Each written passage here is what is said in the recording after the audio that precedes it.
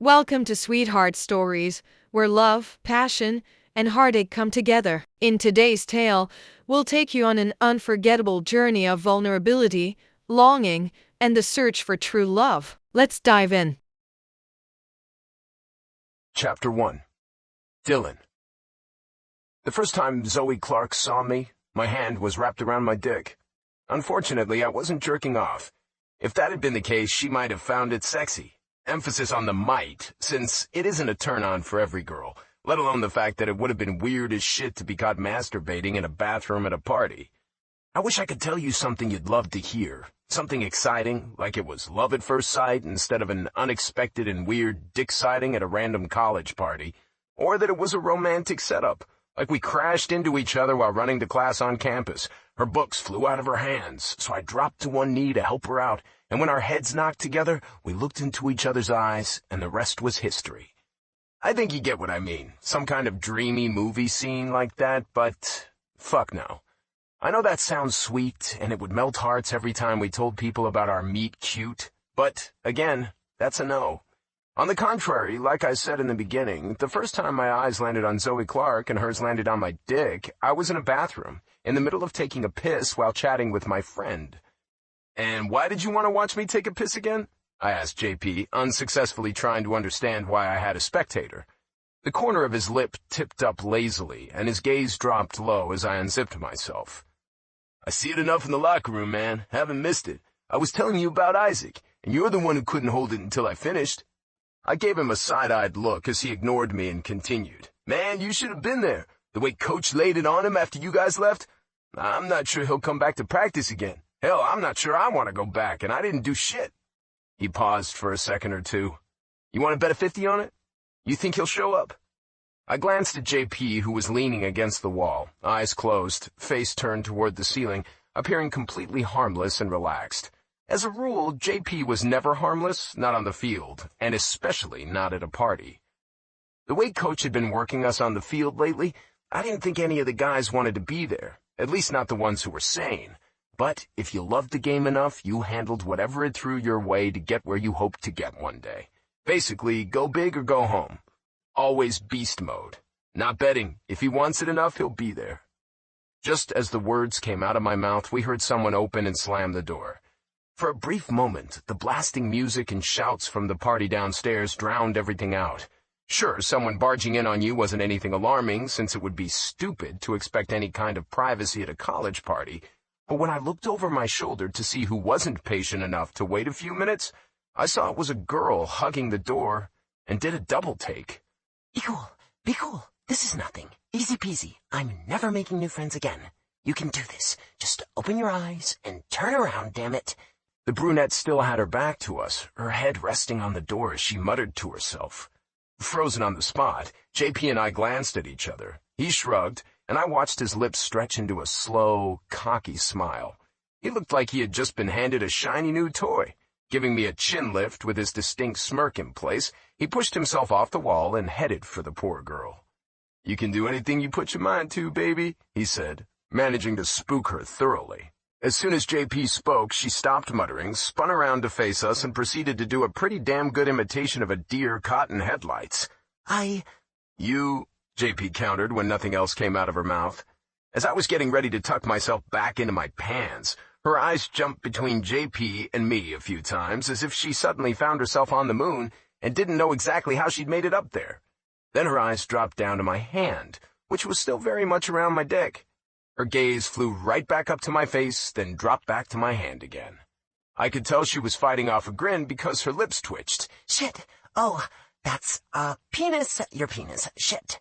Her voice was barely audible over the muffled music as she repeated her little staring game a few more times, and the color gradually drained from her already pale face. "Do you mind?" I asked, amused by the way her eyes were getting bigger. I didn't... She started, then closed her mouth as she met my gaze. Your penis. I didn't mean to... Your penis? I just saw your penis. I'm still seeing your penis. I'm looking straight at it, and it's right the... I met JP's amused gaze and glanced back at the girl. "Don't tell me it's your first sighting." I turned around so I could tug my zipper back up and save the girl from having a full-on breakdown. There was a loud groan behind me, then a thump that sounded a lot like someone repeatedly hitting their forehead against the door. It made me smile. I haven't seen you around before. Freshman, I assume? You're fascinating, little freshman. Is it my turn now? JP asked into the silence. If my friend's dick makes you stammer like that, I want to see your reaction when you check out mine. It needs to be said, mine looks a lot more handsome than his. Bigger, too. And if you'd like to give it a taste test... The groan got louder and sounded more like a growl. Don't even finish that sentence. I chuckled. It should be said that JP wasn't exactly the smoothest guy on the planet, but apparently that didn't mean shit to college girls. He was one of those guys who attracted girls no matter what he did or said. Compared to him, I was the opposite. I tried my best not to get distracted by girls. He'd say some crazy shit to them, yet they'd still hang on to his every word. He'd say jump, and they'd ask, which bed? Him being one hell of a running back didn't hurt his odds of getting laid regularly either. And don't get me wrong, I had my fair share of girls who'd have loved to get my attention, but early on, around kindergarten, I found out that I'm a one-woman kind of guy. Interestingly, that seems to be another reason girls seem to flock to my side. Trust me, this is not me being vain or pretentious. It just seems to be the way life goes when you're a football player who has a shot at going pro. It has nothing to do with how I look. Frankly, Chris, our starting quarterback, is the pretty boy on the team, not me. Football players, we're practically catnip to college girls. I turned on the tap to wash my hands and glanced at the girl to see her reaction. She still had her back to us, but at least she was no longer banging her head. If JP was about to get his dick out for a show and tell, I was out of there. Whipping out dicks with my teammates for girls was where I drew the line of friendship. Sending me a quick grin and wink, JP clasped his hands behind his back and leaned down to her ear. Boo! The girl flinched, turned around to face him, and did a little shuffle back when she realized he was standing a lot closer than he had been a few seconds before. Thank you for the offer, but I don't want to see any dicks at all, she stated, and then she started to back away from him as my friend stalked his new prey. "Aw, but you'd really like mine." When I couldn't find anything to dry my hands with, I wiped them off on my jeans as I watched their awkward interaction until her back hit my chest and she let out a squeak. That's my cue. I glanced down and saw that her head was tilted back up. She was watching me intently. Even from that close, it was hard to tell what color her eyes were. Maybe green with hazel specks around the rims of the pupils. Realizing I was staring into her eyes and easily seeing how panicked she was, I frowned, took a step back, and glanced at JP. Ease up on her, man. Come on, let's head out. Before I could step away, the girl faced me, grabbed my arm, and held on tight. No, you can't leave, she blurted out, surprising both JP and me. I'm here for you. I raised my brows and sent JP a confused look. He just shrugged. He was still wearing that I'm so intrigued smile on his face as he very openly checked out her ass. I mean, I'm not here for you, the girl explained, and my gaze went back to her. But I came in here for you. She squinted a little, her nose scrunching in the process. You know what I mean? You probably don't. I followed you in here because I really need to ask you something. Her voice rose with panic, but she kept going. When I say I followed you in here, I don't mean I'm stalking you or anything like that because that'd be crazy. I don't even know you, right? She let out a nervous laugh, patted my arm awkwardly, and then seemed to realize she was actually touching me. She snatched her hand back and clasped them behind her as she took a step away. Not that I'd stalk you if I knew you, but that's not the point right now. I just really need to ask you something before I make a fool of myself out there. And I thought, what better way to do that than when he is alone? And I thought you'd be alone in here, and... I didn't understand a thing she was saying, but before I could respond, JP jumped in. So, you're sending me away, huh? And here I thought we had something special. She looked over her shoulder at him. Sorry, I didn't see you follow him in here, and I didn't realize this was the bathroom anyway. If I'd seen you, I would have waited outside.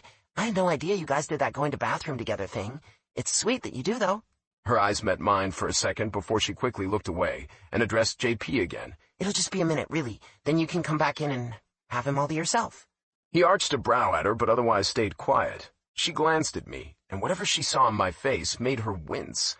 Sorry, that sounded bad, didn't it? Not that being gay is bad or anything. I shouldn't have assumed. My friend is gay, and I know how hard it is when people say the most stupid fucking things and how much he... JP laughed and shook his head. You should stop while you're ahead, girl. My offer still stands if you want to come find me after you're done with my boy here. After that, he opened the door and left me alone with her. Crossing my arms over my chest, I relaxed against the sink. She turned back to me, let out a long breath, and smiled nervously. Ah, that was bad, wasn't it? The whole thing or just the last part? I couldn't help myself. I smiled back at her. I'd had some girls do crazy things to get my attention so they could get in my bed, but I didn't think that was what was happening here. With a grimace on her face, she shook her head, eyes dropping to the floor.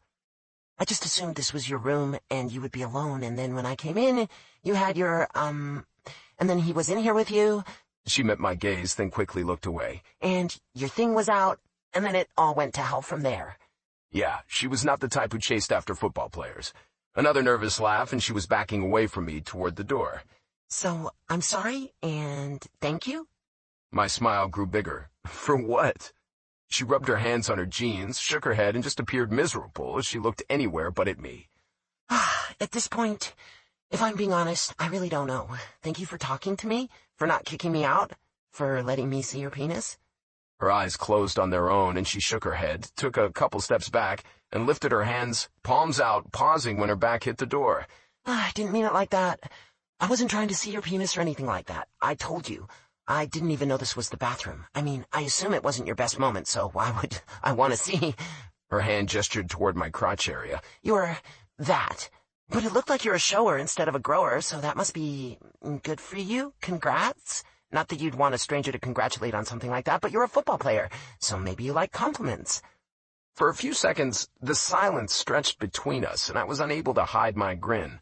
Now that my dick wasn't out and JP wasn't with us to put the moves on her, I took in her features. Straight brown hair that framed her face and reached just below her shoulders, pale skin, big doe eyes that were something between hazel and green, I still hadn't decided, slightly plumper bottom lip, flushed cheeks from what I assumed was embarrassment, and then there were other things, like her C-cup boobs trying their best to rip through her tight shirt. I did have eyes, after all. Her hourglass figure, and great fucking legs. Not too thin, not too thick, just perfect for my taste. I made sure to look into her eyes, and nowhere else as I ran my hand over my short hair. Considering where my mind was going, I didn't think it was smart to spend more time with her in a bathroom. You remind me of my sister, I said, completely out of nowhere, shocking both of us. You're a little shy, aren't you? She did remind me of Amelia. When she was nervous, she talked endlessly, too, did a lot of rambling. Even though she knew she didn't make much sense, she couldn't stop it. Being shy was the only answer that made sense. She laughed and seemed to sag against the door. You seeing me as your sister doesn't bode well for me, especially if you knew what I was trying to ask. Not that you should see me as someone who you would want to or could... just forget about that. What made you think I was shy? Wait. She raised her hand. I take that one back, too. Don't even answer that. Another awkward silence stole our words as I stared at her, and she stared at my chest until someone pushed on the door and made her lose her balance. A head peered through the partly open door. "Ah, sorry, dude. Didn't know this was occupied." He pushed the door open a few more inches to look around inside. "We'll come in after you two are done." After giving me a thumbs up, he slowly disappeared.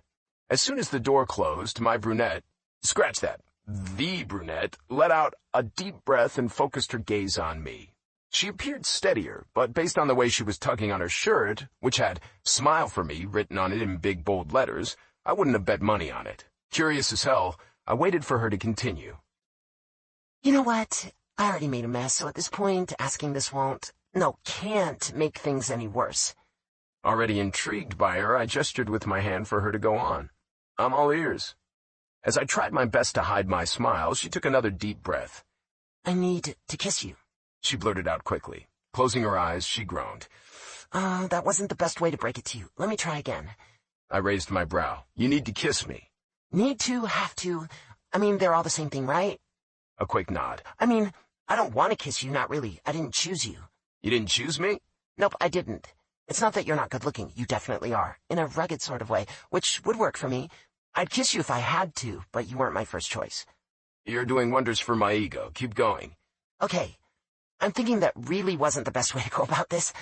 Let me start over and see how that goes. My roommate, Lindsay, kind of dragged/forced me to come here tonight. To the party, I mean. She thinks I'm not living the college experience to the fullest. We came, met her friends. It's my first year, and I'm meeting new people, so that's good, right? Without waiting for me to give an answer, she took a deep breath and kept going. Nope, not good. Her friends realized I'm not adventurous at all because I don't tend to talk very much when I'm in a big group and prefer to just stay back. I like to take things in at first, observe, you know? I don't like to have too many eyeballs on me. Anyway, you don't care about that, so blah, blah, blah. More talk, more cringing on my part. She shut her eyes and shook her head. I just stood there, watching her, listening to her, waiting for her to finish her story. I couldn't really have moved even if I wanted to. It was all too captivating. That's the word I was looking for. She was all over the place, and yet she was captivating as hell. A fresh breath of air, for some reason.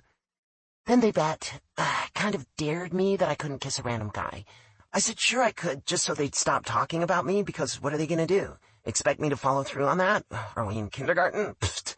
And, okay, fine, I was a little offended, but they were kind of right. I'm not adventurous or spontaneous. Not into kissing random guys, either. I've never done it, but I figured it's easy enough. Anyway, they said I wouldn't have the balls to kiss the guy they wanted me to kiss, because apparently that's also a thing in college, daring, betting, kissing random people. Wow, I said before she could go on, and she lifted her eyes to me. It was my lame attempt to make sure she took a breath before she passed out. There seems to be a lot of things about college I didn't know about, and I'm not even a freshman anymore. I've never kissed a random girl before either. Didn't even know it was a requirement. I actually had, but she didn't need to know that. I got kissed by random girls sometimes, especially after a good game when everyone's adrenaline was running high, but I never had the urge to go kiss a random girl just because. Maybe I just hadn't seen the right random girl, because at that moment, I could see the appeal. See? She exclaimed, her body relaxing a bit more. That's what I said.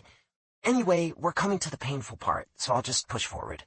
My roommate Lindsay grabbed this poor guy who was walking past with his buddies and told me to kiss him.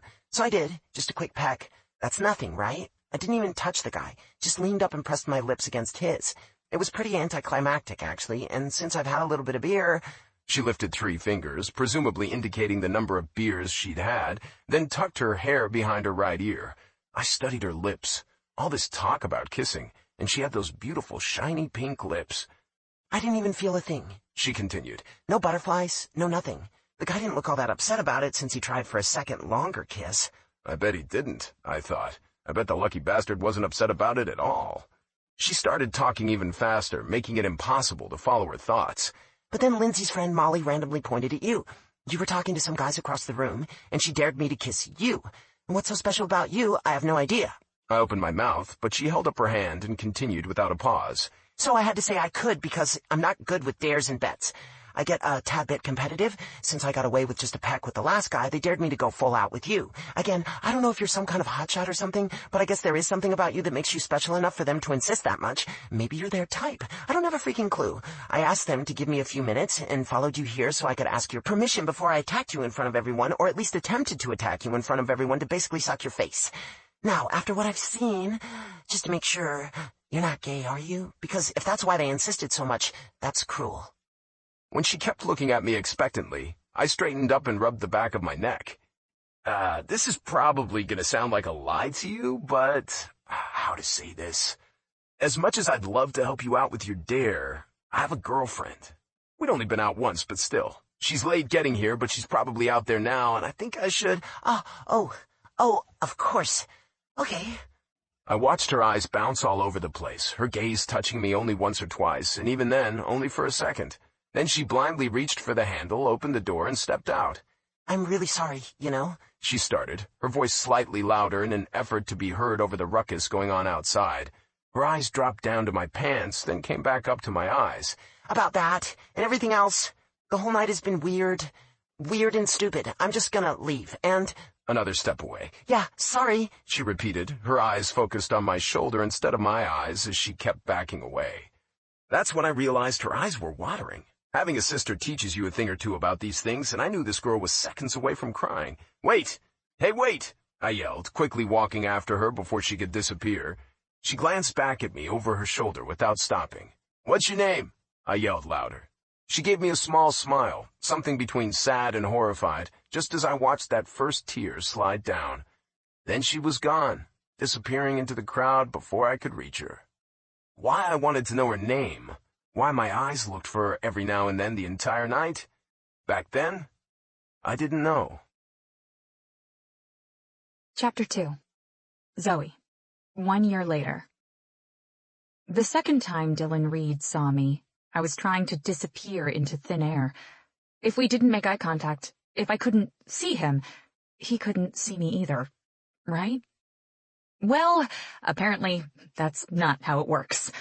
A year before, when I'd made a complete fool out of myself, I hadn't even known the guy's name, and that had made it easier to just forget about the whole thing. If he had been just a nameless guy I'd randomly come across at a college party, admittedly a very, very sexy one, it would have been fine, but no, it wasn't. Of course not. Things were never that easy for me. The guy the mean girls from freshman year chose for me to kiss was one of the hotshots from the football team, the star wide receiver who was apparently one of the few players expected to make it into the NFL, and that made him pretty popular around campus. Sure, it's a big campus, but not big enough for me to avoid him forever. After a long day filled with classes, I was on my way to the apartment when I saw him. Well, more like them. He had 3 of his friends with him, and I knew at least one of them was a teammate. The quarterback, Christopher Wilson. Who the other 2 were, I have no idea. Christopher Wilson, though, he was the big man on campus, as most quarterbacks always seem to be. I knew that much, and maybe a little more about him. It wasn't as much as I'd have liked to know, but I knew a few bits.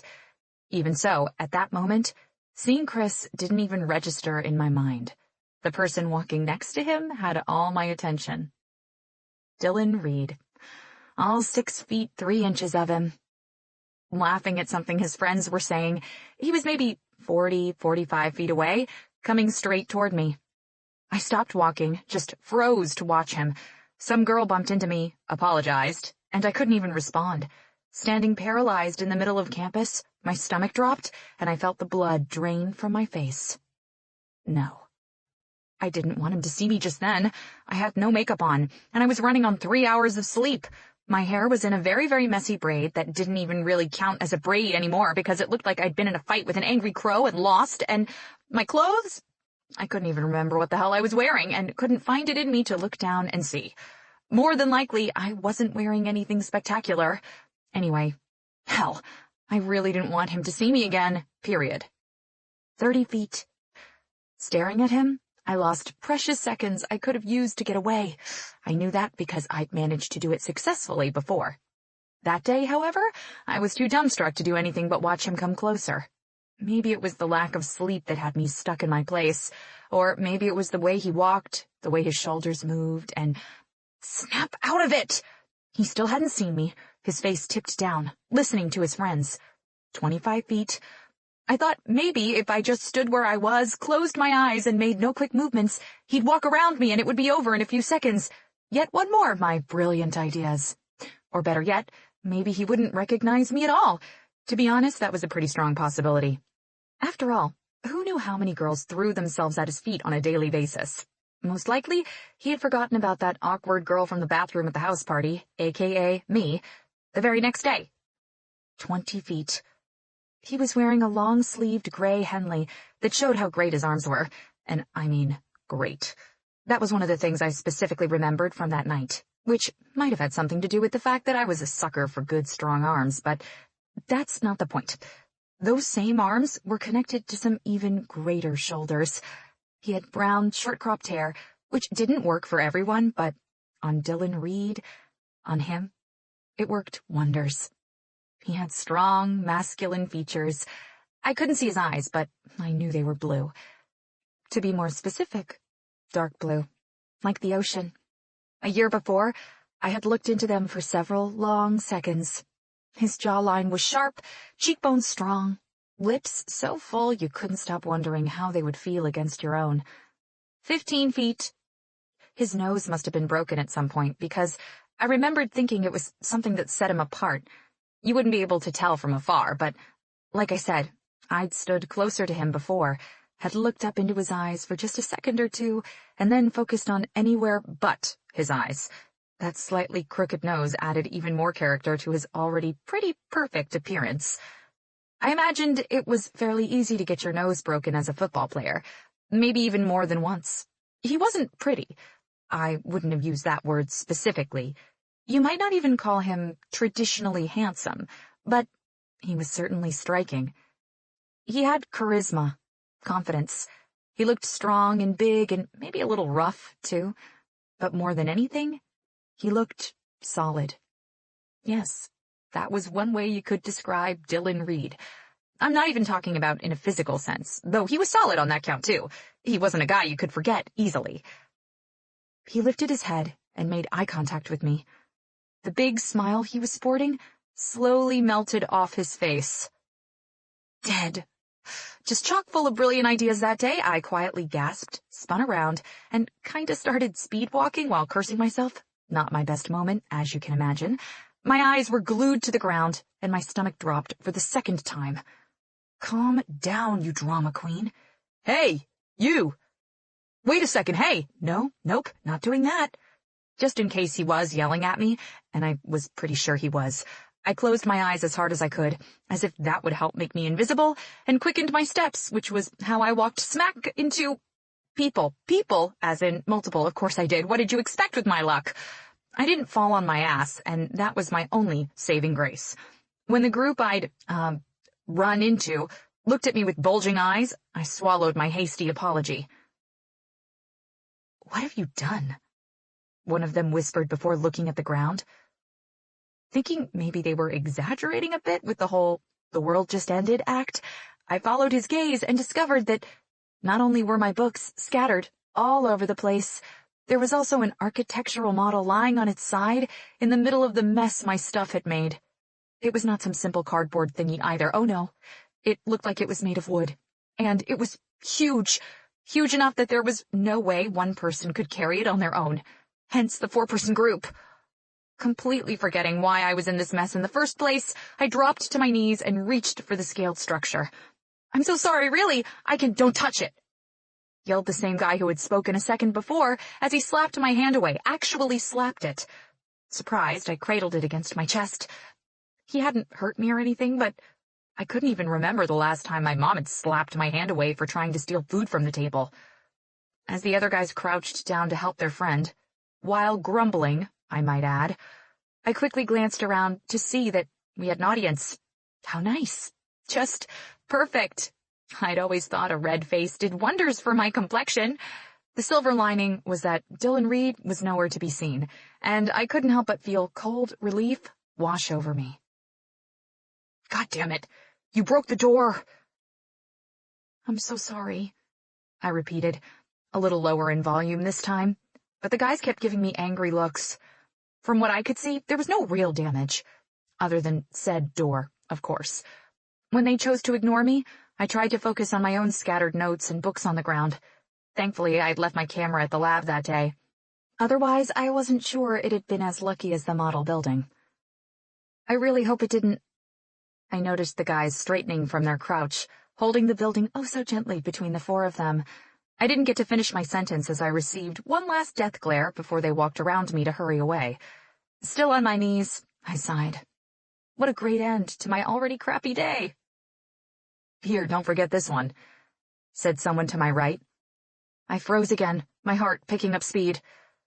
My eyes slowly followed the big hand that was holding one of my art history books upside down, and then they kept following the long arm up to those spectacular shoulders, finally making it up to Dylan Reed's amused gaze. All the chitter-chatter of the passing students dulled. I closed my eyes in defeat and hung my head. So much for trying to run away. Hi, he said. So simple, easy, smooth. While my heart was doing a weird stuttering thing in my chest, I tried to get up from the ground, only to lose my balance. Dylan caught my elbow and righted me before I could topple over. Thank you, I murmured, looking away from his face as he let go of my arm and took a much-appreciated step back.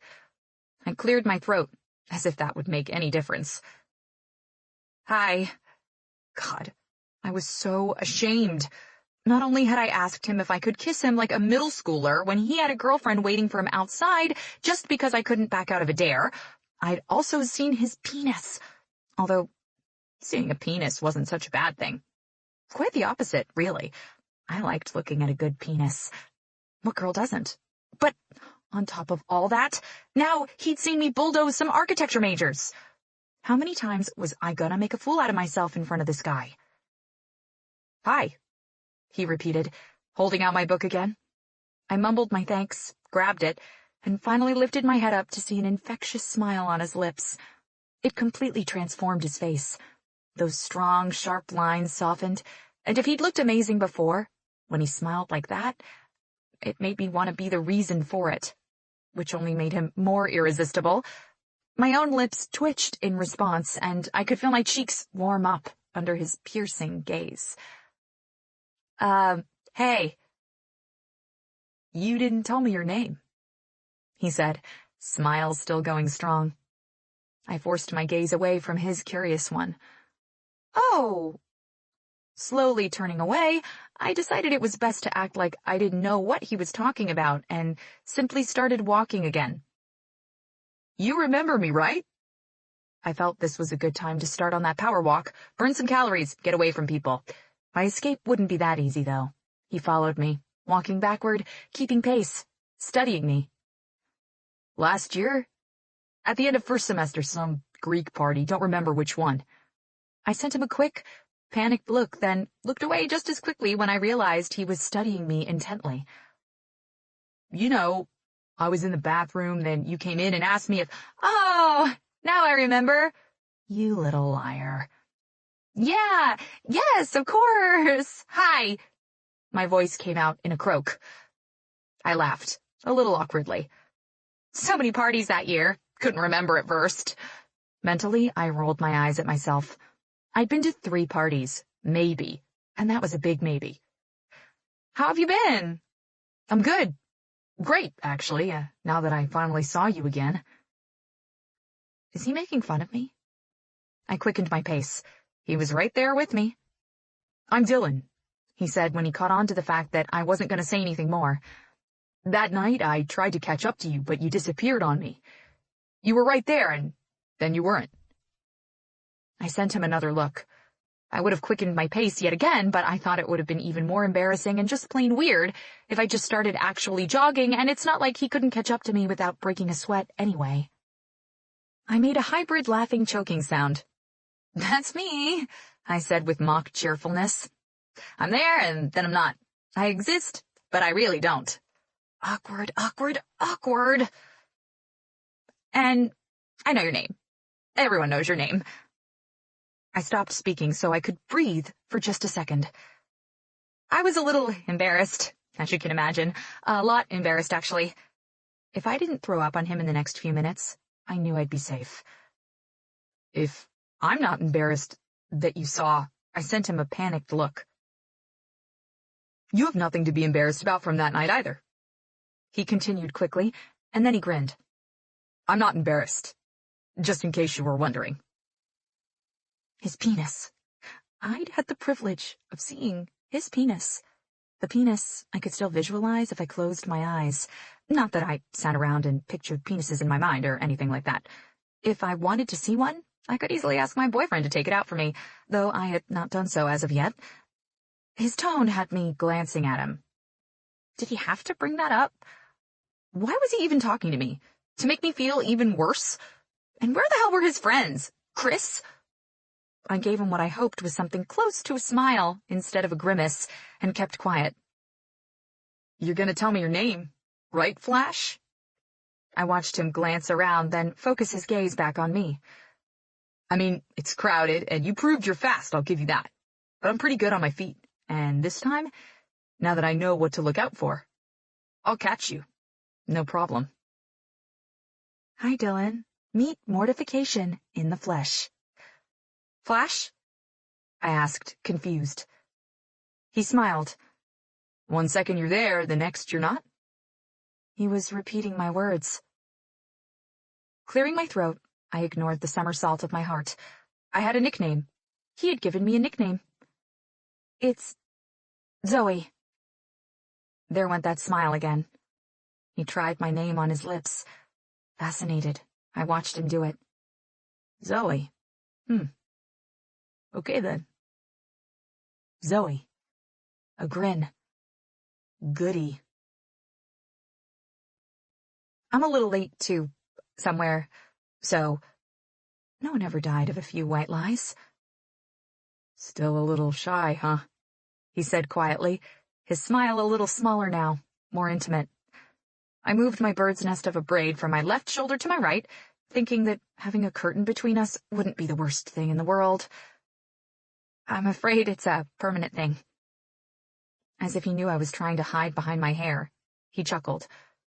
I'll give you this round, then. I need to head back to practice anyway. Can't be late, or Coach will have my ass. I locked gazes with him, and just like that forgot why the hell I would try to get away. Was I actually a little disappointed that he was leaving? How stupid of me. Look away, Zoe. Don't look at those eyes. He lifted his hand to rub his neck, and broke our eye contact. Yeah, okay then. It was nice running into you, Zoe. Maybe we'll do it again sometime? I smiled at him a little miserably, but kept my mouth shut. I didn't like lying to anyone, even a stranger, if I didn't have to. The whole thing, our entire interaction, was torture for me, beginning to end. I'm sure you'd have felt the same way if you were watching it happen. Then, Dylan stopped walking next to me and I kept going. It was the end of the road for us, where our paths parted. I closed my eyes and took a long, much-needed breath to clear my mind. I was passing the small cafeteria, so it smelled like bad cafeteria pizza and caffeine. My heart was still tripping over itself. Talk about shame. Why couldn't I not be so painfully shy? Zoe! I groaned loudly, and the group of students walking next to me gave me strange looks. I stopped and turned around, a tad bit curious to hear what he was going to say. He was about 10 feet away, just standing in the middle of the busy road. College life. Everyone was trying to get somewhere. How come he didn't bump into anyone, and everyone just parted to go around him? His smile slowly grew bigger when he had my attention. How about that kiss? Frowning, I asked, what about it? How about we have that kiss now? My eyes bulged a little bit, and my mouth dropped open, or maybe I choked. I'm not so sure on details. I didn't look pretty, though. I can tell you that much. I noticed eyes on me, heard low murmurs, and my face started to flush again. Hugging my books closer as if they could protect me or stop me from heading this way, I kind of yelled back at him. Sorry, I have a boyfriend. You think that would be lovely? He took a step toward me. Cheeky bastard. I said I have a boyfriend. And I did. I really did have a boyfriend. His name was Zach. Zoe and Zach. He thought it was fate. Me, not so much. He wasn't the love of my life or anything like that, but yeah, we'd been on a few dates, and I was pretty sure he wouldn't enjoy hearing about me kissing some random guy in the middle of campus. Someone yelled, "Good for you!" Snickers arose from the crowd, and I flushed some more. God, hello? Please, do something. Smite me. Smite me right now. Ah. Got it. Dylan wasn't yelling so much right then. He tucked his hands into his pockets, rocking in place, and I had to force myself not to drop my eyes down to what I already knew was a sizable package. We don't have the best timing in the world, huh, Flash? What could I say? I nodded and forced a small smile on my face. Was that disappointment I was seeing in his eyes? And were those butterflies taking flight somewhere in my stomach? He started walking backward, his steps light and easy, his eyes still on me. See you around, Zoe. Third time is a charm, so maybe next time we'll make it happen. I wouldn't bet on that, I thought, but I didn't say it out loud. I just lifted my hand and gave him a small wave. He smiled that smile, that big, careless, oh so beautiful one, gave me a quick salute, and then turned around to jog away. Yep, it had been smart of me to choose not to jog. He would have totally caught up with me in no time. The first time I'd parted ways with him, I'd done so with tears running down my face from the humiliation and shame. This time, I had all the smiles in the world. Chapter 3. Dylan. 1 year later. It was 10 p.m. on a Friday night, and I was dead on my feet, as I was almost every day. I loved it that way. Lived for it. I'd woken up at 6 a.m. as I did every morning so I could get my first workout of the day before a quick breakfast and a team meeting. Straight from the meeting, I ran to make it to my first class. Around 12:30, I usually had an hour to grab some lunch and just be a normal college student instead of an athlete. After lunch, depending on the day, I either had another class or went straight to get in my second workout in the weight room. After that came 3 hours of practice, which sometimes went on an extra hour or so.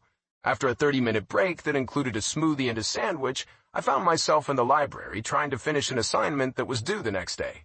On my way over there, the busy day starting to slow me down, I had texted my girlfriend, Victoria, to see what the plan was for the night. Before I knew it, 3 hours had passed, and I still hadn't heard back from her. I shared a house a few minutes away from campus with 4 of my teammates, Kyle, Maxwell, Benji, and Rip. If they hadn't decided to throw a last-minute party for Maxwell's birthday, I could have spent my night in peace in my room with Vicky, maybe watch some Netflix and fuck around in bed. After a long day of getting ready for the season, that was usually all the energy I had left in me. But knowing that wasn't possible, I decided to check out Vicky's dorm room first to see if we could avoid the party altogether and chill in there instead, even though I knew it would mean she'd be pissed at me.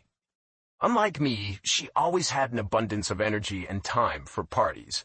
But I also knew how to convince her to stay in. As much as she loved drinking and dancing, she loved what I could do to her body even more. We'd been dating for 5 months. 2 months of that we'd spent apart, FaceTiming and texting nonstop over summer break, and everything seemed to be going well. She didn't mind that I had spent most of my time out on the field or in the gym because her own time was filled with classes, sorority meetings, and an internship. She was supportive, caring, and, well, truth be told, she had been completely unplanned. My original plan had always been that I wasn't going to date during my last year. Focus on the game, sharpen your skills, be the best on the field, make the time to study. Those were just a few of the things on my priority list, and a girlfriend wasn't one of them. My plate was already full. Actually, it was more than full. It was overflowing. With all I had going on, and I had a lot going on, I just didn't have enough time left in the day to handle that kind of commitment. Eventually, despite my busy schedule, Vicky had managed to wiggle her way into my life, and to my complete surprise, I liked having her there. Seeing her after a long, tiring day wasn't the hardest thing, and as far as I knew, she liked being with me even more. In the past, when I was late for one of our dates because practice ran long or couldn't go to a party because I had to sit my ass down and study, she never complained. She gave me calm, not always, and balance, again not always, and I tried to give her whatever I had left to give of myself at the end of the day. To be fair, that might not sound like a lot, but she always told me I was more than enough, always said I made her happy and she couldn't imagine being with someone else. I believed her. Why wouldn't I? She definitely didn't mind having a boyfriend who was expected to be drafted in the top 20, and I'd have been lying if I said I didn't enjoy seeing her face light up with excitement and joy whenever the media talked about me. I wasn't exactly planning on asking her if she wanted to come with me if I did indeed manage to get drafted at the end of the year, but she had hinted rather heavily a few times that she was game to travel wherever after graduation. So I was thinking maybe if things kept going the way they were, it wouldn't be the worst thing in the world to ask her.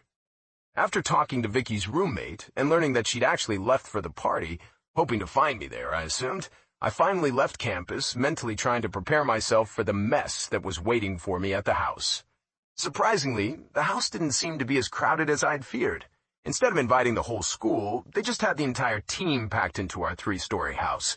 It was the team, the girlfriends of those players who had one, and just to balance everything out, some of the cheerleaders. So it was still a madhouse, but on a smaller scale. I would have bet the only reason they were keeping it relatively small was their fear of Coach hearing about it. I found JP trying to sweet-talk his way into a girl's pants in the kitchen. "Have you seen Vicky around?" I asked as soon as I was close enough.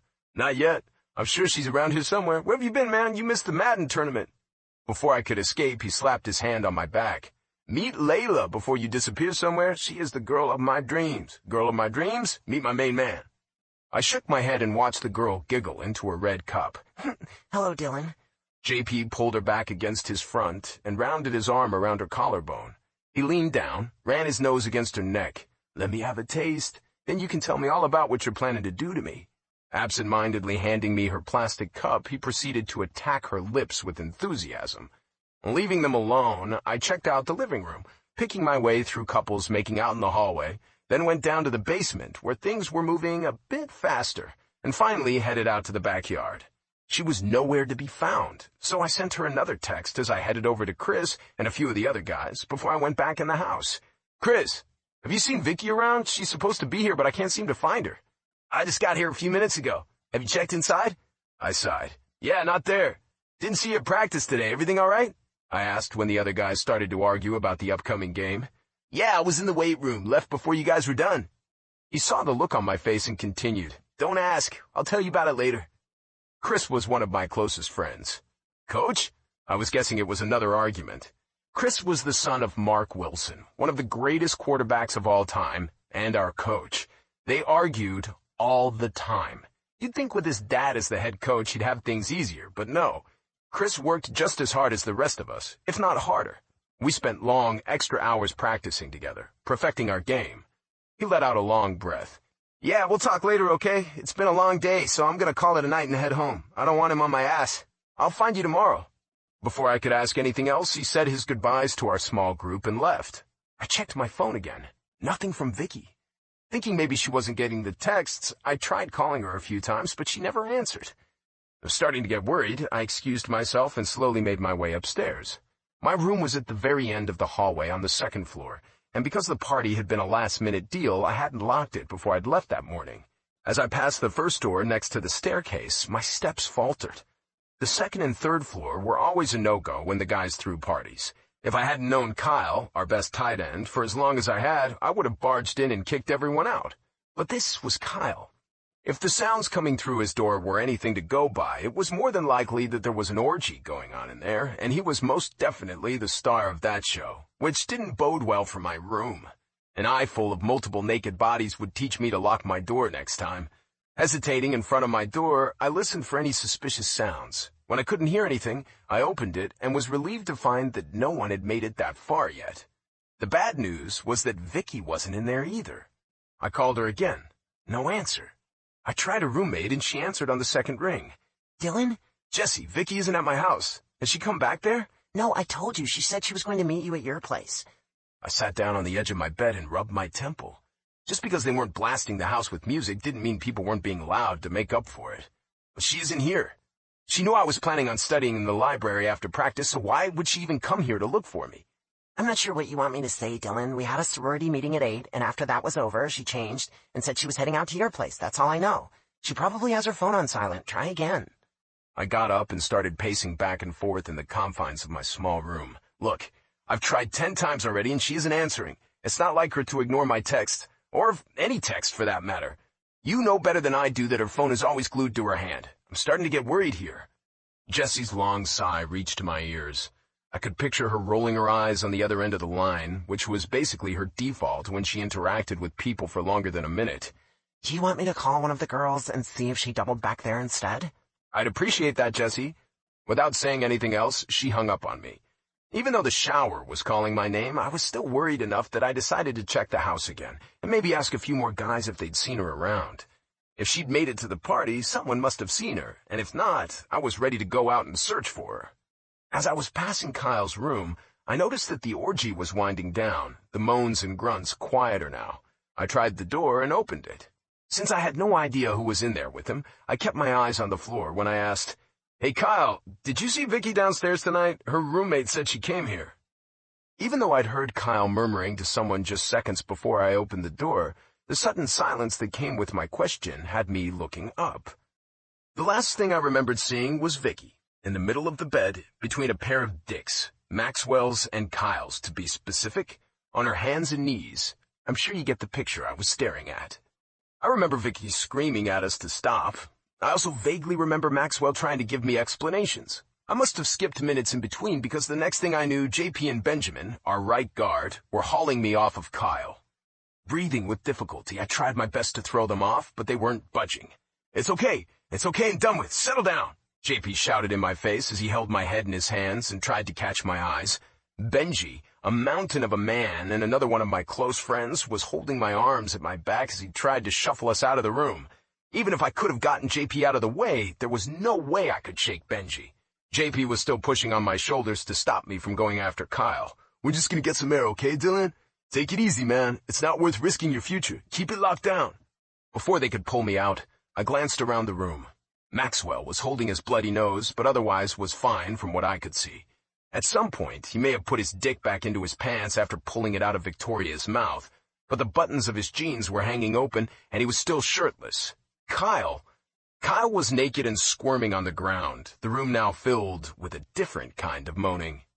Victoria, my loving girlfriend, she was still kneeling on the bed, eyes big and scared, chest heaving as she clutched a jersey to her body to cover herself. Number 12. She was holding my number, my jersey. She was letting them fuck her while wearing my number. Our eyes met, and I watched her lips form my name. When she made a move to get down from the bed, I stopped trying to get to Kyle and stopped fighting my words, who finally let me shrug them off. I strode out of the room and the house without a second glance. Coach, I know what you're going to say, and it isn't necessary. I'm doing fine. Get inside and sit your ass down. I did as he asked. Cut the crap. From what I'm seeing on the field, you're nowhere near fine, let alone your usual self. I gave you 1 week and nothing changed. You're out of time. Now you'll do what I tell you to do and stop acting like her pussy was the last one on earth. Look around, for God's sake. You've got plenty of replacements waiting on the sidelines if that's what you're after. My hands clenched into fists as I surged up from my seat. You think this is about her? You think that's why I'm having trouble focusing? She's not the one who's affecting my game. I don't care about that. But how can you expect me to give my all to the game when I don't trust my teammates? They're supposed to have my back, both on the field and off. How would... Coach got up from his chair, silencing me with one simple but deadly look, and came to stand in front of me. Okay, Dylan. Let's play this your way. Tell me what you want to do. I already talked to the whole team. You were there. You know I don't approve. I tell you boys all the time that if you want to make it to the big leagues, you can't let distractions into your life. You got into it with Kyle right in the middle of the weight room and punched him in the face, again, and I gave that to you without repercussions. I can't have my boys brawling for everyone to see. What else would you like me to do? You want me to cut them from the team just because they slept with your willing girlfriend? I tried to cover up my flinch, but it was no use. Tired of everything, I sat back down and rested my forearms on my knees. At the end of the day, as much as his words were hitting a raw spot, he was right. There was nothing more I could do. Neither Kyle nor Maxwell seemed to be having a hard time on the field. Yeah, they avoided me, but it didn't seem like it was affecting their game. Maybe I was the one who wasn't open-minded enough. Either way, not one of them, Victoria included, was worth giving up the endgame. I wanted to hear my name announced on draft day. It felt like I'd been working toward that goal my whole life. At night, in bed, after a long day of workouts, practice, and meetings on top of classes, when I closed my eyes, I could see it, could feel it in my bones. I knew I was good enough, knew if I made it to the big leagues, I'd work my ass off even harder. I'd put in the time, the sweat, the work. It was time to move on. I heard Coach let out a long sigh and focused on him. You're aggressive on the field. You're working yourself too hard, and you're not in sync with Chris like you usually are. You don't even want to know how many incomplete passes I've counted today. You're a mess, Dylan. You know it, I know it, the whole team knows it. Do you think you can afford to be reckless this season? This is your future you're playing with, kid. And for what? A girl you won't even remember a month from now, much less a year from now? With every word out of his mouth, I could feel my shoulders tense further and further. Football was my life. I was a damn good player, the best wide receiver out there. I worked hard to earn that. Do you think it's all fun and games in the NFL? You think they'll give a shit about you throwing a temper tantrum about your teammates? The NFL is a whole new level. If you can't settle your differences with a few of your teammates, forget about your differences and play as a team on that field in college, you should forget about the NFL. You're good. We both know you'll get there, but not everyone has what it takes to stay there. It won't matter who you play for if all you do is sit on the bench because you can't get along with your teammates for whatever reason.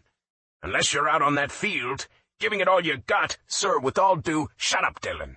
Shut up and listen to me. This is it. This is your last year. Do you understand that? You either make it or you don't. You have eyes on you. You know it's not just the media either. You've had eyes on you since your second year here.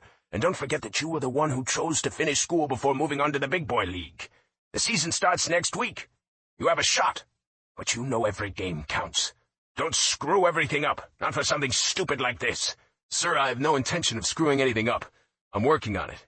I promise the next time you see me on the field, you will... He straightened from the desk and walked back to his seat behind it. The next time I see you on the field, you better have your shit together. If you don't, I'll assume you're itching to get benched.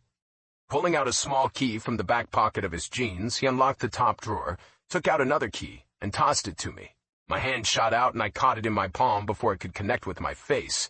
I know you take part-time jobs here and there whenever you can find the time, especially during the off-season. I'm assuming you send whatever is left after your expenses to your family, and you'll do the same this year, too?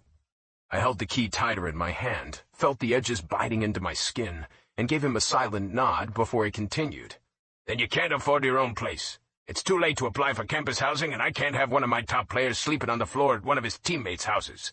Leaning back in his seat, he gave me a long look. I have an apartment just off campus. It's empty now. You'll be staying there. I need you to get your head back in the game. We need you this season. And I needed to have football in my life. I wouldn't cope well if he decided benching me was a better idea. I'll have my shit together for the game. That's what I want to hear. We're done. Now get up and get the hell out of my office. I'll text you the address by the end of the day. I opened my palm and looked down at the key. I wasn't looking for a free handout. Hell, I hated the fact that I was even considering it. But I was out of options since everyone I knew had gotten their housing figured out months ago. I still could bunk up with a teammate or classmate, but I wasn't sure it wouldn't affect my game or my classes. I needed a party-free, girlfriend-free last year of college if I was going to make my and my family's dreams come true. My decision already made, I got up to leave. "Thanks, Coach," I mumbled, just loud enough that he could hear me. Dylan. With my hand on the door handle, I stopped and looked back at him over my shoulder. I don't want Chris knowing about this apartment or my involvement in you getting it. Sometimes when it's too late to head back, I stay over, and his mom doesn't know about the apartment. I want it to stay that way. Do you get me? I'll be staying there from time to time, so make sure I don't see any of your teammates around either. I already see enough of your ugly faces to last a lifetime. So my coach would be my roommate for my last year. Not a big deal. Truth be told, the longer I thought about it as I walked out of the building to head to my 2:30 class, the more I liked the idea. It would be just one more reason to focus on what was important and steer clear of everything else. Chapter 4. Zoe. Since I was stupid enough to leave my towel back in my room, I had to step out of the bathroom with nothing but my dead phone clutched in my hand, and that's when I heard the telltale creak of the apartment door opening. The unexpectedness of it caught me off guard, and I froze mid-step. It could have been Mark, I supposed, so I entertained that idea for about a second or two, but then again, it also couldn't be. If I hadn't magically skipped a few days while I was in the shower singing my ass off, it was still Monday, which meant it wasn't Thursday, the usual night he'd come around or call. Plus, he had no idea I was still living there and not in another apartment with Kayla. That being said, as far as I knew, only Mark and I had keys to this apartment, so it couldn't have been anyone else either. It wasn't like he would go around and give out the keys to the apartment he rented for me. I was his dirty secret, after all. As I stood there holding my breath, completely naked and utterly still for at least 5 seconds, waiting for God knows what, my heartbeat steadily got heavier. My mouth was as dry as sandpaper, and when I finished my internal countdown from 10, I started panicking at full tilt. If it had been Mark, he would have called out by then. I thought of calling out a greeting myself, but all the horror movies I used to force myself to sit through with my dad came to mind, and I decided I didn't want to get killed by a clown that day. It was not my time, not my day, and for sure not my first choice of a killer. I especially didn't want to get killed by a clown while I was stark naked with water dripping down from my wet hair and body. I heard footsteps, and only then realized that whoever had broken in hadn't moved for those first few seconds. When he finally started to walk, his footsteps were the slow kind. You know those steps, right? Again, in the horror movies I'd watched, I'd learned an important lesson. If someone is moving in slow and deliberate steps, you turn around and run. Run, my friend. Run as if you have hellhounds nipping at your heels, because you know what? Those slow-walking, creepy bastards always kill the shrieking girls. It was too bad for me because I didn't have anywhere to run. The 2-bedroom apartment was L-shaped, and I was just standing around the corner from my soon-to-be killer. Did I mention I never watch horror movies anymore? Or any kind of movies that keep me up at night? As I started to silently back away, I looked down at my phone and cursed myself for listening to Spotify and draining the battery. Then I realized how badly my hands were shaking and started panicking even more. Grabbing the wall for some much-needed support, I managed to back into the bathroom quietly, grab a big hand towel, and wrap it around me, which only managed to cover me to a certain degree. Half my ass and other parts were just there, but that little towel felt like an extra level of protection. I heard some more footsteps coming from the open living room area. Then a loud crash followed by a hissed curse. Having trouble swallowing and generally functioning, I cupped both my hands over my mouth to hold back a gasp and just crouched behind the door. If I could make myself as small as possible, I would be invisible and safe, and in a few minutes it would all be over. Because why would a thief come into the bathroom where there was nothing to steal? Unless he came to check why the lights were on. Then I was screwed anyway. Another crash sounded loudly, and this time I squeaked. My breathing was irregular and louder than I would have liked. Since my knees were about to give out on me, I put my palm on the wall and gently pulled myself up, only to feel my legs go to jelly. Spotting a rolling pin leaning against the wall underneath the sink, don't even ask what it was doing in the bathroom, I grabbed hold of it and closed my eyes, just in case I needed it. I was probably going to die in a bathroom in Los Angeles. Actually, there was no probably about it, because it would either be from a heart attack or at the hands of a stranger, whichever happened first. Unfortunately, neither one sounded all that appealing to me. I had no idea if mere minutes passed or an hour, but I couldn't hear a single sound anymore. When I was sure there was nothing, I started to weigh my options. Not that I had many.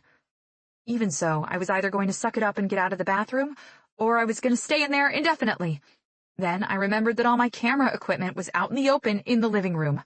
Lenses I'd borrowed from my professor, the beloved Sony camera my dad had gifted me, my laptop, and even more expensive equipment I had no way of buying again anytime soon. Still shaking and shivering, I decided to step out and at least take a look around the corner. Surely if someone was still in the house, though I was hoping really hard that someone wasn't in the house, I'd either try to make a run for it, or I'd just drop dead on the spot, because I had a feeling my heart wasn't going to be able to hang in there much longer. I was so scared, I forgot how to breathe. Forcing my body to move forward, I swallowed and opened the door so I could slowly peek around the wall. Someone was definitely in the house. It wasn't exactly pitch black, thanks to the streetlights softly illuminating the living room. But other than that, none of the lights in the apartment were turned on. There weren't many pieces of furniture in the living room, just a big comfy couch, an armchair big enough to comfortably seat 2 people, and a coffee table. Seeing this awful stranger kneeling down right behind the couch and going through something in a big bag on the floor made my blood turn to ice. He was stealing my equipment. The rolling pin still securely held in my hands, I pulled myself back from the edge, then leaned against the wall. The apartment door was closed. I was trapped. Even if I ran for it, he'd hear me and catch me before I could make it out. With the size of him, I didn't want that to happen. My only chance, my only option, really, was to hit him in the head with the rolling pin while he's still at his back to me, grab the key I was 80% sure I had left on the kitchen island, and then make a run for it, after grabbing the bag that held my camera equipment, of course. Considering my lack of clothing, getting to Miss Hilda, who lived at the end of the hall, was my best shot. She was always home, so I wasn't worried about not finding anyone. But was it possible to even make it out there? When I realized there were cold tears running down my cheeks from the fear and anxiety of the whole thing, I took a choppy, deep, but quiet breath and told myself I could do this. I repeated it over and over again in my mind. Before I could talk myself out of it, I stepped out into the open, the rolling pin held high in my hand. Here goes nothing. I sucked in air and started tiptoeing on my weak, trembling legs toward the dark figure who still had his back to me. When I was only a few steps away, I started shaking in the worst way, so I chose to run the last few steps and lifted the baking tool even higher to inflict maximum pain. I released what sounded like a war cry to my ears, but was more likely a high-pitched shriek as I hit him right in the back. I was aiming for his head, so maybe that didn't work out all that great for me. Probably not a Viking warrior in one of my past lives. "What the hell?" my killer grunted. In the amount of time it took me to lift the damn thing again, he'd already spun around and grabbed my wrists in a tight, painful grip that caused the rolling pin to slip out of my fingers as I started screaming. My breath hitched and I whimpered because I couldn't get enough air into my lungs. I couldn't exactly wrap my mind around what was happening, but I fought his hold on me like the Viking warrior I was not until my legs gave out. "Shit!" the man barked, tightening his fingers around my wrists as I started to slide out of his grip and down to my knees. I was trying my best to rip myself out of his grasp. Nothing worked. My vision blurred. No air. He was talking, and I thought what I was hearing was his voice, but it was so damn hard to hear anything through the building, pounding pressure in my head, not to mention my poor, wild heart, which was in overdrive. "Hey, breathe, please breathe, breathe, goddammit!" My angry killer shouted, and I flinched. Warm hands cupped my cheeks, and he basically taught me how to breathe again as I sat crumpled on the floor, eyes closed, heart beating out of control. "You're doing great. Just breathe. Yes, just like that. Easy. In, now out. In, and out. Good, you're doing great." "Who the hell are you?" I wheezed out when I could, but then I remembered that if he told me who he was, he'd have to kill me. First rule of the dark world of criminals: if you see my face, you die. No, don't tell me, I take that back. I didn't really think a thief would just drop everything to help me breathe and calm down, but I wasn't taking any chances. "You can take anything you want, please don't hurt me." "What the hell are you talking about? I'm gonna ask you the same thing. Who the hell are you?" he asked impatiently. "Hold on." His hands left my face and I felt him move away from me. I wiped the tears from my eyes just in time to see the lights turn on. When he came to stand in front of me again, I just about lost it. I was both terrified and shocked, and also very much naked under my tiny towel. Unsure if I was hallucinating due to the lack of air, I just kept staring up at him from my spot on the floor. "You? But what in the actual freaking hell?" I stuttered, maybe a tad bit louder than a whisper. The star of the football team, the wide receiver, Dylan Reed, himself, looked down at me with a deep frown forming on his face as he offered me his right hand. Dumbfounded, I looked at it for a few long seconds before I looked back up at his face again. "What in the actual freaking hell?" I repeated in the same tone, because I couldn't seem to remember any other words that would be useful for the situation. That was the only vocabulary I could muster up. Using one hand to hold onto my towel and the other to push myself off the floor, I tried to scramble up on my own. He must have taken pity on my weak attempt, because he grabbed my arm and pulled me up. "Do I know?" he murmured, when I was finally standing on my own 2 feet like a normal person, albeit a little shakily, but I was still up on my feet. I could see recognition set in, and I wasn't sure if that was a good thing or a very bad thing. He asked, "I know you, right?" Before I could try and come up with more words, his mouth transformed, and he was offering me a big smile, a smile I'd happened to find very attractive a year before. "There you are," he said, finally breaking the awkward silence. Not sure what that meant. I cleared my throat. Yeah?" Moving very slowly, I tugged at my hand and managed absolutely nothing. His smile only got bigger, and instead of letting me go, his grip tightened just a fraction. There, then gone. "I thought I'd see you again. Eventually thought I'd get another shot." "What shot?" I tried to make my lips move and form words, wanted to ask him what he meant by that, but that was when my stupid itty-bitty towel decided to just unravel and drop to the floor. Time stood still. My breath whooshed right out of me, and I froze for the nth time that day. If there was ever a time for the earth to open up and swallow me, that was it. I could do nothing but stand there with my hand in his, as we looked at each other for long, agonizing seconds, both of us undecided on what to do next. I tried to beg him with my eyes to not look down, but I wasn't sure he understood what I was saying. He made his choice, and his eyes started to drop. I think he saw my boobs. Actually, he definitely saw my boobs, and still very much high on adrenaline, I panicked. Before his gaze could make it all the way down to complete the full trek, my hand tightened around his. Why is he still holding onto my hand again? And I threw my body at him, plastering myself to his front, forcing him to take a step back to keep his balance. It was a poor excuse of a tackle, but it hid me from his open view, which was all I was after.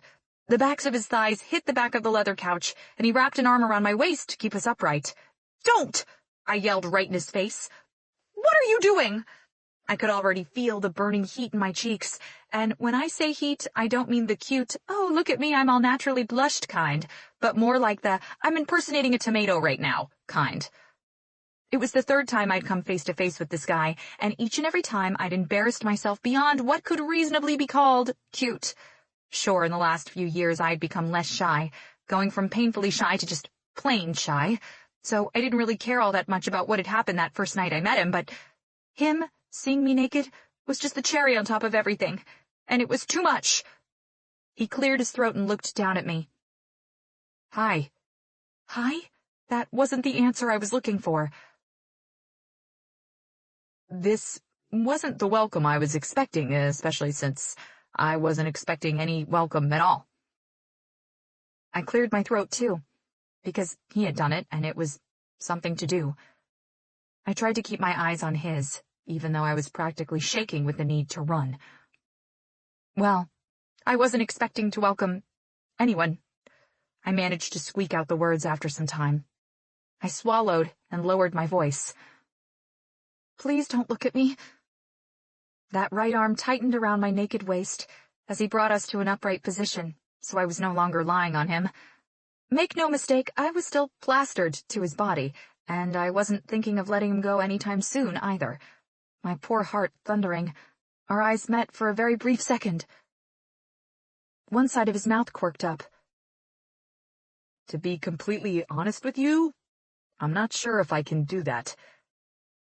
I wished I were the kind of girl who would offer him a light smirk, maybe a light slap on his chest, and then just turn around and walk away, maybe even give him a seductive wink over my shoulder before waltzing into my room as he watches my naked ass sway for him and act like I was completely fine being naked in front of strangers. Needless to say, I wasn't that kind of girl. Never had been. So instead, I frowned up at him.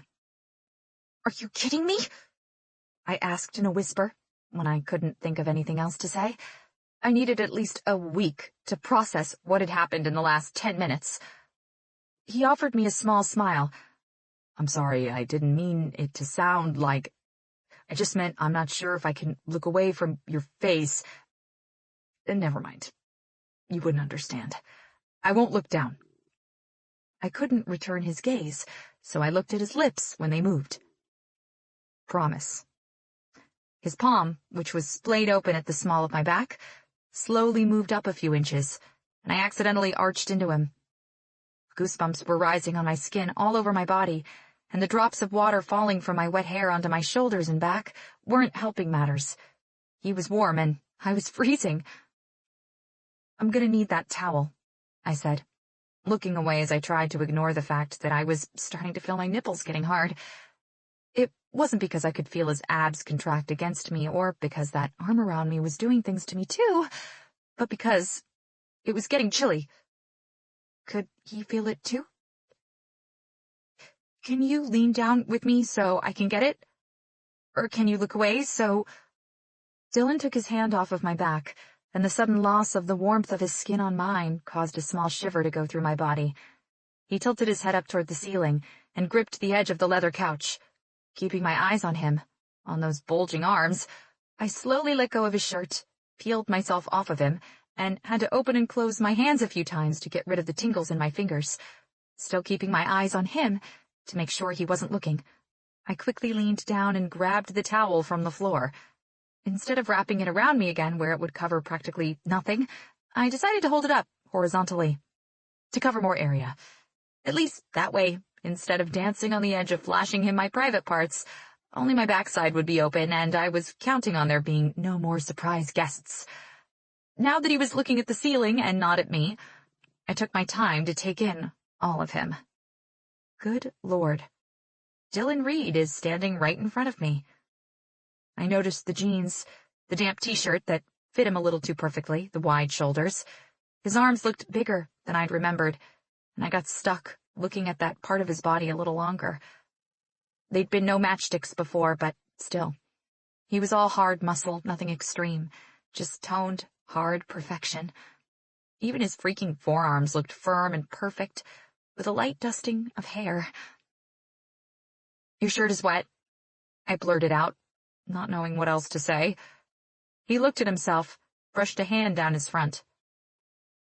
That's okay. Then he focused on me. I took a step back. Are you planning on telling me what you're doing here? I inquired as I started to back away and put some much-needed distance between us. His eyes found mine, and I accidentally backed into a wall. Are you about to run away again? Was that a grin he was trying to fight off? I couldn't find one single thing that was amusing about the situation. He held my gaze as if he himself was trying to figure out the answer to my question. I dropped my eyes to his throat and kept backing away, right into the tripod I had set up earlier. Great, Zoe. You couldn't have acted more like an idiot if you tried. I was either going to go for the tripod and save it, or I was going to hold on to my towel as if nothing could break us apart. I went with the latter and just let the tripod crash to the floor, wincing when the sound echoed in the room. Thank God my camera was no longer attached to it. When my feet got tangled and I lost my balance for a second, he made a move toward me. No! I yelled, admittedly a little louder than necessary. No, you don't have to move. Just tell me what you're doing here. What are you doing here? He asked, instead of giving me an answer. His gaze dropped to my tripod on the floor, then met my questioning gaze again. Come again? His question stopped me in my backward shuffling. Could you maybe, come up with an answer instead of more questions? I live here. You're the one who's in the wrong place, not me, buddy. Another easy smile. I don't think so. You don't think so? You don't think what exactly? I don't think I'm in the wrong apartment. I actually really think you are. He crossed his arms and just stood there, fully clothed, unlike me. I don't think so. He stuffed his hand into his pocket and pulled out a key, shaking it in the air. He had a key. God damn it, Zoe, use your brain. How else could he have gotten in?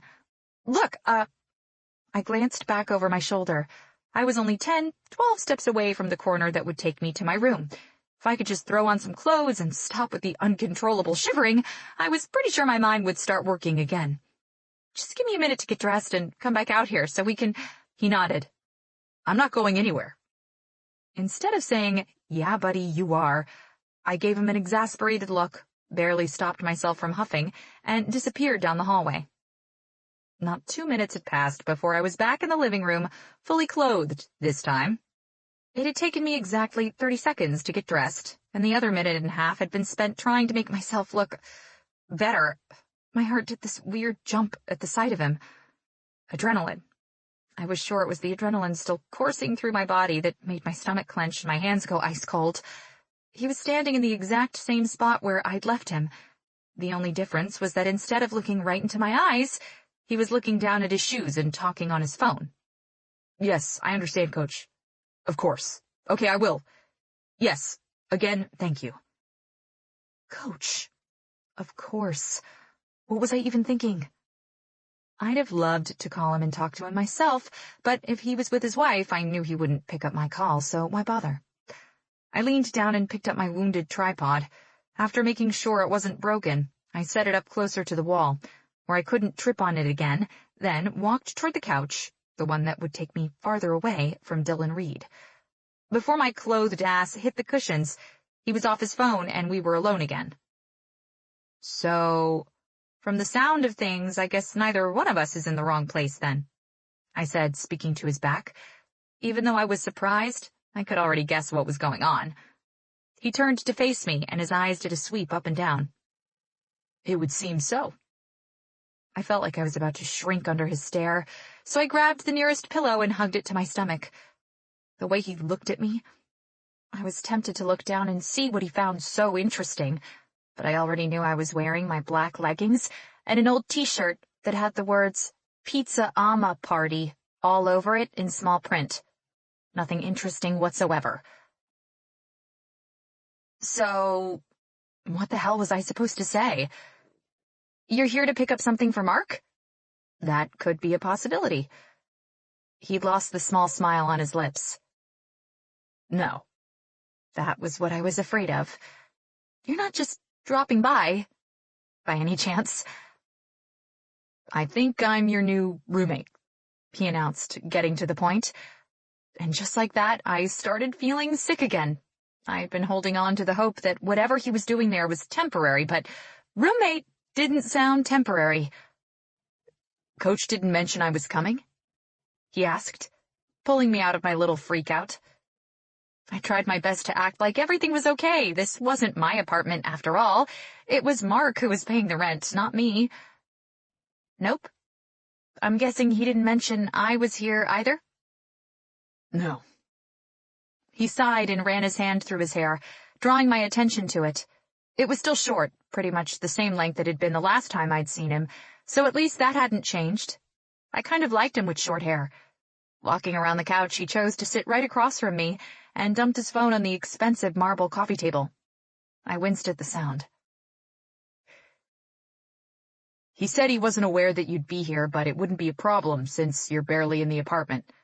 Don't worry, I'm not going to be around much either, with football season starting and everything else going on. I won't bother you. I sighed and rubbed my temple. Sorry to crush your dreams, but I'm always here. He smiled, not a big, easy one that did things to my heart, just a promise of one. You're not crushing my dreams. Not knowing what to say, or more like not knowing how to say it, I fussed with the pillow in my lap instead of meeting his eyes. There was something unnerving about the way he kept meeting my gaze. Did he tell you who I am? He wouldn't, of course. He wouldn't. I knew that. But still. He said you're a family friend's daughter. There was a pause, so I looked up. Are you not? I wanted to laugh. Yeah, I am. Family friend. So what's your deal? A little hardness seeped into his eyes, and he leaned back. My living situation changed in these last few days, and apparently I need a place to stay. Coach insisted that this would be okay. If you're going to be uncomfortable with me being around, if this is not okay, Zoe. With the speed I looked up, I almost gave myself whiplash. His eyes were intent on me. He remembers my name? Sure, he would remember who I was. How could he forget that weird freshman who made a fool of herself? But he remembered my name? It had been a year since the last time I hadn't quite managed to hide away from him, and a year was a long time to remember a stranger's name. You remember my name? I asked, genuinely surprised. The smile came out again, and his features visibly softened, now sincere, playful, and inviting. I forgot what I'd even asked. Like I said back then, I had a feeling I'd get to see you again. I thought we'd get another shot. I didn't think it'd take a year to get that shot, but here we are. There was that word again. I gave up on the pillow, pulled my legs up and under me, and averted my eyes. Where was my phone when I needed it to hide behind? Instead, I sat up straighter and lightly grabbed the armrest with one hand. What do you mean by another shot? You know what I mean. Actually, I'm pretty sure I don't. The kiss? He tilted his head, and one of his eyebrows did this arching thing that made him look really attractive. The last time we saw each other, we said maybe we'd make it happen next time. Ring any bells? That bell rang, all right. Turned out I did know what he was talking about, after all. See, the way I remember it, it was you who said that, and I'm pretty sure I was trying to get out of there as quickly as possible. Why is that? He asked without missing a beat. I let go of my death grip on the armrest and rubbed my hands on my thighs. Did we have to talk about this again? Why is what? Why do you always try to get away from me as quickly as possible? Could it be because I don't know you? You told me you were going to kiss me the first time we met. I kept my eyes on the general area of his face. First, we never actually met. I did quick air quotes. That first time, I didn't give you my name, you didn't give me yours, so we didn't actually meet, and I told you then that my friends, actually not really friends, my roommate and her friends, dared me to kiss you. I told you that, and just so you know, they already knew you were dating someone. Apparently for quite some time, so they dared me to kiss you in front of everyone, so I would make a fool out of myself and face your wrath. They thought it would be fun, thought I should loosen up a little. They didn't like your girlfriend and wanted to see the look on her face. Fewer words, Zoe. Use fewer words, please. He seemed to process what I had just blurted out and opened his mouth to answer, but before any words could come out, I sprang up from my seat in the hopes of ending the conversation. You know what? None of this matters since it happened 2 years ago. I'd forgotten about it until you brought it up. I stopped talking. He was staring at me, seeing right through my lie. Closing my eyes, I rubbed the bridge of my nose. Okay, I'm lying. I didn't forget about it, but I'd like to forget about it since it wasn't one of my finest moments, if that's okay with you. Now that we're going to be roommates, I think that's for the best. If you're staying here, I should show you your room. Without looking at his face, I walked by him and toward the hallway that led to the extra room he would be staying in, right across from my room. 2 steps away from my room, if you want me to be absolutely exact. My new roommate. When life throws you a wide receiver out of nowhere, what are you supposed to do with him? Try your best not to look at him for too long, maybe? That'd be a good rule of thumb, I thought.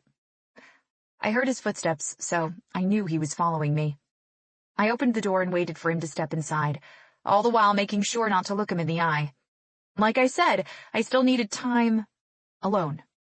I needed time to calm down and process everything. There wasn't much furniture in the room. Just like mine, it had a pretty comfortable twin bed, a small wardrobe, a nightstand, a window that overlooked the road, and that was pretty much it. Just the bare necessities, which was still better than most student apartments. He walked past me and dumped a duffel bag right next to the bed, the same bag I'd thought I was using to stash my equipment in. I watched him quickly take everything in and then nod. No desk, huh? A desk? You know, to study on? Do you guys really study? I mean, jocks, athletes? I always wondered. I thought you had other students do that for you. Stupid, stupid me. Facing me, he raised his brows, and this time there was no playful smile forming on his lips. I hadn't pegged you as someone who would stereotype people. His words sank in, and I felt another flush in my cheeks. He was right. I actually hated people who stereotyped everyone, people who judged before actually getting to know a person. I was making an ass of myself yet again. Maybe it was something about him that unsettled me, that triggered the word vomit. It was easier to put the blame on him instead of admitting I was acting like a bitch. Letting go of the door handle, I shook my head and backed up. I'm sorry. You're right. I don't know why I said that. I don't know you. I know a few people who play, and just because they would rather die than open a book or take notes, that doesn't mean you're like that too. I'm sorry. I reached for my own door and broke our brief eye contact, mostly focusing on his ear and the window behind him, anywhere but his eyes. This is my room. I pointed over my shoulder. I'll let you get settled in and maybe see you around later. I opened the door, and before disappearing inside, I turned back. Oh, about the desk? I don't have one in my room either, so I bought one off of Craigslist last year. It's in the living room. I'm not sure if you saw it with everything else going on, but my camera equipment was on it. It's pretty small, but it gets the job done. I rarely use it anyway, mostly use the coffee table. I'll get my stuff off of it, so you're welcome to use it anytime you want. Without waiting for an answer, I closed my door. Alone. Finally. After resting my forehead against the door for a few seconds, I quietly banged my head on it and didn't even care that he could hear. Chapter 5. Dylan. 2 hours had passed since I had settled into my new room and Zoe had disappeared into hers. So far, I had been attacked, and with a rolling pin no less. I'd been flashed, granted not voluntarily, and stereotyped, all by the same girl. The same girl who had intrigued me so much the 2 times we'd bumped into each other. I was still intrigued, maybe even more so, and I knew I shouldn't have been. I'd mistaken a few girls for her a handful of times, which meant my eyes had been searching for her ever since our last run-in, and I wasn't even fully aware of it. That same girl was my new roommate. Life was a tricky bitch sometimes. Lightly knocking on her door 3 times, I relaxed against the frame and waited. Zoe opened the door, only slightly, and her head peeked through the opening. Yes? I thought we should talk. About? About this whole thing? If we're gonna live together, we should get to know each other. At the very least, I should know more about you than just your first name. Your last name to start, perhaps? What do you need my last name for? She looked back over her shoulder. It's 11:30, getting a little late. Maybe we could do that tomorrow? I bet she'd have loved just to avoid me altogether. Unfortunately for her, I wasn't going anywhere. Are you going to bed? Holding on to the door, she worried her bottom lip with her teeth. For the first time since answering the door, she looked up at me as she grudgingly answered, Not yet. Taking my hands out of my pockets, I straightened. Come on, I'll ask you a few questions. You'll ask me a few, then we'll both go to bed and rest a bit easier about our new situation. Already walking away from her, I added over my shoulder, Not to mention, I'll be reassured that you're not going to try to attack me with a rolling pin in my sleep. Hearing her mutter something under her breath, I let her follow me at her own pace. When I glanced back over my shoulder, she was pulling on the hem of her shirt, looking down at her feet. Clark, she mumbled, her gaze still fixed on the hardwood floor as she stood in the middle of the living room. This time, she spoke loud enough for me to hear. I turned back. Sorry? My last name, it's Clark. See, that wasn't so bad, now was it? I gave her a quick grin, which she chose to ignore. Mine is Reed. I know. Everybody knows your name. Oh. I remember you telling me that the second time we met. You a football fan? Come to any of our games? Since she and her family were close to Coach, close enough that they shared an apartment apparently, I thought maybe she'd attend the games with them. Not really. Her gaze briefly met mine, then darted around the room as she tried to decide where to move to. I had to be quick before she rounded the couch and saw the object of my first official getting-to-know-my-roommate question. My first question is, I reached down to grab the unexpected find and turned to face Zoe. Should I prepare myself to find more stuff like this innocently laying around the place? Or is this the only one? Her jaw slowly dropped open, and even though I was trying my best to sound as serious as I could, the horror on her face was too much. I lost it and laughed. You should see your face, Zoe Clark. Her gaze was locked on the pink, 10-inch vibrator held loosely in my hand, which seemed to have all the bells and whistles. Oh my God, she managed to say, all breathless. Fuck. Yeah, I believe that's what it is generally used for. I was already having more fun than I'd expected to have on my first night with her. So, I'm gonna take a wild guess and say you forgot you dropped it between the couch cushions and that's not your usual hiding place?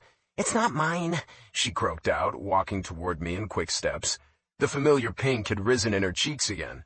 I handed her the embarrassing item before she could start a tug-of-war and watched her carefully pluck it from my hand with 2 fingers.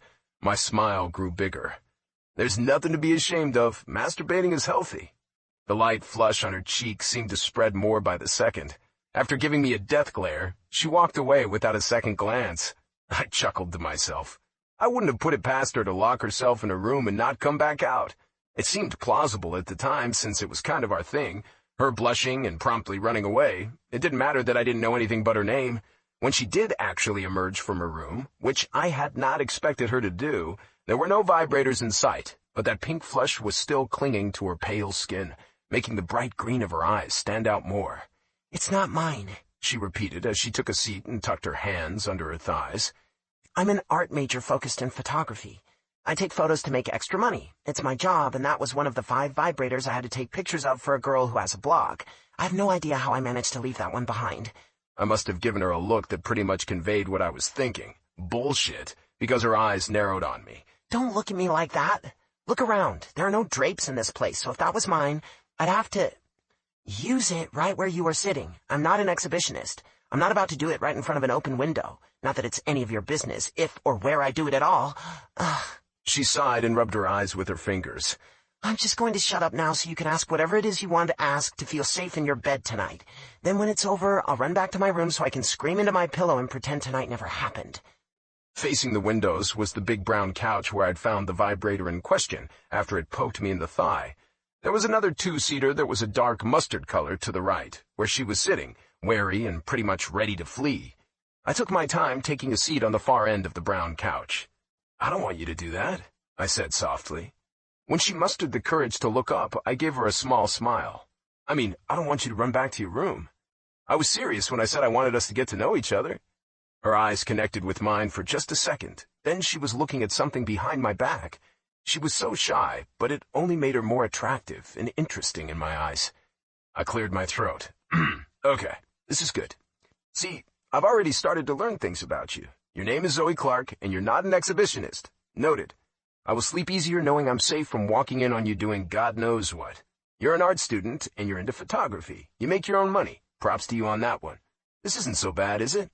Maybe for you it isn't. I'm gonna ignore that because now it's your turn. Ask me whatever you want. She let out a long breath and tucked her hands back under her thighs again. I don't have a question right now. Come on. It could be something as simple as my favorite movie. She shot me an exasperated look, and her expression said everything that needed to be said. I wasn't giving up, though. Not yet. What's your favorite movie, then? I leaned back in my seat and got comfortable. I can't answer that. I have too many to choose just one. My turn.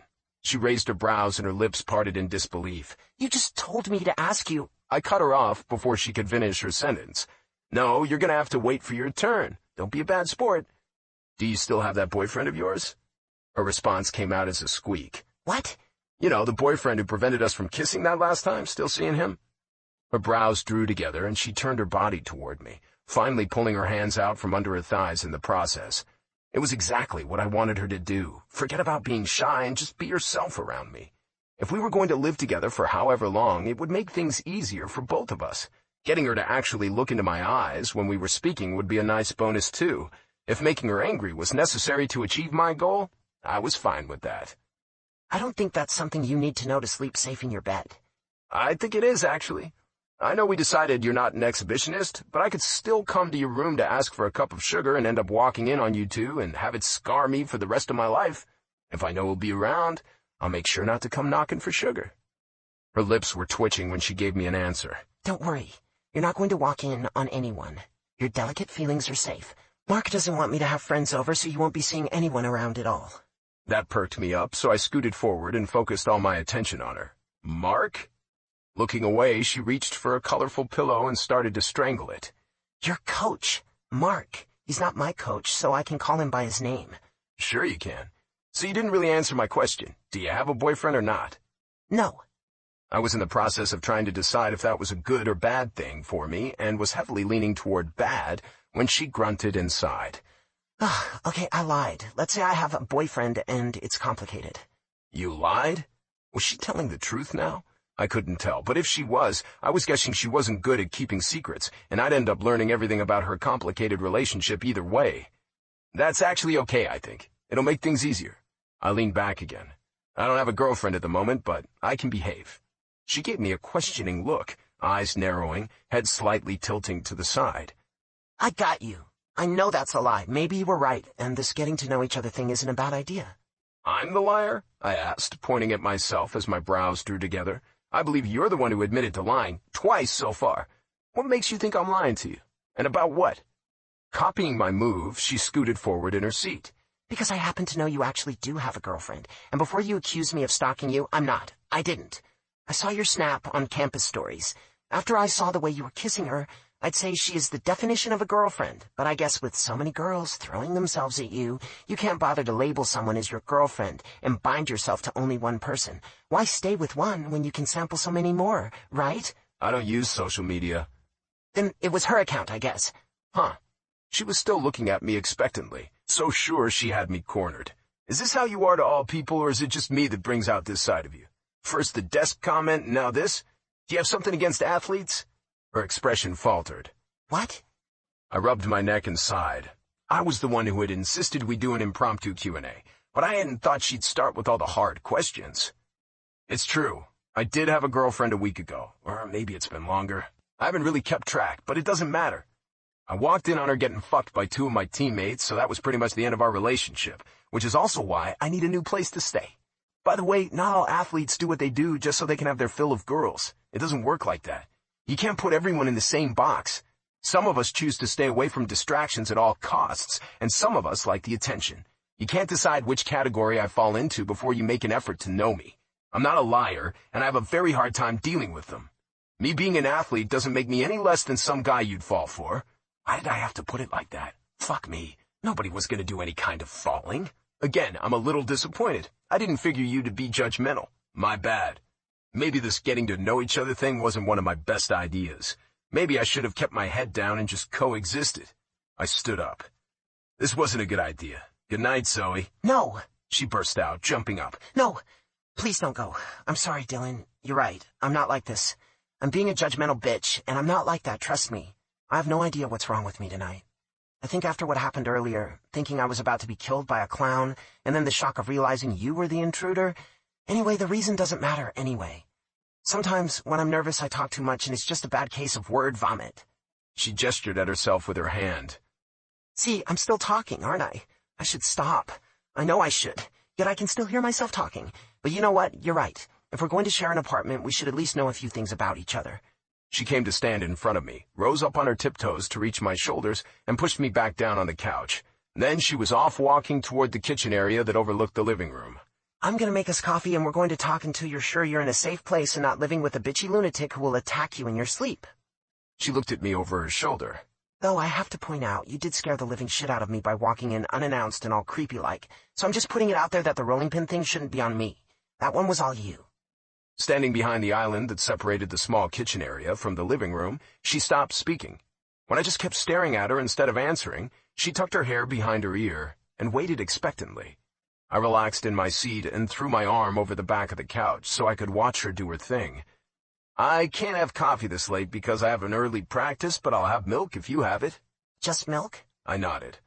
Okay, see, I'm not even gonna make fun of you for drinking milk, though from the size of you, I can tell you're not a growing boy anymore. Hell, you know what? I'll even drink some with you. Unexpectedly, she drew a laugh out of me, and I won a smile from her. Just like that, it struck me that she would stand out no matter where she was, and I was stupid for mistaking other people for her. A few seconds passed as we smiled at each other. Right. Milk. She lifted a finger and checked the fridge, her head disappearing from view completely. She shifted a few things around and leaned farther in until all I could see was her ass. It's fine if you don't have it. I don't need to have a drink to chat with you. Got it, she yelled as she came out with the box of milk held high. Just let me check the expiration date. And we're good. After filling 2 glasses, she offered me one and went back to her seat. Resting her glass on the armrest, she sat cross-legged and took a sip of milk with a shy little smile on her face. I just stared. Sorry, I don't have any of those fancy milks. Soy milk, almond milk, oat milk, or whatever other new kind I don't know about. I make extra money to get by, but it's not that much. She nodded at my untouched glass. It's okay if you're not used to cow milk or something. You don't have to drink it. I settled back and drank half of it. What makes you say that? I asked as calmly as possible. I just assumed since you're a football player, you drink healthier stuff like green juice or other fancy milks. She took a deep breath and blew out her cheeks, all while keeping her eyes somewhere over my shoulder. Yeah, I'm doing it again, aren't I? I grinned at her and took another gulp from my glass. She groaned and covered her face with her palm. I think you should do all the talking for a while. I'm acting like a complete asshole. So please, ask anything you want, please? I drank the last of the milk and set the glass on the coffee table in front of me. She held her own glass between her palms and took a small sip. I watched her discreetly licking her upper lip to make sure she had no milk mustache. Let's start small. How many siblings? I asked, deciding not to dwell on the fact that she was the first person to make me smile since that night. Siblings, huh? None. You? My smile grew bigger and I relaxed. I've 2 monsters that happen to be my brother and sister. Amelia is the middle child. She just turned 15 this summer and she's the princess in the family. Daddy's girl through and through, shy and sweet as can be. I watched Zoe duck her head and take a few more sips of milk. And then we have Mason. He's 7 and he is the main monster, the most inquisitive kid you could ever meet. If you think you talk too much, wait till you meet him. Not that there would be an occasion where she would meet my brother, but you never know. He's 7? That's a big age difference. He is the surprise baby. Can't imagine not having him around, though. It was weird when Dad sat me down and told me I'd have a baby brother, and to be completely honest, it's a little embarrassing for a 14-year-old to know his parents are still doing it. But they did good with him. Now I don't even know how we survived without that kid. He's the best. I grinned and watched her lips slowly tip up as her gaze focused on my lips. I didn't want to ruin our moment, especially when she wasn't acting like she wanted to collapse in on herself, but I needed to know, and this was the best time to ask. That first night, she groaned and let her head drop back on the couch. You're killing me. I chuckled. No, listen, just one question. I need to know. I couldn't identify the expression on her face, but I could tell saying anything about it was pretty much the last thing she wanted to do.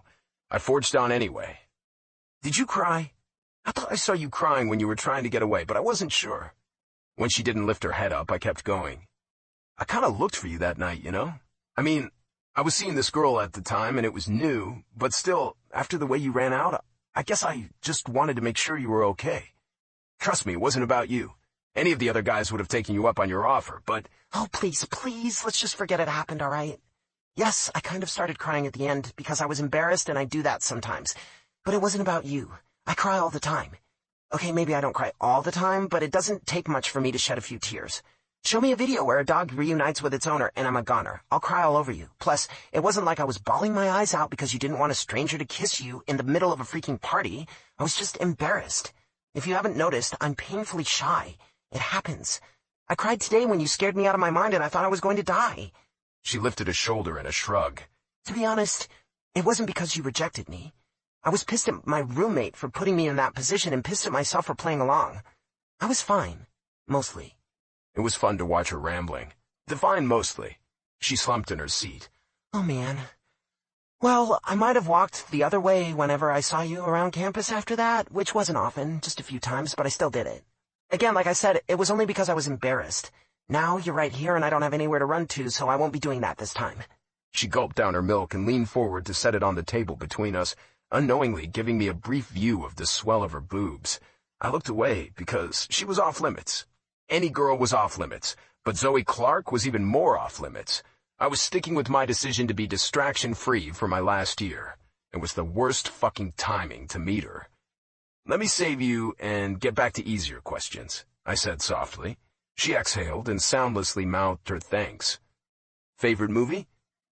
I'm not going to be vague like you, but there really are a ton of movies I enjoy watching. Shia LaBeouf's Eagle Eye, can't even count how many times I've watched that movie.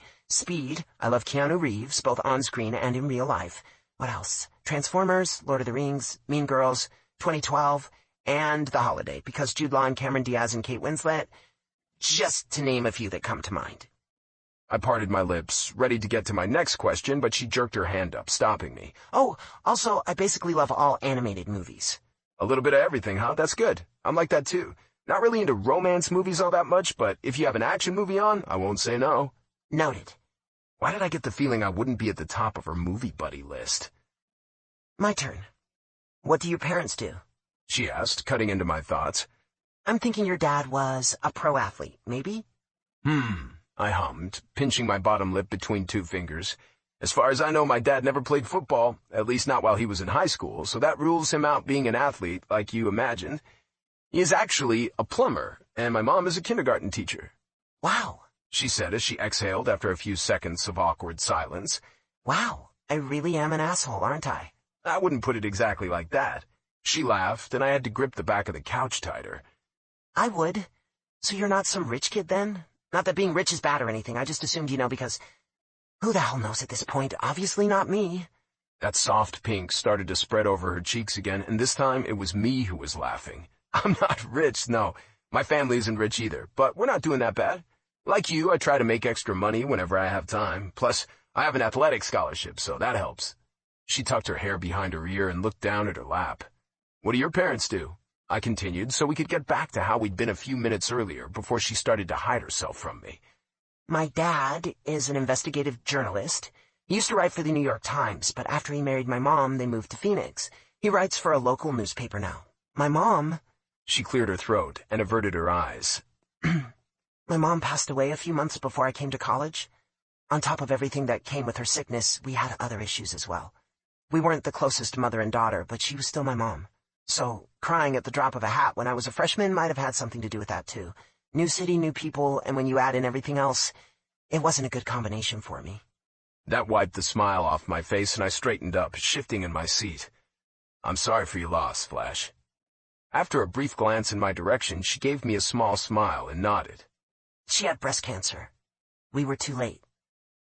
My last year in high school, we lost my grandpa. I started after a short period of silence. We have a pretty close-knit family, pretty loud sometimes, and in each other's business pretty much always. He lived down the block from us, so he was always in our lives, a built-in babysitter. I used to run to his house every evening so I could play catch with him while he told me stories from his old days. Just random, unimportant stuff. Looking away from Zoe, I smiled. I swear to you, I was there every day. As soon as the clock hit 5, I was at my grandpa's, and every time he opened that door, his first words were, "You again, kid? What's a man gotta do to get some peace and quiet around here?" Just picturing his easy smile had me chuckling to myself. And then he'd reach for the football before I could even open my mouth. Don't tell anyone, but I think I was his favorite. He loved that I was around so much. The effect his presence had in my life? I shook my head and lifted my eyes up to Zoe, who was listening, rapt, her eyes sad and understanding at the same time. You lost your mom. I know that's different, harder, and I know nothing I can say would make it any easier, but I understand how hard it is to cope with loss. It sounds so fucking stupid and selfish, since they can't even... I'd give anything to have him around so he could see where I'm heading, or just hang out and talk, you know? I forced my gaze back at Zoe and caught her quickly brushing away a single tear that was running down her face. Yeah, I know. She tilted her head. We're getting pretty deep here. You're serious about getting to know each other, huh? To be completely honest, I wasn't. Sure, I wanted to ask her a few questions, maybe get a feel for what to expect with her, but I hadn't planned to get so deep so soon, or at all, really. The conversation had just led us where we were. To lighten the heavy mood, I tried to steer us in another direction. Let's do a rapid-fire Q&A. Oh, I'm gonna suck at that. I'm not good with one-word answers, but hit me. Cat or dog person? Dog person. Cats, they kind of scare me. Not the kittens or the cuddly ones, but I don't like how some of them focus on you like they're plotting ways to kill you. You know what I mean? It's not all of them, but still, I'm a dog person all the way. You? I couldn't hold back a smile. She was right. She wasn't the best person for short answers, but I wasn't complaining. I'll say dogs, too. So, art and photography, huh? Yeah. You're a major? Political science. Your favorite movie snack? Her lips stretched into a smile, and she played with the edge of her shirt. Moving on to harder questions, huh? Peanut butter M&Ms, hands down, but I don't actually buy them. That would be dangerous. Same with chips. Usually I have no self-control when it comes to food. Yours? Popcorn. You gotta have popcorn when you're watching a movie. And not buying M&Ms? Not sure what to say about that. What's your biggest weakness? I thought it was my turn, but fine, I'll answer. She sighed and dropped her eyes before answering. Pizza. It's pizza. What's up with the face? I asked, laughing. It's bad. She answered, looking up at me through her eyelashes. Really bad. I can eat a big one all by myself, even though I know I'll feel miserable and have trouble sleeping because of being so full, but I can't say no. I can never say no to pizza. I'm definitely not going to start saying no anytime soon either. Ask me what food item I would choose to have for the rest of my life, or if I was stranded on an island and I could only have one thing, and... Let me guess, you would say pizza. Yeah, it's a weakness. Carbs galore. I know it's not good for you and all that stuff, but it's so good. All that cheesy goodness and the sauce is just as important. So is the dough. And the toppings. God, the toppings. Every layer is important. So many choices. It's magical. A circle of love. What's your favorite topping? The more she talked, the more my smile grew. Pepperoni, or any kind of meat, really. I could have sworn I heard her groan softly as she licked her lips. What is your biggest weakness? She asked. Not to sound like I'm copying you, but if we're talking about food here, it has to be cheeseburgers. Pizza would be a close second. Okay, next one. Tell me your biggest pet peeve. This shouldn't be a surprise, but I have more than a few. I'm fascinated by people, which is a big reason I love portrait photography, but I hate fake people. Can't stand them. Don't care to be around them. People who constantly talk over you as if your opinions don't matter, just nope. It gets my blood pumping in the worst way. Entitled people. Unflushed toilets. Saggy pants on guys. People who believe they're the shit and good at everything. They usually aren't, and even if they are, I'd love to be the one to comment on it, not hear it from them. I could go on and on, so please shut me up. Unflushed toilets and saggy pants. Got it. There was something about her. Maybe it was how open she sounded, so honest and real. Or maybe it was the way she talked like she couldn't get the words out fast enough. The way she quickly looked away every time our gazes clashed. The way her hands seemed to be constantly busy with something around her. The pillow, the olive green watch on her wrist, the hem of her t-shirt. I couldn't pinpoint exactly what it was, but something made me feel relaxed around her. Like this wasn't the first time we'd ever sat down and enjoyed a pointless, simple conversation. I don't want you to shut up. I like this, I admitted without a second thought. Why lie when I was enjoying her so much? I'm gonna have to agree on entitled people, but my biggest pet peeve is actually people who chew loudly, especially when they're chewing gum. I've come to blows with a few of the guys on the team because of it. Now they all chew gum whenever they want to piss me off. The smacking sound? Fuck no. I hope you're not one of them. If you are, stop it, or I can't promise it won't get ugly. Sir, yes, sir. She deadpanned with a serious but amused expression on her face. Another one is when people play with their phone all the damn time, like it's glued to their hand or some shit. My dad is the same. We actually have a rule about that. If we're having dinner, and he always insists on eating together, whether it's in front of the TV or at the table, I can't touch my phone. The same thing goes if we're having a conversation. He hates when I stare down at my phone while I'm talking with him. I don't like people who lie, I said. I don't like liars either. People who don't love animals? Oh yeah, I wouldn't trust them with anything, so basically it sounds like we don't like people very much. Well, we have that in common, so that's good. Resting her wrists on her crossed legs, she fidgeted in her seat. I believe it's my turn to ask something. Go ahead. Who do you want to be? I'll be a pro football player. You? I'll be a professional photographer. We smiled at each other. I liked that we were both so sure about our futures. What's your favorite spot? I asked. As in my favorite spot to go to? Yeah, and don't tell me it's the library or anywhere near campus. She raised her eyebrow at me, pairing it with the little grin on her face. Now who's being judgmental? It's not the library. It's actually the beach. I don't have a long list at all, but it's probably one of the few things I love about LA, especially when it's a little deserted. A few people here and there is okay, but I hate when it's too crowded. Santa Monica can be a bit much. It's even better if it's closer to sunset. And yeah, fine, I do like the library too. You? The field. That earned me an eye roll. You're probably on the field all the time. And I wouldn't have it any other way. So you're from Phoenix? Yep. You? LA? Nope, San Francisco. You know, none of these questions have anything to do with us living together. If you'd asked me what my schedule looked like, if I was a loud roommate, or if I sleepwalked, or, I don't know, anything related to the situation, I'd get it, but... She pointed a finger somewhere over my shoulder, so I turned to look and saw she was pointing at the big clock hanging on the wall. It's past midnight, and something else you might want to learn about me is that I rarely stay up this late, so I better skedaddle. This was... She paused and seemed to be surprised at what she was about to say. This was fun, and maybe not so bad. And hopefully you won't be scared to go to sleep now. I'm not planning on hurting you with my secret ninja skills or anything like that. I have an early class tomorrow, so... She uncrossed her legs and pushed herself up. I stood up too, and went to stand right in front of her. She rubbed her forearms, as if she was itchy, because I was standing so close to her. That close, I could smell the faint scent of her perfume. Something fresh and sweet, but not over the top. It suited her. I held out my hand, and she looked at me as if I had sprouted a second head. What's that for? She asked with a small frown on her face. We're going to shake hands. Why? I reached out, gently grabbed her wrist and put her hand in mine. Now we shake. With my help, she shook my hand. No one does this anymore, you know that, right? I don't know what you mean, but I like that we have officially met after 2 years of skirting each other. You think you'll be able to sleep on your own? She didn't realize what she'd said before I raised an eyebrow and grinned at her. Shit, I didn't mean it like that. You're going to be sleeping on your own either way. That wasn't me trying to say I'd like to sleep with you if you can't sleep on your own, or that I would. Not sleep, as in sex, but just sleep next to each other. And why don't you just go ahead and kill me now, please? She tried to pull her hand away, but I held on to it. For you, Flash, I'll pretend I didn't hear any of that. It was nice getting to know you, Zoe Clark. This was good. We should do it again sometime. Sure, she agreed, but somehow made it sound like the opposite. I let her hand go. This Flash thing, the nickname, that's going to be a thing, isn't it? Grinning, I nodded. She had only managed to get a few steps away from me when I called after her. One last question. Reluctantly, she looked at me over her shoulder. A year with no sex or a year without a smartphone? And good night to you, too. Come on, it's the last question. You can't skip this one. Again, this has what to do with us being roommates? I sat back down. It will tell me a few things about you. Come on. She stood silent for a few seconds, looked at me, then looked away, probably trying to make sense of me. I couldn't blame her. I'm gonna have to go with a year without a smartphone, though not because I'm dying to have sex. It's not like I'm having tons of... Her eyes grew slightly bigger, as if she had just blurted out something I wasn't supposed to know. I leaned back and watched her try to save herself. I didn't mean it like that.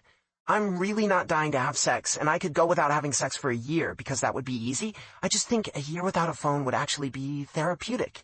It's probably glued to my hand from the time I wake up to the time I go to bed, and I think it would actually be nice to use it for its original purpose. Just to see how it goes, you know? Maybe socializing more would have a positive effect on my life, who knows? It'd definitely be good for my eyes, that's for sure. She let out another sigh. I'm rambling again. All I'm saying is I wouldn't choose sex because I couldn't possibly go without it for a year. I got up again and stalked toward her as I watched her hide her hands behind her back. You don't have to explain your reasoning to me, but that doesn't mean I don't appreciate it. Your answer tells a lot about you. Thank you for humoring me and answering my questions. It looks like we're stuck together for the next few months if I can't find another place. And I should tell you, I'm surprised as fuck that you're the new roommate. Shit, Zoe, I wouldn't have guessed it in a million years. Keeping her eyes around my chest area, she nodded. Good night then, Dylan. After a quick hair tuck behind her ear and giving me a small smile, she started walking. I let her take a few more steps toward her room while I stayed put in my spot. Flash! She faced me, but kept taking small steps backward. Yes? I tucked my hands in my front pockets. This is the strangest thing, but I think you're going to be my best friend, Zoe Clark. When she fled to her room and was no longer anywhere near me, I sat my ass down and leaned back against the couch. Now that I was alone, I looked up at the ceiling and grinned. She had no idea what kind of trouble she was in with me. Chapter 6. Zoe. I think at some point I said skedaddle. Who says that? I heaved a sigh and facepalmed myself for probably the 100th time since meeting up with Jared and Kayla. I'd forced them out of bed at an ungodly hour for coffee and a rundown of the events of the day before. Because I had never mentioned meeting Dylan that first time 2 years ago, I spent a good 30 minutes telling them all about it. Sucky friend? I didn't think so. I'd always been good at keeping secrets. When I was 9, I'd kept my first secret from my dad for an entire week before blurting out that Nathaniel from my class had kissed me at recess, then told me to keep it a secret. Evidently, I had gotten better with time. After Jared gave me hell for about 5 minutes, as Kayla kept shaking her head at me as if she was disappointed, they finally gave me a break. This is just a thought, gorgeous. Don't give me that look. But I think saying skedaddle is the last thing you should worry about here. You actually attacked him with a rolling pin? Why the hell were you hiding a rolling pin in the bathroom to begin with? I'm still stuck on that. And I wish you had taken a picture of the actual attack, or maybe a selfie while you were jumping him. Could have been pure art. I can already see it, vividly. For good measure, he closed his eyes and hummed softly. I'm gonna have to sketch that for you. You're welcome, of course. I lightly smacked his shoulder with the back of my hand and shook my head. Don't you dare. I wasn't hiding it in the bathroom, and that's not even the worst part of the story here, so can we please focus? I'd met Jared at the end of my freshman year after we kept bumping into each other in the same classes, since we were both majoring in art. He always said it was fate that brought us together, and that was that. I couldn't imagine what I would have done if he hadn't sat next to me in that Art History 201 class, and whenever I needed his friendship the most, he always came through. He sat next to me, rubbing his shoulder and chuckling lightly. He had his black hair styled into a messy bedhead look that always worked wonders for him when he was in the mood for making new friends. I would have called them lovers, but he didn't like the pressure of the word. Since he wasn't interested in having a serious relationship in college, just friends worked fine. He was only slightly taller than me, probably around 5'9", tops. The dark brown of his eyes and his plump lips only added to his bad boy rocker looks. If he had any interest in girls at all, I'm pretty sure I'd have been a blubbering mess around him, just as much as I seemed to be around Dylan. The day the professor had kicked us out of class for talking too much had marked the first day of our friendship. I didn't attack him just for fun. I thought he was a thief. What was I supposed to do, welcome him with open arms? While I was naked? I was trying to incapacitate him so I could get out. Anyway, I don't even remember half the things I said later on, but I do remember skedaddle. Ask me how many times I've used that word in my life. 0. I don't know if you guys understand the extent of how bad and painful the entire thing was. I think we got it. Jared deadpanned, bugging his eyes out to Kayla. I ignored their looks and kept going. Every time I opened my mouth, I dug a deeper hole for myself. From now on, I'm gonna need to keep my mouth shut when I'm around him. I'll use nods and as few words as possible. I don't think that's possible, but believing is half the battle, I guess, Kayla said wryly. I forced the fakest smile I could muster. Har har, aren't you guys just rays of sunshine today? I can't get enough of you two. Jared just smiled and kept breaking up pieces of his toast, then popping them into his mouth. As you shouldn't. Plus, you know I'm always moody before the clock hits 12, so feel free to ignore me and focus on your second best friend. I watched a piece of brownie fly toward Jared, which he caught in his mouth. You're the actual worst, muttered Kayla before fixing her gaze on me. So, any advice? Real advice? The kind friends give each other? I asked Kayla. What the hell am I gonna do? How am I gonna go back there tonight? Her perfectly filled, thick eyebrows rose higher on her forehead, and she gave me an innocent look. Walk, maybe? I returned her look with my most bored stare. Okay, sheesh. Save that face for someone else. I think trying to keep a bit more quiet instead of going off on an endless rant might be a better idea. I support you on that. While Jared was the most easygoing and confident one out of the three of us, Kayla, aka KK, as Jared had dubbed her, was our mama bear. She was just the person you wanted to open up to. So nurturing, sweet, quiet, and everything I was not around guys. However, when it came to her actual relationships, her choices were a little skewed. Case in point, her on-again, off-again prick of a boyfriend, Keith, gave me the creepy chills almost every time he was around. I just wished, actually, both Jared and I wished, that one of the times when they broke up, it would actually be for good. There was always hope. Any other ideas? We're going to be living in the same apartment, and I'm quietly freaking out about it. It's not like I can stay in my room and never come out, and trying to act all casual when he is around is a no-go, because we all know how I get around guys I think are good-looking. How about you go with being casual and normal instead of acting? I'm too itchy and nervous around him, Kayla. If you'd seen me last night, you would have winced every time I opened my mouth. He was being so nice, and I think I'd love to be his friend. I think I could maybe handle that. You can definitely do that. Just think of him as already taken. That should make it easier. He actually just broke up with his girlfriend. Dang it, you don't say, Jared whistled. Maybe I should give you a visit one of these days, just to check things out, you know? Feeling like I had some kind of a game plan, I could focus on when I went back to the apartment. I leaned back in my seat and let out a huge breath. I was thankful for having Kayla and Jared as friends, more than they could ever imagine. They made coming to LA, the biggest risk of my life, worth it for me. God knows nothing else had gone the way I'd hoped it would. Kayla cleared her throat and fidgeted in her seat before glancing at me and then at Jared, all the while shredding her empty paper cup into small pieces. So, I think in light of this new development, I have to tell you guys something. Before either of us could open our mouths to say anything, she went ahead and continued. I might have gone on a few dates with Dylan. Dylan who? Jared asked, still chewing on a piece of toast as he eyed the rest of Kayla's brownie. My Dylan? I mean, the Dylan that's staying in my apartment? The wide receiver? Dylan Reed? Yeah, that one. Jared stopped eating. Something weird settled in my stomach. Huh? 2 dates, Zoe. She rushed out, lifting 2 of her fingers to emphasize her words.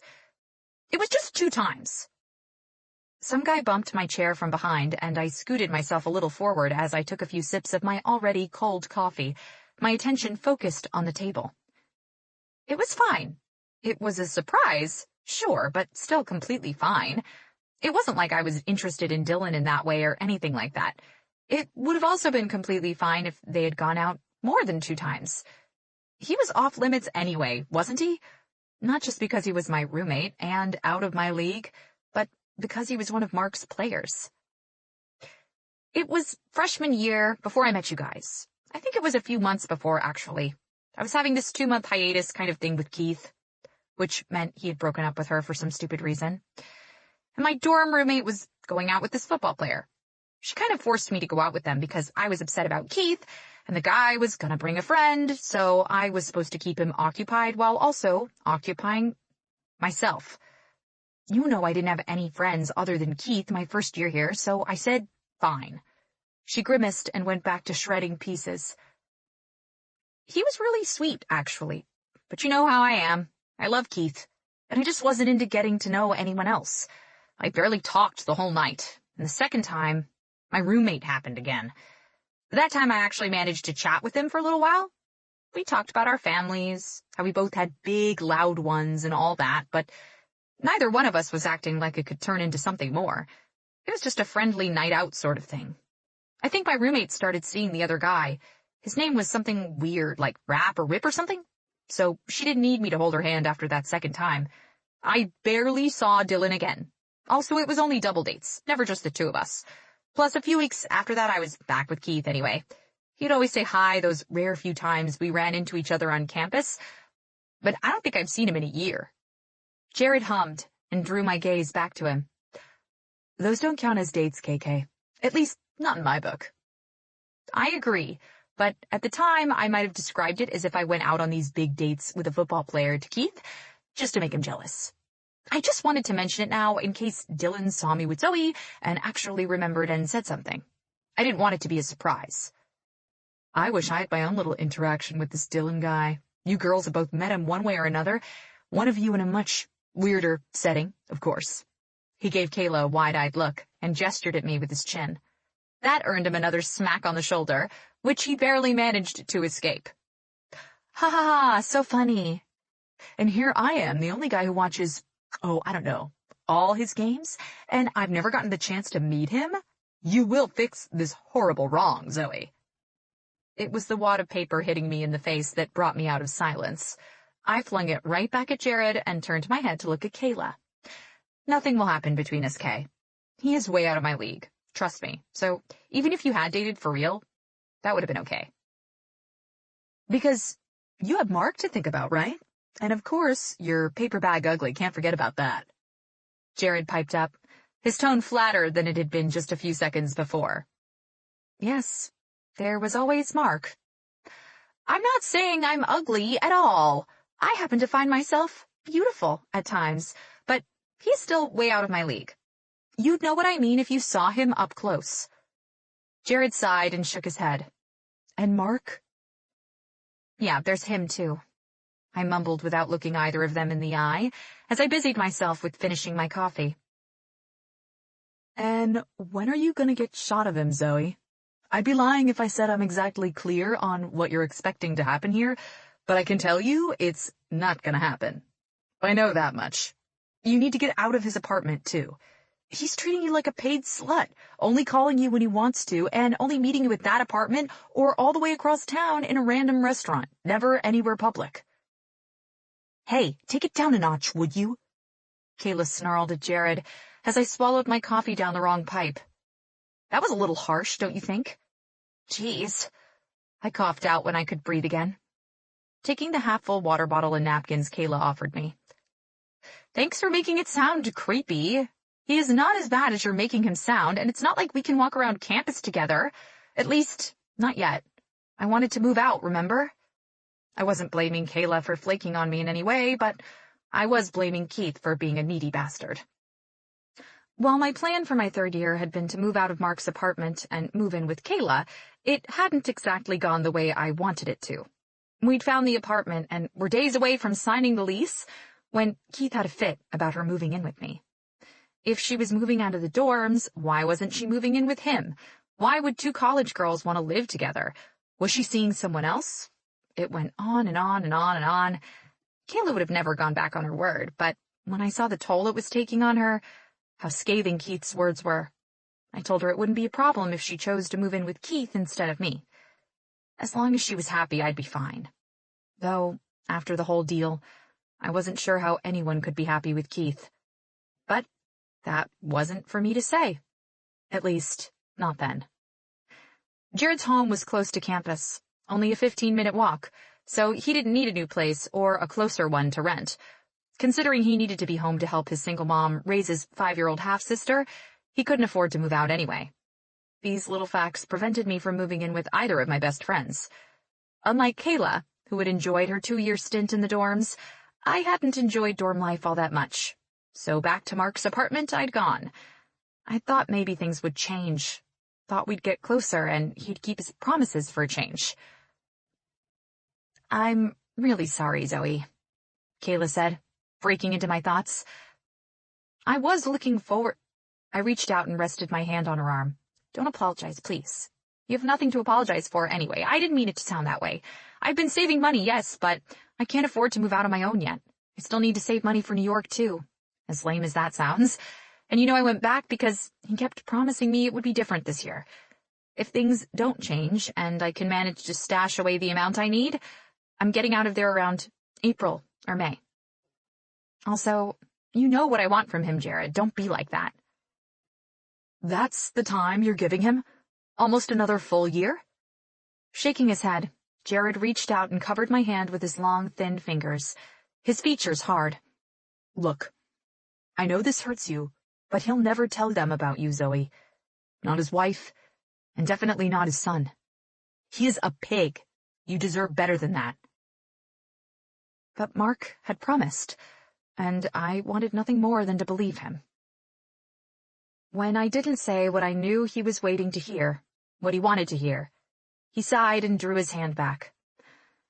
If I can get that part-time job at that gallery next year, I'll move in with you. You will get out of there, right? I gave him a silent nod. It'll be great. Even though I couldn't leave the love of my life to come live with you guys, I'll come visit so much that it'll feel like I'm living there. She'd come only if Keith let her, but she wouldn't say that. She'd been with Keith since she was 16, and still loved him enough to believe he could and would change. I could see an intervention happening in our future. I felt a little sick, both in my stomach and in my heart, as I did every time Mark was the subject of our conversation. Jared's statements were not news to me, but unfortunately, that didn't help lessen the pain. I managed to force a genuine smile on my face. Thanks, guys. You still want advice on what to do with the hunk in your apartment? Jared asked after a few moments of heavy silence. I huffed out a breath and fell back in my seat. Yeah, hit me. God knows I could use all the help I can get. His next question made me question that. Are you attracted to him? I mean, he is attractive, sure, and I have eyes. I like his smile, too, I'll give you that much. But I don't know him well enough to say if I'm attracted to him. I don't have a crush on him, let's say that instead. I'm attracted to his looks, but I don't have a crush on him. He seems nice, so I like him as a person. That sounds even better. Even if I did like him and by some dumb luck he was interested in me too, though I doubt that. Of course you doubt it because your paper bag ugly. Jared repeated again, slowly shaking his head to emphasize his disappointment in me.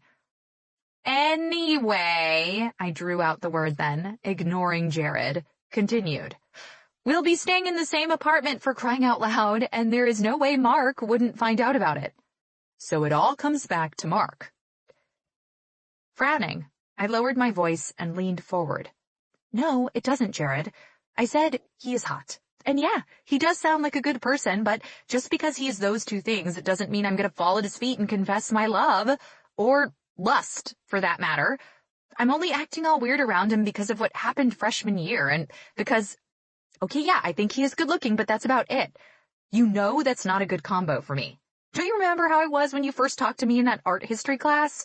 Was I in love with you? No, that's just who I am, how I am until I warm up to people, and what I also am is embarrassed around him.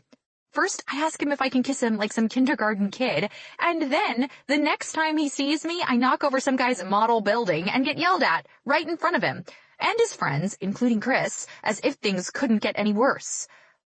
If all that's not enough, another year passes, and here I am dropping my towel and showing my tits and plastering myself to him. I'm not mentioning the part where I attacked him because I was right to do so. So, being his friend is the best idea here. We all agree on that, yes? Kayla looked at Jared, and then me. You'll get used to having him around. If I know you as well as I think I do, there'll be a lot of nervous laughing and hiding out in your room in your future if you don't do something about it. So actually try to be his friend. Since you're so adamant about not having a crush on him. Jared is good looking, and you're not a blubbering mess around him anymore. Kayla offered, gesturing at our friend. If I was interested in girls, this one would be all over me by now. So I'm not sure if I'm a good example in this situation, KK. Jared chimed in. I snorted. Oh, please, as if. That's all I'm saying to you, as if. Also, you wish, and, last but not least, in your dreams. So, instead of acting casual, as Kayla had so nicely suggested, and hiding in my room whenever I could, I was going to become friends with Dylan Reed. Sounded easy enough. It was around 5 in the evening when I managed to make it back to the apartment after spending several long hours in the photography lab. Before I got to turn my key and step inside, the door at the end of the hall opened and Miss Hilda, peeked out from behind the cracked door. Miss Clark? Is that you? She was 85 years old, and her eyes worked better than mine. She knew perfectly well that it was me. Yes, Miss Hilda, it's just me, I yelled over my shoulder, my movements urgent. I turned the key and opened the door, hoping she wouldn't ask me anything else, and I would get to throw myself face first on the couch for a few minutes, and then maybe force myself to get up and make a quick sandwich for dinner afterward before Could you be a lamb? Oh, not the lamb. I never wanted to be a lamb. Please don't say, hang the curtains. Please don't say, hang the curtains. Hang the curtains back up. Hanging my head in despair, I closed the door, cursing myself for completely forgetting about her and making enough noise to wake up the dead while walking up the stairs. I walked back to stand in front of her now fully open door. Did you wash your curtains again, Miss Hilda? She grunted and raised a brow at me, as if to say, what's your point? I'm only asking because you've already washed them 5 times this month. I had been chosen as the worker bee who hung the clean curtains back up because she just couldn't manage to do it herself. It was fine, because she really couldn't, and it only took me 10 minutes to hang them all back up anyway, but I always wondered who else she cornered to take them down every other day. I like a clean house, Miss Clark. Of course she liked a clean house. She roped me into vacuuming her apartment almost weekly, not to mention her never-ending list of other small tasks. If you weren't quiet enough and that door of hers opened, she had chores she wanted you to handle. If she'd been one of those sweet old grandmas who gave you warm chocolate chip cookies for helping her, or maybe sometimes offered you a home-cooked meal because you were a student who missed having home-cooked meals, she would be so lovable. But no, I had no idea how to be polite about my choice of word, but she was basically a witch. As I said, if she caught you, she always roped you into helping her out with something. And on top of that, she basically sucked all the energy right out of you while she was at it. That was why I always tiptoed when I reached our floor. I'm really tired, and I haven't had anything to eat since this morning. I'll come after you young people. You should never leave today's work for tomorrow. The door opened all the way, and she stood back. I would have agreed with her if it had been my own work I had to handle without leaving it for tomorrow. I hadn't even said I'd do it the next day. All I wanted to do was sit my ass down and eat something before I had to tackle her. Holding back a frustrated scream and gritting my teeth, I gave her a toothless smile and walked in.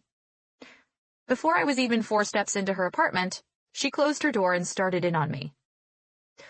Was that a young man I saw leaving the apartment this morning, Miss Clark? Back in my time, we wouldn't get near boys. These things were frowned upon. But I guess times have changed. At least this one is closer to your age. Did you know the girl in 5B cheated on her boyfriend? I heard them arguing just this afternoon. I wasn't even sure who lived in 5B. Tuning her completely out, I did what she'd asked me to do, and as soon as it was done, I almost ran back out before she could ask me to take Billy out for a walk. Billy was the cat from hell who hid every time someone other than Miss Hilda was in the house, and when he was thrust into someone's hands, i.e. mine, his go-to course of action was to scratch the hell out of your arms for even daring to touch him. As I practically jogged toward the door that would take me to safety, I could hear Miss Hilda's quick footsteps following me. For an 85-year-old woman, she moved surprisingly fast when she wanted to, and caught up to me just as I opened her door. You have a nice evening now, Miss Clark, and I'll let you know if I learn more about the girl in 5B. I bet we'll see her new book. I took a step out and collided with the hard body of a wide receiver in my haste to escape. Dylan had apparently just walked up the last step of the stairs, and he grunted in surprise. I gasped, and he went back down a step. Grabbing me right above the elbow, he steadied us both before I could fall on him and quite possibly break his neck on the way down the stairs. "Zoe? Oh, I'm so sorry." I apologized quickly as he let go of my arm. This guy would forever remember me as the klutz I had to live with that one year and had seen around campus twice before that. Before I could explain anything to Dylan or warn him telepathically, Miss Hilda cleared her throat behind me, and I barely held back a groan. Closing my eyes, I took a deep breath. If I didn't wrap this up quickly, she would hold us hostage for who knew how long. Here we go. "Oh, Dylan, here you are!" I exclaimed a little louder than necessary so Miss Hilda would have no trouble hearing. Though, when it came to the old woman's hearing, it was always a crapshoot. I plastered the biggest smile on my face and tried to come up with something in the 2 seconds it took me to right myself and face my nosy neighbor. "We were just talking about you, weren't we, Miss Hilda?" Before the poor guy could understand what was happening, I grabbed him by the arm and pulled him up to stand next to me. Or, more accurately, I urged him to stand next to me because the way those muscles felt under my hand, I couldn't imagine anything my size could move him even an inch if he didn't want to be moved. My next brilliant move was to pat his arm and discreetly squeeze it as a warning. But then I felt his muscles flex under my touch, and I forgot what I was going to say. Holy shit. I looked up at Dylan and our gazes met. I had no freaking idea what he was thinking, but I quickly looked away and pried my fingers off of his arm. If we both wanted to get away from Miss Hilda's endless chatter, I had to focus on one thing at a time. I thought telling a white lie wouldn't hurt anybody if it meant we'd get back to the apartment and I'd get to my dinner sooner. "This is who you must have seen leaving this morning, Miss Hilda. His name is Dylan Reed, and he's my new roommate." Both Dylan and I watched Miss Hilda take him in from head to toe. Shamelessly, I did the same. He was wearing black and gray Nike shoes, light gray sweatpants, which killed me because gray sweatpants on a guy was heaven on earth, especially when they wore them in the morning, and a white t-shirt that stretched across his impressive chest, the sleeves hugging those arms I had touched only seconds before. He was also toting a big-ass bag that hung low on his hip, the strap crossed over his chest. Miss Hilda must not have been impressed because she released another grunt.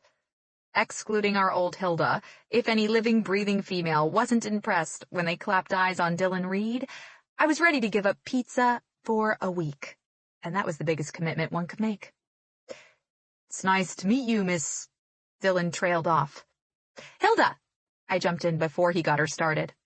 "I forgot to mention her to you, didn't I? This is Miss Hilda. I was just helping her out with something, and she mentioned how she had seen a young man leave the apartment and was confused about who you were." "Oh?" Dylan asked politely, glancing between me and our neighbor. "I wasn't confused, Miss Clark. I gave you my exact thoughts on how I felt about another boy living with you. This one," she turned to look at Dylan as she pointed her thumb at me, "should have been a juggler in a circus instead of fiddling away with that camera she can't seem to part ways with." "Oh, but Miss Hilda, you didn't hear the best part yet."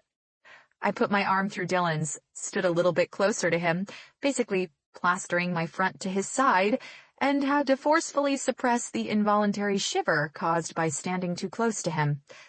I leaned toward Miss Hilda as if I was about to give her the world's biggest secret. She leaned forward, too. She lived for gossip. "I'm afraid he's not into us girls," I whispered loud enough that she could hear, which meant Dylan could hear me perfectly clearly, too. Miss Hilda's eyebrows furrowed, and she gave Dylan another long look. "Excuse me?" Dylan spoke up after a few seconds of silence. I angled my body toward him, and this time patted his chest area, completely ignoring his lined forehead and questioning gaze. I had no idea where I was going with the whole petting thing, but I couldn't seem to stop myself. "Nothing to be sorry about," the old woman answered, mistaking Dylan's question as an apology. "Yes, nothing to be sorry about, Dylan," I repeated. Dylan's eyes jumped from me to Miss Hilda.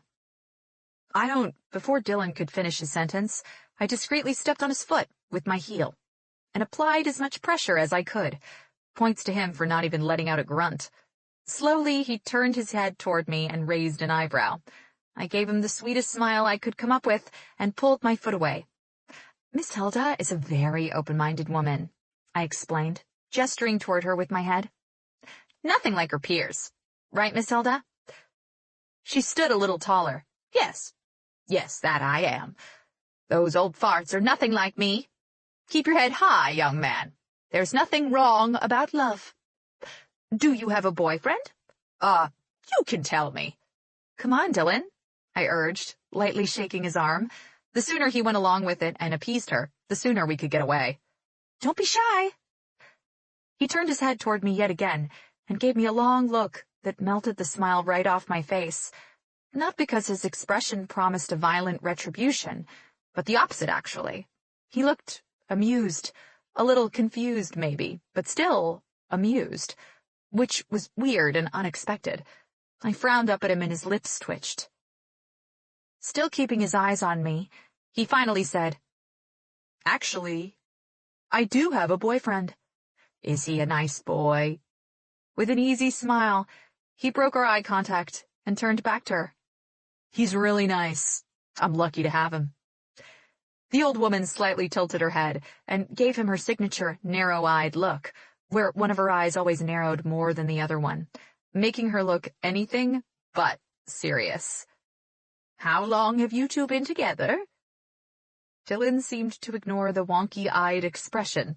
Again, points for him. The first time I'd seen her do it, I'd barely kept in my snort. "It's been 2 years. See, Miss Clark? See, maybe you can learn something from your roommate." I let out a long breath through my nose and managed to keep the smile on my face. "I know. I'll make sure to ask him for tips." Have a good Mr. Reed, your roommate has the worst taste in men.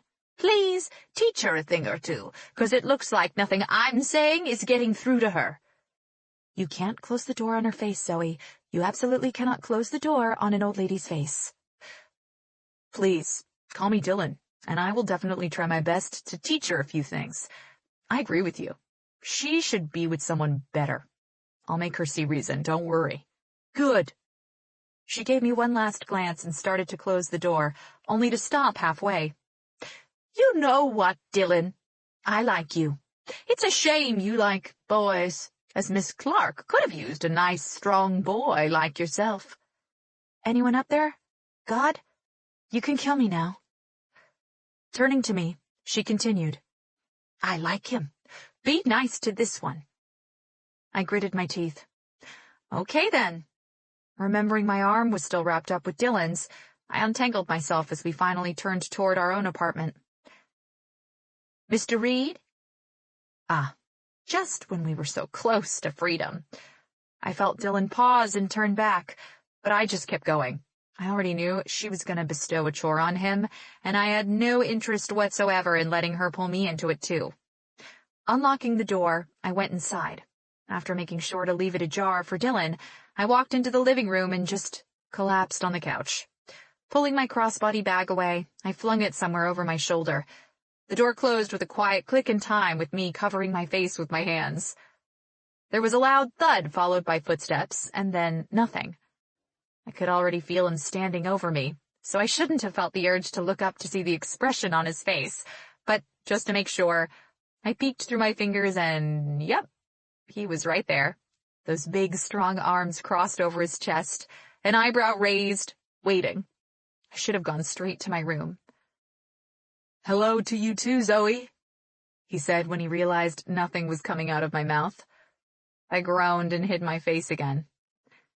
"Care to tell me what just happened?"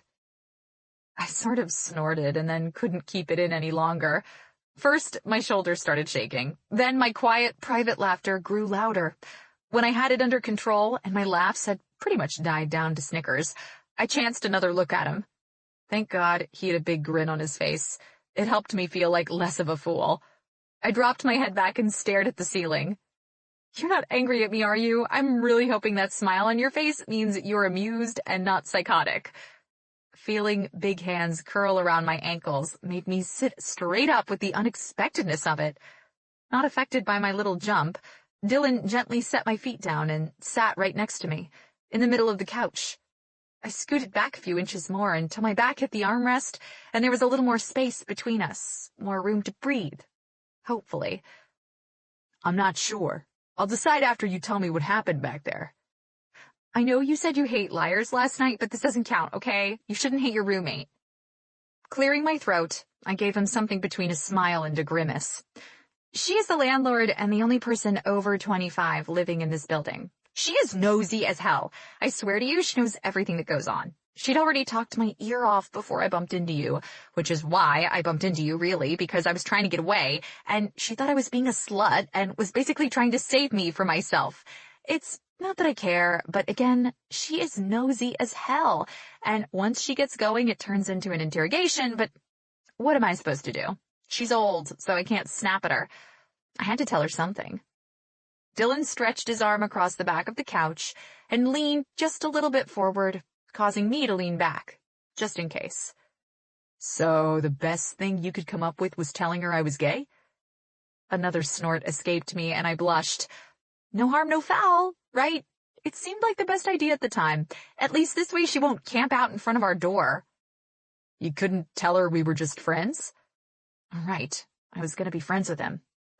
Her mind doesn't work like that. Boys and girls can't be friends. She thinks boys are after one thing and one thing only, and since you're a boy, she'd think you're after your... He trailed off, waiting for me to fill the silence. I wasn't going to do that. I think you get the picture. Maybe I do get the picture. His lips tipped up. Thanks, Zoe. Looks like we're gonna have a lot of fun. As his eyes bored into mine, we sat there like two idiots, smiling at each other. Why are you smiling like that? He asked with a chin lift. I stopped smiling and touched my lips with my fingertips. Was something wrong with my smile? Why are you smiling like that? I shot back. An eyebrow went up, and the lone eyebrow lift combined with that damn smile, it was enough to make my heart skip a beat. This is how I smile, Dylan answered. Well, it's too big. Zoe, oh, Zoe, you poor, poor child. His dark blue eyes were sparkling with laughter, and those lips tipped even higher. 1 second stretched into 2, and then 2 seconds turned into a staring contest. What the hell was he thinking? I didn't know him well enough to make a good guess, and it got harder to keep my eyes locked on his with each passing second. I was such a sore loser, so there was no way I'd be the first one to look away.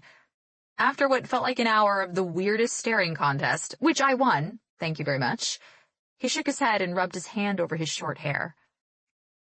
What? I asked quietly, genuinely curious to hear what he was thinking. He sighed and got up. Nothing. No, tell me, what? Dylan hesitated. You remember those people we talked about? I prompted. The ones we don't like? A quick nod. I don't like people who don't finish their sentences either. I didn't start a sentence. I tapped a finger to my temple. You started it in here. That earned me a warm chuckle. You keep doing things I'm not expecting you to do. It throws me off, that's all. Is that a bad thing or a good thing? Haven't decided yet. Let's not waste your time. Let's agree that it's a good thing. I caught the twitch of his lips as he leaned down to hook his bag over his shoulder. You think so? Oh, yeah. I'll keep you on your toes. I pushed myself up from the couch to stand next to him. So, we're good? Buddies? You don't mind that I told her you're gay? Buddies? If he wanted to focus on that. Sure, buddies, best friends, pals, mates. I'll let you choose. I lightly punched his arm, and then immediately hated myself for it. I, Zoe Clark, was officially the weirdest girl alive. Why didn't the ground open up and swallow me when I needed it the most? Couldn't be that hard. Looking down at where I'd punched his arm, then back at me, he gave me another one of his infectious smiles that stopped me in my tracks every single time. Buddies it is, then. Chapter 7. Dylan. It was only a few days into my move when I started to get back into my routine, or more like a new routine. We had a home game in 2 days, and I was more than ready to play. I was doing my third set of push-ups when I looked up and saw Zoe rubbing her eyes as she walked straight into a wall, missing the bathroom door by 10 inches or so. "Fuck!" she hissed out in a low voice, this time rubbing her shoulder. I dropped my head and tried to keep in my laughter. When I looked back up, I saw her looking over her shoulder toward my room, right before she hurried into the bathroom and gently closed the door. 223, 224, 225. I heard the door click open, then careful footsteps followed. When there was a loud gasp, I lifted my head, my gaze slowly making its way up her long, smooth legs. Her hand was clutched over her chest, and she was doing that deer-in-the-headlights thing again. I smiled. "Good morning, Zoe." Letting go of her chest, she pulled at the hem of her t-shirt and took a few sidesteps toward the kitchen. Her eyes, though, they stayed put on my body. Hello to you, too. You scared the shit out of me. I ducked my head and chuckled quietly. I can see that. What's going on here? She asked in a rough voice, still laced with sleep. Getting in my push-ups? A few more steps to the right and she reached the island. Keeping her gaze on me, she held on to the edge of the counter as if it was helping her stay upright, skipped the 2 bar stools, and walked around until she stood over the sink. Isn't it a little early to do push-ups? 236. I always wake up at 6 a.m. and get them done. So this is an everyday occurrence? Yeah. I dropped my head down and ignored the slight tremor in my arm muscles. Weekends, too? Yeah. Oh, okay. That's good to know. Zoe reached for the glass sitting next to the sink, eyes still on me, opened the fridge, took out a water bottle, unscrewed the cap, and poured it into the glass. After a second of hesitation, she grabbed it and took a few gulps. I looked back down to hide my smile and kept counting. 245, 246, 247. And good morning, buddy. Sorry? I grunted and looked up. You said good morning, and I didn't say it back. I'm not really awake yet. Might also be dreaming. Can't be sure completely about that. Just in case I'm not in a dream and you're really there doing push-ups, good morning to you too, buddy. You're really getting into this buddy thing, huh? She lifted a small shoulder, causing her very oversized t-shirt to slip and give me a view of the smooth skin so innocently hiding underneath the fabric. I'm liking the idea more and more. Keep counting, Dylan. Keep going. 261, 262, 263. When I reached 300, I grunted and jumped up. Grabbing the towel I'd left on the couch, I wiped my face. What are you doing up this early anyway? I haven't seen you around in the mornings these last few days. I only see you in the evenings. Not that she was around all that much. Whenever I came in, she found somewhere to disappear. She was still standing behind the sink, holding the glass in both hands as she took small sips and kept her eyes on me. Because I'm a normal person? You know, one who doesn't get up at an ungodly hour? Today I'm meeting with a girl who's paying me to take a few shots of her for a fashion blog. She wanted the streets to be empty, and according to her, her skin looks best with the early sunrise. No sane person would get up this early in the morning, but work. Yeah, a fashion shoot, huh? Sounds fun. As I can see with my own eyes, you're not a sane person either, so your idea of fun might be a little skewed. Tossing the towel back over the couch, I dropped my ass on the floor and started on my sit-ups. Okay, what's happening now? Sit-ups. I heard a little groan, but instead of glancing at her, I kept my eyes forward and kept going. Out of the corner of my eye, I could see her moving around, and even if I hadn't been able to, the sounds of cabinets opening and closing and flatware rattling reached me just fine. 41, 42, 43, 44. When there was a long stretch of silence, I spoke up without breaking my focus. "What's up, buddy?" What's up? She returned back. I could feel her eyes sweeping over my skin like the gentle touch of a feather. My dick stirred in my sweatpants. "You're staring." How do you know I'm staring? You're not even looking at me. "I can feel your eyes on me," I grunted. You can feel my eyes. Of course you can. Well, I'm not staring because there is something to stare at. I'm only looking toward you because you're in the way of my view at the moment, and I don't know where else to look. Curious, I turned to see what she was doing. I tried to maintain my pace and keep counting in my head at the same time, but she was making it hard. She was standing in the exact same spot. Only difference was this time she had a blue bowl in one hand and a spoon in the other. The dish was full of what I could only assume was the cereal that was heading toward her pink lips. I tried to meet her eyes, but her gaze seemed glued somewhere else, namely, my torso. So I was the breakfast entertainment. For some reason I couldn't quite articulate. I didn't mind her gaze on me, and trust me, if it had been anyone but her, I would have minded. Being gawked at usually broke my concentration, thus pissing me off. But I'd never had a set of eyes moving over my body feel like fucking feathers, of all things. My body heated, and I was pretty sure it wasn't because of my workout. "You're having breakfast and still staring," I grumbled, sweat starting to pour off my forehead already as each rep got a bit harder, and my dick did the same. Her spoon paused midair, and then she was chewing again. I think so. Yes. There was a loud clink when her spoon hit her bowl and she winced, but 2 seconds later, the chewing started back up. They always say breakfast is the most important meal of the day, and I think I'm becoming a believer. 100. Finishing my first set, I lay flat on the ground and shook my arms to relax my muscles as I slowly caught my breath. So, do you always do this half-naked? I smiled up at the ceiling. If it's bothering you, I can do it in my room from now on. I only came out here because I didn't think you'd be awake yet. Nope, it's fine. Just wanted to check. There was a 2-second pause before she spoke up again. Always at the same time? Are you going to come out every morning and keep me company? Taking a deep breath, I started on the second set. 101, 102, 103. Nope. You sure? You thought about it for a second there? Yep, nope.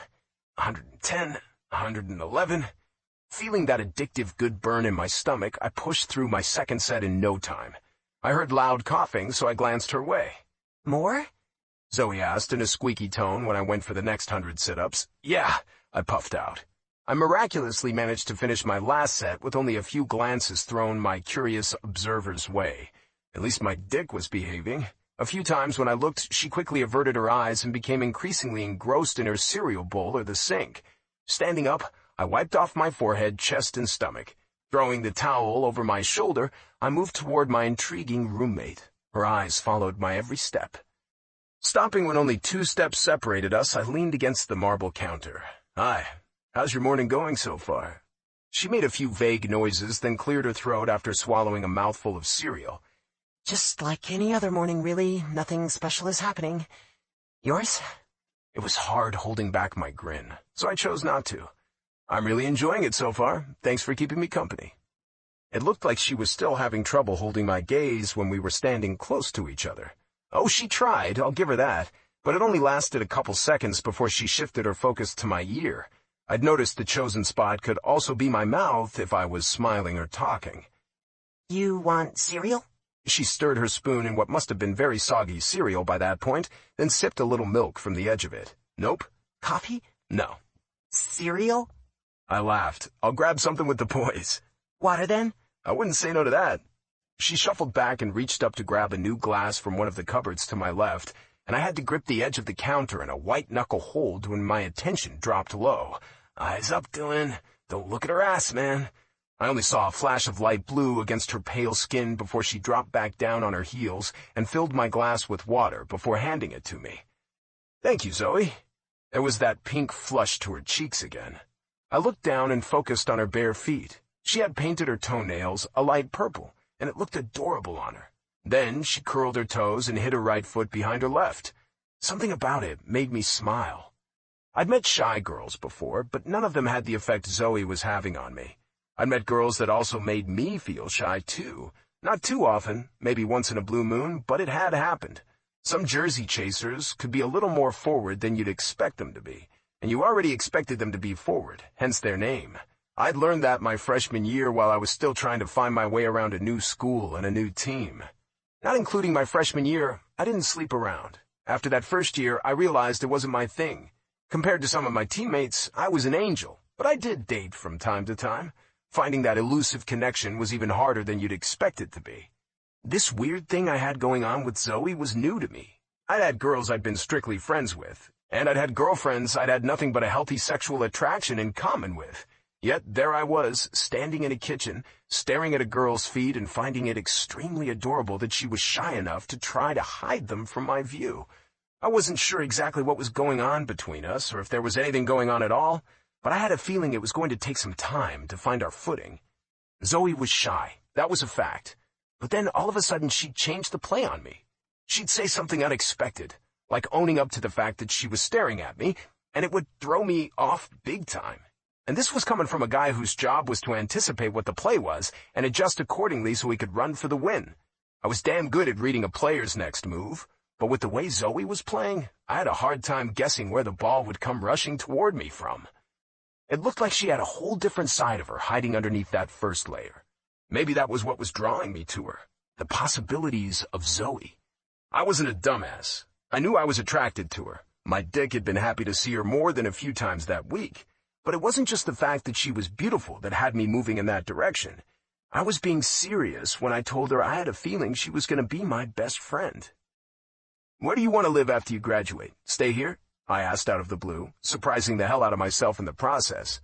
She held my gaze for another 2 seconds, which seemed to be her max unless she was getting into a staring contest with me, then looked back into her bowl and kept squishing the cereal into the milk. Anywhere but my eyes worked, I supposed. Why did she have so much trouble meeting my eyes when we were standing close to each other when she'd had no trouble checking out my abs and occasionally my arms and shoulders just minutes before? New York. You? I'll know after the draft is over. Makes sense. She nodded and flashed me a small, shy smile. I admire your confidence. You're sure you'll be picked. Any idea where you'll end up? I shrugged. If I don't believe in myself, why would anybody else? I might not end up being a first-round pick, but that's fine. I'll just work harder to show everyone what a mistake they made by skipping me. Her smile grew bigger, and I frowned at her lips. And just so you know, that's not me being a big-headed prick. I just know what I'm capable of out on that field. That being said, I could blow my knee in the next game, or hell, even at practice, and never be able to play again. Going pro is the plan and the dream, but it's too early to tell where, or anything really. She raised her spoon-holding hand in surrender. A healthy dose of self-confidence is always good. I could use some of it myself. She paused for a moment. And I know you're not a big-headed prick, Dylan. Yeah, you say you're good on the field, but you're not being obnoxious about it. You just said you'll work harder to show them what a mistake they made by skipping you. You didn't give me a dirty grin and say they'd be lucky to have you play on their team. That would have been obnoxious. She narrowed her eyes in uncertainty. Do you know what I mean? Instead of smiling back at her, or taking a step forward that would bring me closer to her, or saying thank you in a gruff voice, I asked a simple question. This time, it was no surprise. I was completely aware of what I was about to ask her. Do you want to make a bet with me, Zoe? Her smile shrunk a little, and she finally put the spoon down in the bowl to try to understand where I was going with my question. After a few seconds of contemplating, she shifted her weight and leaned her hip against the counter. Where did that come from? And what kind of bet are we talking about here? The sun sent the first shy rays of light through the windows and onto Zoe's face as I put my water down and faced her. I watched her squirm when my new stance brought me just a bit closer to her. I could see how much she wanted to back up in the way she shifted from foot to foot. If I took one big step, we'd breathe the same air. The glint, the sparkle I could see in her eyes told me she wouldn't be scared away that easily. Let's bet on a kiss, I said, deciding to end her misery. I think we're going to end up kissing one of these days, and I bet you'll be the first one to beg for it. She froze. Her bowl was still suspended in air, so I reached forward and gently took it from her hand. When she didn't release her hold on the spoon, I pried her fingers off of it with my other hand and put her soggy breakfast on the counter. Honey Nut Cheerios, from the looks of it. Not a bad choice. Correct me if I'm wrong, but did you say I'm going to beg you? Yeah, that's what I'm thinking. I stand corrected. You are full of yourself. She marveled. You don't believe me? That's fine. Means you'll win. Let's make the bet. Did you forget about the part where I told you I had a boyfriend? I hadn't, and I didn't like it, but I was still unsure about her dating situation. Hell, I wasn't even sure if she was telling the truth or not, if I was being honest. She'd said it was complicated, and complicated never boded well for a relationship. He was probably a douchebag anyway. You said it was complicated. Things change, and again, the worst that can happen is you'll win the bet. What do you have to lose? Not always. Sometimes things don't change. I have a feeling about this one. Oh, yeah? She crossed her arms, making her oversized t-shirt hike up a few more inches on those smooth legs. If I looked long enough, hard enough, could I see that hint of soft blue again? Care to share that feeling with the rest of us? My gaze snapped back up and I lifted my shoulder in a half shrug. Scared to lose? If you're so sure of yourself, why not just take the bet? I'm not going to fall at your feet. She wildly swung her hand in my direction. Just because I saw you half naked. A lot of guys work out. I've watched a lot of guys work out. One side of my mouth quirked up. If you think that's what makes me special, the fact that I have muscles, you're definitely in for a surprise. Come on, what do you have to lose? I'm not going to try to seduce you, I promise. In fact, I promise I'm not even going to mention this bet again. Just an innocent game between friends. We'll still be buddies, like you said. She started tugging on her lower lip with her fingers, thinking over everything I was saying. Then why make the bet in the first place? I'm not saying I'd want you to seduce me or anything. Not that you could, anyway, since I'm not even affected by half-naked bodies. Her hands moved in the air to indicate said half-naked body before going back to her pink lips. And clearly, I wouldn't want you to... Clearly, I repeated after her. So why? She shot back, ignoring my amused words. Why not? she huffed. That's not an answer. I pushed away from the counter and she took a step back. It's okay. I understand if you don't trust yourself around me. She raised her chin just a bit higher and gave me a flat look. Cute. What do I get if I win? Whatever you want. That's a lot of rain you're giving me. What if I ask you to... Okay, forget it. I'm not going to give it away. I have to think about it some more. I nodded. That was fair. What are the rules? She asked, her fingers finally leaving her lips alone. The time frame. No rules. Nothing changes. It's just a harmless bet between two friends. Nothing more, promise. As for the time frame, let's say before I graduate. I don't think you'll take that long, but just in case. A saccharine smile touched her lips, surprising a genuine grin out of me. I half expected her to flip me the bird while she was at it, but then she pressed her lips together, her expression turning serious. What do you get out of this? Even though I hadn't thought that far ahead since kissing her would be a win all on its own, I realized I didn't even have to think about it. If I win, I get to have a second kiss. And a third one. After all, 3 seems to be the magic number with us. Instead of making their way to her lips, her fingers tugged and twisted the tiny charm hanging at the end of her silver necklace, just a little above her breasts. If the color of her bra straps were anything to go by, she was wearing matching underwear, which was a thing that got me going. A sexy set of matching underwear kicked everything up a notch for me. She squared her shoulders, and I forced myself to snap out of imagining what kind of underwear she had underneath that faded t-shirt before my dick could salute her. I'm really good at bets, just so you know, she said eventually. And I've never begged to kiss anyone in my life, Dylan. Are you just as good with them as you are with impromptu staring contests? I gave her half a shrug and tried to keep my smile at a minimum. It doesn't matter. I like the idea of being your first, Zoe. One side of her lip quirked up. Make all the fun you want. Better watch out. That's all I'm saying. See, then you have nothing to worry about. You'll be safe from my lips. Again, as we seemed to do, we stood there staring at each other for a few seconds, both of us sporting a small smile. This time around, she was the one to look away first, and I was nice enough not to point it out. I gripped the towel hanging on my shoulder. I better get ready to head out. Don't want to be late to practice. You know this means if you beg me for a kiss, you'll lose too, right? I did nothing but smile. I could have kissed her right then and there, but if she wasn't lying and really had a boyfriend, that wouldn't go over well. And I wasn't that guy. I wouldn't do what had been done to me. I would have bet money there was no actual boyfriend, but there was football, and it was very much real. I was living the most important year of my life so far, and I already had a brutal schedule ahead of me. Zoe nodded like it was decided, then suddenly, she had her fist extended between our bodies. I looked down at it. What's that? Hit it. I arched an eyebrow. Hit it? Yes, come on, don't leave me hanging. Buddies occasionally do fist bumps. When I wasn't fast enough because I was busy trying to figure out how she had come into my life out of nowhere and how I was going to survive her, she gave her little fist a shake and tilted her head, pointing at it with her eyes, urging me to hit it. So I fist bumped my new friend and laughed all the way through it. What else could I have done? After I left the apartment and met up with the guys, we pushed through a 3-hour practice. Not everyone on the team was happy about getting their asses kicked every day, but I wasn't one of them. At least fall camp was over. It had been ruthless, to say the least.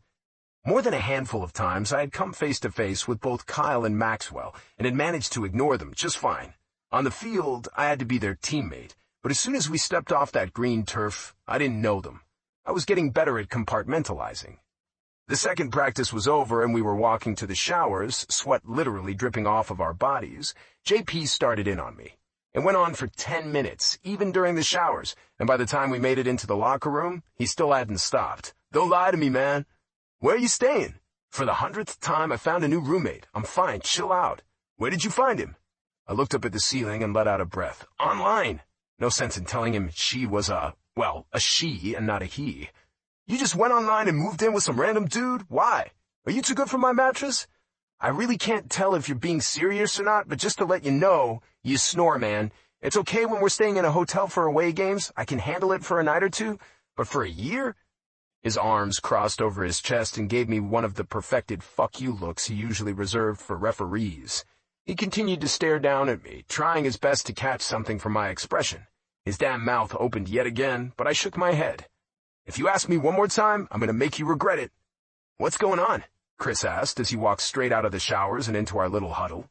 I yanked my sweatpants up and sat my ass back down on the bench. JP turned all his attention to our starting quarterback. Do you know? Because if you do and you're not telling me, I swear to God, Chris. Apparently getting his ass kicked out on the field hadn't been enough for him. He was asking for seconds. Frowning, Chris looked at me and then at JP. What the hell are you talking about? I just came in. Fighter boy over here has a mysterious new roommate and he's being all weird about it, JP announced. Not even bothering to lift my head up, I reached for my shirt. If anyone is being weird around here, trust me, it's you. He's not staying with you? Chris broke in, ignoring my words. I thought he was staying with you. Where are you staying, man? Groaning, I stood up and pulled my shirt down my stomach. Are you two fucking kidding me right now? I swear to God, if either one of you asks me where I'm staying or if I'm doing okay again, I'm gonna beat your asses. Do you see how defensive he's getting? JP asked Chris. He's still...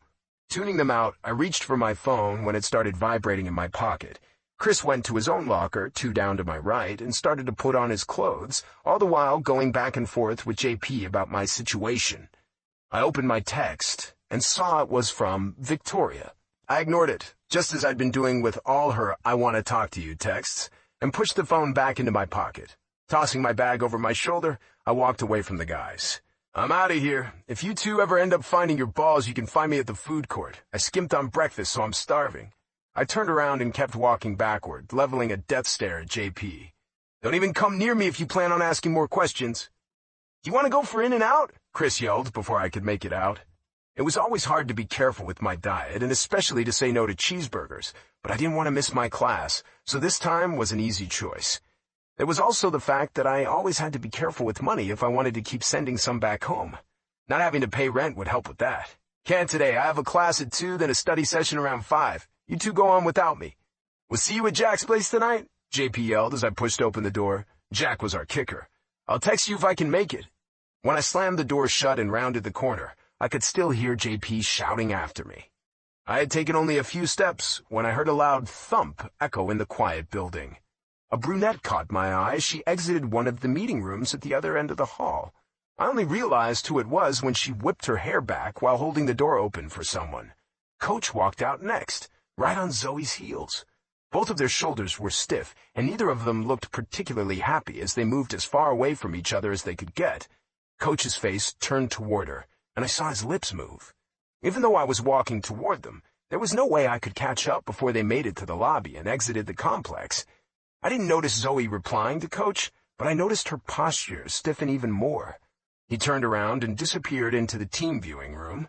Zoe picked up her pace, past the trophy displays without lifting her gaze from the ground, and walked out, unaware that I had stopped moving and was standing completely still, full of questions. Chapter 8. Zoe. The weekend after Dylan and I made the bet passed in the blink of an eye. His team won their second game, which I heard about from Jared, and the whole campus was buzzing with the sweet taste of victory. Me? Not so much. I had watched the first half of the game before heading out to meet up with Jared, and even though I didn't know much about football, I had a hard time following where the ball was, who had the damn ball, who tackled who lost the ball, who caught the ball, etc. Even I could see that Dylan became a whole other person out on the field. At least, with my limited football knowledge, I thought so. His movements were sharper. He seemed super focused, super attractive, super aggressive. In a hot way, not in Hulk way. Did I mention super attractive? He was super strong, super fast. The guy could run. And again, just in case you weren't following, super attractive. I was very appreciative of it as a viewer. It was probably the uniform and those damn shoulder pads that made him look like a sexy beast. Even the black face paint under his eyes that was supposed to make him look ridiculous did the exact opposite. He looked like a warrior out on that field. Obviously, it would be a lie if I said it wasn't hot as fuck to watch him play. When he made his first touchdown, a 45-yard run, according to the announcers, I was all caught up in the excitement and did a little jump in my seat with the biggest grin on my face. I laughed when all his teammates rushed over to him as he did a little dance with his hips and they bumped chests and fists. See? Friends do fist bumps all the time. Then I saw number 5 run toward him. Chris. He hooked an arm around his neck as they pushed each other around, and my heart warmed at the sight. When the camera panned to the face of their coach as he paced the sideline, I turned the TV off. I could definitely understand how the rush of the game, and the uniforms, and, okay, specifically those shoulder pads, and maybe those tight pants, affected every girl on campus. I assumed it would be 100 times worse if you were actually right there in the stadium. I wasn't about to give in completely and become one of his shrieking fans, but I didn't see a problem with just watching his games every now and then either. Because he and I were on track to become best friends, and best friends kept up with each other's interests. In fact, as he was rushing out one day, he'd even asked for my phone number, and then later I'd gotten a, "Hello, roomie." In my book, that meant we really were becoming friends. Which was exactly what I wanted. Exactly. Speaking of friends, as the clock neared 8 p.m., I picked up my phone and called Kayla. She answered on the 5th ring. "Hey, Zoe. Hey, you. I'm starving. When are we meeting? Are you done with your study session?" I was planning on begging her to go for pizza, but I wasn't sure if she was in one of her dieting phases, thanks to Keith making random comments about her weight. If that was the case, I knew it would be a no-go. But as I listened to her sigh on the other end of the line, all thoughts of food disappeared from my mind pretty quickly. "What's going on?" I asked carefully, even though I could already take a wild guess. "I can't make it tonight. I'm so sorry, Zoe.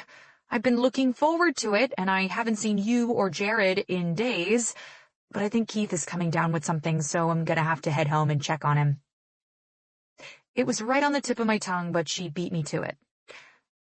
"And before you say anything, he actually wanted me to meet with you, but his voice sounded so bad when he called, so even if we went out, my mind would be on him the entire time." I sat my ass down on the couch and slipped off my shoes. Just minutes before, I'd been ready and excited to meet up with her. "I wasn't going to say anything," I grumbled. "And I understand, of course. You should take care of him. I'd do the same. Don't worry about us. I can meet you tomorrow. Would that work? I think Jared is free of babysitting duties, so maybe he could make it too. Might even work better. Lunch, maybe?" "My class isn't until 4. I could hear her quick footsteps as I waited for her answer. "I have 2 classes tomorrow, one in the morning, the other around 2. If Keith gets better by then, we'll go for coffee. That okay?" "Anything will work. You say when and where and we'll be there. I just want to see your pretty face, KK." I could almost feel her warm smile through the phone. At least her tone was warmer when she answered. "God, I miss you guys too. I'm not even asking about Dylan because I need to hear the details of every single day, and we can't do that over the phone. And don't tell Jared everything without me. I'm feeling pretty left out as it is, and he'll lord it over me forever." "Okay, my lips are sealed until I see you in the flesh, but don't worry. You haven't missed all that much. Although on Saturday, after he came— Nope. You're going to tell me everything tomorrow, remember? This is not a conversation you have on the phone. We need coffee and carbs in the form of baked goods." "It wasn't actually— Oh, Zoe, I'm sorry. Keith is calling. Gotta go. I'll text you tomorrow, okay? Love you." "Okay, I love you." The line went dead. I groaned and threw myself flat on the couch. Of course, Keith would be calling. If she'd ignored him and gone out with me instead, he'd have kept calling her until he made her feel uncomfortable and guilty enough that she headed back. I hoped he was actually sick and in actual pain. I sighed and quickly texted Jared. "Me. Kayla can't make it. Apparently Keith is coming down with something. Jared. Asshole. Jared. Keith, not KK. Jared. You can come here and let Becky give you a makeover if you want. Me. Your mom is the night shift again? Jared. Yeah. Are you in? I promise I won't post the results of the makeover on social media this time. Me. No, thank you. Getting a makeover from a 5-year-old was a one-time thing. It's off my bucket list. I'll never make the mistake of falling asleep when she is in the same room as me again. Jared. Oh, but we worked so hard to make you pretty. Me.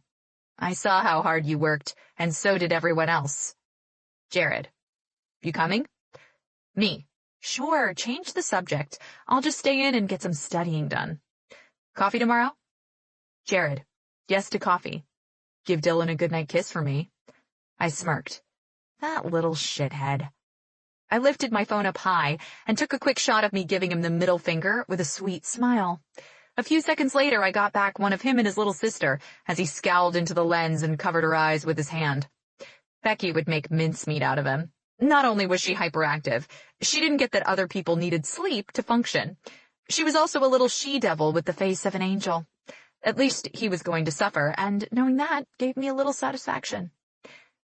Kissing Dylan goodnight? I didn't think so. I was made of tougher stuff. I knew Dylan had a team dinner and a study group because I'd overheard him talking to his friend on the phone. I wasn't sure whether it was Chris or not, and it wasn't like I could ask him either, but knowing he wouldn't be home anytime soon, I got comfortable in the living room and brought my laptop with me to get some studying done. If I could squeeze in some retouching of the last shoot I'd done for Leah's fashion blog before I hit my bed, that would be even better. From the way things were going with my little photography job, I had a feeling saving up to move out at the end of the year wasn't going to be as big of a problem as I had expected. Facing the windows, I sat down on the floor, spread everything out on the coffee table, and got to work.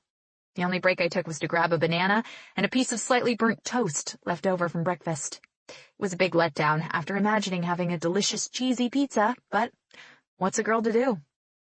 It was around 9 o'clock when my eyes started to grow heavy from the schoolwork, so I put in my earbuds and switched over to Photoshop to work on editing the fashion shots.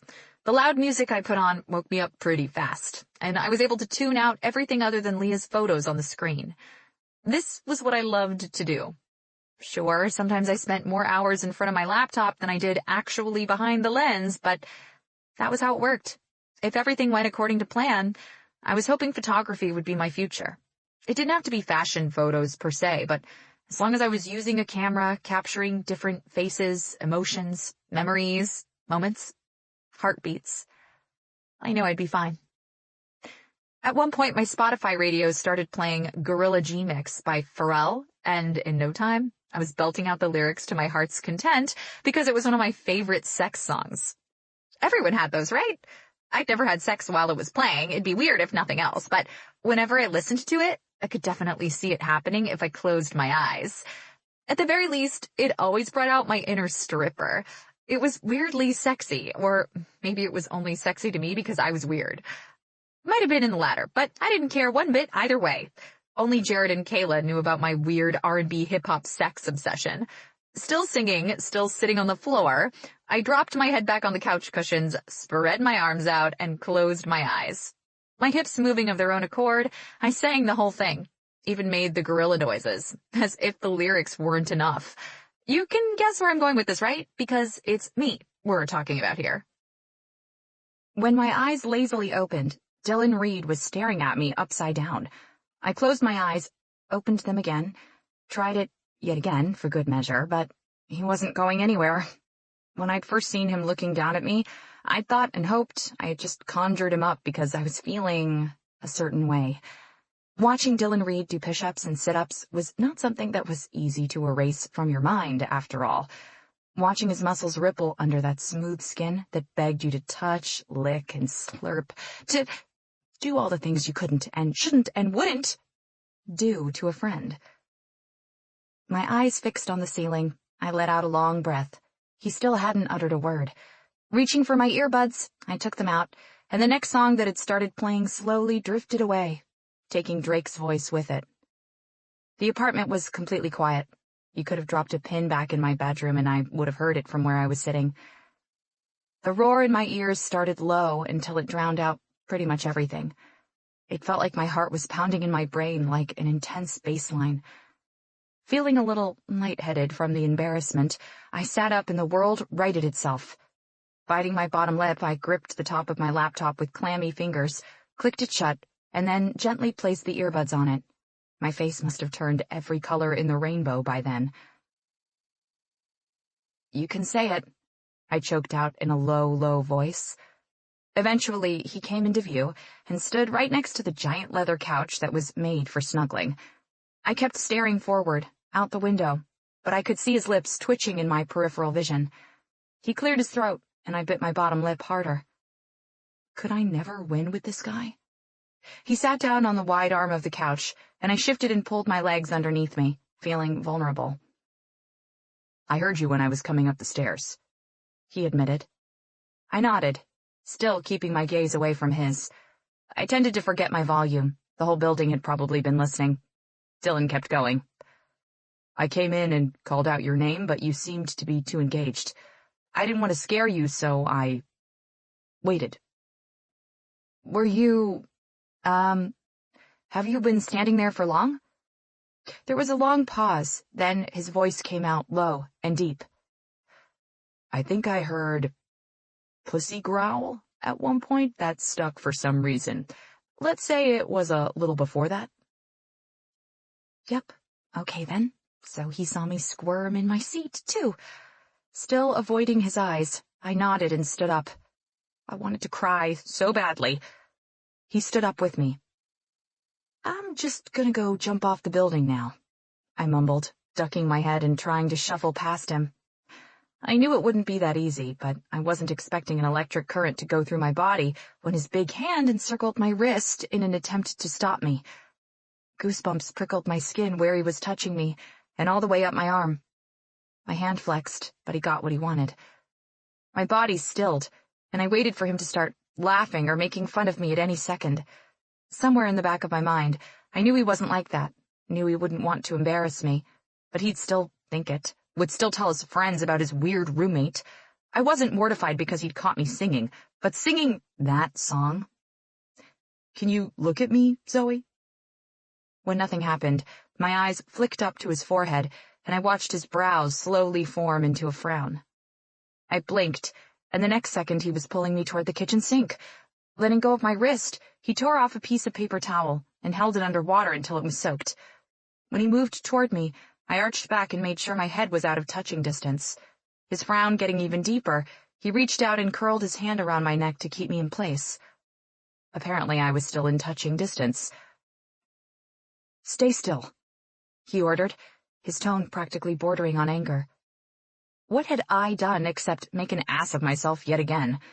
As his eyes wandered to mine, for a brief moment, I wished he could have been at least a little unattractive. It would have helped me act normal around him. Even his slightly crooked nose added to his allure. Your lip is bleeding, he muttered, almost to himself. Ah, so that was the bitter taste I had swallowed, and here I'd thought it was the bitter taste of humiliation. My lips get really dry sometimes. When the wet cloth touched my bottom lip, I winced and reflexively curled my hand around his wrist to stop him, more like halfway around his wrist since my hand was tiny next to his. Even though it shouldn't have worked, it did, and his hand stilled. I was so stupid that even his forearm looked sexy to me, the veins lining his skin. There were also those arm hairs I could still feel on my skin if I closed my eyes and thought about the day I'd attacked him in the apartment, and then his big hand, with its big, strong fingers, gently touched my lip, bringing me out of my daydreams. My eyes met his. Sorry, he murmured, his voice low, so low that my heart went from 0 to 60 in 2 seconds flat. Don't look him in the eye, Zoe. Don't do it. I'm sorry, I muttered sheepishly as I pulled my hand down. He turned his wrist once, as if I had hurt him. I doubted it. He cleared his throat and resumed cleaning my lip. I let him, openly enjoying the attention I was getting. Okay, maybe not so openly, but at least I hadn't done anything stupid yet. When he was done, he balled the paper and tossed it into the trash. My eyes followed it, and if they weren't failing me, there wasn't much of anything on it, just a hint of pink. So what was the sudden first aid help? Why is it that you always see me at my worst? I asked, hoping he'd have an answer for me because I was coming up blank. I struggled to find some place to put my hands. Across my chest, on the island, behind my back, on him. I mean, getting caught singing is never the best feeling since it's a private moment, but I was also semi-dancing, as I can imagine you saw, which is, I guess, weird when you're doing it while sitting, but it still counts. To top it all off, that song? Why didn't you walk in when I was singing to Ed Sheeran? I don't sound so bad when I'm singing one of his songs. Getting caught by you during that song? With each sentence, my voice came out like a squeak. Never mind. I slowly walked around him and headed toward the hallway. Any chance you won't make fun of me for this? Zoe, he started as I managed to make it almost to the entrance of the hallway, but before he could finish whatever he was about to say, the power went out, shrouding us in darkness. What the hell? What the hell indeed? There was a long 8-second pause where we stayed frozen, waiting for the power to come back on. I moaned, already going into panic mode. I'm gonna say something, but you can't laugh.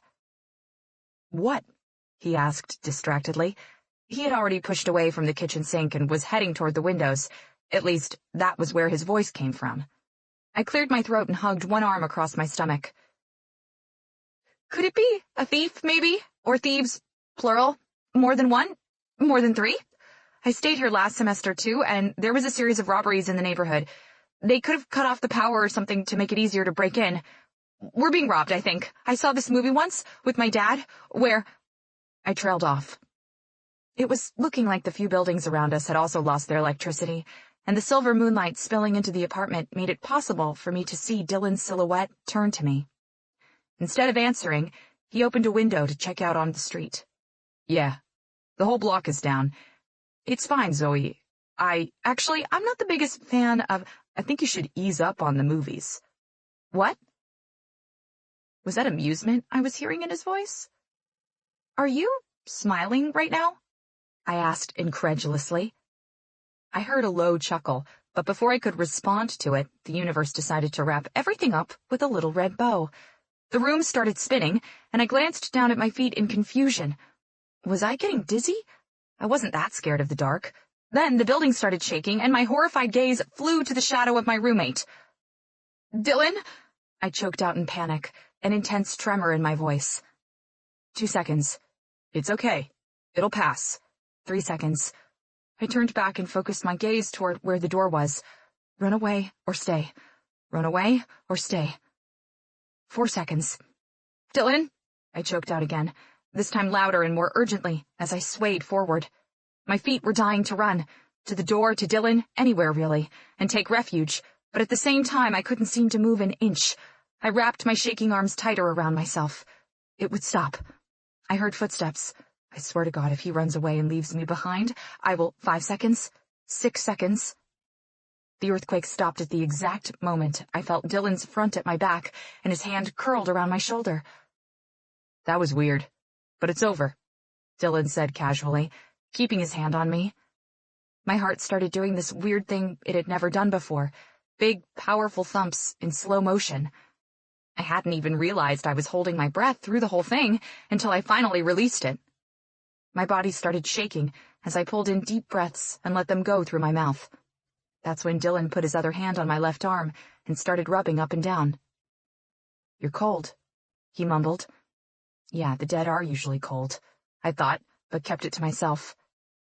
I couldn't even give an answer as I struggled to get my breathing under control. Half an hour before, I would have said it was too hot when I was singing. Even the short-sleeved t-shirt I had on had felt like too much at some point, and that was LA for you. Now, as Dylan's hands moved on my naked arms, I felt nothing but cold seeping into my skin. His thumbs slid under my t-shirt every time he swept up. We need to get out. We need to get out right now. I moved to run straight out the door, but his hand stopped me before I could take more than a few steps. Wait a second. He gripped my elbows and turned me to face him. We need to get out, I repeated, breathing heavily. Even standing so close to him, I couldn't see the details of his face, but from the way his head was tipped, I knew his gaze was on me. It's okay, Zoe.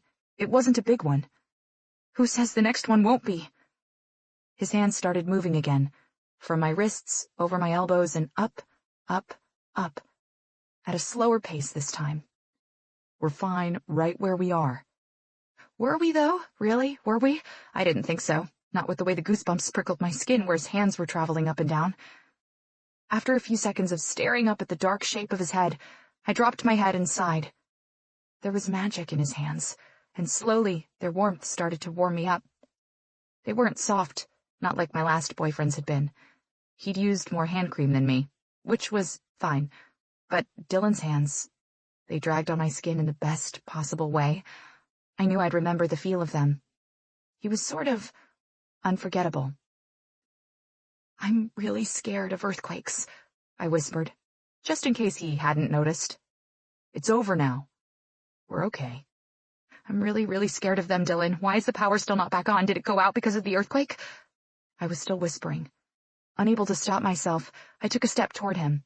I was maybe half a step away from actually standing on his feet, my face only inches away from his chest. Me shuffling closer wasn't a cry for a hug by any means, but when his hands dropped away from my arms and a chill took their place, I felt like a complete idiot. A complete idiot who knew she was an idiot, yet still couldn't find it in her to back away from the safety of the big guy in the room. They always said you should take cover next to strong, sturdy things, right? Well, Dylan Reed was plenty strong and sturdy. Then I felt a big palm at the base of my spine, which pulled a quiet gasp from somewhere deep within me and caused a very small shiver to work its way through my body. His hand slowly started inching up on my back, as if he wasn't sure if holding me would be okay. That was enough of an answer to a question I wasn't even thinking of asking. I didn't wait for vocal confirmation, just buried my cheek in his rock-hard chest and held my breath. His other arm reached around me and rested on my back, a little higher than the other one, and I felt like it was okay to close my eyes. He'd make it okay. It was probably just a coincidence and has nothing to do with the earthquake.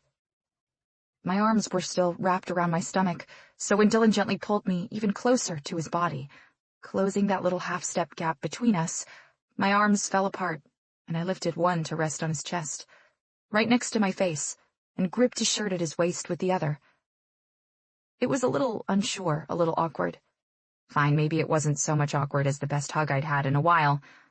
Let's call it the best half-hug, maybe, because it wasn't as if he was crushing the life out of me. That would have been the perfect hug. The embrace was pretty loose, but it was still a hug, and it was still appreciated. And dear God, his touch was warm and strong. His cologne was different, dizzying, something warm and spicy, maybe a hint of cedar. Basically, it was magic. How did he smell so good at that time of the night? Had he been on a date? Was it too forward to hug a friend like this? If we were being honest, calling him my buddy or friend was stretching the truth a bit, but was I going to stop or back away?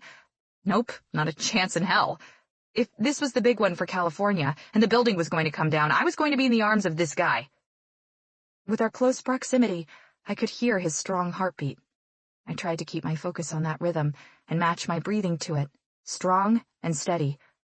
When I had it mostly under control, I let out another deep breath. You must think I'm crazy, I muttered into his chest. There was a 4-second aftershock right at the tail end of my words.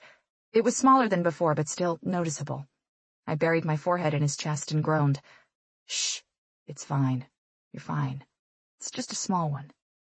I swallowed the lump in my throat and closed my eyes tighter this time, my hand curling into a fist. His arms weren't moving anymore, but he hadn't let go of me either. And I don't think you're crazy. My mom is not a fan of earthquakes either. Yeah? Would she jump into a stranger's arms too? His chest moved with silent laughter. I thought we were friends. When did I turn from the best buddy to the stranger in this scenario? And to answer your question, she wouldn't get to jump into a stranger's arms because my dad would be right next to her, ready to catch her if she decided to faint or anything. She always clings to his hand for dear life. His gravelly voice helped me relax further. She faints? Thankfully, it hasn't happened yet, but I wouldn't put it past her. She always threatens us with it, though. I waited a moment before I spoke again. Scientists are expecting a mega earthquake to hit California, right? The power is still out, and I feel like something bad is going to happen. What if this is it? He hummed for a few seconds, and I could feel the vibrations through his body. Do you have any regrets? Maybe someone you'd want to ask for a kiss before an untimely demise? He surprised me enough that I tilted my head back to look up at him. Thanks to the new angle we were standing at, it was easier to make out his features in the dark, and I could definitely see the playful grin on his face. Yeah, nice try, but I don't think so. I told you I'm made of tougher stuff when it comes to bets. I won't back out that easily, though if the building actually starts crumbling down, All bets are off, and I'll probably try to crawl right into you. This time his laughter was audible. Okay, I'll make sure to be ready for it. Thinking he must have been starting to feel weird or uncomfortable holding me, I dropped my hand from his chest and took that half step back again. As soon as his arms released me, my body temperature started to come down. How come you're so calm anyway? Have you never watched 2012 or San Andreas? I just rewatched them last week, so I'm thinking that's not really helping at the moment. It sucked that I could feel exactly where his hands had held onto my body. It made me too aware of the fact that they were no longer around me. Is that why you're so afraid of earthquakes? Because of the movies? Who in the world wouldn't be afraid of earthquakes? How can I not freak out about getting smushed under a building? All of a sudden, my hand was in Dylan's, and he was staring down at them, as if he wasn't sure how it had happened when he was the one who had reached for it. His hand squeezed mine once, twice, and my heart rate picked up. Shit. Slowly, as if my hand had a mind of its own, I stretched my fingers and linked them around his. It seemed like exactly what he was waiting for, because before I could even process the butterflies in my stomach, he was pulling me toward the couch. What are you doing? I'm dead on my feet, Zoe. I had a long day, and then the study session went longer than I expected, and I had to hit the weight room before I came here. I'm wiped out, so we need to sit. Oh, I'm sorry, I mumbled as he sank into the couch with a heavy sigh and pulled me down next to him. I should get up and look for a candle or something, I mumbled and tugged my hand. Instead of letting me go, as I expected him to, he turned my hand in his, then threaded his fingers through mine, palm to palm. Sitting at a weird angle, I stared at our hands, not sure what was happening. He lifted them and placed the back of my hand on his thigh. I tensed. Dropping his head to the back of the couch, he scooted a little lower. Stay. Let's relax for a minute. Keep me company. The power will come back any minute now. Keep him company with his hand wrapped around mine? Sure. What the hell? What were friends for, if not this? I already mentioned that I was an idiot, right? I was actually happy he hadn't decided to go back to his room to crash, so I shifted in my seat, leaned back, and got comfortable next to him. Oh, and Zoe? No more of those movies for a while, yeah? Maybe stick to something that won't scare you. You said you liked animated movies. Those should be good. Those usually make me cry, I mumbled under my breath as I turned my eyes on him. I think... When I didn't go on, he rolled his head toward me. Our eyes met in the moonlight, and I flicked my gaze back up at the ceiling again. I think it has something to do with you. I don't act nearly this wacky around anyone else. Don't get me wrong, I might come close, but not back to back, not like this. So what you're saying is that I'm a special friend, huh? I glanced at him out of the corner of my eye and saw he was still looking at me. I gazed at his temple. I remained silent, and he finally turned his head away. I like that, he murmured in a low voice, and I thought it was safe to look again. His eyes were closed, so mine could roam every inch of his face to my heart's content. He groaned and arched his back, getting more comfortable. I couldn't say the same for myself, but I didn't move from my spot either. The alternative wasn't appealing at all. I felt something touch my leg, and when I looked down, I saw Dylan's thigh, which had been nowhere near mine just seconds before, lightly resting against mine. Did you have a good day? I asked, when he stayed silent. Yeah. Long one, but it was good. You? Same. I was working before you came in, so maybe I should go back to that until the power comes back on and let you sleep, though I'll have to wake you up if there's another earthquake. A low chuckle. Oh, yeah? The rumble in his voice rendered me speechless. I closed my eyes and held back a moan. Just giving you a fair warning, that's all. Feel free to wake me up whenever you want. I won't mind. I wasn't going to comment on that one. Hey, Zoe? He asked, his voice somewhere between husky and sleepy, heavier on the husky side. Yeah, I croaked, not sounding nearly as sexy as he did. I was still trying to recover from what his voice was doing to me. Where's your boyfriend right now? Oh. I stiffened and tried to pull my hand away from his, but I couldn't break his hold. Why are you asking? He'd know you're scared of earthquakes, right? If he's your boyfriend. He knows. I just thought he'd call to see how you are by now. If my girlfriend was afraid of earthquakes, I'd be there for her. I told you it was complicated. You're such a little shit, Zoe. Okay. If you say so. I was just asking. Chapter 9. Dylan. Zoe, can I ask you a big favor?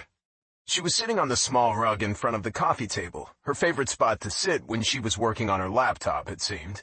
If she was watching a movie, her preference was different, snuggling up on the big leather couch. How big is it? She asked, her gaze still focused on the screen and the photo she was working on.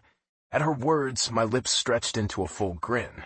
When I didn't answer quickly enough, she lifted her eyes to mine.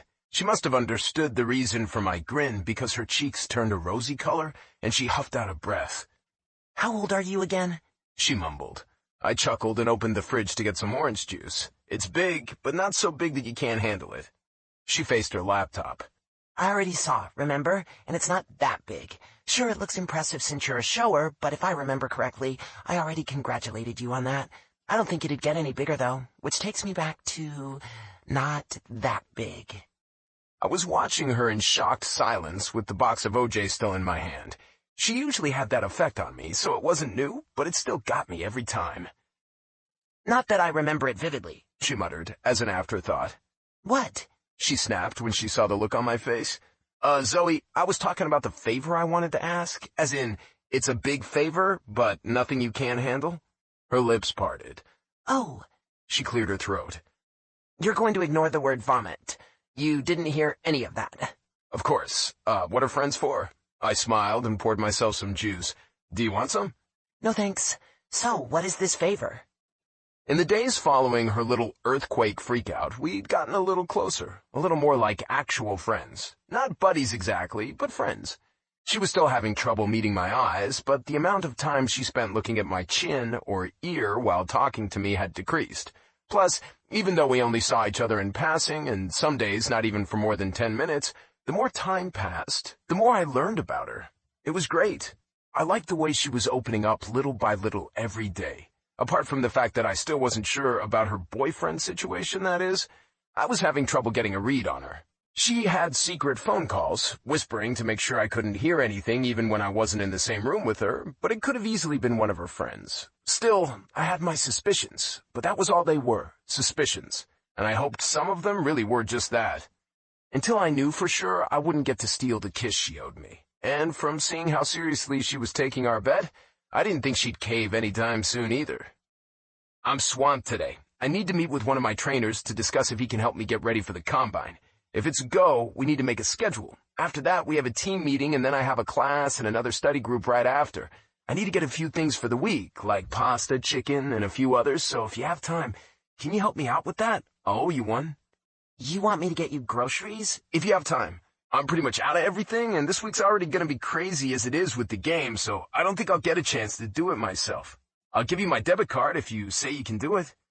She twisted at her waist to look at me. I have photography lab at 2:30, but I'm free between 4 and 8. I was planning on texting Jared and Kayla to see if they were free to hang out, but I can get what you want after my class. Are you sure? If you already made plans, I can ask one of the... It's fine. I love grocery shopping. I can do my weekly shopping a little early. 2 birds with 1 stone. I also happen to love grocery lists. Do you have a list for me? I do. I smiled at her and reached into my pocket so I could take out my debit card and the short list I'd made earlier. I placed them on the marble island right in front of me. The pin is 7532. Her face lit up with a playful smile. Aren't you afraid I'll steal all your money and run away? I'm pretty much broke, and even if you did steal the $100 or so, I'm afraid you wouldn't get that far. That reminded me that I needed to somehow handle my schedule better and get in a few hours of work at Jimmy's bar. Not only was my money dwindling, I also needed to send some back home, too, just to help out a little. Her eyes softened. I won't steal your money. I smiled at her and didn't think before speaking. I know you won't, baby. I managed to hold her gaze a few seconds longer than our usual before she cleared her throat and turned back to her work. Maybe baby hadn't been the best word choice. but I couldn't take it back now. You said you're free between 4 and 8, right? Do you have a study group at 8? Maybe I could thank her with a small surprise. I watched her shoulders stiffen. Not exactly. Why? I think maybe I'll make it back around 9. Thought maybe we could watch a movie together or something. I haven't seen you much this week. I put my palms down on the counter and waited for her answer. It took a while. I'm not sure when I'll get back. I have a date tonight. Well then, you have a date. Our eyes met for just a second when she looked at me over her shoulder, but she was quick to glance away. Yeah, I don't think I'll be too late, but you go to bed pretty early on weekdays, so I'm not sure if you'll still be up when I get back. Her eyes flicked up and then down again. We can do it another time? This weekend, maybe? I won't be around this weekend. We have an away game. Oh, okay. Okay? I guess I'll see you later then. Have fun on your date. Or not, I thought, but didn't repeat it to her. Thank you for helping me out today. I owe you one. Her lips pressed together and she nodded. I have 10 minutes before I'm supposed to meet up with my trainer, so I'm gonna have to run. Gulping down my orange juice, I started to look around in the drawers for my last protein bar. I sighed. Zoe, have you seen my protein bar? I left it on the counter this morning. Yeah, I put it in the cupboard next to the bowls, the one next to the fridge. It had been weeks since I'd moved in, yet I still didn't know where everything was in the kitchen. I knew where the pots and pans lived, the mugs and glasses, and the spoons and forks, but that was where my knowledge ended, even though I'd already cooked dinner in there once or twice. I usually ate with the team, since we had our own chefs, but if I was home early, I didn't go back out just so I could have dinner with everyone else. One other thing I'd learned about Zoe was that she hated having things lying around. I wouldn't call her organized exactly, because I'd seen the state of some of the drawers, but it seemed like as long as the counters were empty and clean, she was fine, which meant if I left something out, she stashed it away as soon as she could get her hands on it. I opened the cupboard in question and just stared. Zoe? Yeah, it's right there on the first shelf. Did you find it?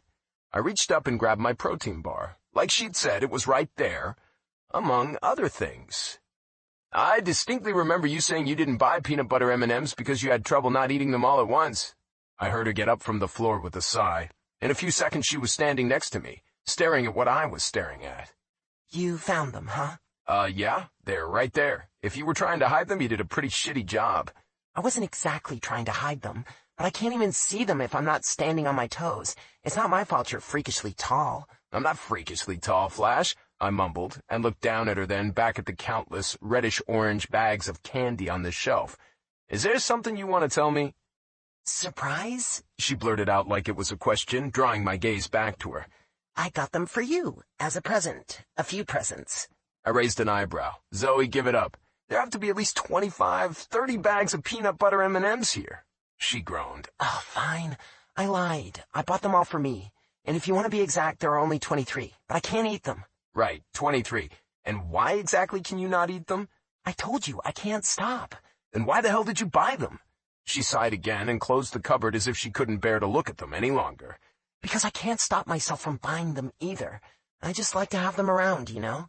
If I know they're there, it makes it easier to stay away. Like, if I had a craving, I could reach up and get one and everything would be okay. But if I don't have them in the house and it's too late to go out and buy some, then what am I supposed to do? Or what if they're out of peanut butter M&Ms and then what? Does that make sense? I just shook my head. Not really. It's like this. It's better to know I have them than not have them. And if I have them, I won't eat them because then they'll all be gone. I like that they're there. Oh, let's look at it like this. Let's. I bet you eat your favorite food on the plate last, right?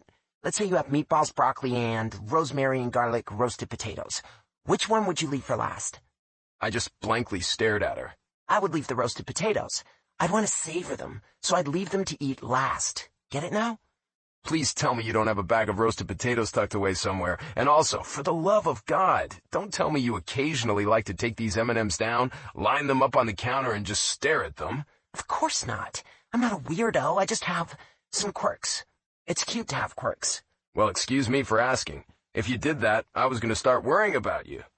Don't you have that one, or, okay, a few food items you're afraid to eat too quickly, because then that will be the end of it and you won't have more? I like fries, too. I can never share fries, and I always get extra even if I don't eat all of them. I just want the option of eating more. Do you get it? If you still don't get it, I'm pretty sure you're the problem here, buddy, not me. As she looked up at me with hope-filled eyes, I could do nothing but just stare at her. She bit her lip then, started laughing, and 2 seconds in, a small snort escaped her. She slapped her hand over her face, but it was too late. The grin I gave her was a little filthy, a little lazy. You're so fucking fascinating, Zoe Clark. What did I get for my compliment? A smack on the arm and an impressive growl. It was around 10 when I heard a key turn in the lock and the apartment door slammed open, hitting the column right behind it. I leaned back in my seat and watched Zoe struggle with taking her bag off her shoulder. I've gotta pee, I've gotta pee, I've gotta pee. Each time she repeated it, her voice rose higher.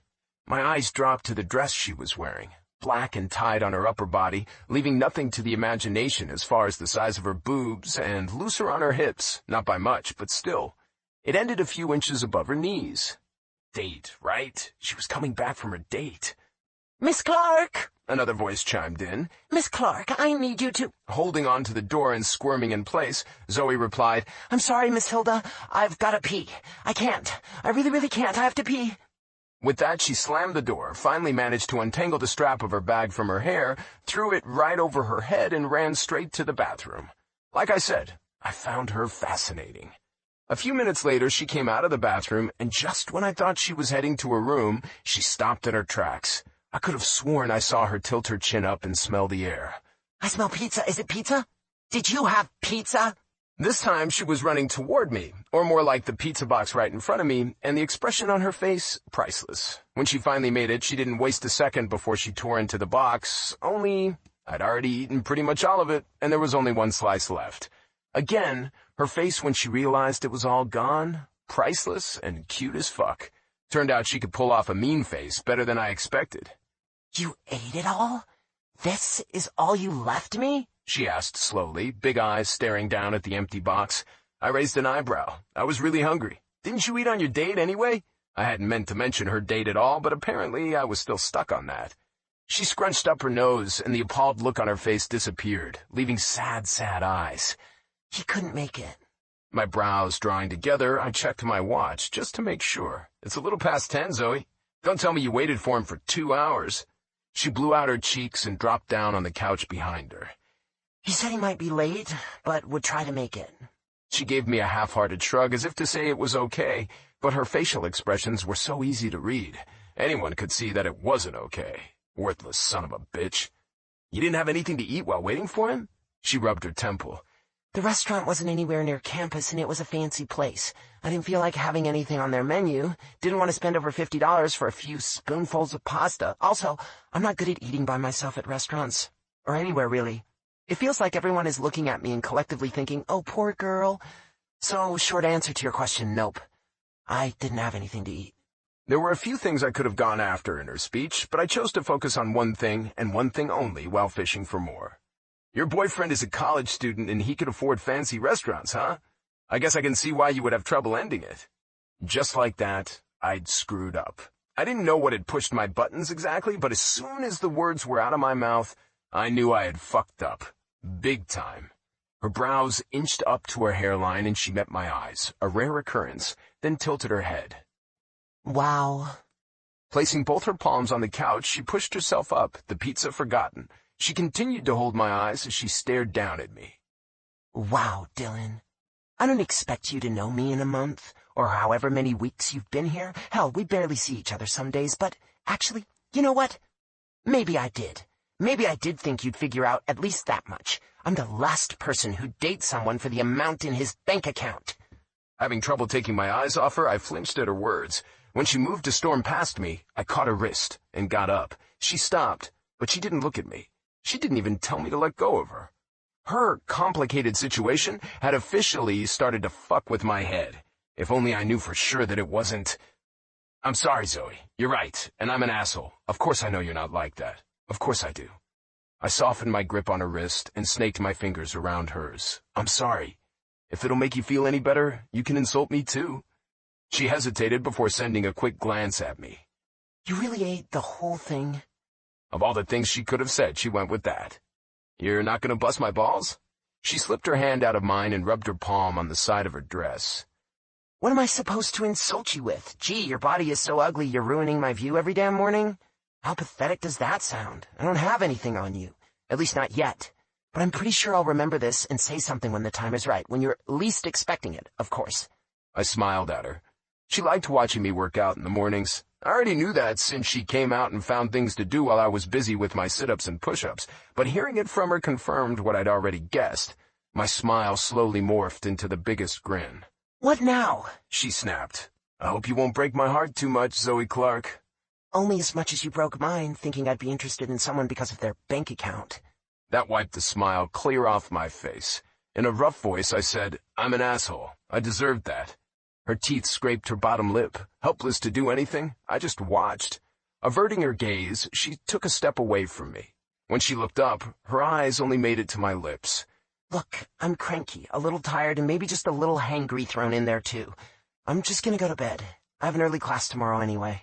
Don't you want the pizza? If nothing else, we can fix the hangry part. Just because that sick bastard had stood her up and hadn't fed her didn't mean I was gonna let her go to bed unhappy. The pizza? She sighed and looked back at the almost empty box. That doesn't count as the pizza, Dylan. It's just a slice of pizza, so I'd rather not. It'll only make me hungrier for more. I'll see you tomorrow. Another step away from me. I guess that means you're not up to watching a movie with me either? She only managed half a smile when she looked my way. Maybe another night. Good night. You might want to check the oven before you leave. Wait, what do you mean? It was supposed to be a thank you for helping me out with the groceries today, but I'm thinking I owe you an apology now. Finally, her eyes met mine, and I tilted my chin toward the kitchen. Just see if you want it. If you don't, you can get away from me.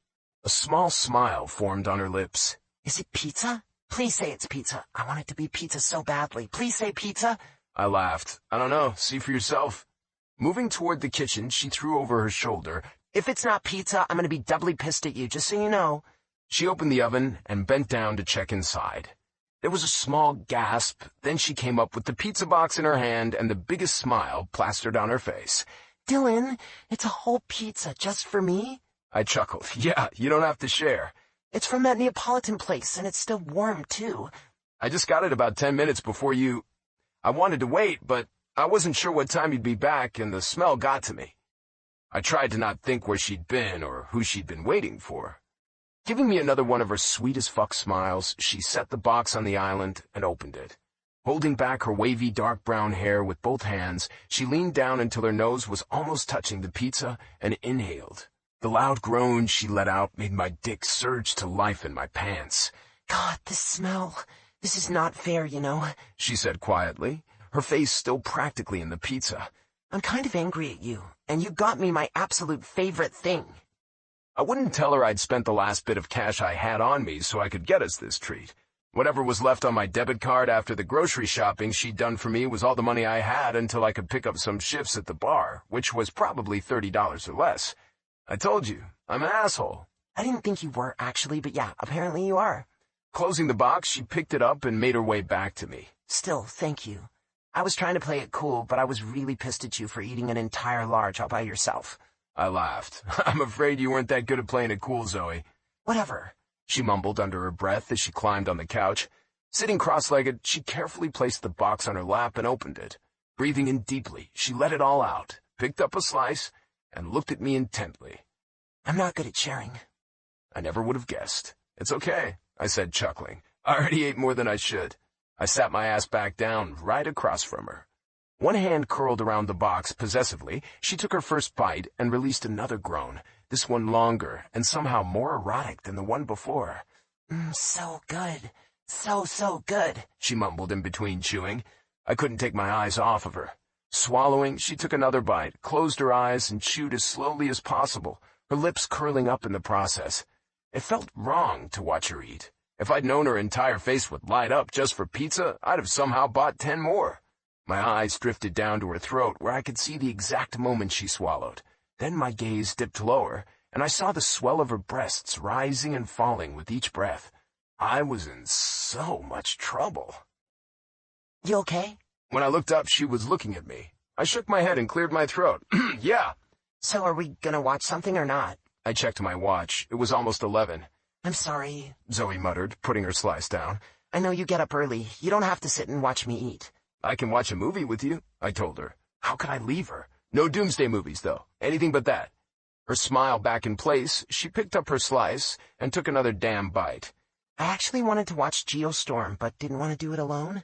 Yeah, I don't think so. Pick something else. I still get to pick? Sure, why not? I'm an asshole, remember? You get to pick the movie. And I get to know you better, I thought to myself. How about an oldish movie like The Fifth Element or Speed? Or how about The Lord of the Rings? Both Kayla and Jared refused to binge watch them with me, and that's a movie I'd rather watch with a friend. Definitely one of my favorites. One more bite and she had me licking my lips. Before I could manage to respond, she'd already swallowed and was starting again. I know we can't binge them tonight, but maybe another time. The only other person who loves it as much as me is in Phoenix, and it's been so long since I watched it. I cleared my throat. I thought for sure you'd force Titanic or The Notebook on me as a punishment. Licking her fingers, she shook her head. I like romantic movies, but sometimes they're too sweet. I have to be in the mood for that. Great. I was her buddy, her friend. Nothing romantic about it. How about we go for Fifth Element, then? It's been a while since I watched a Bruce Willis movie. How are we gonna do this, your laptop or mine? Mine. I think I have that on my account already. She sprang up from the couch, barely keeping her balance as she thrust the pizza box into my hands. Don't steal, she warned, her expression serious. Holding back my smile, I gave her a nod. Just as she took off in a jog, the doorbell rang, stopping her forward movement. Slowly she turned to me and whispered, Miss Hilda, I don't want to open it. If she wants me to do something, by the time I get back, my pizza will be cold. Just as quietly, I whispered back, I already helped her with some heavy boxes today. Let's ignore it. I'll check on her tomorrow. I wouldn't exactly call the old lady sweet, but she was definitely treating me better than she treated Zoe. I'd witnessed that on more than a few occasions. She bit her lip and glanced at the door. Before I could get up and nudge her toward her room, someone knocked loud enough to wake the whole damn building. The noise made Zoe jump, and she looked at me in confusion. Frowning, I got up from my seat. Chapter 10. Dylan. I know you're in there, you asshole! Open the fucking door! Oh, fuck. Who is it? Zoe asked, still whispering. I sighed and put her pizza on top of mine. Rubbing my neck, I went to open the door before someone called 911 for a noise complaint, or worse, Miss Hilda decided to come out if she hadn't already. I knew it would be pointless, but I still blocked his entrance. What the hell are you doing here, JP? Hello to you too, you motherfucker! Great. I glanced at Zoe over my shoulder and she made a face that clearly said, shit. Shit indeed. I turned back to my impatient, pissed-off friend. What do you want? He shook his head as if he couldn't believe I'd ask such a question. And then he pushed me back, sweeping right into the apartment and coming face to face with Zoe. Oh, what do we have here? I exhaled a deep breath and closed the door. At least the dumbass had come alone. When Zoe said hi, I turned around to find JP circling her like a shark, observing its prey before deciding on an attack plan. Much like he had years before, actually, though I doubted he'd remember her from that night, not like I did. Don't even think about it, I warned him. What are you doing here, man? He quit playing and focused on me. What am I doing here? Good question. Wait, I think I have an even better one. What the hell are you doing here? I live here. I already got that much. You've been coming straight here after splitting with us these last 2 days. Are you fucking crazy? Have you been following me? Excuse the fuck out of me for being worried about you. Maybe I should just go to my room so you guys can... My eyes landed on Zoe as she started to back away. You stay, I ordered. JP glanced between Zoe and me. Is this why you've been so tight-lipped about where you're staying? Because you're shacking up with some girl and playing house? Do you want me to knock your ass out? He raised an eyebrow. I'd love to see you try, you fucker. Okay, as fun as this is to watch, I'm just gonna take my pizza and... Sit down, Zoe, and eat your pizza. JP will be leaving soon. Her eyes grew big, and her lips twitched. Aye, aye, Captain. As she walked back toward the couch, I scrubbed my hand down my face and sighed. JP was apparently still waiting for an answer because he was still standing in the same spot, arms crossed over his chest. I told you I found a roommate. Why the hell are you worried about it? He relaxed his stance and sighed. Come on, man. Finding a roommate isn't the problem here. You barely speak to the guys unless we're on the field or in a meeting. Do you think they don't notice how distant you've been? You've been ditching us for study groups, and you always get all tongue-tied whenever we ask where you're staying. I get calls from Vicky asking me where you are, and I don't even know if you're talking to her again or if it's just her crazy ass trying something. It's just not you trying to keep a secret about where you're staying for some damn reason. It's our last year. You can't pull this shit now. What the hell is going on with you? Out of the corner of my eye, I saw Zoe tuck her legs under her and hug the pizza box to herself as she lifted a slice up to her lips. At least one of us was enjoying the moment. I turned my focus back to JP. I really didn't want to get in trouble with Coach by having JP in the apartment, but since he was already standing in the middle of the living room, I couldn't see how I could avoid it either. "Nothing is going on with me, JP. What do you expect me to do about the team? I'm not dropping the ball out there. That should be enough. I don't think you'd act any differently if you were in my shoes. Do you honestly believe none of them saw what was going on with those three at that party? I was at that party, Dylan, remember? Chris was there too. You think we knew what was going on?" he asked in disbelief. "No, not you, but don't tell me you believed them when they said it only happened that once. Screw that. I don't even care about it anymore, but don't expect me to trust them anytime soon. On the field, we're a team, always, and I'll have their backs, but off the field?" I shook my head and leaned back against the door. "No, man. I don't have a problem with everyone, but nothing says I have to like those few who I'm sure knew what was going on just because we're playing for the same team.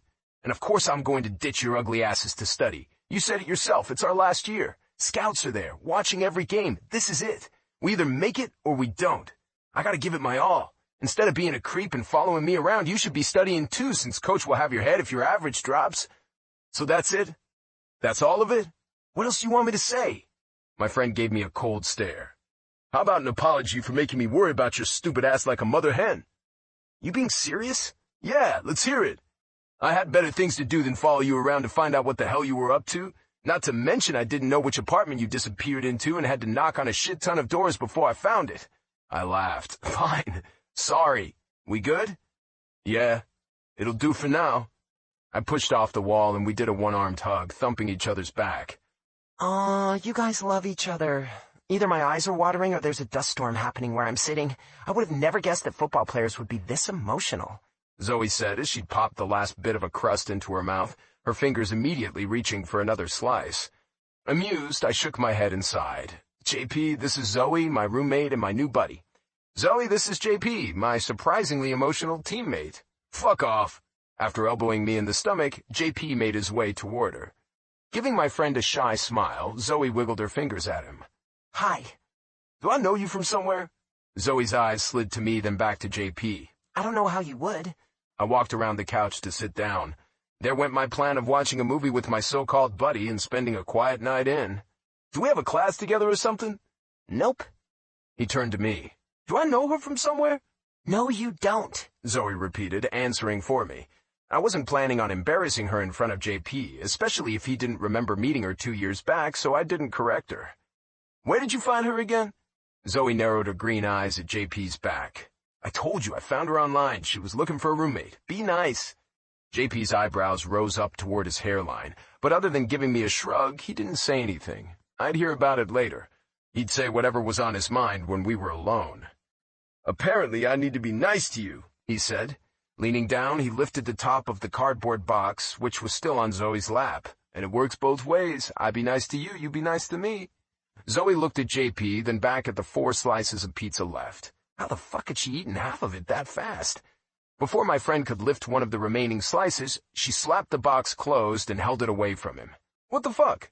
Zoe leaned to her left to look around JP and met my eyes. Another one of those rare occasions where she forgot she was too shy and avoided them.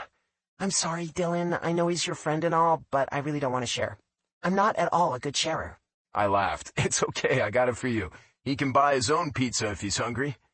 She tilted her head back to look up at JP, who was almost as tall as me.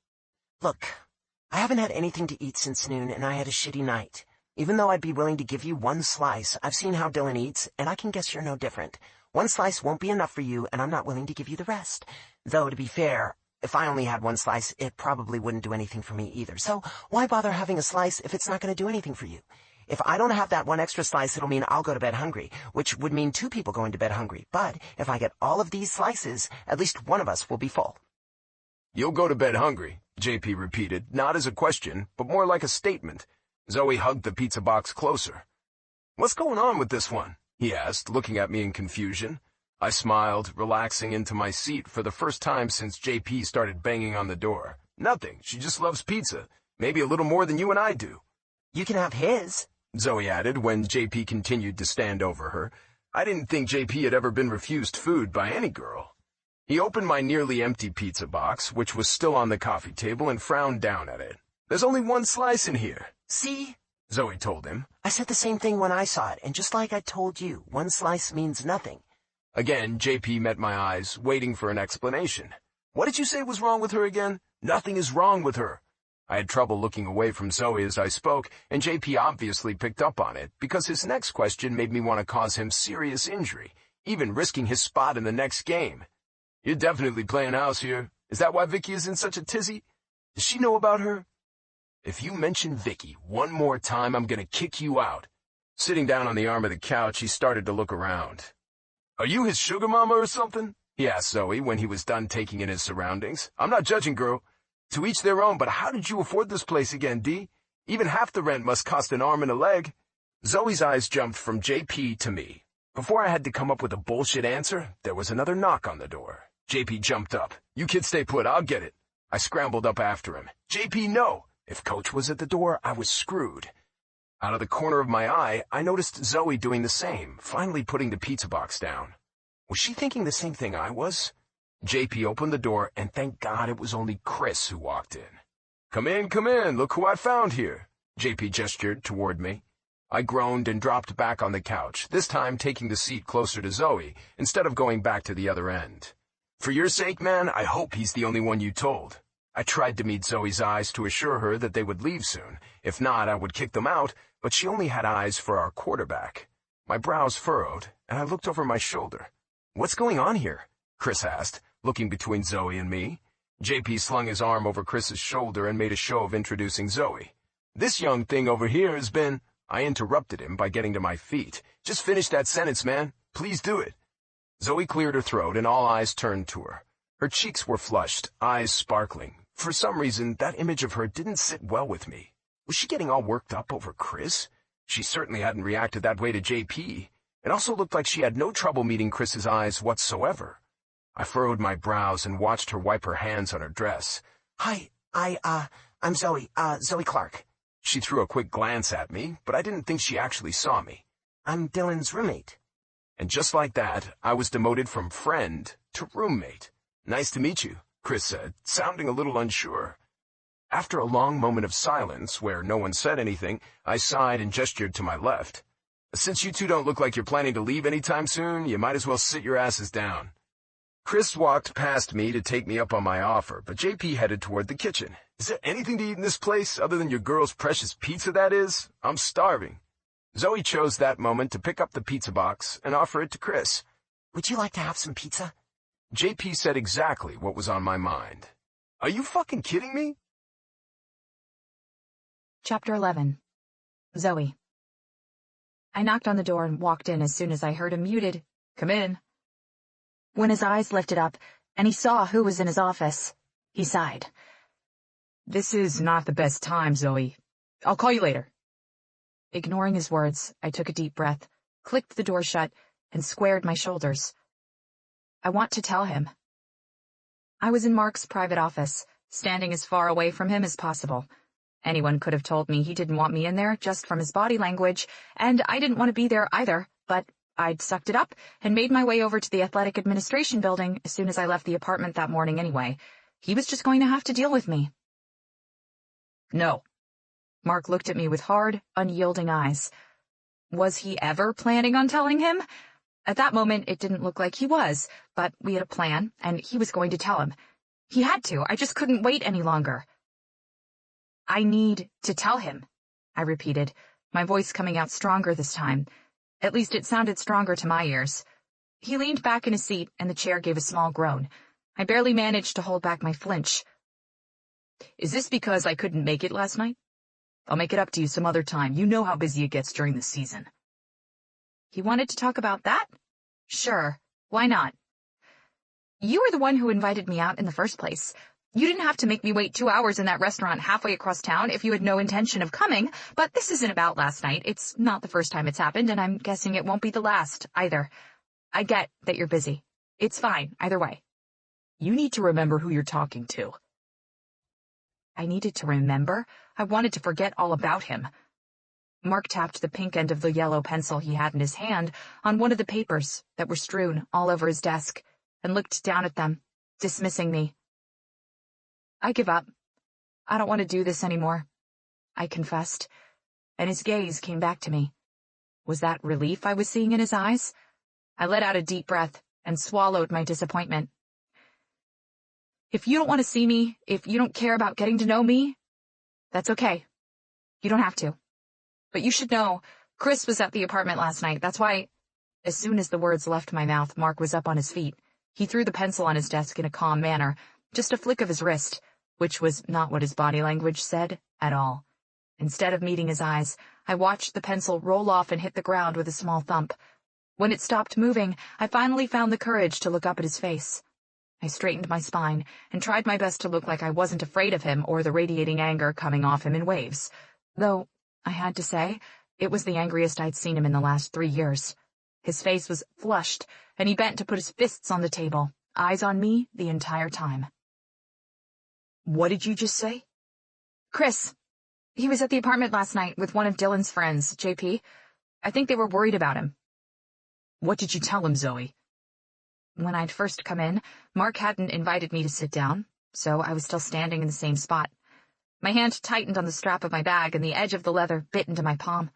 It felt like the bag was my only protection against him, though in reality, it meant absolutely nothing. I didn't think he'd actually hurt me, but he'd never looked at me like he wanted to end me right then and there either. Hadn't my dad warned me on multiple occasions to be careful around him? What the fuck did you tell him? Thundered Mark, when I didn't reply fast enough, and this time I visibly flinched. I hated the fact that he had the ability to hurt me. He shouldn't have, I knew that, and the fact that my voice was small when I answered him bothered me even more. Nothing, I forced out. It didn't stay for long. Sit down and tell me everything. Maybe I had made a mistake in mentioning it to him. I didn't come... His palm hit the desk with a sharp crack. I said sit your ass down and tell me everything. My heart hammering, I forced myself to walk with stiff legs and sat on the edge of the chair farthest away from him.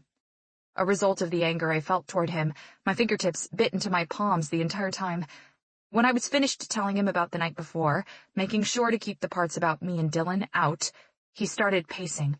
Angry steps, angry eyes, sharp, angry words. He doesn't know about your mom. How many times did... Our mom, you mean? I muttered. His eyes narrowed at me. Daniela's never been his mom. We adopted him. His mom is Emily. It was right on the tip of my tongue to say something, but I decided to let it go. When it came to Mark, I knew it was better to pick my battles. I wanted to reason with him.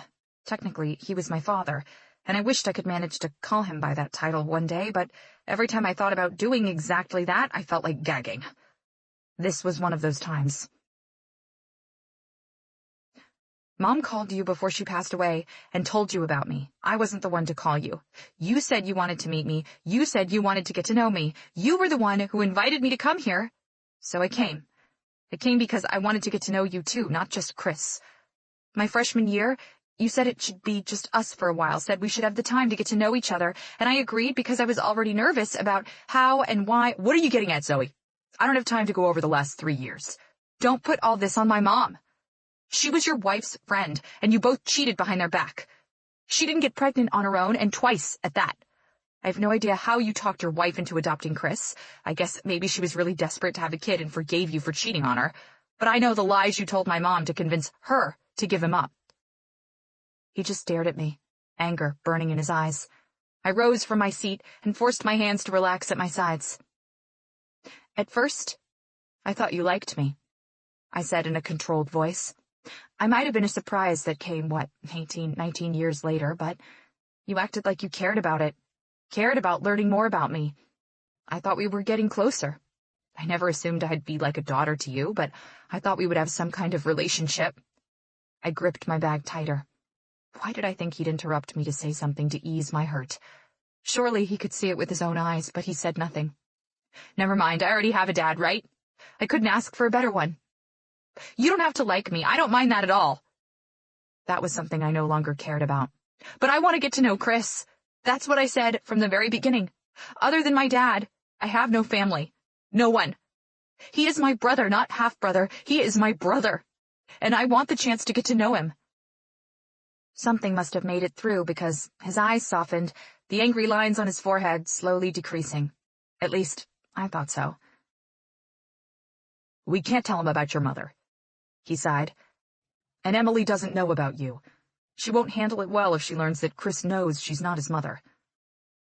My mom had been sleeping with Mark behind his wife's back when she got pregnant with Chris. Just 2 months before she passed away, she sat me down and told me all about their toxic relationship.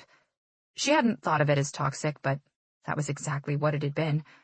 Initially, Mark wanted her to get an abortion, but when my mom refused to do so, Mark came up with a better idea. Since his wife couldn't have a baby because of her health issues, why not adopt the one Danielle was going to have and kill 2 birds with 1 stone? My mom didn't know what he had told his wife, but to her, he'd promised to leave the wife when the time was right. Only problem was, the right time never came. A scandal would affect his football career. His coach at the time was his wife's father, and surely he'd have done everything he could to get Mark fired if he learned that he was cheating on his daughter. If she didn't let them adopt the baby, he'd never acknowledge it, never see her again. However, if she did, they'd keep seeing each other behind the wife's back, and when he left her, they'd raise Chris together. I'm not sure if my mom was so naive because of her young age or because of love, but she went along with his plan. What do you mean we can't tell him about his mother? I'll only agree to tell him you're his half-sister, and you'll wait for me to tell him, Zoe. You're not going to say 1 word to him without my knowing. That's the best you'll get from me. Jesus, was he actually negotiating with me about this? This is his last season, and I'm going to wait till it's over. I can't afford for him to lose his focus and screw up his future over this. If you care about him, you'll wait till the season ends. I wanted to ask so many questions, but I simply nodded. I'd waited 3 years to meet him after all. A few more months was nothing.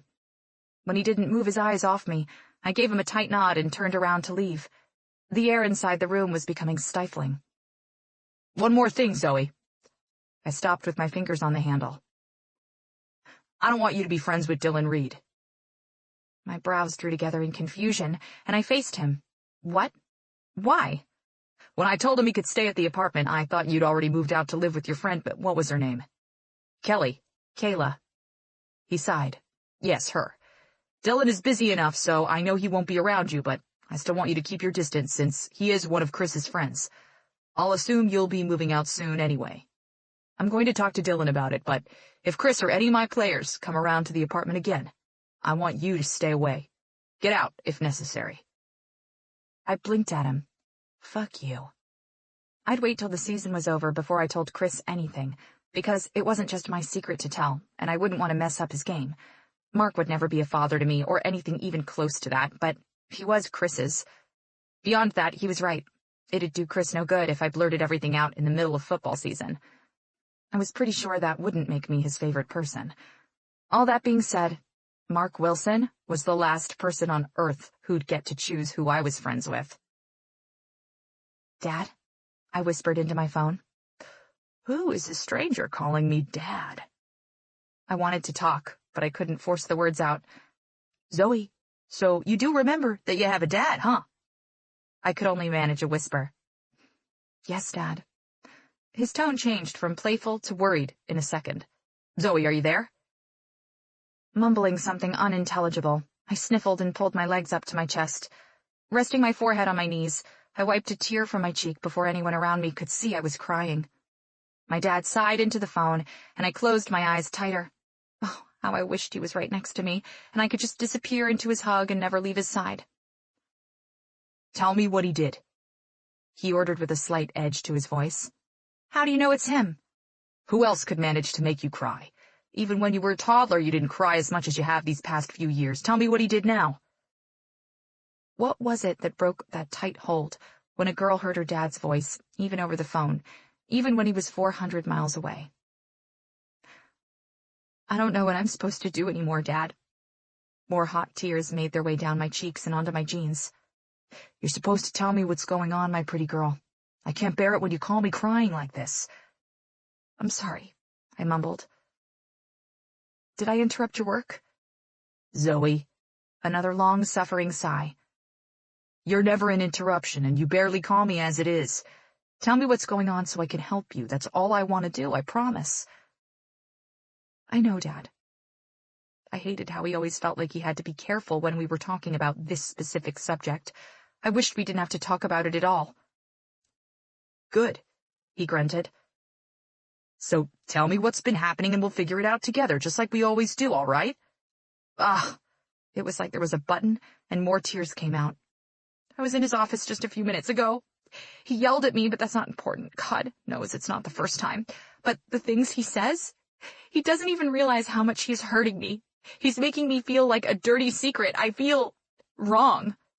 Just wait a second. He's been yelling at you? Why is this the first time I'm hearing about this, Zoe? You promised you'd tell me everything. That was our agreement before you left. I bit down on my lip to hold off on saying anything. I could picture him taking off his glasses and rubbing the bridge of his nose, just like he always did when he felt troubled. I don't like him yelling at you. Let's get that out of the way first. He doesn't get to do that. Do you hear me? Yes. And I don't want to hear the words dirty secret out of your mouth ever again. If I do, we'll have a problem. What's wrong with you? You're my girl, not his. Not in the way that counts, anyway. You're everything I ever wanted to have in a daughter. I couldn't be more proud to be your dad. Dad, I groaned. You're making it worse here. His words were a soothing balm to the fresh wounds Mark had left, and they made me emotional too, just in a different way. I finally raised my head and wiped my nose with the back of my hand. Nothing he does or says can make it otherwise. You've never been anything but a joy to me. I don't care if he happens to be your biological father. Doesn't mean one thing to me. I raised you better than this, so why are you letting him hurt you? I couldn't talk through the lump in my throat, so my dad, my hero in everything, continued for me. You tried. I know you tried your best to get to know him, but if it's not working, maybe it's time to call it. You gave him the benefit of the doubt and waited for him to tell Chris about you. You did everything he wanted, and you're still doing it, so maybe it's time for you to do what you want. Huh? I can't tell him, I croaked out. I promised Mark today that I wouldn't tell Chris anything before his last season is over, and I hate it because he's right, but he's been manipulating me for years now. I'm just heartbroken. Do you realize that's been his excuse for the last 3 years? And how hard is he trying to get to know you? Because I happen to know how many times he's promised to be somewhere and never showed up. He was at the apartment last night, Dad. Who? Mark? No, actually, before I tell you about that, please, don't be angry. I didn't tell you this because I wasn't sure how you'd react to me living with a stranger, but living with a stranger? What are you talking about? Well, apparently one of Mark's players had some trouble with his roommates and needed a place to stay. I hadn't told Mark I wasn't moving in with Kayla yet, so thinking I wouldn't be at the apartment, well, he offered it to Dylan. Not a sound could be heard from the other end of the line. I'd known he would be pissed, which was one of the reasons I hadn't been calling him as much as I usually did. I hated having to lie to him. I've been living with him, with Dylan, I mean, this last month or maybe a bit longer, I rushed out. Complete silence, then. A month? Or maybe a bit longer. Wincing, I tapped my forehead against my knees a few times. Yeah, but he is really a good guy, Dad. I could have told him about the times I'd met him before he moved in, but I didn't think that would go well at all. Oh, and there was also the time where he held my hand and let me fall asleep on his shoulder when the electricity went out, but again, that wouldn't go over well. Zoe, do you want me to have a heart attack? I'm serious, Dad. I wasn't expecting him to be this... How to explain Dylan to my dad, who didn't even know I had a roommate, let alone a roommate who was a football player. This completely different person, but he's not. A small smile tipped my lips up. I mean, he is different, but in a good way. Actually, I think you'd really like him. I want you to move out, Zoe. I'm coming up there tomorrow, and we'll find another apartment for you. It sounded like everything I'd just said had fallen on deaf ears. I let out a heavy sigh. No, you're not. I can't move out, at least not this year. I've been saving money, but not enough to move out yet. Stop being so stubborn and let me help you out. I'll pay your rent. No, Dad, I can't ask you to do that. You're still paying off Mom's hospital bills, and I'm not going to add to that stress. You're killing me here. Do you realize how helpless I'm feeling? You're not letting me do anything about that, Mark. You expect me to sit back and be okay while I'm listening to you cry about things that keep you from me, and you're not letting me help with your living situation. What the hell am I good for, then? My eyes bulged. My dad never cursed. I wouldn't really label hell as a curse, but coming from his lips, it might as well have been a heated fuck. Dad, There was a long exhale. How could you not tell me you've been living with a boy, Zoe? Thinking of Dylan as a boy made my lips twitch. He was most definitely more than just a boy, and he probably had been for a very long time.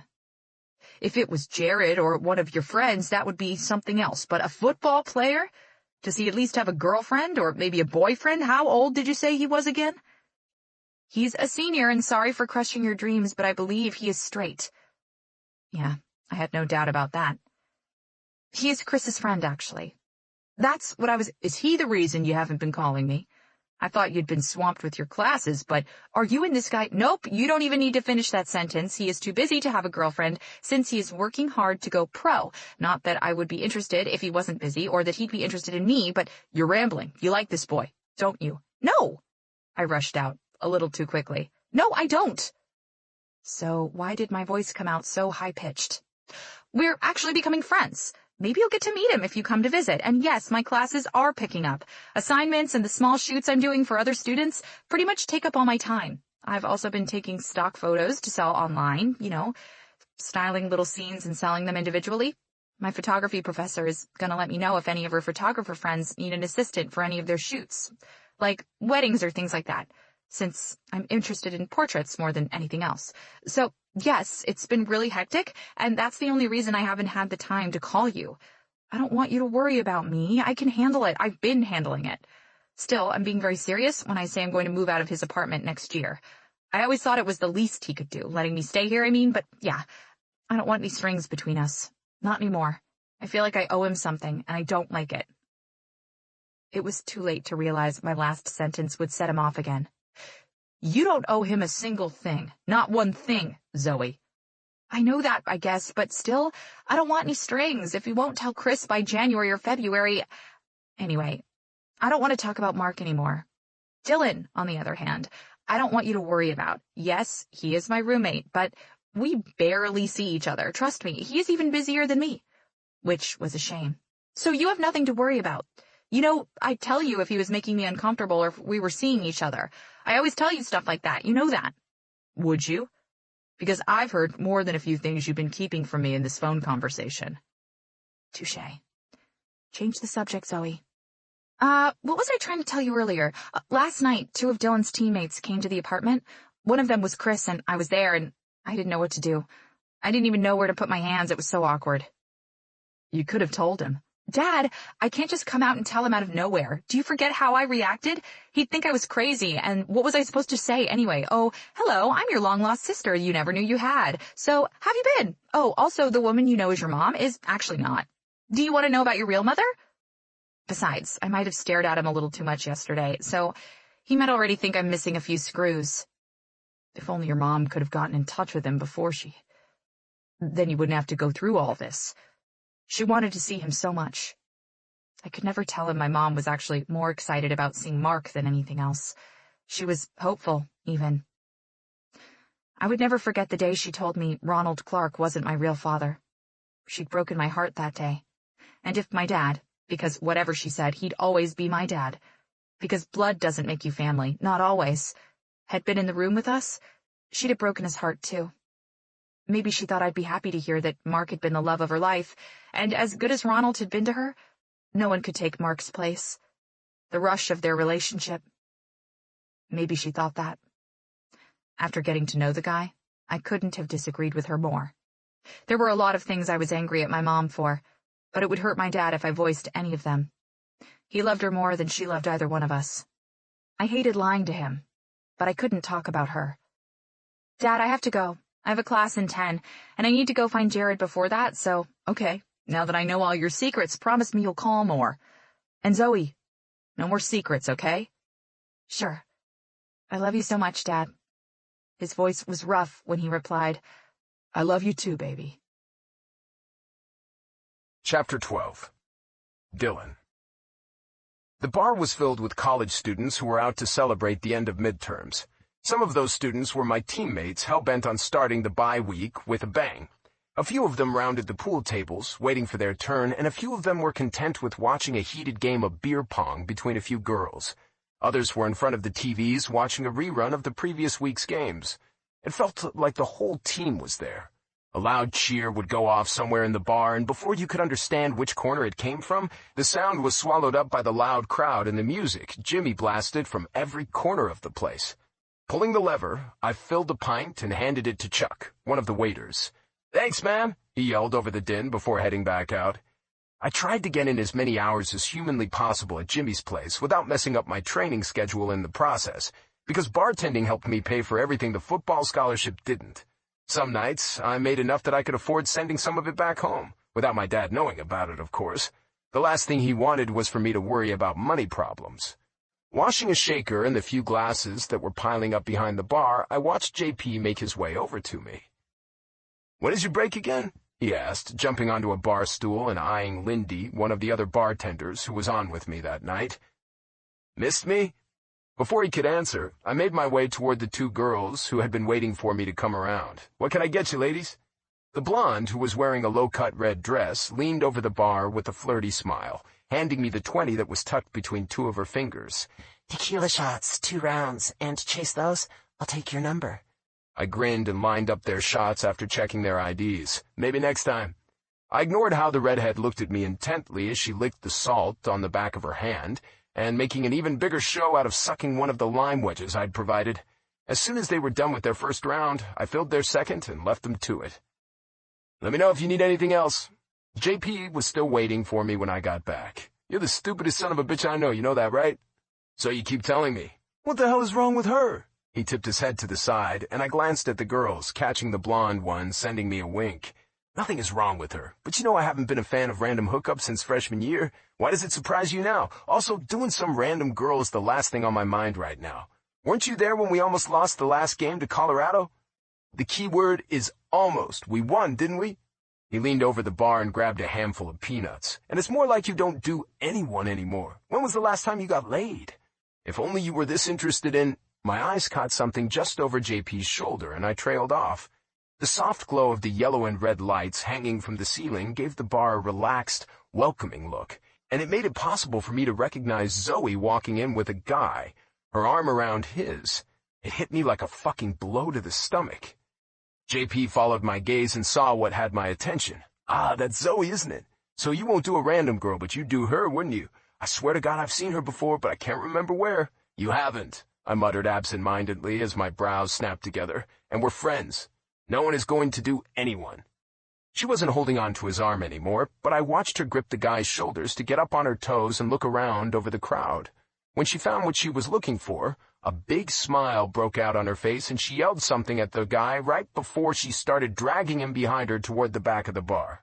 She must have been looking for her friend, because a girl slid out of a booth closer to the end wall, where all the TVs were mounted, and met them halfway. There were muted squeals and hugs and kisses. Was this the guy she was dating?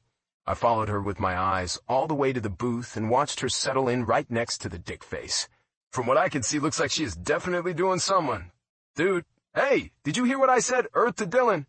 My fingers clutched the rag in my hand to the point where I could feel my fingernails biting into my palm through the material. I forced myself to look away and focus on JP as every muscle in my body tensed. "What do you want?" It came out harsher than I'd intended, so I rolled my shoulders to try to relax.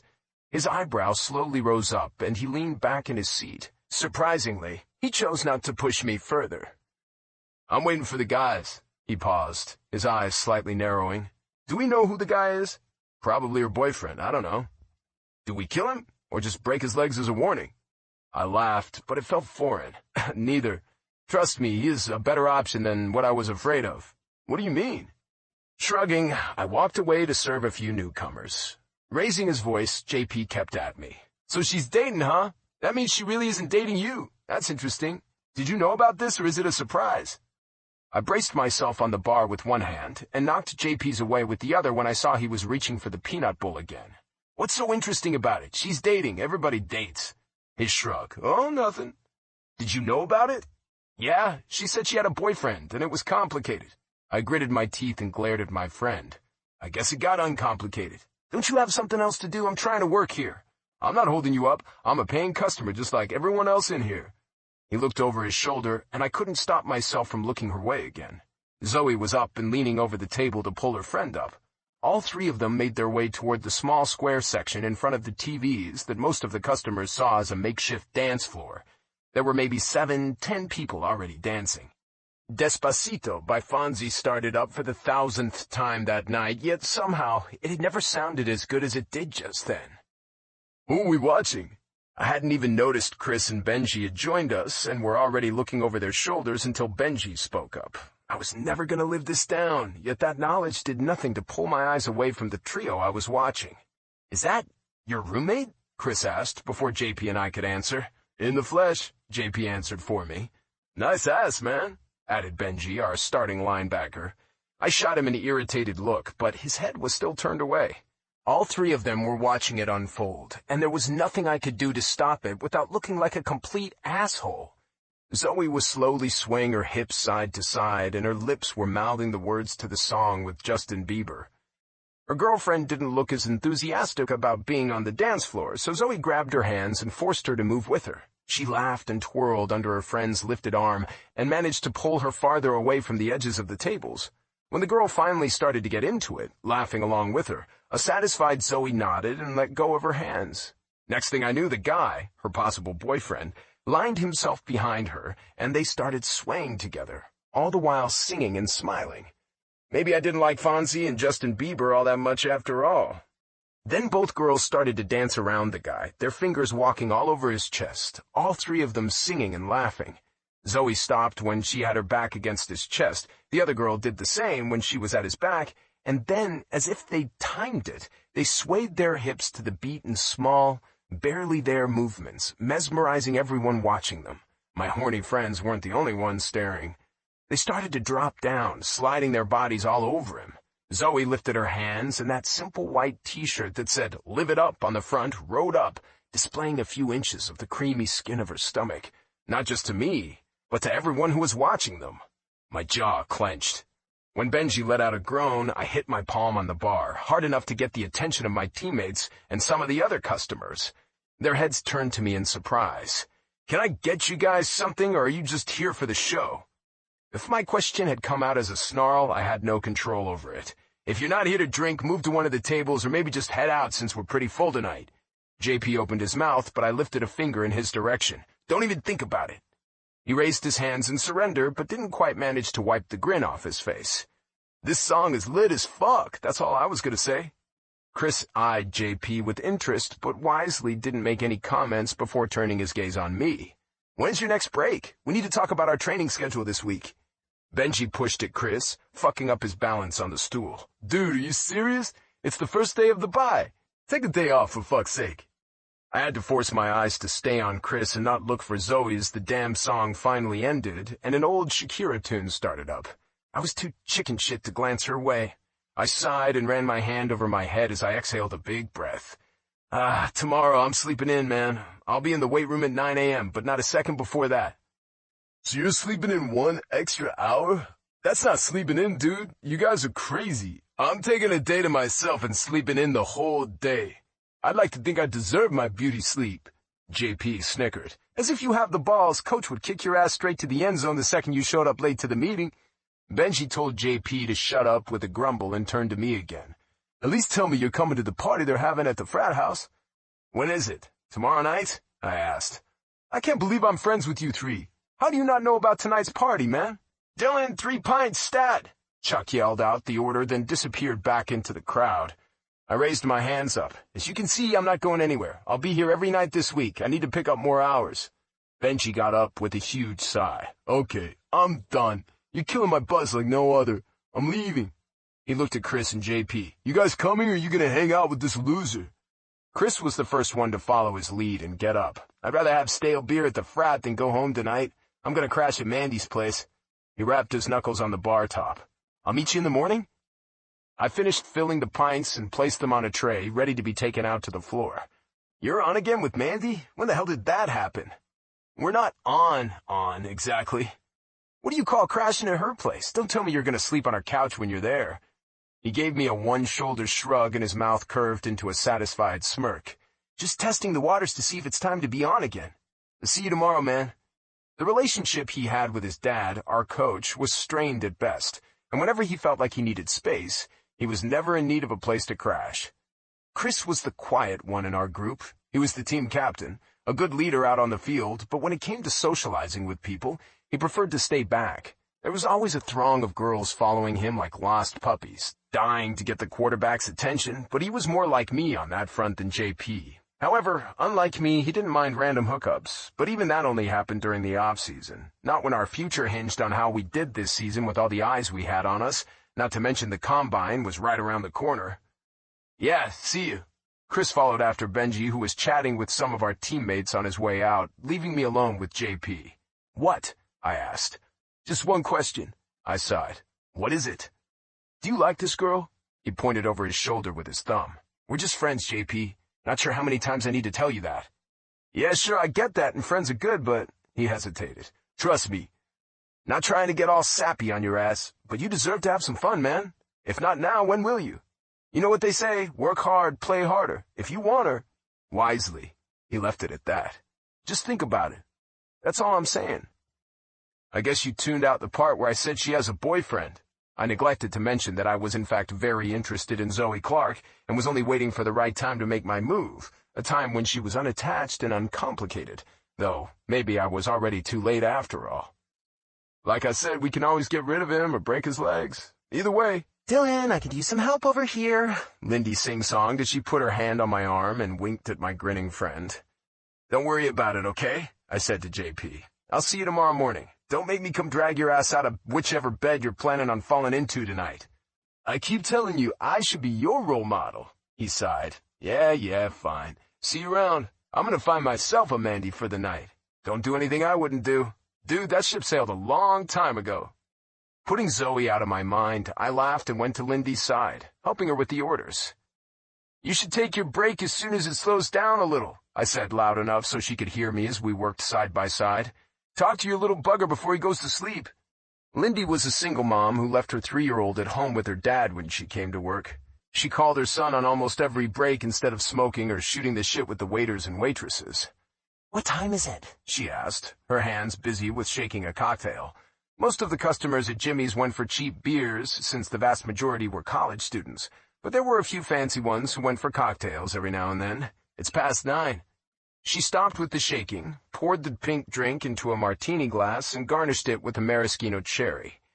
Yeah, he's probably in bed, waiting for me to call. Thanks, Dylan. I nodded, and just as I was taking another order, my eyes found their way back to Zoe again, still dancing. At least I couldn't spot the dick face anymore, but how long was she gonna dance anyway? Wasn't she tired yet? And wasn't she supposed to be shy? How did she look perfectly fine dancing in front of all these people when she couldn't even look me in the eye for more than a few seconds? All of a sudden, I noticed a hand sneak around her waist. A growl escaped my lips, and a few of the guys sitting in front of me gave me strange looks. I offered them a chin lift. What's up? They just shook their heads and got back to their loud conversation. I glanced past them again. What the hell did I expect from my friend? Of course he was there. Of course he was talking to Zoe. She smiled at something JP said and took a discreet step back, dislodging his arm without much effort. JP leaned down to say something in her ear, and when he was done, he patted her head twice, said something to her girlfriend, and walked away from them.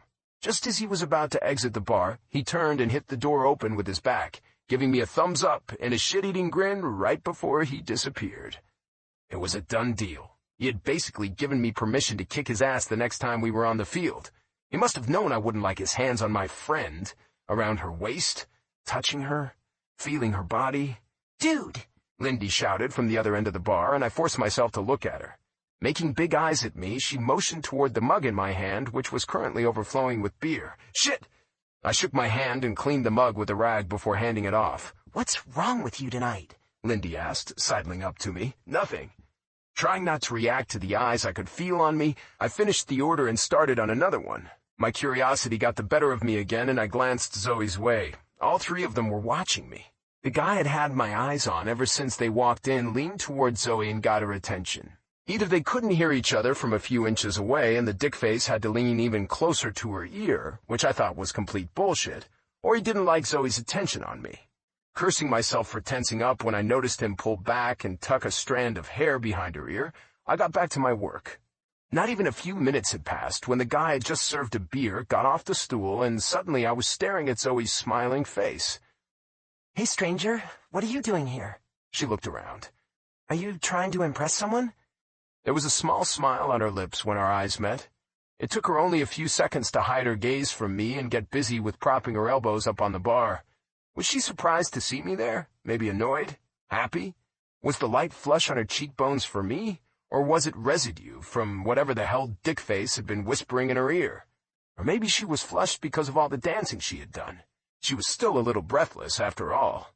There was no trace of a smile on my lips when I managed to force the words out, "What does it look like?"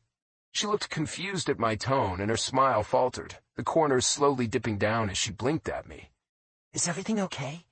I swallowed my annoyance and rolled my neck before taking a deep breath. All I could smell was alcohol, and underneath it, a whiff of fucking berries. Keep it cool, man. She didn't do anything. I exhaled before I opened my mouth to speak again. "I'm sorry. Long day." "What do you mean, trying to impress someone?" You're behind the bar. I looked down at myself and around me. "Yeah, I work here. That's how bartending works. You stay behind the bar and serve drinks." No, you don't, she fired back. "Yeah, that's pretty much it." No, I mean bartending? She looked taken back. You're really working right now? "Yep. What did you think I was doing?" Her teeth lightly grazed her bottom lip. I watched her mouth move as she said something, but I was too busy admiring her lips and missed it completely. "What?" She leaned forward an inch or two and yelled a little louder. I thought you were trying to impress someone. You know how attractive bad boys are to girls, and you're a football player on top of that. Basically double the trouble." She widened her eyes. "And bartenders tend to be, not that I'm specifically saying you're hot or anything, but I thought you were just back there." Looking over her shoulder, I met the Dickface's eyes. Both he and the other girl were watching Zoe and me. It was his own idiocy that he'd let her come to me, so why should I be the one to stay away? She was my roommate, my friend after all. Fuck him. I leaned on the bar, bringing us closer, and rested my arms right next to hers. Only inches separated us. If she moved, my skin would drag against hers.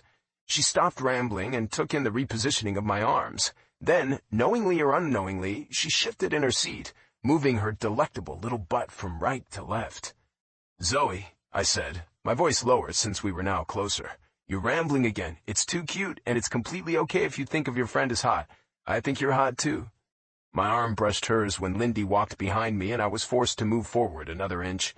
She completely ignored the fact that I just called her hot, or maybe she simply thought I was joking, and leaned forward as if she couldn't help herself. The movement was barely perceptible, and I would have bet she hadn't noticed it herself. "I didn't say you were hot."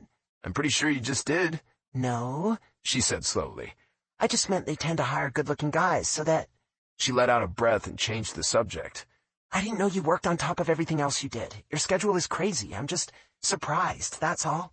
I raised an eyebrow. "I specifically remember telling you I wasn't rich." "Yeah, but I didn't think you... I just didn't think, apparently. You know me and my tendency to stereotype football players. Most people usually think they get everything handed to them, and apparently I'm one of those people, but I like that you're working." She huffed. "You're a really..."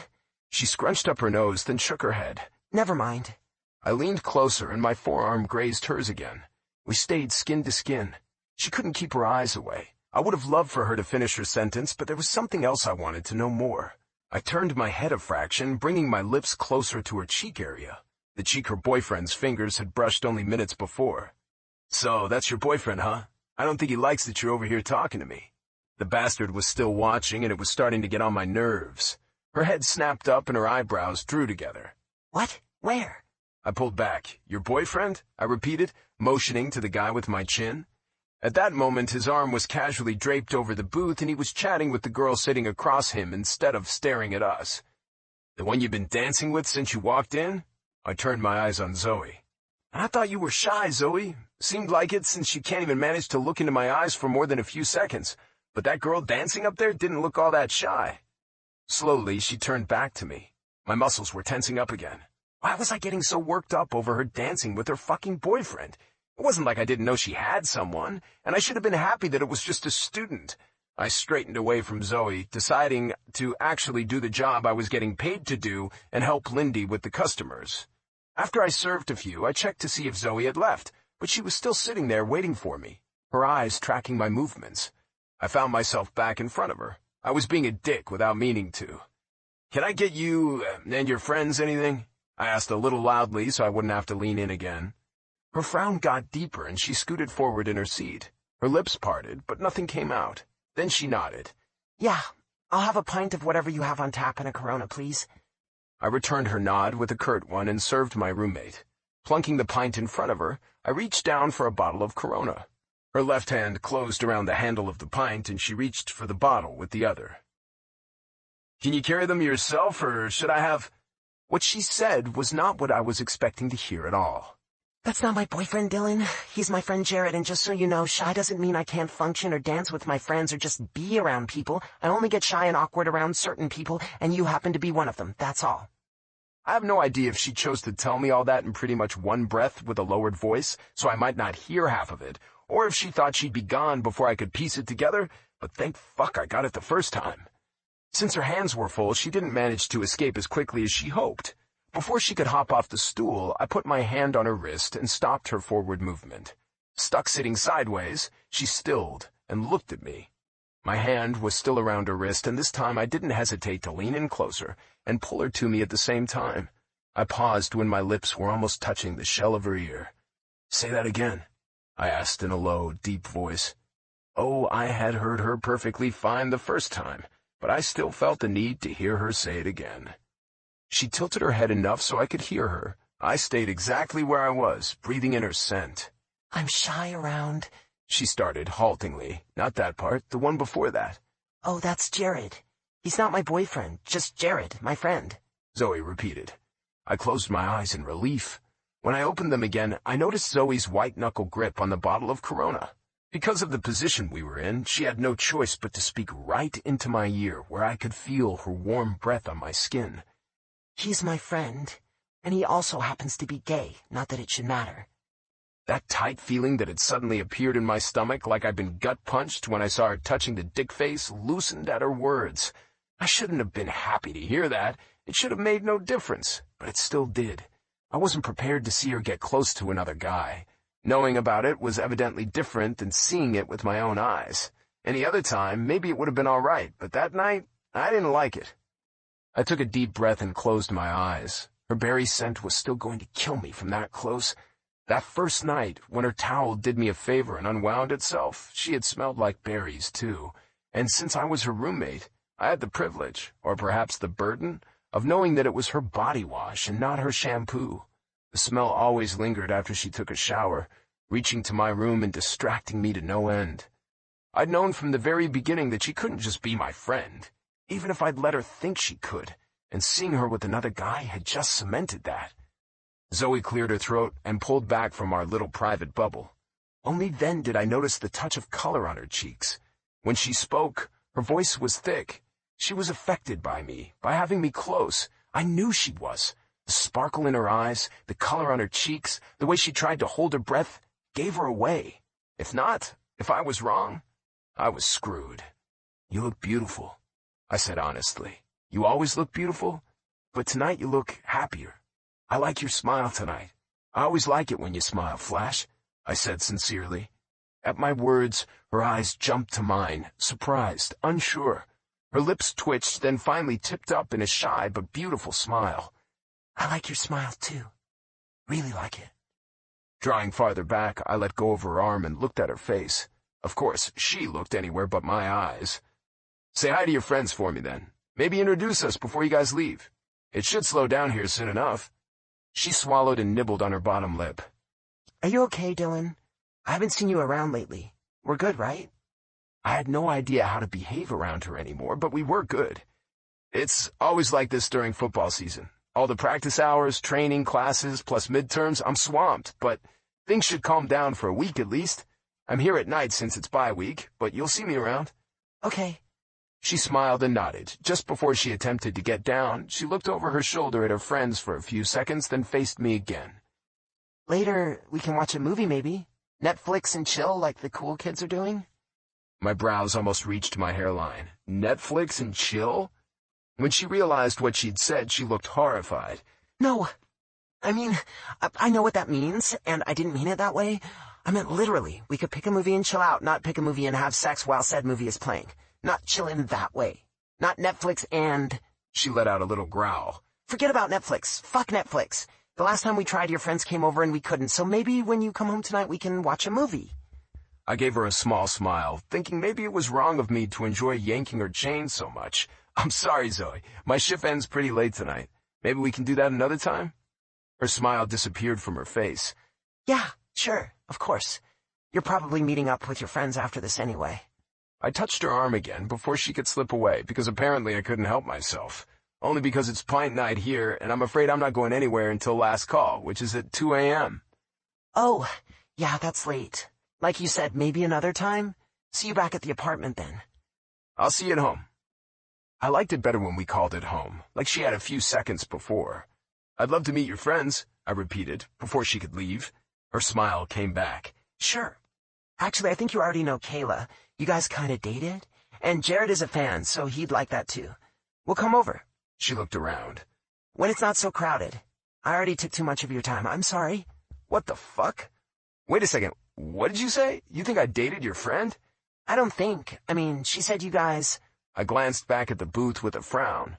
The one she called Jared was openly staring at us, but this time the girl across from him smiled and waved at me a little sheepishly. I narrowed my eyes, looked at her a little closer, and... yeah, maybe she looked familiar, but I was pretty sure I hadn't dated her. I'm pretty sure I didn't date your friend, Zoe. I took another quick look. What did you say her name was again? Kayla. Yeah, you're wrong. She said you guys met freshman year. Well, she was a freshman, so you were a sophomore. I squinted and looked harder, trying to remember why she looked familiar. Was she by any chance a redhead?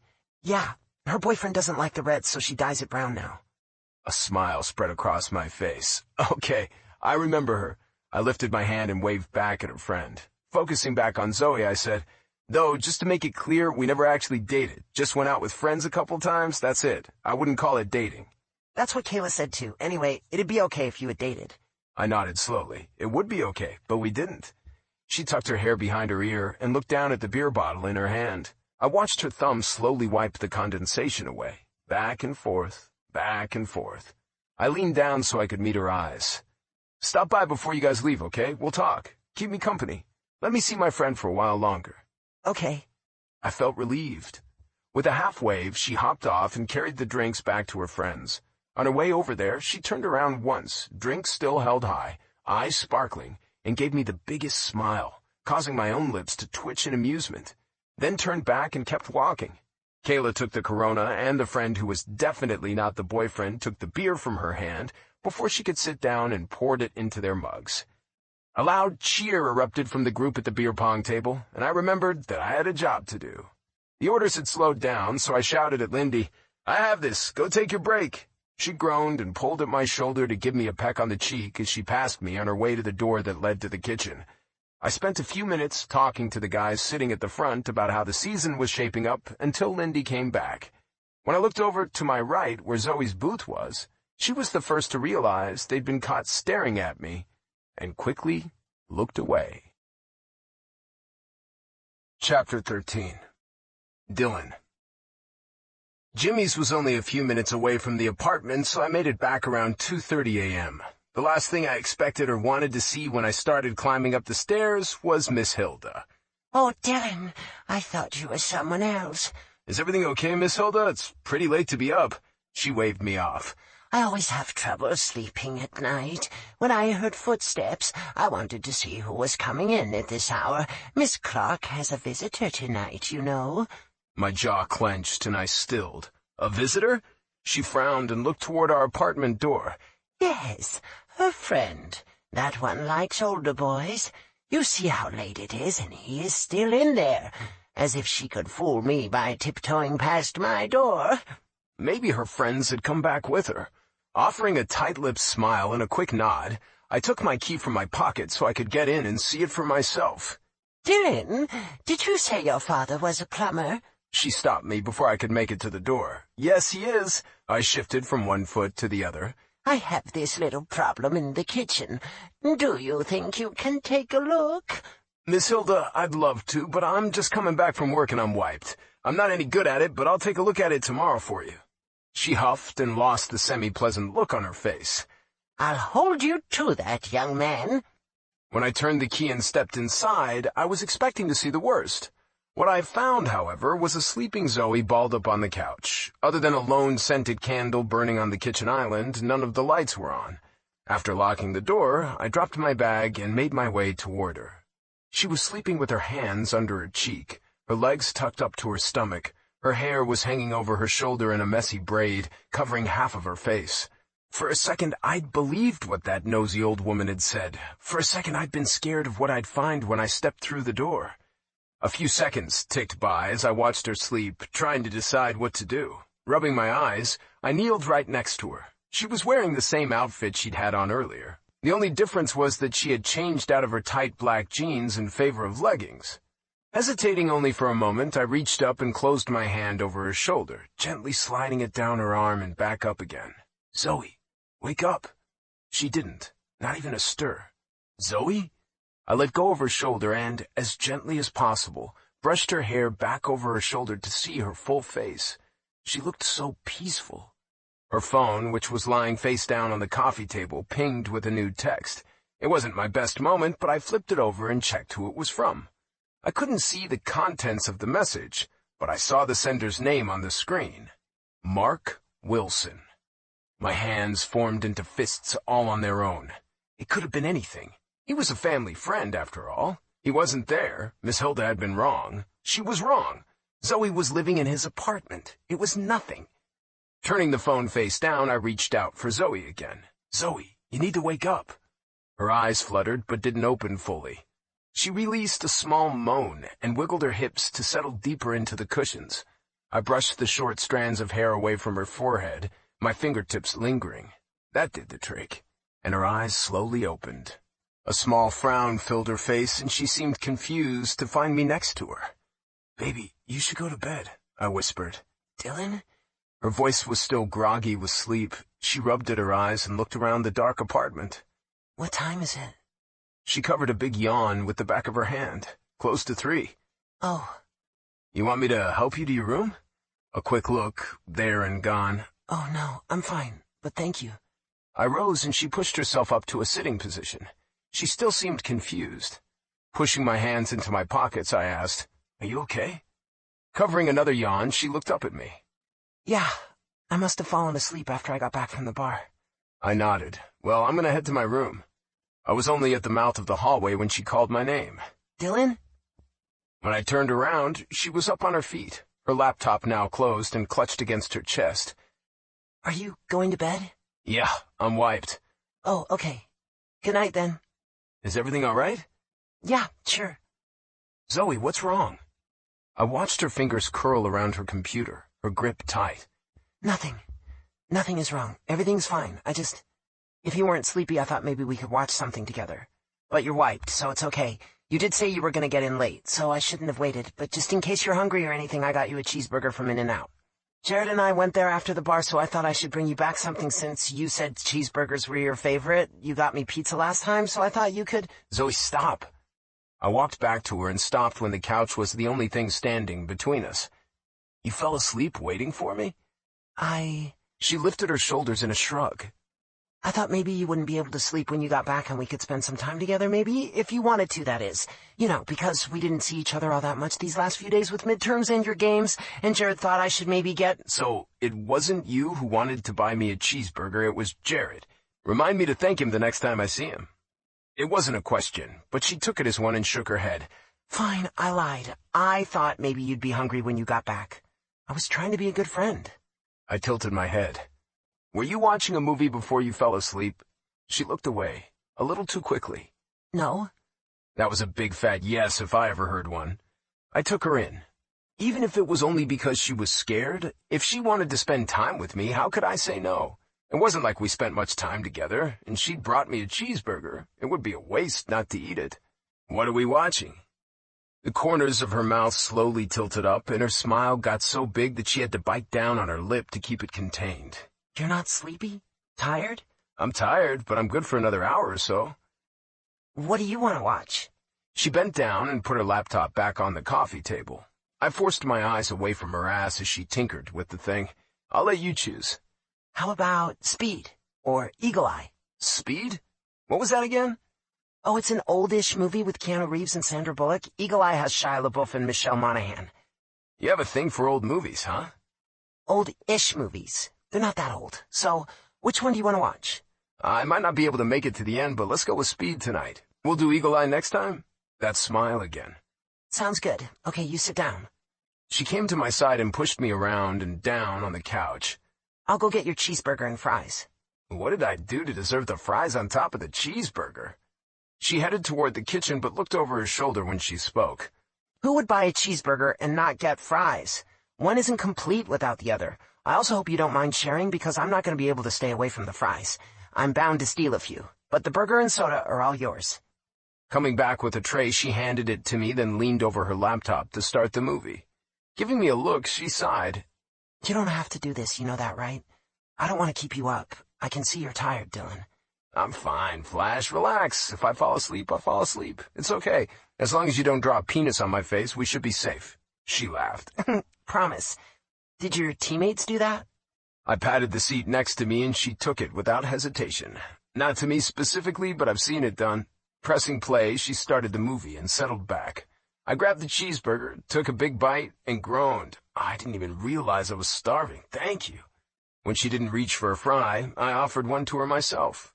She took it from me with the tips of her fingers. Thank you. You can have the Coke, too. I don't do soft drinks. She took a bite and scrunched up her nose. I don't do soft drinks either. That's the only healthy choice I make in my life, I think. I don't care for the taste anyway. A few minutes into the movie, my food was polished off and Zoe had only stolen a few of my fries. Each time she did, she gave me a shy smile and quickly focused back on the movie playing in front of us. 15 minutes in, I was already fading. When I chanced to look at Zoe, I realized we'd ended up with an empty seat between us. Might as well have been an entire football field. She was curled up into herself, both her feet planted on the couch, chin resting on her knees, arms hugging her legs. My lips twitched. Which movie were you watching before? Out of the corner of my eye, I could see her considering whether or not to give me an answer, her teeth nibbling on her bottom lip. Come on, tell me. In the end, she decided against it. I'd rather not say. This time, I laughed and she joined me. It felt good, just being with her. Before the movie was over, we were both fast asleep on opposite sides of the couch. When I woke up early in the morning, she was sprawled half on top of me, and I had my arms wrapped around her, holding her as close as possible. We had both moved in our sleep and met in the middle, apparently. Never in my life had I held someone through the entire night. Snuggling, yes, but even that only lasted for a short while. I closed my eyes and dropped my head on hers, inhaling her scent and just feeling her chest rise and drop against me. Trying my best not to jolt her, I grabbed the light blanket from the back of the couch and pulled it over us. Zoe shifted and I froze. Then she snuggled even closer and rubbed her face against my neck, her parted lips grazing my skin. Awareness flooded my body. All of a sudden, I was wide awake, and so were all my body parts. I sat on that couch for another 30 minutes, just holding on to her, memorizing how she felt in my arms. When I had to get up and leave, I gently slid out from under her and tucked the blanket more securely around her, hoping it'd keep her warm, though not as warm as I could. Chapter 14. Zoe. We had just finished our photography class in the lab, and I was packing away my lenses when our professor, Janae, caught my attention and said, "Zoe and Miriam, I need you two to stay behind, please." When I was done packing up my bag, she was still answering questions from other students. Miriam met my eye. "You know what this is about?" I shook my head. No idea. "Maybe the assignment?" I gathered all my equipment up and carried it over to Miriam's station. Probably. After everyone left the room, Janae came over to us. "Okay, girls, are you two available to travel for a weekend?" Miriam and I glanced at each other with a frown. I should be," Miriam replied, still unsure. Janae looked at me. "And you, Zoe?" "I'm sorry, I have a job scheduled this weekend and I don't think I can cancel it. Not if I didn't want to lose the job and the money that would come with it. It's not for this weekend. Are you available next weekend?" I thought about it for a second. "Yeah, I think I can do that. Is it a job you want us to do?" No, not a job exactly. The school paper needs 2 students to follow the football team around at their away game next weekend. Their usual guys can't make it, so Mr. Taylor asked me if I could recommend anyone. Football team? Following them? I didn't think that was a good idea at all, and I'd have bet Mark wouldn't think so either. That's a great opportunity. Thank you so much for asking me, exclaimed Miriam. I couldn't exactly share her joy, though she was right. It was a great opportunity. What are we supposed to do, exactly? I asked. To be honest, I'm not sure I'd be any good at sports photography. I never tried it. Too much movement. Not to mention I know practically nothing about football. Even if I wanted to go, I didn't think Mark would appreciate me being around him or any of his players, Chris in particular. This will be great for both of you, Janae continued. If you have no other objections than not knowing about sports, Zoe, I'd like you to take a chance and accept the assignment. The school paper is planning on writing an article, and I didn't get all the details, but I know they need photos of the players and the coaching staff, and not just when they're on the field. You'll need to be around them for the remainder of the time, too. At the hotel, on the plane, at practice, and I think even at the meetings. Maybe it would be okay if I asked Mark first, but I'd been avoiding his calls and texts since our last conversation in his office, so asking him anything wasn't something I wasn't interested in doing. Miriam was the first to speak up after she clapped her hands twice and did a small jump in place. Okay, I like the challenge. I won't disappoint you. Geez, you'd think we'd been invited to photograph the royal wedding with the smile she was beaming. Not that photographing however many football players would be bad, especially if I could take a few, or 100, shots of Dylan while he was working out and get away with it by saying, "Oh, I'm having a terrible time looking at your half-naked body, but it's for the paper, so what can I do? I'll just have to suffer through it." Janae nodded at Miriam, then turned her expectant eyes to me. "Sure, I'll be there too, thank you." "Good." Turning on her heels, she walked back to her desk to grab her phone. "I told Mr. Taylor I'd let him know after class, and I'll text him your information so he can get in touch to coordinate everything. He'll want to talk to you sometime this week, so make sure to be available so he can let you know exactly what he wants you to do while you're with the team." "Is it just the 2 of us, or will someone else be going as well?" I asked. "I think another student will be joining to conduct the interview part of the piece. You'll have to discuss the details with Mr. Taylor when you talk to him." "Okay, one question. Do we know where they're going? For the game, I mean." Janae put her phone away and sat down in front of her laptop. "I think he mentions the location in the email. Let me check." "Good question," Miriam whispered as we waited in the doorway. "Arizona. It says the game will be in Tucson, Arizona." "You lucky bitch. If I knew this kind of thing would happen, I'd take up photography too. Can you find out if they need someone to sketch the players? Oil them up? I can do that too. Both, if needed." "I'm pretty sure there are no oils involved, but for you, I'll ask. I wouldn't get my hopes up, though." "Bitch," Jared muttered. As soon as I'd gotten out of class, I'd called my dad to let him know I'd be seeing him in 8 or 9 days.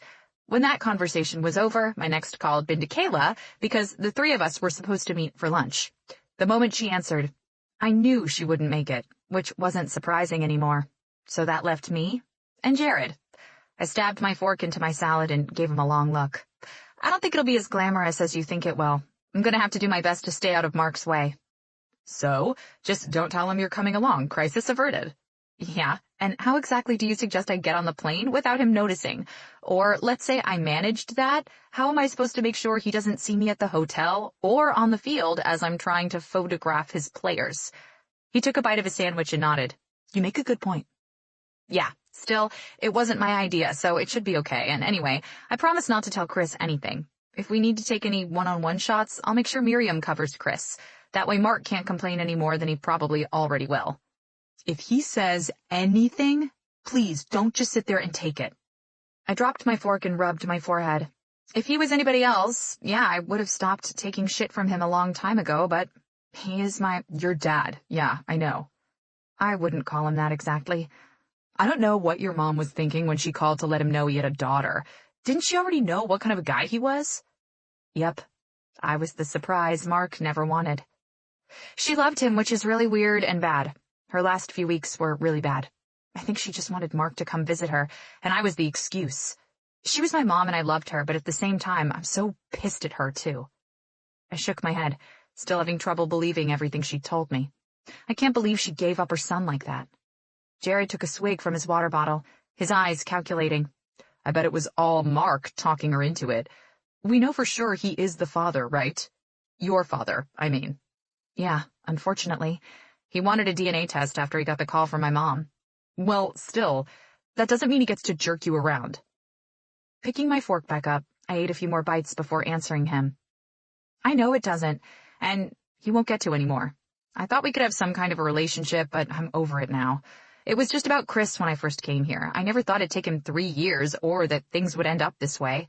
Every time I got a wild hair and decided I should just stop Chris on the way to one of his classes, I got scared and Mark got all, I want to get to know you, Zoe. I want us to get closer.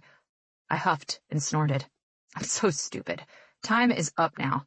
Chris is graduating this year. I'm going to wait until the season ends, not because Mark told me to, but because I think that's best for Chris. And maybe the combine, but I don't think I can wait that long. The Mark thing is done, though. I'm not answering his calls. We have nothing to talk about. Screw him. He's a bastard anyway. Who sleeps with his wife's friend, gets her pregnant, and then convinces the wife it's a good thing because they can finally have a kid. You're better off. Yeah. My appetite gone. I sipped my orange juice, then cleared my throat. Let's forget about Mark. What are we going to do about Kayla? This time it was Jared's turn to sigh heavily and stop eating. I called her last night, just a random call to say I missed her, and her shit of a boyfriend answered, told me she was busy and I shouldn't bother her that late. It was only 9 o'clock, for goodness sake. I bet she was right there and the fucker didn't even let her pick up her own phone. Do you think she'll break up with him soon? It's been longer than usual this time. I damn sure hope so, but she'd probably take him back when he came crawling again. Yeah. Should we talk to her then? Intervention time? Jared asked. We already did that last year and look what happened. They got back together after a month, and now the douche knows we don't want Kayla to be with him, which is why he is making sure she sees us as little as possible. I shook my head and pushed my half-eaten salad away. She thinks we don't get it, but we do. She's loved him since she was 16. She thinks she can change him, and whenever I try to hint at stuff, she gets sad and tells me I don't get it. Of course, it doesn't help that the douche manages to be sweet to her every once in a while. So there is nothing we can do? Is that what you're getting at? I thought maybe you would have a brilliant idea. Balancing his chair on 2 legs, Jared swayed back and forth for a few seconds. Do you want me to seduce him or something? Because if that's what you're getting at— What? I sputtered, uncertain whether he was serious or not. I gave him a horrified look. You do that? He laughed at the expression on my face. Please, I have standards. I don't seduce douchebags. But, more importantly, I don't go after a friend's man. If I did, I'd go after Dylan before anyone else. Dylan is my friend, not my man. Sure, let's go with that. He's your buddy, right? And it was only my ghost who was at the bar last weekend watching every move you two made. I thought he was going to jump over that bar and pummel me when he saw me touch your face and tuck your hair behind your ear. He looks sexier when he's brooding. I'd suggest pissing him off more often. You did that on purpose? No, but if I'd known he'd react that way, I probably would have. I bet he was losing his shit when we were dancing.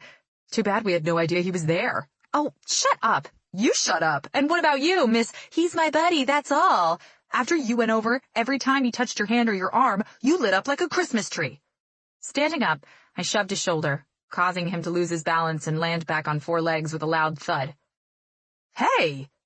You don't want me angry, Jared. I'll make it hurt. Oh, bring it on. I'd like to see you try. It'd probably feel more like a tickle, but give it a go. I give you permission. Growling, I went after him before he could run away. When I made it back home, it was almost 9 o'clock. I just made $100 by taking 15 Instagram photos for a student who had over 3,000 followers. She'd heard about me and my services from one of her blogger friends, who I had taken photos of before midterms. Any money that added to my savings account was good, so I tried my best to never turn anyone down. But after the 5th outfit change, I thought maybe I should have charged more. Considering it took us over 2 hours to get all the shots she wanted, I thought raising my rate was a great idea. Even though I was pretty much ready to crawl back to the apartment after being out for over 13 hours, I still made sure I was as quiet as a mouse when I tiptoed past Miss Hilda's door.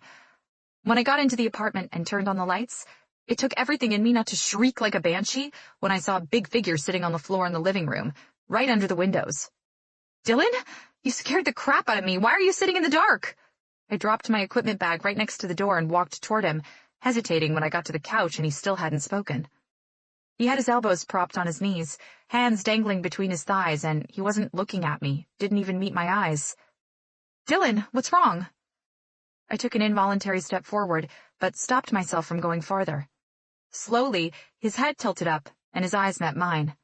Usually, I couldn't hold his gaze for more than a few seconds when he looked straight into my eyes like he was trying to see deep into me, but the way he was looking at me right then, I couldn't look away. I couldn't take my eyes off of him. He, on the other hand, had no trouble breaking eye contact. "Nothing, Zoe," he said quietly, then rested his head on the wall behind him. A few seconds later, he let out a long sigh and closed his eyes. "Obviously, that's not the case," I stated softly, thinking something terrible must have happened. He didn't even open his eyes, let alone give me an answer. Where was the guy who smiled at me left and right and made me feel lightheaded without even knowing what he was doing? Starting to worry, I went and sat to his left, not within touching distance, but not too far away either. We spent a few minutes sitting side by side in absolute stillness. The only sound that could be heard over the heavy silence was coming from a neighbor's TV, most likely in the apartment below us. "You can tell me what's going on, Dylan. I'm not a bad listener, and I'm supposed to be—" His eyes didn't open, but he did finally speak. "If you tell me you're my buddy, Zoe, so help me." My knees were up just like his, but I decided to sit cross-legged instead, which brought me closer to his side. "I won't say anything, okay? Just tell me what's going on." He rolled his head toward me and finally let me look into his eyes. Slowly, I released the breath I hadn't even realized I was holding. He looked devastated. "What happened?" I whispered, angling my body toward him so I could put my hand on his arm. His gaze followed the movement, and I felt his muscles tighten under my touch. Thinking maybe it wasn't a good idea, that he didn't want me to touch him when he looked ready to bring down the building, I attempted to pull my hand back. But the second I lifted it, he reached out and took his time, lacing our fingers together. "Is this okay?" he asked, his eyes glued to our intertwined hands. "Am I allowed to do this?" I swallowed hard. What was I supposed to say when he looked so devastated? "No, actually, it's not okay, Dylan, because my brain seems to short-circuit every time you get this close to me." I didn't think so. "Is this what buddies do, Zoe?" he continued, his voice harder. Is he angry at me? What the hell did I do? My brows drew together, but I didn't try to pull my hand away. Like I said, short-circuit in the brain, and holding his hand had helped before. The night I'd fallen asleep on his shoulder. Maybe he was a hand-holder, maybe that was his thing. He studied my face, then made some sort of huffing sound, and let our hands drop to the hardwood floor. I tried not to wince. Don't answer that." When his head hit the wall behind him yet again, I couldn't hold back my wince. "It's JP," he said to the ceiling. "What about him?" "He got injured." Didn't college football only happen on the weekends? It was only Thursday. "When? I didn't know you had a game today." "No game, just practice. He had a little trouble with his foot in the last game, but he said he was fine. Today, one of the guys stepped on it wrong, and now he has a fucking Lisfranc injury." What? Is it bad?" His eyes closed as he released a humorless laugh. "Is it bad? Yeah, it's bad. He is done for the season. We don't even know if he needs surgery yet. If he doesn't, it'll still take him at least 5 to 6 weeks to recover, and that's me being a fucking optimist." As an afterthought, he added, "It's a foot injury." When he roughly scrubbed his face with his free hand, I gave the other one that was still holding mine a small squeeze. It was the wrong move because it drew his attention back to our hands again. "If he ends up needing the surgery, how long is the recovery time then?" He met my eyes and I held my breath. Oh God. Jared was right. I loved his smile. I both hated and loved how I couldn't stop myself from smiling back at him, but the look on his face when he was angry, it made me wish I had my camera with me so I could take a shot of film just like that and freeze time for us, a heartbeat I could carry in my pocket that would forever be mine. 5 to 6 months, Dylan replied, oblivious to my thoughts. And even after that, no one can know for certain whether he'll get back to his pre-injury state or not. Doesn't even matter because he won't make it to the combine either way. For the third time since I'd met him, I couldn't look away from his eyes. And it wasn't because we were having a staring contest. It had nothing to do with that. I just didn't want to. I'm not sure if it was because of the vulnerability I could see in them, or if it was the obvious pain and worry, but I couldn't do it. Where is he? He was frowning at me, but still answered my question. Coach sent him home. He can't bear weight on his leg. And when will they know if he'll need the surgery or not? They need to run some tests. We should know more next week. Don't you want to be with him? I asked, tentatively. His frown deepened. He doesn't want to see anyone. We were supposed to do this thing together. Now, with the timing of this injury, his entire career might be over. This whole goddamn year is... His phone must have been sitting next to him, because the next thing I knew, it was sailing in the air, heading toward the wall right in front of my eyes, until it thankfully came to a stop right after crashing into my equipment bag. If my bag hadn't been in the way, with the force he'd thrown it, it would have broken into a million pieces. I'm sorry, Dylan. I gave his hand another squeeze, and this time he squeezed back. Only problem was, he never loosened his hold. Don't get me wrong, he didn't hurt me or anything, but that extra bit of squeeze caused my already pretty fast heart rate to kick up another notch. Knowing nothing I could say would change anything or lighten his burden, I kept my mouth shut. His eyes narrowed at me. You're not looking away. A tingle went through my body. Should I? You shouldn't, but that hasn't stopped you in the past. Time to change the subject. How long have you been sitting here? I don't know, ever since I got back, I guess.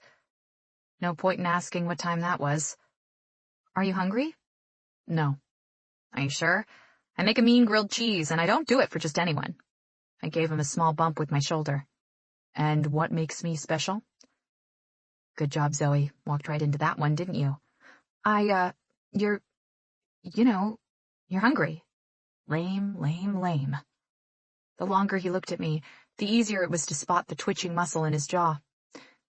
That's not much of an answer to my question. How about this question, then? Maybe you'll have a better answer for this one. What do you think? I was pretty sure I wouldn't like the question, but... What's the question? Are you still dating him?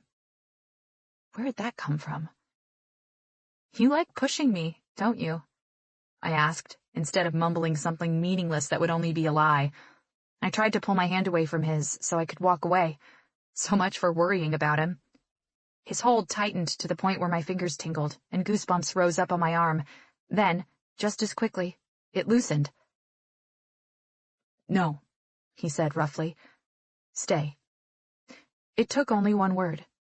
I stayed until he was ready to let go. I tried to get comfortable as we sat hand in hand. When he saw I wasn't going anywhere and I wasn't pulling back, his eyes closed and he rested his head against the wall, jaw still tight, teeth still grinding. I didn't know why, but I had a feeling it had cost him something to ask me to stay. Chapter 15. Zoe. I was doing it. I was really doing it. I was about to board a plane with Mark, Chris, Dylan, and their whole freaking team. We were supposed to take the same bus to the airport as the team, but both Miriam and the guy who was coming with us for the interviews, Cash, had been late. Instead of braving it and getting on the bus on my own, I'd opted to take an Uber to the airport with them. As Cash and Miriam chatted away during the ride over, I was worrying about how my sudden appearance would go over. Neither Mark nor Dylan knew I was joining them for the game. I could have and should have told Dylan, but after the week he'd had with what happened to his friend, I'd barely seen him after the night I'd found him sitting in the dark. Even when I did, he usually went to his room to crash as soon as he walked through the door. That evening had been the second time we'd held hands for what seemed like hours and didn't even acknowledge it afterward.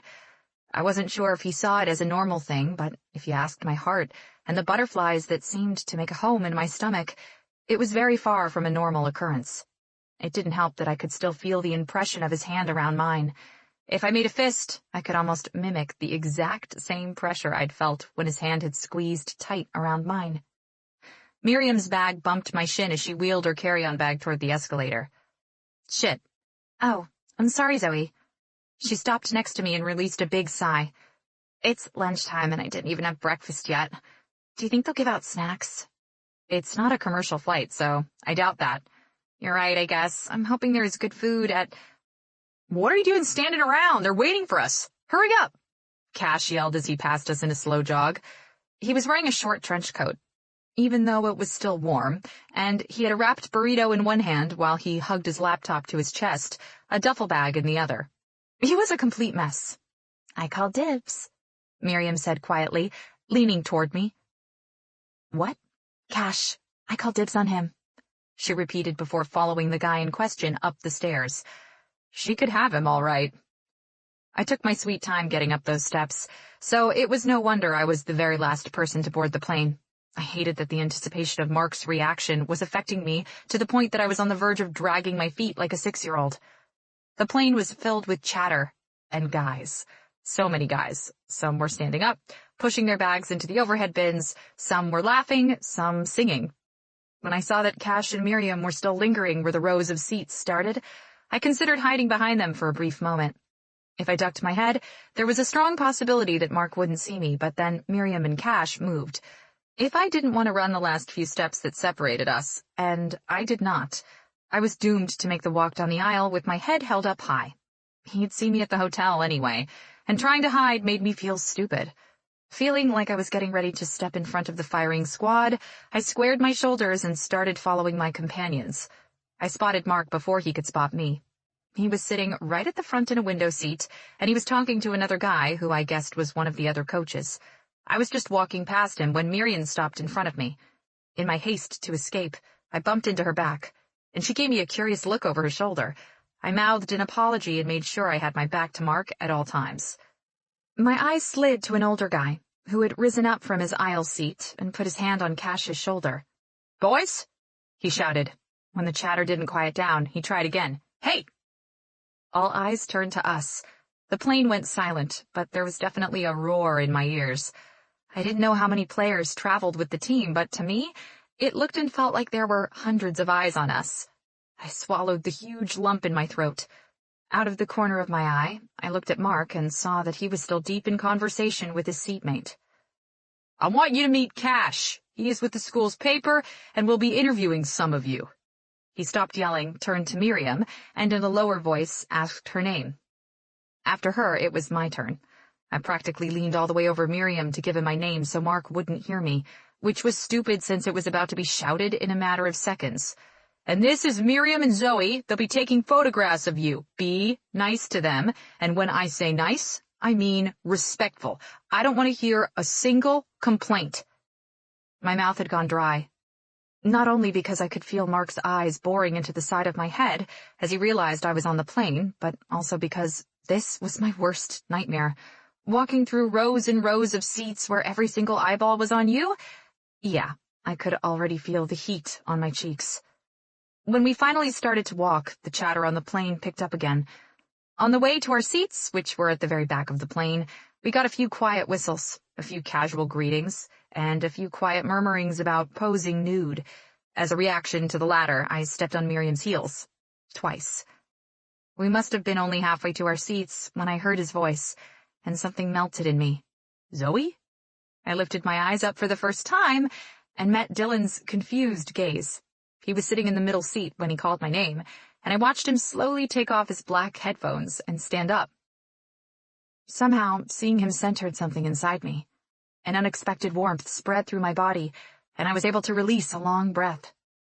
"Hi," I mumbled with a small wave, and when I realized Miriam and Cash were getting farther away from me, I pulled my carry-on behind me and started to jog to catch up. Looking over my shoulder, I made sure to send another quick wave Dylan's way. I felt like a little baby duckling being left behind in the middle of nowhere, so it was important to catch up. When we finally reached our seats, I was ready to shout hallelujah. After Cash helped us with our bags, he took the window seat. Miriam gave me a pointed look and followed him. I took the aisle seat. "What's wrong with you?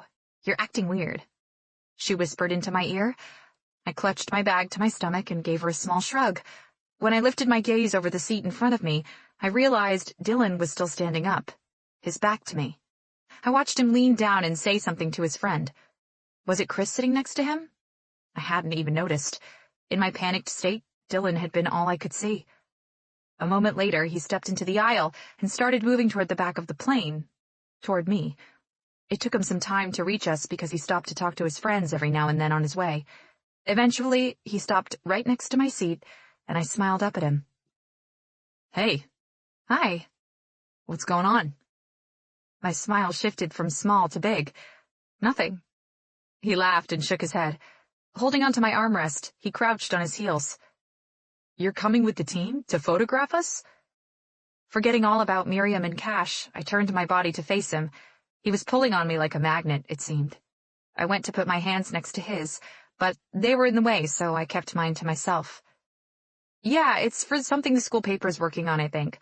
My photography professor asked us if we could go, so here we are." His eyes warmed. "Here you are. Why didn't you tell me? Wait." He stood up and lifted the headphones off the head of the guy sitting in the seat across the aisle from me. "Drew, take my seat." Just like that, the guy jumped up and Dylan took his place. As he sat down, a flight attendant appeared from behind us. With a smile fixed on her face, she said, "Seatbelts, please. We'll be taking off in a few minutes." Nodding, I fastened my seatbelt, and Dylan did the same. When our eyes met again, I smiled. "Hi." My heart leapt at the sight of his easy smile, always so open and warm. "Hi yourself." "Dylan." The unexpected voice startled both of us. "Get back to your seat. I need to talk to you and Chris about a few changes we're going to make," said Mark. I noticed the guy waiting just behind him, the one Dylan had swapped seats with. He looked just as uncomfortable as we did. Intentionally, I kept my eyes on Dylan's face and watched his brow draw together in confusion. "Coach, we already have a meeting right after we— Back to your seat, son." Son. Was that his way of saying Dylan was off limits, too? I couldn't be friends or friendly with the guy he himself had sent to live with me? Sure, when he'd given him the apartment keys, he hadn't expected me to be in the apartment, but still, I was living with the guy. Dylan did what he asked and undid his belt to get up. But when his eyes found mine, he was still sporting a scowl. I dragged my eyes back to Mark, then pointedly looked away before he could say anything. It was after we had entered the hotel we'd be staying in for the weekend when I saw Dylan and Chris. He broke off from his friends when he noticed me standing apart from Miriam and Cash and made his way to my side. He was wearing his black sweatpants, and I could have sworn he had a dozen or more of them in different shades of gray and black, just so he could make a girl go crazy. My personal favorite was the light gray. A tight black t-shirt covered his torso and pulled all the attention to his biceps and chest. "Which room are you in?" he asked, head tilted, eyes on the envelope in my hand. Let me check." I forced my eyes away from his body and opened the envelope I picked up from a table where the hotel employees had lined up dozens of them.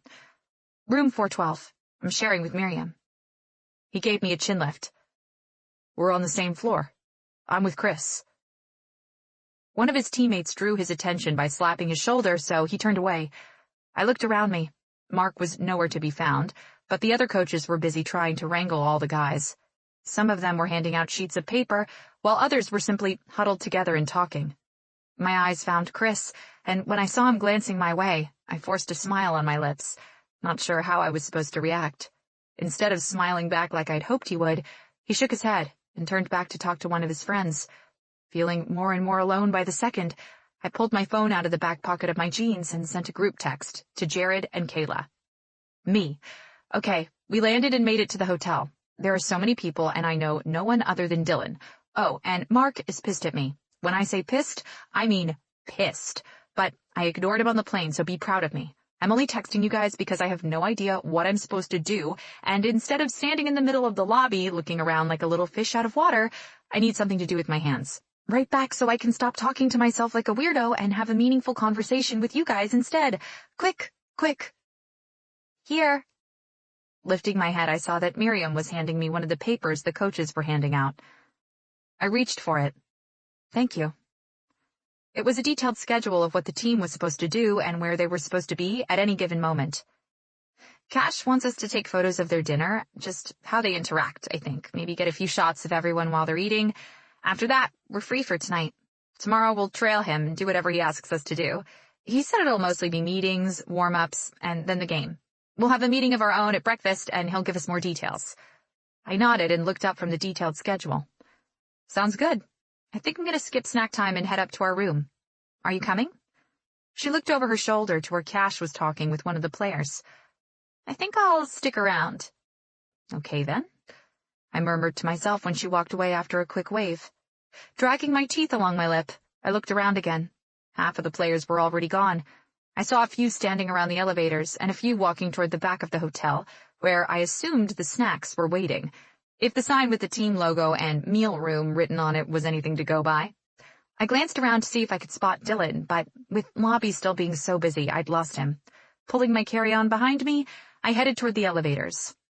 My phone pinged with a new message. I let out a huge breath and filed into the elevator with 3 other players. Even though they were talking among themselves about the following day's game, I could still feel their curious eyes on me. Ducking my head, I focused on my phone.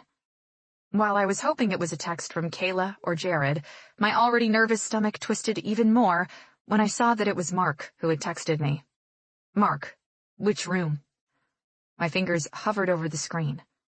I was either going to keep ignoring him and try to stay as far away as possible, or I was going to get over it and focus on what I'd come to do. I waited until I was standing in the room before I texted him back.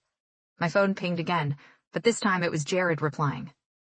Feeling the inevitable anxiety creep in, I decided not to write anything back to my friend until Mark found his way to my room, said what he needed to say, and left.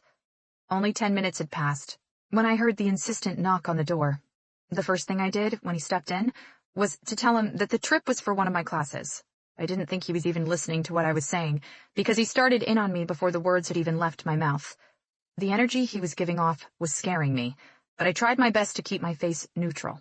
After a long rant about the same things I'd become all too familiar with, he warned me to watch myself around his boys and strode out. As soon as the door slammed shut behind him, I took a deep breath and let it all go. I was not going to let him get to me. Not anymore. After sending a quick text to my dad to let him know when he could come pick me up, I worked on some shots I was going to put up as stock photos on a few websites while talking on the phone with Jared. Miriam came up a bit later and eventually announced that she was ready to head down to the team meal room, so I grabbed my bag and my camera, then followed her down. "When will you get back?"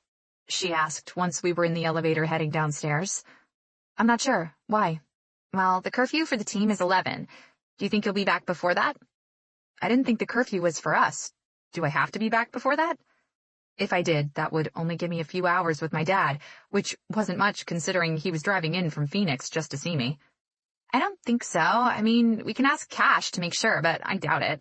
I'm only asking because, well, I was wondering if you could send me a quick text before you head up to the room when you're back." I gave her a quick look just as the elevator doors slid open. "Why?" "Cash and I will, you know." "Oh, yeah, sure, I'll sit around in the lobby until the coast is clear." She let out a relieved sigh and linked her arm with mine as if we'd been best friends for years. "You would do that? Ah, thank you, Zoe. My roommate is a real killjoy. If she were here, she'd just walk in and interrupt us in the middle of, I don't mind." I cut her off. "I mean, as long as it's not for hours on end, it's okay. I'll grab my laptop before I leave so I can work while I'm waiting." She squeezed my arm a little tighter. "Oh, you're the best. Thank you. Tomorrow is going to be so much fun. I can't wait." We walked into a huge room where hotel employees ran around arranging tables and chairs for the players. There were still 20 minutes until the guys would be filtering in, and Cash wanted us to be ready to take shots of them as they piled food onto their plates. If they were happy with the photos we took during the weekend, apparently the team was going to consider using them in their brochures for the next year. Under Cash's careful watch, it took us 15 minutes to take the photos, then it was our turn to choose from whatever was left on the open buffet table. I grabbed some mashed potatoes, broccoli, and chicken. When I hesitated while following Miriam, she touched my arm. "You coming?" My eyes were glued to Dylan, who was sitting alone at one of the tables. Mark had already eaten and left, and I hadn't seen Chris around after I'd taken a quick shot of him constructing a steak mountain on his plate. If there was ever a choice between Dylan and anyone else, I'd always go with my roommate. "No, you go on. I'll see you later." One hand holding the strap of my camera, the other balancing my plate, I pulled out a chair with my foot and sat across from Dylan. "Hi," I said softly, offering him a smile as I settled down. He stopped eating and studied me with angry eyes. When he didn't say anything back, I started to lose my smile. After giving me a quick nod, he focused on his food again. Dylan had been one of the last ones to come in, so while I'd been taking shots of the players and the coaches who were eating, Dylan was nowhere to be found. Picking up my fork, I pushed the broccoli stems around. "Are you okay?" I asked in a low voice as the silence turned uncomfortable, which had never happened between us before. He dropped his fork with a clatter and reached for his water bottle. Had I done something? I forced myself to swallow down a piece of broccoli and waited for him to say something. Seconds passed, but nothing happened. As soon as he cleaned his plate, he started looking over his shoulders. It was obvious he didn't want me sitting with him, and I had no idea why. Feeling a little bit hurt and, truth be told, confused, I cleared my throat and gathered up my plate so I could leave. "I'm sorry, I didn't realize I was bothering—" I was halfway up when he stopped looking around the room and met my eyes. "Was that Coach I saw going into your room earlier?" I dropped back down in my seat, and my plate clattered on the table, drawing the curious eyes of his teammates. "What? You heard me. I was coming to your room to see if you wanted to hang out, but Coach made it there before me, so I didn't bother." I swallowed hard. How to get out of this one? "And?" It was a lame attempt to play it cool, but I had nothing else. "And?" His nostrils flaring, he pushed at his plate and leaned over the table. "I didn't know you were close enough to invite him into your room." Something he saw in my face made him pause, but unfortunately, it didn't stop him. "I didn't see either of you around for an hour." My mouth opened and closed as my hands formed into fists under the table. I slid forward in my seat, mimicking his stance. "An hour? What are you saying, Dylan?" His eyebrows inched up to his hairline. "I think you know what I'm saying." I sat back. I did know what he was saying, and why was I so surprised anyway? I'd already expected him to think exactly what he was thinking. But how had I not anticipated the hurt it would cause to actually hear the confirmation? "He was only in my room for 5 minutes, Dylan. 6 tops. My dad is driving in from Phoenix to see me, and Mark wanted to know if he was going to make it to the game tomorrow." My heart sank, and I hated myself a little more for the lie Mark had essentially forced me to tell. "Your dad is coming?" he echoed. "Yes." I pushed my plate away, grabbed my camera, and stood up. "He should be here any second, so I better go." I was waiting for him to say something, but it was pointless. He just studied me, with his ocean blue eyes, as if trying to decipher everything I couldn't say out loud. "Yeah, I'll just leave." And with that clever closing remark, I pulled my eyes away from Dylan's expectant gaze and walked away. Instead of waiting in the lobby, I sat down outside on the stairs and tried not to think too much about Dylan and how my feelings for him were evolving from just a simple attraction. About an hour had passed when I saw a metallic blue truck coming my way. Quickly, I got up and ran toward it. As soon as my dad's feet hit the ground, I threw myself into his arms and closed my eyes. "Dad!" His arms rounded my shoulders, and he held on just as tight as I did, if not tighter. "My little baby girl." My nose was already tingling. "I missed you," I mumbled into his chest. "I missed you so much." His hand smoothed my hair down, and he leaned back to look at my face. "Zoe, what is this?" His arms slowly dropped, and he held my face in his palms, his thumbs wiping away my silent tears. "Nothing," I muttered after a pathetic sniffle, again pushing my head into his chest, where I knew he would keep me safe. I had no idea where the tears had come from.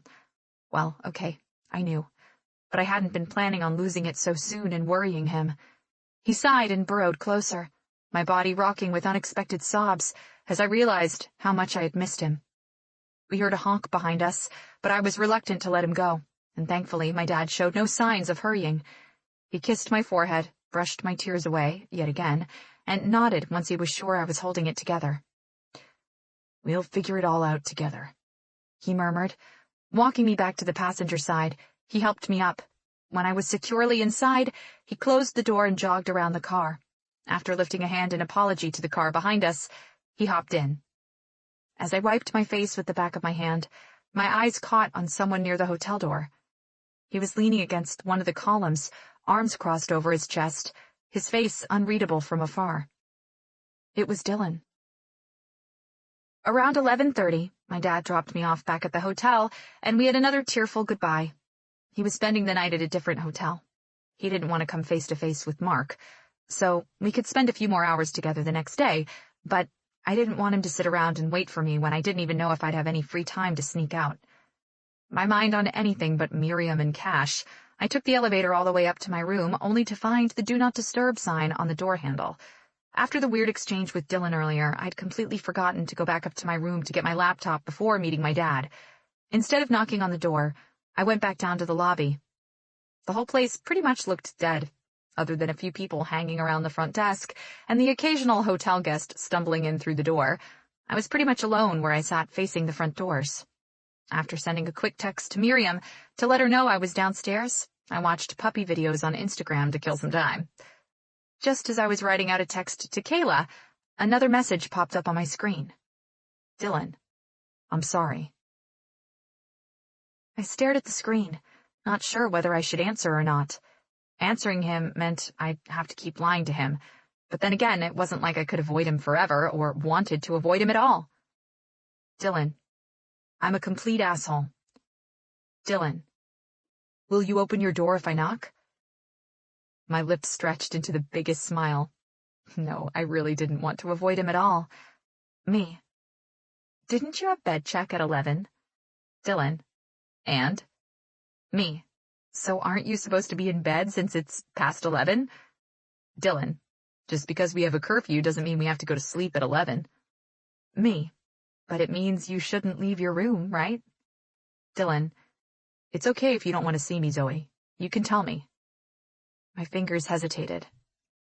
I hit myself in the forehead with the back of the phone a few times before I found the courage to type out what I wanted to say next. Me. I'd love to see you, Dylan. I always like seeing you. Lame, lame, lame. Dylan. Smiley face emoji. Dylan. Then open your door.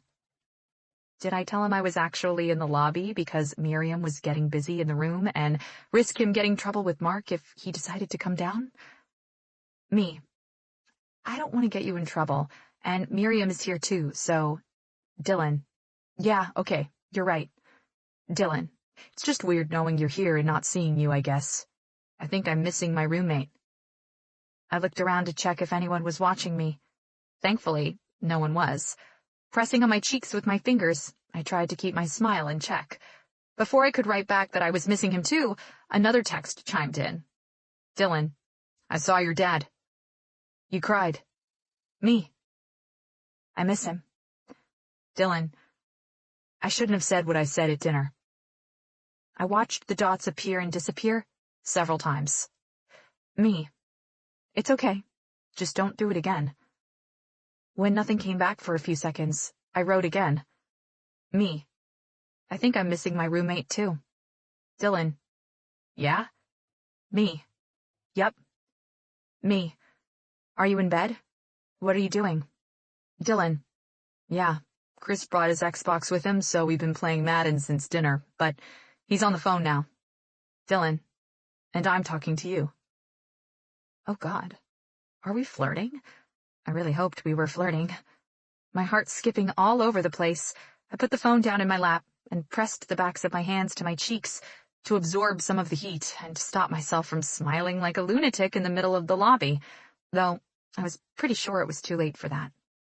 I must have taken too much time to come up with something clever because before I could reply, I saw the dots jump around again. Dylan, are you in bed? Yep. We were flirting. Abort, abort. Me. Yep. So clever, Zoe. Dylan. That's good. My heart in my throat just from texting with him. I dropped my head back and gazed at the colorful high ceilings. Just when I was about to write, yeah, it's comfy. Another terribly clever response. Miriam saved me. Miriam, coast is clear. You can come up. Thinking I would for sure come up with something better once I was in my room, I headed toward the elevators. Dylan, I think you fell asleep. Sweet dreams, Zoe. I'll see you tomorrow. Groaning, I decided not to answer so he could get some sleep and just headed up to my room. Chapter 16. Zoe. The entire day was a whirlwind of breakfast, meetings, nap time, meetings, lunch, and then game time. Before I could take in the stadium or the level of noise around me, Cash was ushering me to the sidelines so I could take a few shots of the players warming up before the game. Miriam will cover the coaches, you cover the boys. That was fine with me. More than fine, actually. I did a 360 and gulped when I took in my surroundings. Dear God. So many eyeballs. It didn't escape my notice that I'd been saying the same thing a lot since the day before, but there were just so many people, hence so many eyeballs. Zoe! Get to it! Cash yelled as he was walking back to Miriam's side. I swallowed again and nodded. I was standing a little to the left of the player tunnel, camera in my hand, trying to find the perfect setting, when Dylan, Chris, and a whole slew of guys jogged out. I felt eyeballs on me all right, not because they couldn't take their eyes off of me or anything like that, but more because I looked lost, like a fish out of water. Only one set of those eyeballs sent a tingle up my spine, and those belonged to Dylan Reed. With the confidence in the way he walked onto the field, the way his eyes locked on mine over his shoulder, right before he joined his friends to stretch and do drills, I was done for. Seeing the perfection of him in that uniform wasn't helping the matters at all. My camera still in my hands, I watched him disappear into the crowd of his teammates. A few seconds later, I spotted him again, thanks to the big number 12 on the back of his jersey. I kept watching as his biceps bulged under those huge shoulder pads, and he lowered himself to the ground, where he and the rest of the team started their pre-game warm-up routine with stretches. Was his ass that tight at all times, or had he done something to it in the locker room? All I had going for me was that my mouth wasn't hanging open. That was pretty much it. I was startled enough that I did a little jump when I heard Cash yell my name again. Right. Photos. I was supposed to take photos. So many coaches and important-looking people milling around, talking, arguing in huddles. Like a little snake, I walked around them and took a shitload of pictures of the boys doing drills on the field. And then I approached Miriam and Cash, where they stood away from everyone. If they thought there were too many photos of Dylan Reed, that wasn't my problem. You done? Miriam asked, taking a step away from Cash. I think so. I think I got some good shots, but it's my first time doing this, so I'm not sure if they're actually good. I like them, though. She bit down on her bottom lip and looked around. It's a little overwhelming, isn't it? That was an understatement. There are so many men with cameras around, I have no idea why they needed us. Miriam shrugged and gave me a small shoulder bump. Who cares? It's been fun, and don't think I didn't notice you cozying up to Dylan Reed last night in the meal room. It was right on the tip of my tongue to tell her I wasn't cozying up to anyone, and that he was just my roommate, but I managed to keep it in and offered her a smile instead. Gesturing to Cash with my chin, I whispered, "Looks like that went well for you." "Oh, yeah. Sorry I fell asleep before you made it up to the room. He pretty much killed me." I leaned forward a little to take another look at Cash. I could admit, he wasn't awful or anything like that. 5'9" to Miriam's 5'5", with an okay body, though in comparison to Dylan and all the other players on the field, he was basically skinny, and fingers long enough that you felt obligated to do a double take. He had longish, wavy hair that curled around his ears, brown eyes that moved around restlessly, and thin lips pressed into a straight line. Different strokes for different folks, I supposed. There was nothing wrong with his look, but the way he acted like he was working on a story for the Times would start to get on my nerves if I had to spend one more day around him. Right as I was about to say something else, I felt hands on my waist, and a second later I was flying through the air as I shrieked like a banshee. "Look what I found!" someone sing-songed behind me, as I tried my best to grab the hands that were clamped around my middle. Thank God for the strap of my camera was wrapped around my wrist, saving it from flying across the field. Recognizing the voice, I looked over my shoulder and down. "Trevor?" "That's me," he replied with a grinning face. "Trevor, what the hell do you think—" My words turned into another scream when he maneuvered, or more likely abruptly flipped, me around until I was holding onto his neck, cradled like a baby in his arms. "What's up, Buttercup?" he asked, his shit-eating grin still in place. I was pretty sure he'd been born with that smile, or another possibility was that he had worked on it in front of a mirror for years until he perfected it. "I've been watching you the last 10 minutes. I couldn't believe my eyes." "Let me down, you idiot," I swore, out of breath. "I'll do just that once I get you away from enemy lines." I growled at my childhood friend, but it didn't seem to have the desired effect on him. It never did. Gripping his shoulders for dear life as he sprinted away, I looked over his shoulder and my eyes zeroed in on one person. Dylan. All his teammates were filtering into the tunnel to get back to the locker rooms, but he was standing still, one hand holding his helmet by the fingertips, the other on his waist. I wanted to give him a wave or a smile, but he was looking at me in Trevor's arms with a face carved from stone, his jaw set, expression completely closed up. Something tightened in my chest, squeezing at my heart. I slapped Trevor's shoulder twice. "Trevor, stop! Trevor, you have to stop!" He must have heard the urgency in my tone, because we finally came to a halt. Gently, he put me down back on my feet, and my eyes stayed on Dylan the whole time. I watched him take a step toward us, and then another, and another. My heart pounding just from seeing the determination on his face. I couldn't take my eyes off of him. Something was about to happen, or was happening already, and my heart was flipping out on me. Trevor said something to get my attention and touched my shoulder. My brows snapped together and I murmured a distracted, "What?" Was Dylan jealous? When he started a light jog toward us, I felt all the hairs on my arms stand up. I gave Trevor a quick glance. "Can you give me a minute?" He glanced back at what I was looking at, and I was already walking to meet Dylan halfway. The need to go to him had come out of nowhere. Maybe it was the way his hard eyes locked onto mine, daring me to look away, or maybe it was something about the controlled way his body was moving. God, he looked so good in his uniform, almost as good as he looked when he worked out in our kitchen half naked. Almost. He looked larger than life, bigger and better than anyone else warming up on the field. Before I had taken 4 steps, Chris blocked Dylan around the 30-yard line. He rested his forehead against Dylan's, squeezed his neck, and guided him toward the tunnel. Dylan frowned at him, then shook his head once as if coming out of a trance. Then he was nodding and jogging alongside his teammate. When he disappeared into the tunnel, I turned back to Trevor with a sheepish smile. He raised an eyebrow, which only added to his signature cocky look. "Did I step on some toes?" "What? No. What are you even doing here? I thought you were in Boston." "Yeah, I was, but I transferred here this year. You dating number 12, that Reed guy?" he asked with a flick of his head toward where Dylan had disappeared to. "No, he's just my friend." After giving me a long, thorough look, he spoke again. "If you say so." His big smile back in place, he gave me a playful shove. "Look at you, Buttercup. I haven't seen you in 2 years, and this is where I find you?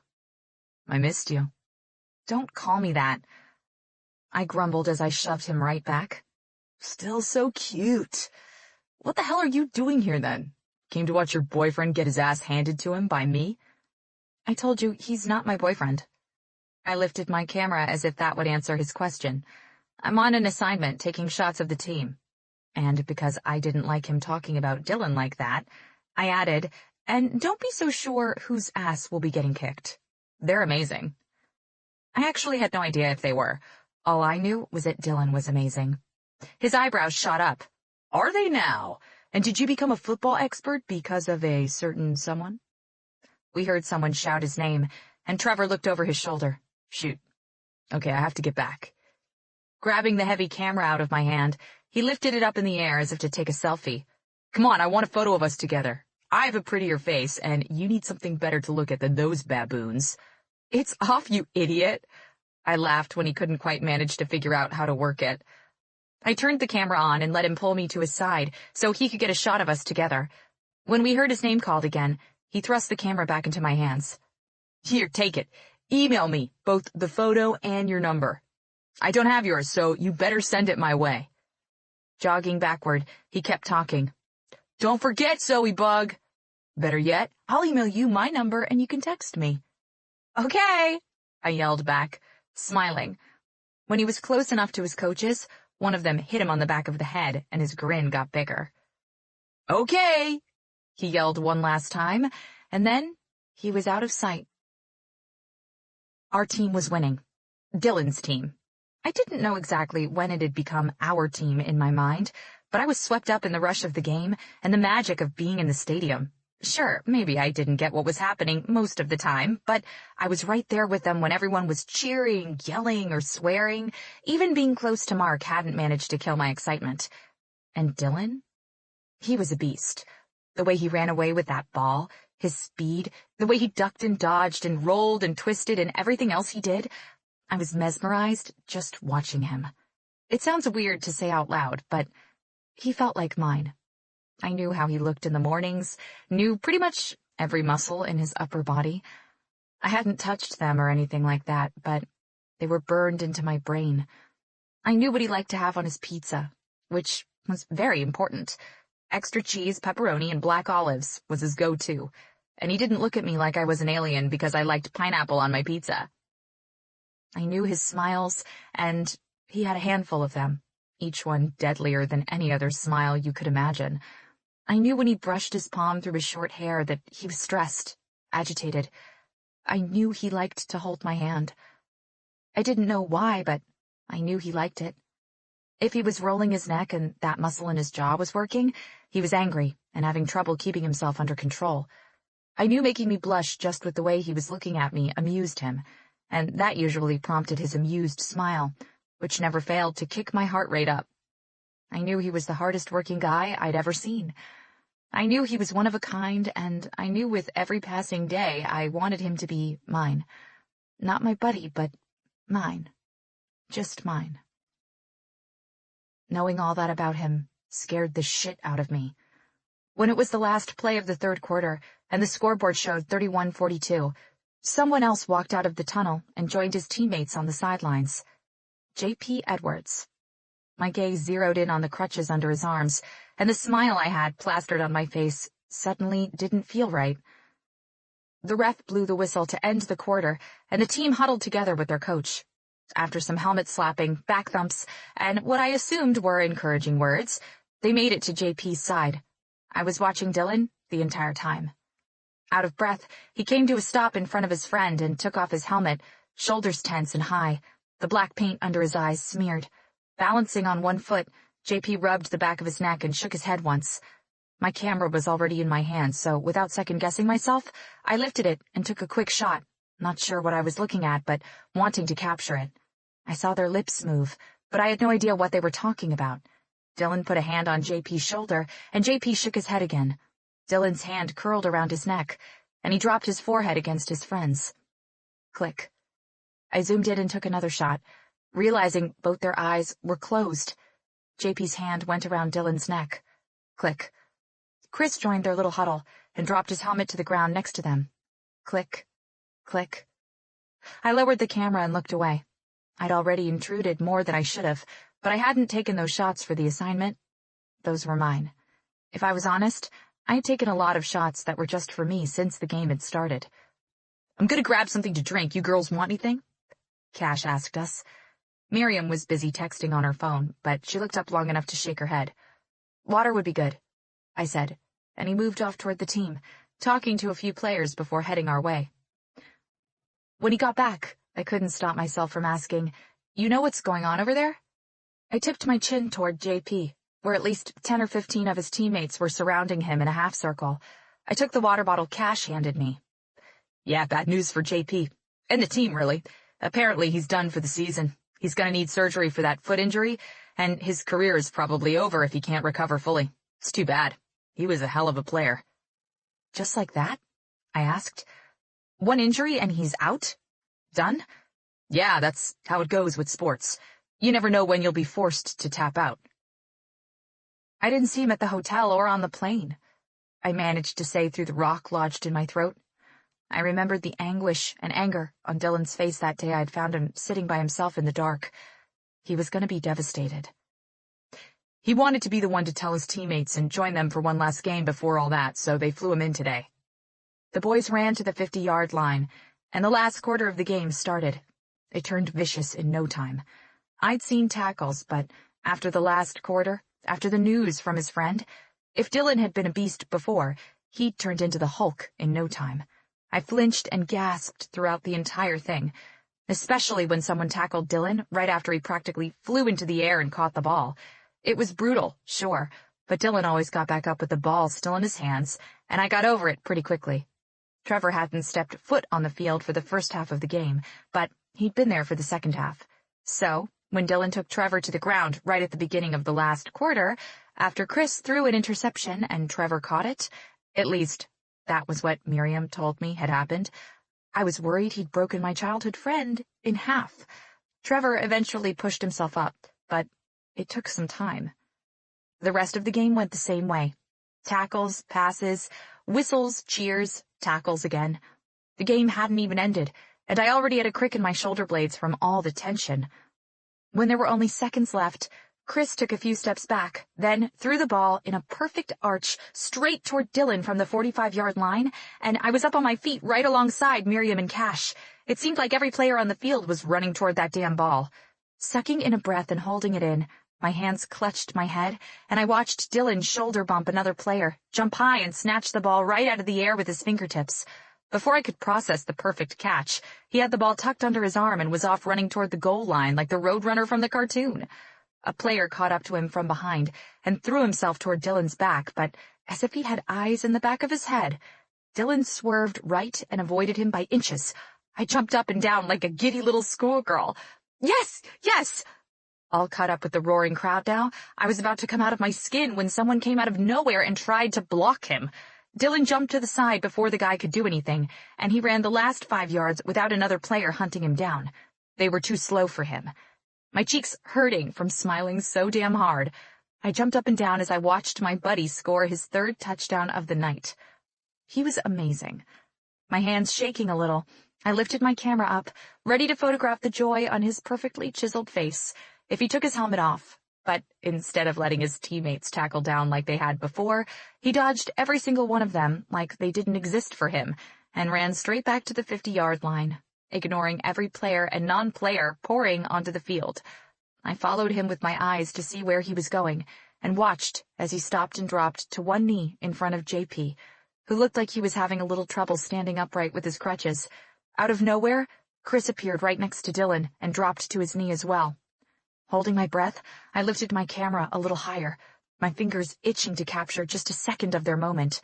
Then, one by one, all the players on the field kneeled in front of their teammate, a few behind Dylan and Chris, a few to their right. Before the chanting started, I ran toward the mouth of the tunnel, came to a quick stop, and lined up with JP to the left so I could have Dylan right in the middle of my shot. I focused on Dylan's hard, unyielding, sweaty face, and took the shot that would become one of my most cherished photos. When it all stopped, I was still standing in the exact same spot, rooted in place. Dylan got up and went to his friend.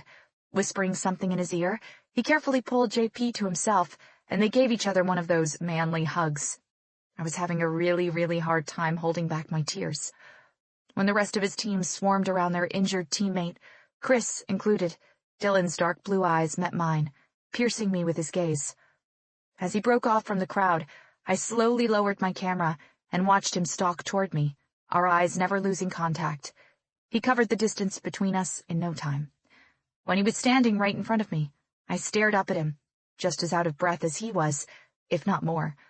On top of that, I could feel my hands shaking ever so slightly as I tried not to lose the smile I'd plastered on my face.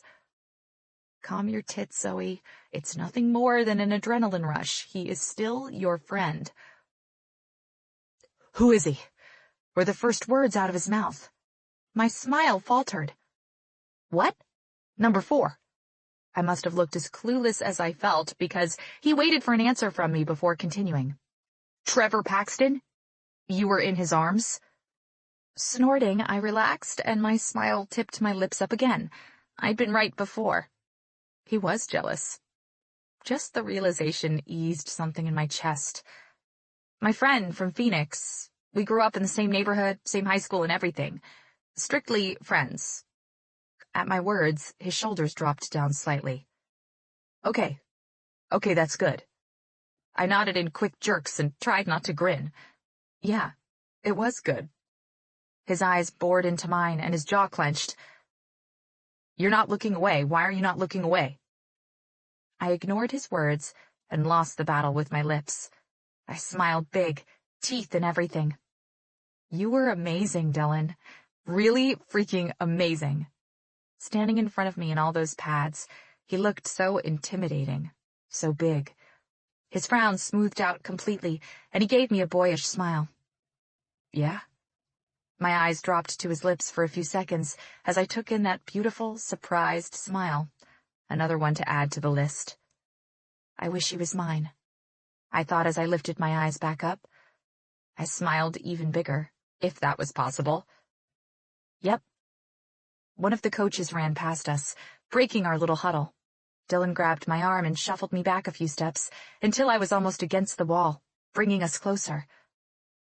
Now I understand all the hype, I continued before he could say anything else. I feel a little lightheaded, like I'm a drunk on the game. You guys were amazing. Another winning, or losing, depending on where you stood. Smile from me. I admit I know practically nothing about football and I only watched on TV for 20 minutes tops before I get bored, but it was different being here. I'm not sure you'd call it fun since you're the one being chased and occasionally tackled, but I loved it. I didn't like seeing you get tackled like that, of course, but you know what I mean. It was almost better than watching you work out in the kitchen. Almost. I paused to take a breath. I was awestruck, and I didn't mind seeing that in my face. I want to do it all over again, right now. You were really great, Dylan. The deep blue in his eyes sparkled with an emotion I couldn't name. You said that already, Flash. He murmured, his deep voice sending a thrill through my body. I swallowed and moved my head up and down, because I was having trouble coming up with more words, and yeah, I had said that already, a few times actually. My brain was telling me it was time to leave before I started rambling. When Dylan looked over his shoulder toward the field, I looked that way too. A few of his teammates had already started to head for the locker rooms. I should let you... I stopped speaking when Dylan's gloved hand, his huge gloved hand, cupped my cheek and gently tilted my face up. The world around me slowed down, and I stood still. I swear to you, I watched his eyes roam my face in slow motion. I like having your eyes on me, Zoe. I managed to force a nervous smile. His thumb moved on my cheek, rendering me basically completely helpless. Forgetting myself, forgetting where we were, I whispered, I like watching you. His tongue peeked out and touched his lower lip. I know. Oh, Dylan, why did you do that? I meant, I like watching you, liked watching you play tonight. I didn't mean it to sound like I like watching you when you're not playing. I definitely wouldn't watch you if you were just standing there. I don't know. I wouldn't watch you when you're working out, and I would never watch you if you were... You know why I like watching you? The question shut me up pretty quickly, which was probably for the best. Who knew what else I would spew out? Because I can't take my eyes away from you. Everything else, it all disappears, and... I tried my best not to look eager for his answer, or let's say not too eager, because there was no way he couldn't tell I was very interested and invested in hearing what he was about to say. He let out a heavy breath and decided not to finish that particular sentence. I'd seen it in his eyes, a slight change, there and gone. God damn it. I don't know what I'm gonna do with you, Zoe. You're driving me absolutely fucking crazy. First Jared, and now this Trevor guy. Come again? His chest still rising and falling rapidly. He looked like he wanted to say more, but just stared into my eyes instead. When it started to become too much for me, I mean, I'm a puny human, after all, I tried to clear my throat as a prelude to getting the hell away, but something, most probably air, got stuck in my throat and triggered a small coughing fit, forcing his hand to drop away. Sorry, I wheezed out when I couldn't breathe again. More and more players were heading toward the locker rooms, Some of them hit Dylan in the back with comments like, "Good catch, man," and "You did good, bro." Some only offered Snickers. He put a little distance between us, backing away, but his eyes lingered on my lips. "It'll happen soon, you know. I wonder if you're ready for it, because we're almost there. I can see it in your eyes, and you're going to lose, Zoe. Just like I knew you would." "What? Almost where? Lose what?" "The bet," he explained calmly. "You're going to kiss me and lose the bet. You won't be able to help yourself." Lips tipping up, he grinned at me, playfully. "Oh, I won't, huh? So humble, too." "Yeah," he shrugged. "So you should give up, uncomplicate the things you needed to uncomplicate. If there is more I don't know about and you can't do it for some fucked up reason, tell me. I'll uncomplicate it for you. I like the anticipation of you, Flash. Not gonna lie about that, but hey, Dylan, you coming or what?" My head moved toward the sound, and I saw Chris and JP waiting for my oh-so-humble roommate. "You go ahead, I'll be right there," he shouted back. I watched his friends shake their heads and walk away. When I looked back up at Dylan, he was studying me closely. For a brief moment, I wondered if Mark had seen us standing like this, but I didn't give a shit about that. Not at that moment, at least. If there were repercussions, such as him yelling at me for no good reason, well, fuck him. "We need to talk, Zoe. Soon. We need to talk and figure things out." Figure what out?" I asked, distracted by his moving lips. "The thing you need to uncomplicate." I looked up and into his eyes again. There was a storm brewing there. "It's driving me crazy," he continued. Like the idiot I am, I just stared at him. What the hell could I have said? Someone bumped him in the back, causing him to lose his balance and brace his palm on the wall behind me. He mumbled something under his breath and looked over his shoulder, before looking down at me. "It's going to happen." He was jogging away before I even had a chance to nod or open my mouth. "I'm telling you, any time now," he yelled one last time before disappearing from my sight. Seconds later, Mark and his entourage walked past me without even noticing I was standing there. If it had happened when we were back in L.A. Actually, it had happened on campus more than a handful of times, and on each and every one of those occasions, I felt like I was nothing but a nuisance when he looked right through me, but this time I couldn't have cared less. He was the least of my worries. Chapter 17. Dylan. As the weeks passed in a blur, it was getting harder and harder to keep my hands and eyes off of Zoe. With everything going on with JP and his recovery, other than Chris, she was the only person I was interested in spending time with. As much as being friends with her had been a joke to me from that first day she jumped on me, very much naked after her towel failed her, she'd actually somehow ended up being exactly that. My buddy. My very own buddy, who I wanted to fuck senseless. Every time her arm accidentally brushed mine as we passed each other in the hallway or in the kitchen, every time she looked up at me and smiled, all those nights we'd sat on opposite ends of the couch and watched a movie on her laptop, every time she came out of her room with sleepy eyes, smooth legs, and that fucking perfect ass I always got an eyeful of when she reached up to grab a bowl from one of the cupboards and pretended not to watch me while I did my morning workout routine right in front of her as she had her breakfast. Every time we bumped into each other while heading to the bathroom to brush our teeth, eyes sleepy, voices husky. Every time she opened the cupboard that held her precious M&Ms and spent a few seconds staring at them for God knows what reason. Every time I caught her tiptoeing into the apartment so Miss Hilda wouldn't catch her. Every time she held my gaze for more than a few seconds. You get where I'm going with this. It seemed like every time she took a breath, I got hard just watching her chest rise and fall, my hands itching to touch her skin, her lips, her neck, her chin, her hands, her legs, her delectable ass. She was slowly killing me, and from everything I knew about her, she didn't have a single clue what she was doing. Every time I saw her, I had more and more trouble remembering why I couldn't be with her. While I was going crazy for her, day after day, she was still seeing him. I told myself it wasn't possible, that I was blowing things out of proportion, but all the little clues were there. Just because I hoped I was wrong, hoped it would end any day now, that didn't change the outcome or the facts. She had something going on with Coach, and it was fucking with my head like nothing else ever had in my entire life. I didn't believe their families were friends. I didn't know what to believe, but I didn't believe that.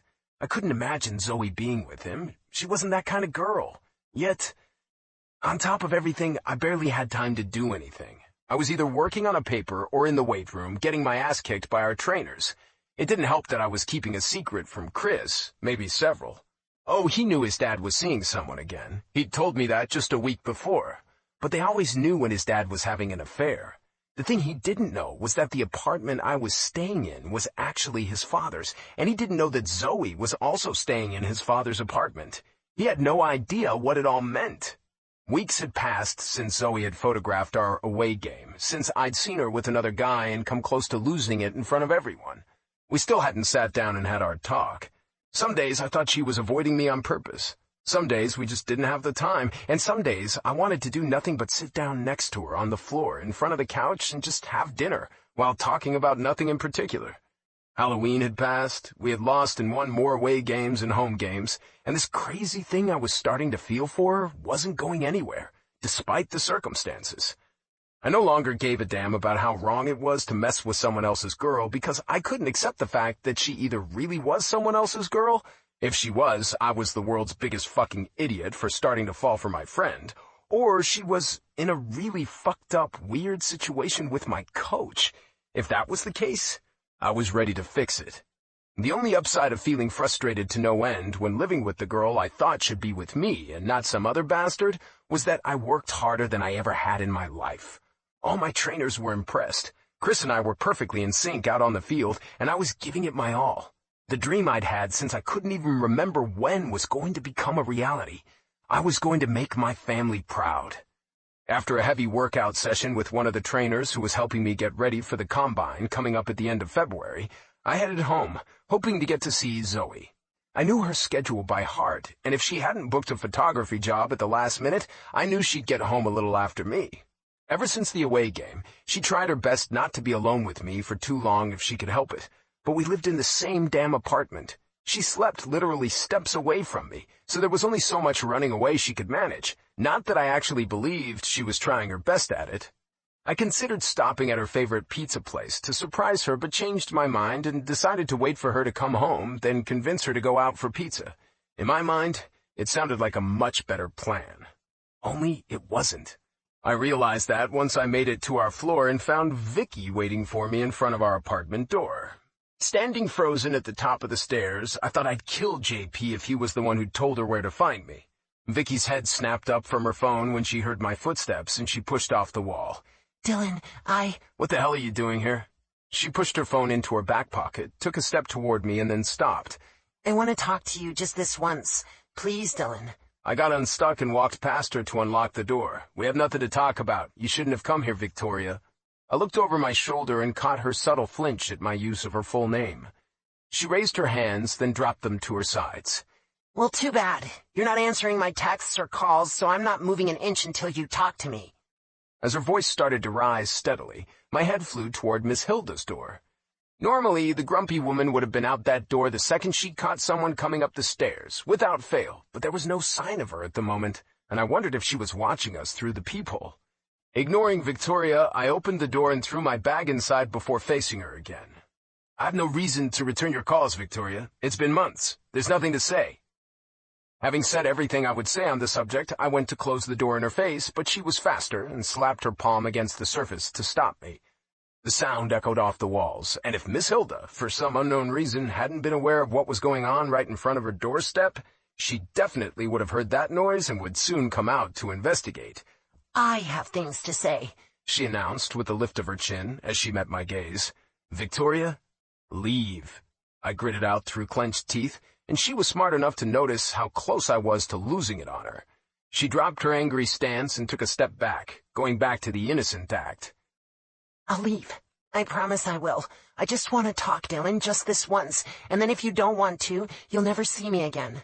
I only want to apologize. A key rattled, signaling that it was too late to get rid of Victoria without an incident that would take even longer to resolve. Miss Hilda would be out as soon as she unlocked her door, demanding to know what was going on, and I had no time for that woman. Out of options, I jerked my head. Get inside. Victoria walked in. Just as I clicked the door shut behind her, Miss Hilda's door groaned open. Walking past my ex-girlfriend, I headed straight toward the kitchen area. You have until I hear the next-door neighbor close her door. Pressing my palms on the breakfast bar, I felt it necessary to repeat myself. I don't need your apology. I will listen only because you forced me to, but I have nothing to say to you. I thought I'd already made that clear when I caught you getting fucked by my teammates. You're still angry. Don't you see what that means? She asked, walking toward me. What the fuck do you think it means? I shot back. If you're angry, it means you still care. I know I hurt you, Dylan. Trust me, you finding me that night, seeing me like that, it hurt me more than it hurt you, and are you fucking kidding me right now? I'm really sorry you had to see that. You have no idea how much, but it was just a one-time thing. I don't even know how it happened. One minute I was waiting for you upstairs, and the next I found When she rounded the corner to get to my side, I straightened up and walked away. You're done. Wait, Dylan. She caught up to me and grabbed my arm. I just wanted to see you to apologize, okay? You didn't even let me do that. I glanced down at her hand, which was still attached to my arm, and pointedly met her gaze. She let go of me and took a step back. You were so busy. First it was summer classes, then it was... We hadn't had sex in 2 weeks, and you were... I was going through fall camp, Victoria. I was barely dragging myself back home at the end of the day. Her hand landed on my forearm once again, and she stepped closer. I know, and I should have been more understanding. I know that now, but it wasn't like I had planned to... We heard a key in the lock, and Victoria leaned to my right to see past me. Did you know that a seahorse, the male, by the way, in case you didn't know, gives birth to up to 2,000 tiny baby seahorses? Can you imagine? That's 2,000. I just watched an Instagram video, and it... I looked over my shoulder and saw Zoe frozen just inside the open door. Her eyes jumped between Victoria and me as she cleared her throat. Hi, I'm sorry. I hope I'm not interrupting. Like I had started doing every time she walked into the room, I took her in. Her hair looked mussed up, and I knew she had just taken it down from a messy bun at the nape of her neck. She wanted it out of her face when she was taking photos. She had on those sexy brown boots that made my dick twitch for some goddamned reason. Skin-tight black jeans that did more things to my dick than just make it twitch whenever I got an eye full of her ass in them. And as always, a simple white t-shirt that had something written on it on the front under the wine-colored cardigan she couldn't seem to part ways with lately. Zoe turned her back to us to take her key from the lock, and my eyes dropped to the curve of her ass. Before I could take my eyes off of that, they both spoke up. Do you want me to leave, Dylan? Maybe we can talk later. Victoria whispered next to me. I didn't know you had someone over. Maybe I should leave and...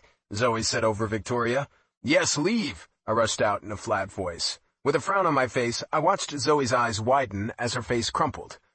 I'm just going to leave this here, she mumbled in a small voice, and by the time I turned around fully to see what the hell she was talking about, she'd already dropped her camera bag next to the door and was closing it. The only thing was, she was on the wrong side of the door. I think she didn't realize you were talking to me. Ignoring Victoria's presence, I rushed to the door, but there was no sign of Zoe when I yanked it open, only the sound of her running footsteps. I closed the door with barely controlled anger and turned to Victoria. Get out.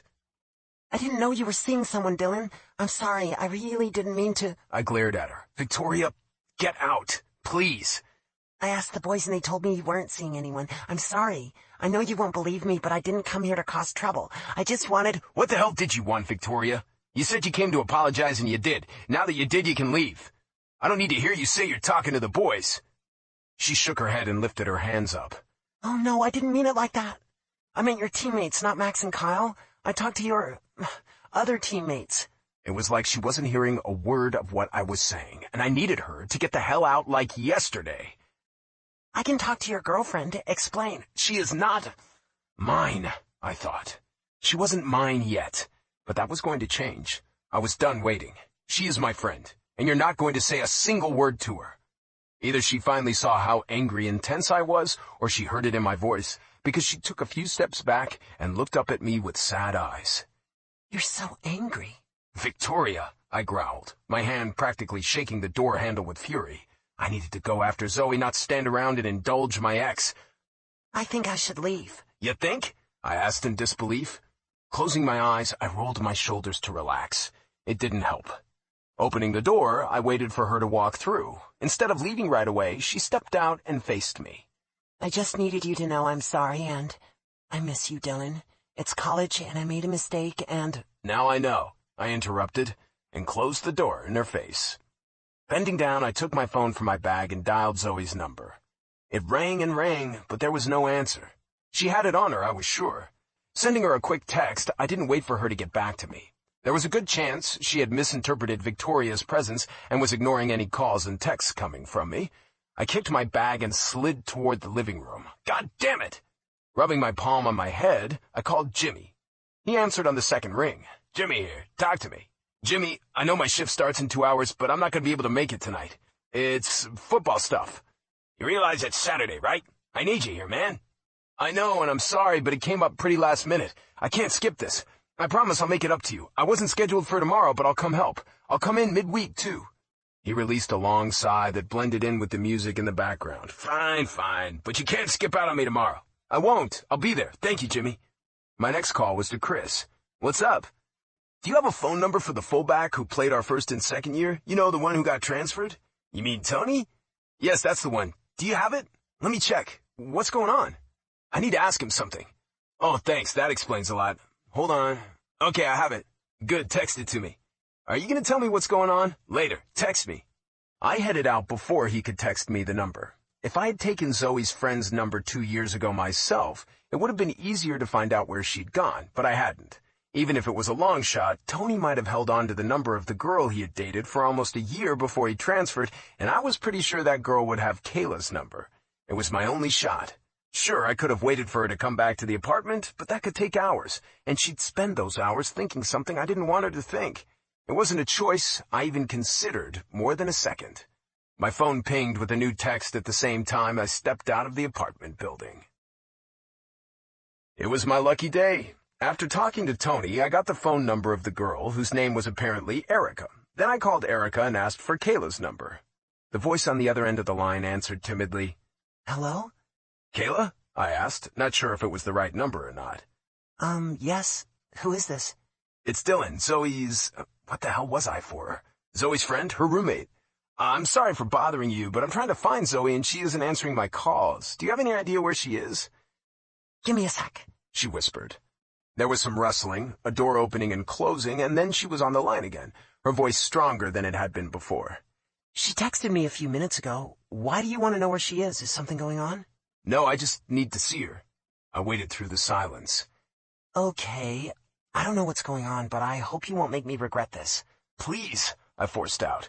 I'm heading to a party at my boyfriend's frat house. She texted me to ask if we could meet, so I told her I'd meet her there in an hour or so. I don't know where she'll go if she's not home. Where's the party?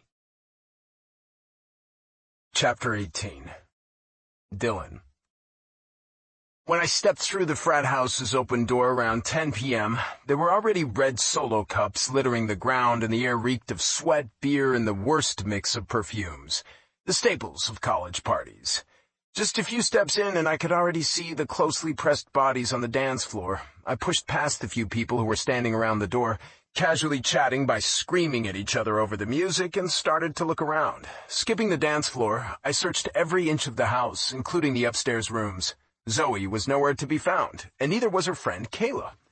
Hoping maybe they just hadn't made it there yet, I did another sweep of the first floor, then headed for the basement. Thankfully, the music wasn't loud enough to make my ears bleed, but I knew I'd have a headache the next morning. Frat parties are never a good idea if you're sober and tired through the whole thing. Spotting a few teammates on my way down, I had to stop to exchange a few pleasantries. When I spotted Zoe sitting on an ugly green couch in the corner near an ongoing beer pong match, I was able to breathe easier and think again. She was sitting next to Kayla, who had her back to me, and they were talking in what seemed like hushed tones, as hushed as they could get in that ruckus with everyone cheering on the beer pong champions. It was when I was halfway to them that Zoe finally noticed me and our eyes met across the room. Someone touched my shoulder and tried to stop me from getting to her. I turned to the guy with a scowl on my face and he backed off. Sorry, dude. Just wanted to say congrats on a fucking awesome game yesterday. Thanks, I mumbled and gave him a chin lift, already walking by. Pushing away the few people standing in my way, I finally reached Zoe. Without stopping or breaking one of our rare periods of extended eye contact, I leaned down and grabbed her hand in mine, tugging her up with ease. Zoe! Kayla yelped, grabbing her left arm. I need to talk to her. I explained before we started playing a round of tug-of-war and Zoe could cut in. I didn't want to give her a way of escape. After Zoe gave her friend a cautious nod, Kayla reluctantly let her go. I took the half-empty red cup from her free hand and put it in the middle of the beer pong table. Ignoring the groaned protests, I took her toward the staircase, which had a small pocket of privacy directly behind it. I stepped on something sticky that made me pause, but when I saw that it wasn't puke, I ignored it, kept walking. Pulling Zoe next to the wall, where the music was slightly muted, I studied her face. With her big, vulnerable eyes, she looked so unsure. Carefully, she pulled her hand out of mine. "You left," I started, and I could hear how gruff my voice sounded. She looked taken back, but still answered. Yes, because you told me to leave. "No, I told her to leave." You were looking right into my eyes when you spoke. It's okay, Dylan. You're allowed to have friends over. I shouldn't have... I hope I didn't interrupt. I towered over her, and she leaned back. "Are you being serious right now?" Even bigger eyes. What? "You hope you didn't interrupt?" Her brows drew together in confusion. Yes? "Are you playing with me, Zoe? Because I can't believe you can be this clueless. You can't be." I'm not doing anything. You're angry with me for some reason, and I think I'm just gonna go back to Kate. As she turned away from me, I caught her wrist from behind and pulled her back to my chest. After the initial grunt, she stilled. Thanks to those boots I love so much, her head reached almost up to my chin. Tilting my head, I took a deep breath of her sweet scent and tried to calm the hell down. Her shoulders tensed.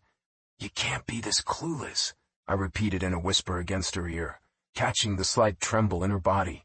Her head twisted, just a small movement. I glanced down to see her hand gripping the edge of her cardigan, so I reached for her fingers and laced them with my own, ignoring how tensely she was holding herself. Dylan, I just want you to listen to me just once. That's it, Zoe. That's all." Grasping her other hand, I did the same and wrapped our arms around her stomach. Her left hand squeezed mine in a tight grip, but she didn't yank herself away. I closed the last few inches separating us by pulling her flush against my chest. Dylan, there are It's dark and no one can see us back here," I muttered in a bitter voice. Her warning helped me remember exactly why I couldn't and shouldn't hold her like this, not even in a dark corner at a party where no one cared about anything but their booze and who they'd get to take to bed or whatever empty surface they could find. "Don't ask me to let go, please. I can't." She quieted, so I gave her middle finger a squeeze as a thank you and let out a long breath. Resting my forehead on her shoulder, I inhaled deeply. Slowly, as if she was afraid she'd startle me, she rested her temple against the side of my head, and something inside me unraveled, my blood boiling hot. I couldn't do it. I couldn't stay away anymore. My fingers tightened around hers to the point that I knew I must have been hurting her, yet we still stood like that for several seconds. Lifting my head, making sure our temples stayed in contact, I started to explain what she had walked in on before she ran away. "I came home just a few minutes before you, and she was waiting at the door. I told her to leave, but she kept insisting she wanted to talk to me." Zoe's body stiffened against mine. Having no clue what I was allowed to do, how much I could cross the invisible line that existed between us, I leaned harder against the wall to restrain myself from doing something stupid and limited myself to stroking just over that small dip where her thumb and first finger met. Before I could make her leave, I heard Miss Hilda unlock her door, so I had to let her come in. When you got there, she'd only been there for a few minutes. Who is she? She whispered, her head tilted to the side, eyes half closed, her breathing uneven. I huffed and nuzzled her temple. "Victoria, my ex. I had nothing to say to her, I swear, and when you came in, she asked if I wanted her to leave at the same time you did. I didn't even think, I just said yes. I didn't think you'd misunderstand. I didn't think you'd leave." There was no reaction for long seconds, but she wasn't walking away either. "I was going to take you out for pizza before my shift at Jimmy's," I muttered into her ear when the shouts coming from the room rose up and blended with the music. Her head tilted farther, offering me more as the back of her head dropped to my shoulder. Fuck. She muttered something, but I couldn't hear it, so I leaned down until her mouth was right next to my ear. "I love pizza," she repeated, and I had to close my eyes because her lips had brushed against my skin, nearly rendering me incapacitated. "I know you do. You only say it every day." I smiled in relief and pressed a lingering kiss on her cheek that surprised the both of us. Slowly she lifted her head from my shoulder. Reluctantly, I let her hands go and our arms dropped down. I had no idea what the hell I was doing, and I was afraid I was too far gone to stop myself when it came to anything involving Zoe. Clearing my throat, I continued, and this time I tried to talk louder so I wouldn't have to speak directly into her ear. The closer we stood, the more dangerous it was. I ran after you, but you were already gone, and I didn't want to leave Victoria in the apartment. I sent her away less than a minute later, then came after you. Turning around to face me, she looked up, straight into my eyes. How did you know I was going to be here? I called Chris and got the phone number of the guy who dated Kayla's friend back when I met her. Then a couple more calls and I got Kayla's number. She didn't tell you? She bit her bottom lip and shook her head. Unable to stop myself, I reached up and cupped her cheek, saving her lip by pulling at it with my thumb. I didn't know where you were, so I had to wait an hour before coming here. I went for pizza, she said with a hesitant smile on her lips. Letting go of her cheek, I dropped my head back on the wall and laughed, relaxing a bit. Of course you did, I said when I could look at her again. She lifted her shoulder and gave me a half shrug. Food makes me happy, pizza especially. When neither of us uttered a word, just keeping our eyes on each other, my smile slowly disappeared, and I straightened from the wall. At the same time, the music stopped, and there were only shouts and boos. Zoe. She was quick to look away and gave me her back. I don't think Kayla is okay. Something's wrong, and I should get back to... I grabbed her hand from behind, since it had kept her from leaving the last time. I couldn't let her go, not just yet. That little pocket of space was ours, providing shelter for us, for what I'd been craving for weeks, and I wasn't ready or willing to let it go so quickly or so easily. 10 minutes, I said, just 10 more minutes to feel like this. When I gave her hand a gentle tug, she didn't argue or pull away. In 2 steps, she was back in my arms, and I was hugging her to my chest even harder. She didn't seem to mind, and I didn't plan on letting go. Not for at least another 10 minutes. The way my heart was hammering in my chest, I didn't think I'd ever been so anxious in my life. It was the same kind of thrill as being on the field. Dylan, Zoe mumbled when the back of my hand brushed the underside of her boob, and her head rested against my shoulder again. I hugged her tighter. Choose me, Zoe. The words rushed out of me before I could stop myself. Her grip reflexively tightened around my hands at my words as her eyelids closed slowly. Leave him, I continued. I'm right here and I want you. So damn much. I'm not sure how much more I can take. Every time I see you with a guy, I just want to rip his head off for touching you, for looking at you, for being close to you when I can't. The guy from the Tucson game, I've never played that aggressively before. All I wanted to do was take him down. You're driving me crazy, and I've never been so jealous of anyone in my life. I paused. I need you to let him go, Zoe. Whatever it is that's going on between you two, I don't want to know. Just, I need you to choose me now. I'm the one that's supposed to be with you, not anyone else. Her back still flushed to my chest, she shifted in my arms enough to look up at me. Dylan, she whispered, and I watched her lips move, her tongue sneaking out to wet them. You don't understand. I pulled her hair away from her neck, pressed my lips against her skin, and felt the vibration of her groan against my lips. My body overheated from being so close to her, from having trouble deciding what I wanted to do to her first when we were alone, truly alone, not in a frat house surrounded by drunken idiots. Just thinking of the possibilities made my dick press harder against the fly of my pants. 7 minutes more. This was mine. Ours. As Nerd's song, She Wants to Move, started in the background, not even realizing what I was doing, I opened my mouth, grazed her skin with my teeth, and gently sucked on her neck. Not hard enough to leave a mark, but hard enough to make her lose a little bit of control and let me hear her moan again. Instead of going in for more like I was desperate to do, I stood still and tried to clear my mind. What the fuck are you doing, man? I let go of her, and her body stiffened. I should apologize for that. It was more than just a friendly kiss. But I can't. I don't have a boyfriend, she blurted out. Head turned toward me, eyes focused on my chin, arms hugging herself as if she was about to fall apart and was barely holding herself together. What did you just say? I don't have a boyfriend, she repeated slowly, this time meeting my gaze. It's over? It's done? I asked in disbelief as something indescribable coursed through my veins. She looked away and nodded. Yes. Reaching for her hand, I turned her to face me, everything around us turning into a messy blur. I cupped her cheeks and rested my forehead against hers, not breathing. When? She opened her mouth to answer, but I cut her off. Never mind. I don't care. Nudging her nose with mine, I kissed the edge of her mouth as she let out a harsh breath. We need to talk, Dylan. I need to tell you what was going on. I don't want you to think... We'll figure out what to do, I murmured, and kissed her cheek. What do you... Are you drunk? What? No. You need to listen to... Then kiss me, Zoe. She pulled back, studying my face as her eyes slowly narrowed. And lose the bet? Her eyes dropped to my lips, then back up. You kiss me first, she said, all breathless as her cheeks turned a pretty pink. She was going to lose the bet. I slipped my arms around her waist, caging her in, and smiled down at her. I felt light, relieved, exhilarated. Are you scared? What, scared of you? She snorted and then blushed. My smile grew bigger, and I hid my face against her neck. You're so damn cute, and you're trembling, I whispered in her ear. Are you scared of kissing me?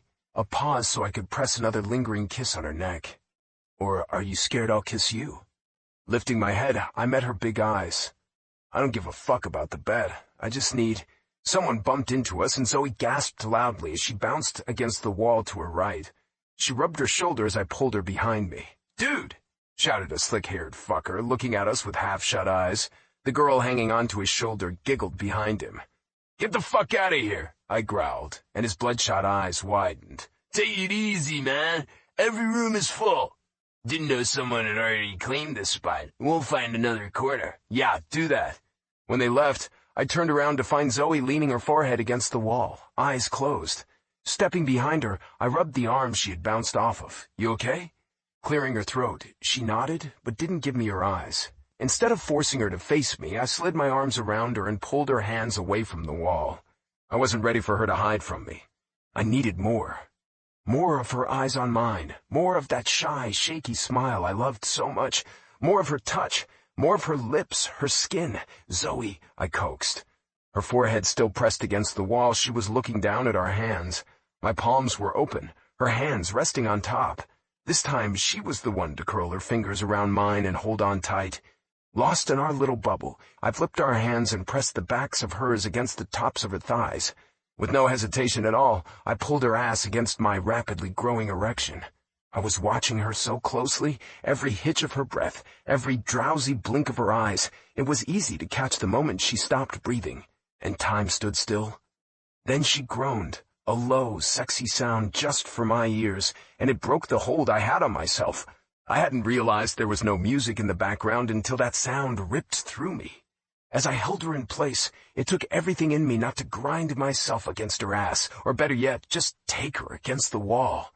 She pushed her ass back, and I dropped my head to her shoulder with a growl. Dylan, she moaned, triggering another thrust of my hips. Her skin was burning under my lips as I kissed the little spot right under her ear and felt her shiver. Removing her hands from mine, she grabbed my forearm with one and placed the other on the wall.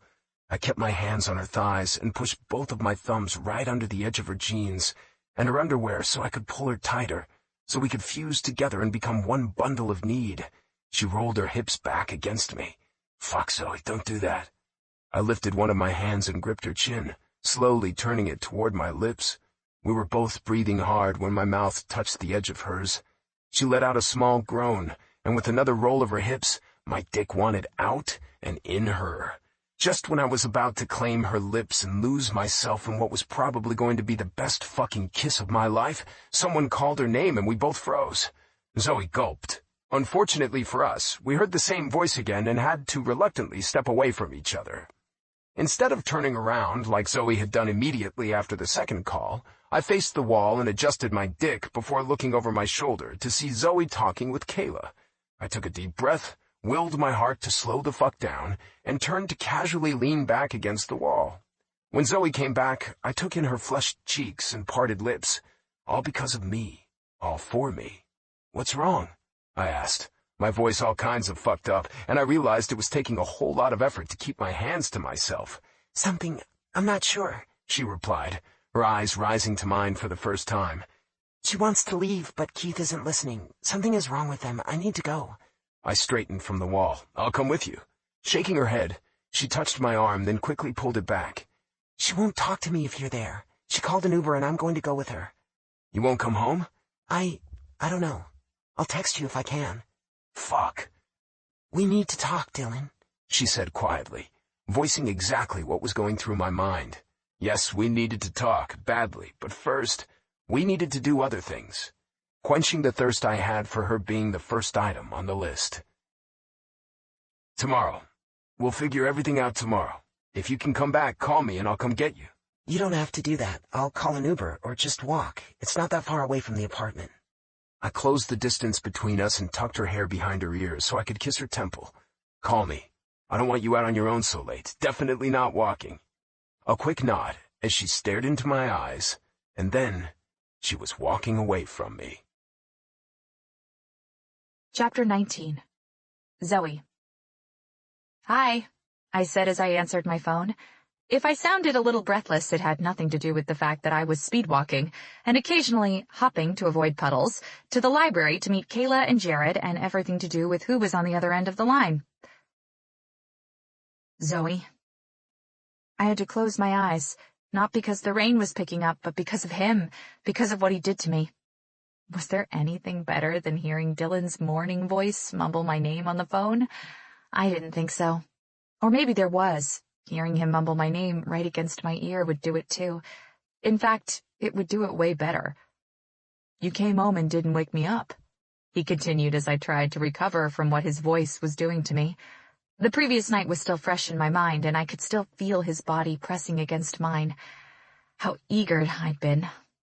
The dam had broken. It was pretty late. You looked tired, so I didn't want to wake you up. I'd snuck by and tiptoed to my room after finding him asleep on the couch, but I had thrown a blanket on him, so that counted for something. Knowing what would happen, what we'd end up doing if I did wake him up, had prevented me from continuing where we'd left off.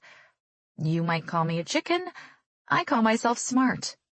I didn't want to have to lie to him, or, depending on what you thought, I didn't want to have to keep lying to him. I didn't have a boyfriend. That was what I'd told him, and it was the truth. Sure, I was forcing it a little bit since I'd never had a boyfriend to begin with, but still, I didn't have a boyfriend, and I would tell him the rest. Really, I would.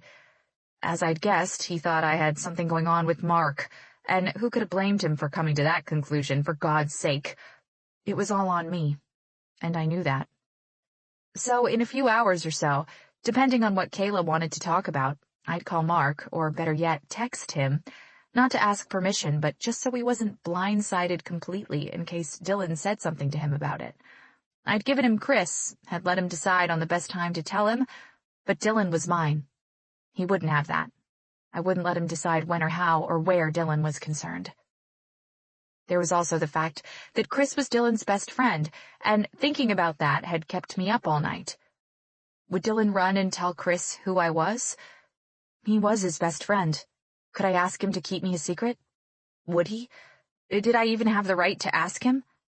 Needless to say, I had no answers. But I had Dylan. I had the ghost of his touch on my neck, on my skin, constantly driving me crazy, and I wanted more. I wanted pretty much everything from him. Zoe, did you hear what I said?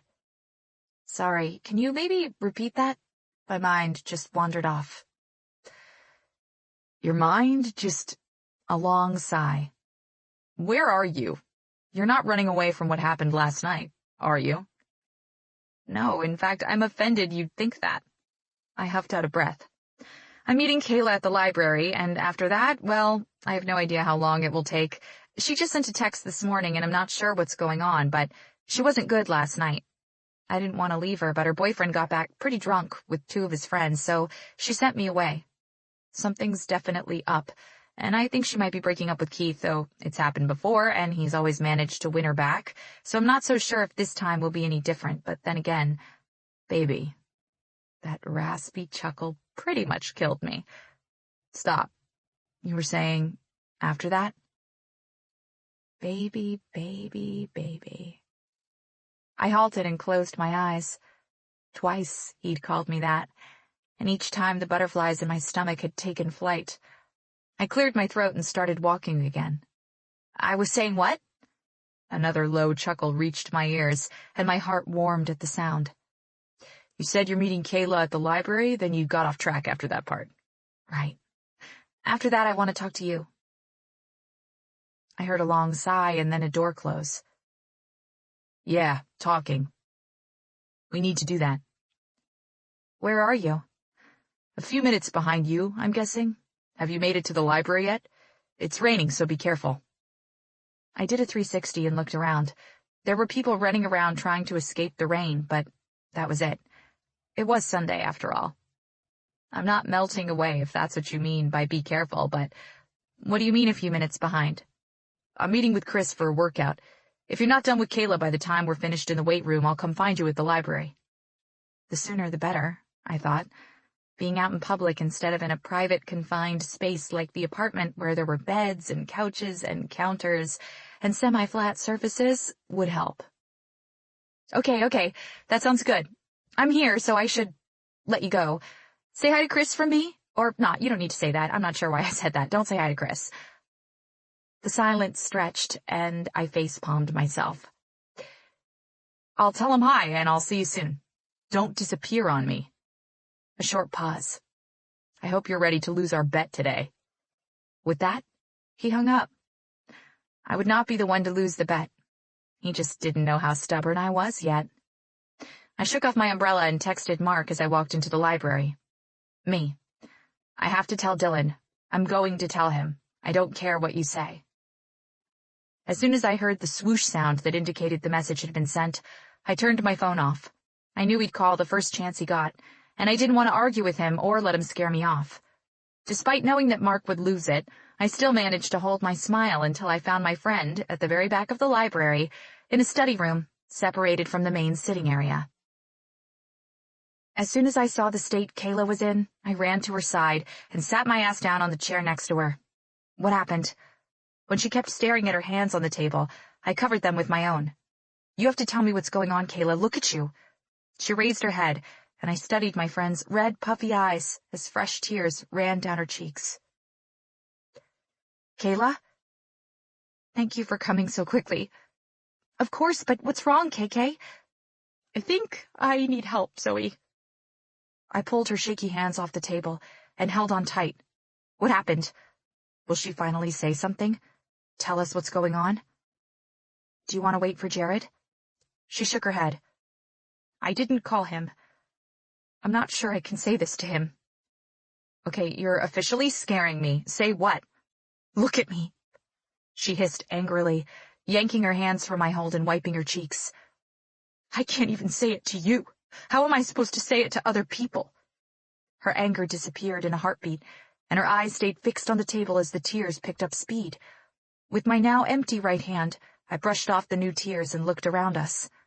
Since it was Sunday, the library wasn't filled with students as it would have been if it had been any other day, not to mention it was still early, and the place had just opened up. There were only 2 more early risers like us, and they were sitting in the main room. We were tucked away in the very corner, closed in by bookshelves and 4 more tables. You could only spot us if you were standing at the doorway and at the right angle. How long have you been sitting here? I asked when she didn't go on. Come on, let's go out and get some fresh air. Her hand tightened in mine, and she looked at me with fear-filled eyes. No, we need to stay here. I don't want to see him. Keith? I asked, frowning. I'd known he would be the reason she was upset, but the look on her face, the way she held herself, everything about her screamed that whatever was wrong between those two was far worse than I'd imagined. Yes, I'm sorry. I know I'm not making any sense, but this isn't easy to tell. It isn't easy to... I'm sorry, Zoe. I shouldn't have called you. There's nothing you could do. Kayla, I whispered, and her blurry eyes tried to focus on me. I want to help. Please. I miss my friend. Jared misses you too. We've barely seen you these last few weeks. I can help. Please, let me help so I can have my friend back. Tell me what happened and we'll go from there. I don't think I can go back, she said quietly. Everything I have is back at the apartment, but I don't think I can go back to pack my things. That's okay, I can do that for you. I'll go with Jared and pack up your stuff. You can wait for us at my apartment and we'll take care of everything, but that's not important right now. Can you tell me what happened to make you this sad? Did he break up with you? Cheat on you? Is that why you don't want to go back? Did something happen after I left? Before Kayla could answer me, There was suddenly someone else in the room with us. Here you are, for fuck's sake, Kayla. I've been looking everywhere for you. Are you fucking deaf? I've called you 30 times. My head spun around, and I watched Keith stride in with his usual smarmy smile on his face. I glanced back at Kayla with worry, only to see her disappear into herself. As he rounded the desk and made it to her side, I spoke up before he could say anything else. Keith, I don't think this is a good time. Something is obviously going on between you two, but this isn't the place to hash it out. Just let me talk to her. He stared at me with a blank expression for a full 20 seconds or so, pupils dilated to hell. Something was wrong with him, even more than usual. Was he on something? Was he high? Shut up, Zoe. Or better yet, get the hell out. This doesn't concern you. I watched him with my mouth open. Sure, he was a dick. Always had been. But I hadn't ever seen him high or heard anything from Kayla about him using drugs. Was this what she'd been hiding from us? He crouched down next to her, one hand on the chair, the other on the desk, boxing her in. Kayla stiffened even further and leaned her entire upper body toward me so she wouldn't have to touch Keith. I stood up when he opened his mouth to speak. I had no idea what I thought I'd do, but I sure as hell didn't want him near my friend anymore. Keith, I don't know what you're on, but go get sobered up. You can't do this here. I'm sorry, babe, he groaned, ignoring my presence. I thought you were into it, swear to God. I didn't hear you say no. Why didn't you say no if you didn't want it? A cold chill ran through my body, freezing the blood in my veins. I had to hold on to my chair to stay upright. What did you do? I asked in a broken voice. What did you do, Keith? Kayla started crying in sobs, her body shaking and shaking. Keith kept muttering to her the whole time. I couldn't hear a single thing he was saying through the roar in my ears. It couldn't be true, shouldn't be. Livid, I mentally shook myself off so I could think, or at least try to think of what to do. The best I could come up with was pushing Keith away from my beautiful friend so he would stop trying to touch her. I tried to yell at him, tried to shout at him to get the hell away from her, but my voice wouldn't work and all I could manage was a harsh rasp. Don't you touch her, you son of a bitch, don't touch her! He clearly wasn't expecting me to touch him, because he fell right on his ass on the black and red checkered floor when I pushed at his shoulder with all the strength I could muster. Before I could get Kayla out of her chair and away from Keith, he was on me, pushing me away from my friend. Then he kept pushing me again and again, until I crashed into the chairs. Who do you think you are, you little bitch? He snapped right in my face. Shocked and enraged out of my mind, I pushed myself up, ready to go after him, but he gave me another shove and managed to knock the breath right out of me before I could do anything. Then his fingers wrapped around my throat, and I had no choice but to still. With him so close to my face, I could smell the alcohol on his breath. Kayla finally snapped out of wherever she had disappeared to, jumped up, and tried her best to yank him away by clawing at his arms, but to no avail. No, Keith, stop! Let her go! Please! Starting to panic for real, I looked around and realized that the few people in the library couldn't really hear us, and nobody could see what was going on. None of the other students had a direct view of our spot. His hand around my neck wasn't tight enough to cut off my air completely, but he was getting there, taking his time, enjoying the shock in my eyes. When he pressed harder, I gagged and gasped, my eyes starting to bug out. I put my hands around his wrists to pull him away, tried to kick him to get him to let go, to loosen his hold, but his eyes looked empty, dead. He pushed his face into mine until we were nose to nose, then hissed, "Don't touch me again." When he was done playing his game, he shoved me away, and the back of my head bounced off the desk with a loud thud. I slid down to my hands and knees and coughed until I couldn't anymore. When I looked up, Kayla was covering her mouth as she cried silent tears, inconsolable. Keith was cooing to her, touching her hair, caressing her face. The closer he stood to Kayla, the harder her tears slid down her cheeks. He gripped her arm and yanked her to his body, whispering something in her ear. Reaching for her purse where it sat on the desk, he tried to get her to move with him. I somehow picked myself up and grabbed Kayla's other hand. The last thing I wanted was to play tug-of-war with my friend in between, but there was no way I was letting him take her anywhere. "Keith, stop!" I croaked out, my throat still aching, burning. "Let her go!" he demanded through gritted teeth. "I can't do that. You're scaring her. You need to leave." Then Kayla broke my heart by repeating those unacceptable words. "Keith, You raped me. You raped me. Shut up! Keith hissed right next to her. Shut up so I could think. Look what you made me do. I came here to apologize, and look what you made me do. Keith shoved Kayla, and she broke her fall by crashing into a chair and grabbing the desk. He started pacing the length of the wall, blocking our exit. I hugged Kayla and held on to her as she shook in my arms. She wasn't the only one crying anymore. I'm sorry, Zoe. I'm so sorry, she kept whispering. My ears were ringing with the ugly truth, and I could barely hear what she was saying, could barely comprehend what had happened. Shh, it's fine. It'll be fine. It's okay. We just need to get away. He won't do anything. But wouldn't he? He looked fried, high off his ass. I didn't have any experience with drugs, and I didn't like being around people who were out of their minds, but even I could spot that he was way off. Was this his first time taking drugs? What the hell was he even on that had turned him into a complete stranger and a raging lunatic, a psychopath? If he didn't calm down soon, I was afraid he was going to do something worse to hurt Kayla and me. Suddenly, he stopped pacing. There was complete silence, and we didn't have time to get away. You, get out, he ordered me. I need to talk to Kayla alone. She's not going to leave me over a misunderstanding. I stared into his eyes and couldn't see anyone in there. Certainly not someone my friend had been, in love with. When had things gone so wrong with them? How could Kayla not tell us? I tried my best to swallow down my fear, but even that hurt, and my voice was still shaky. I can't leave her here, Keith, I said, panic swelling in my chest. She is so scared. You're scaring both of us, can't you see? You need to calm down and let us leave. In a quick movement, Keith was on Kayla, pulling her away from me, cupping her cheeks to get her to look at him. He was only inches away from her face. Kayla's right hand held onto my arm, and she whimpered when Keith's fingers yanked at her chin. Helpless to do anything, I flinched, feeling my heartbeat in my throat. Tell her she doesn't know what she's talking about.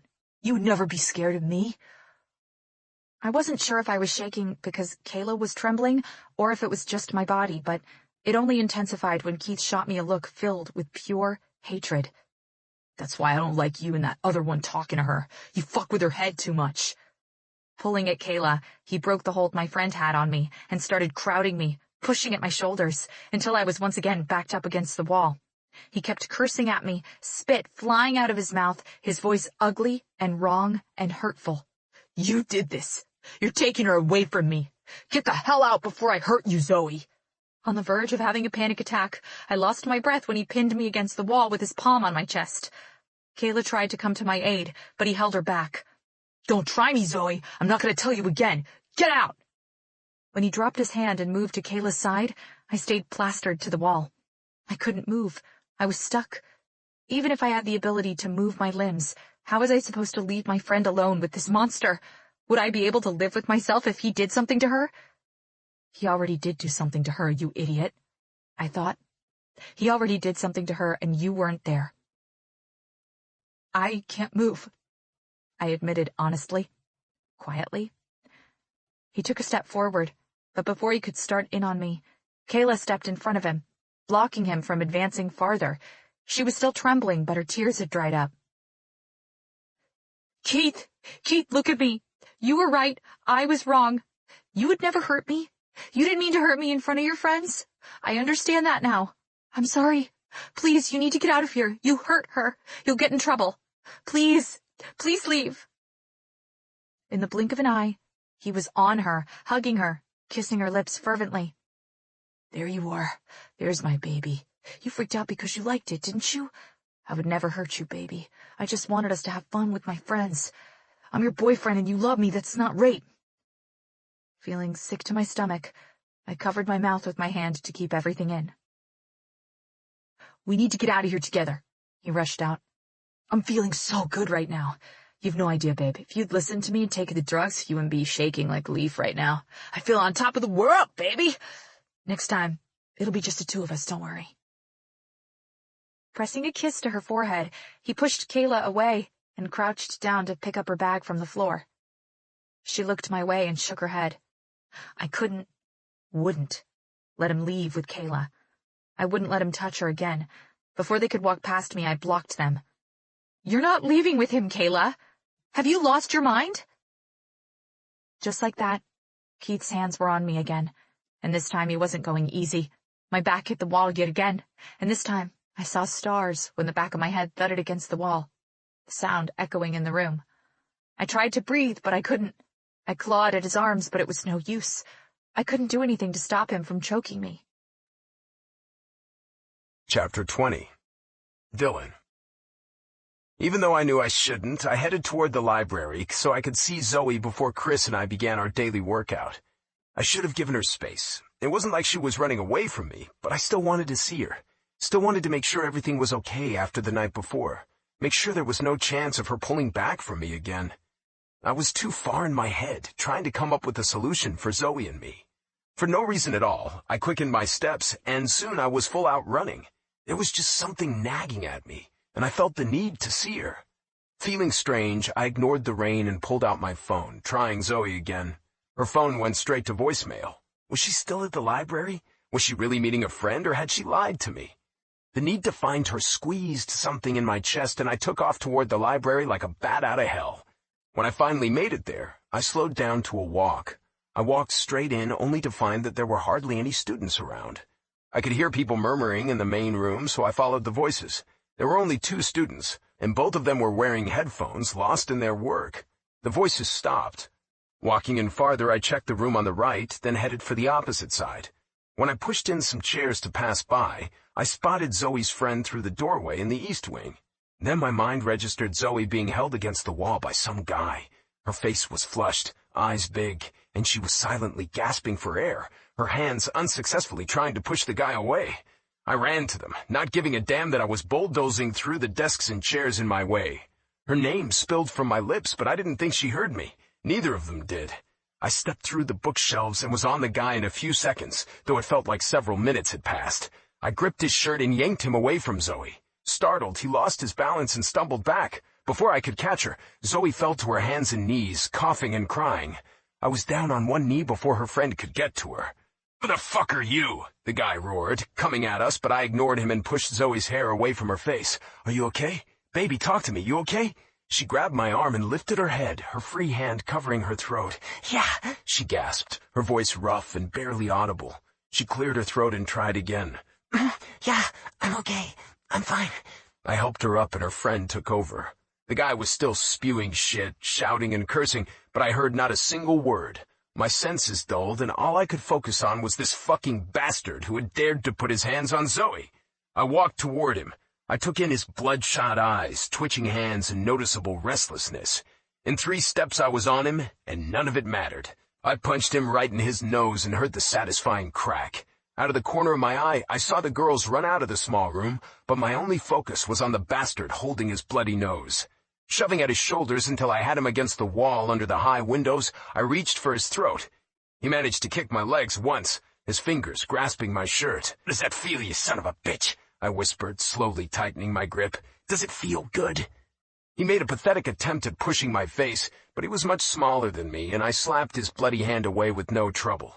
So focused on the guy, I didn't notice Zoe hitting my arm until she was begging and shouting at me to let go.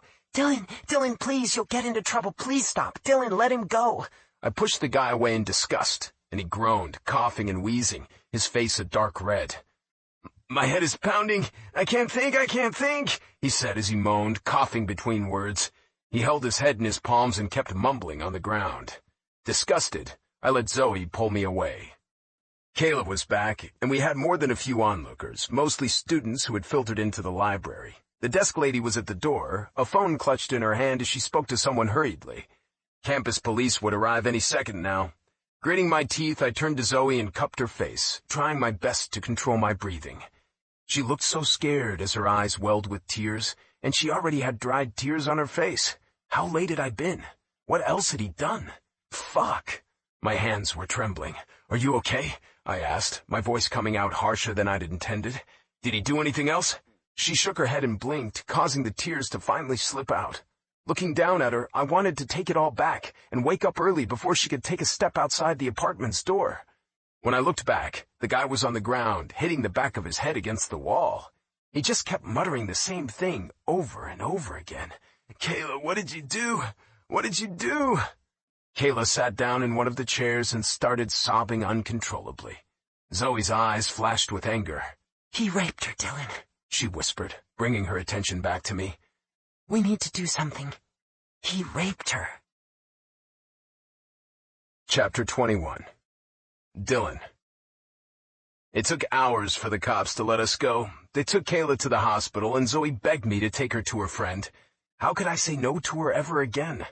It was 7 p.m. when we finally walked through the apartment door. Kayla had been taken to the hospital where Jared's mom was a nurse, and once we'd gotten there, Zoe had called Jared. As shocked as he'd been, he was at our side in no time. When it was time to leave the hospital, I couldn't convince Zoe to let Kayla leave with Jared and his mom. It took a private conversation with Jared's mom to make that happen. Like two strangers, we hadn't spoken a single word to each other on the ride back to the apartment. Ever since we'd made it out of the library, Zoe had been holding it together with a very thin thread that I was pretty sure was about to snap at any second. Zoe, I started when I closed the door and leaned against it. We were finally alone, and she was already moving away from me.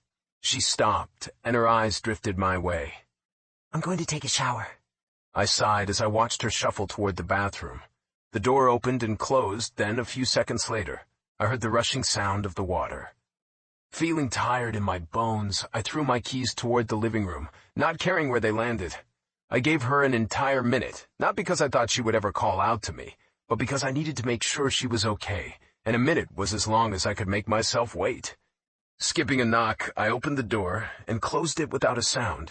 The mirror had already fogged up from the steam, but that wasn't what had my attention. I had already heard Zoe's sobs the second I'd pushed open the door, before I'd even stepped in.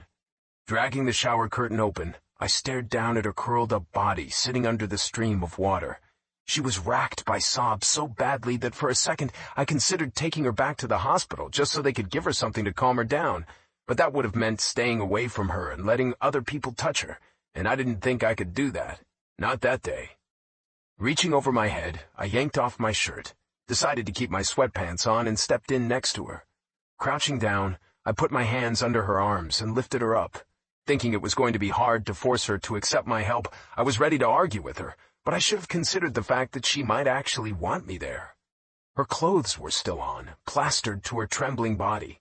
As I studied her face, I couldn't tell the tears from the water raining down on her. Despite the sadness and anger written all over her face, she looked so damn beautiful. Hands gripping her elbows, she stood motionless in front of me for a few seconds as I tried to come to terms with what I was feeling whenever I looked at her. And then, with chattering teeth, she finally spoke. It's cold. It wasn't. The water was burning hot. But I accepted her thinly veiled invitation and stepped into her, gently rounding my arms around her. Without any hesitation, she rested her temple against my chest, and I felt her arms around me, hugging me back. Then the sobs came back with a vengeance, and she broke my heart. At first, I was holding her as gently as possible, my arms just under her shoulders, scared I'd hurt her in some way. But then it all changed. The harder she sobbed, the closer I wanted to get to her. My arms drifted lower as I bent and wrapped them tighter around her waist. When she was standing on her toes and holding on to me as hard as I was holding on to her, I eased my hold and let my hand sneak up over her wet t-shirt to hold the back of her neck. "It's okay, baby. Cry all you want," I whispered, water dripping from my face.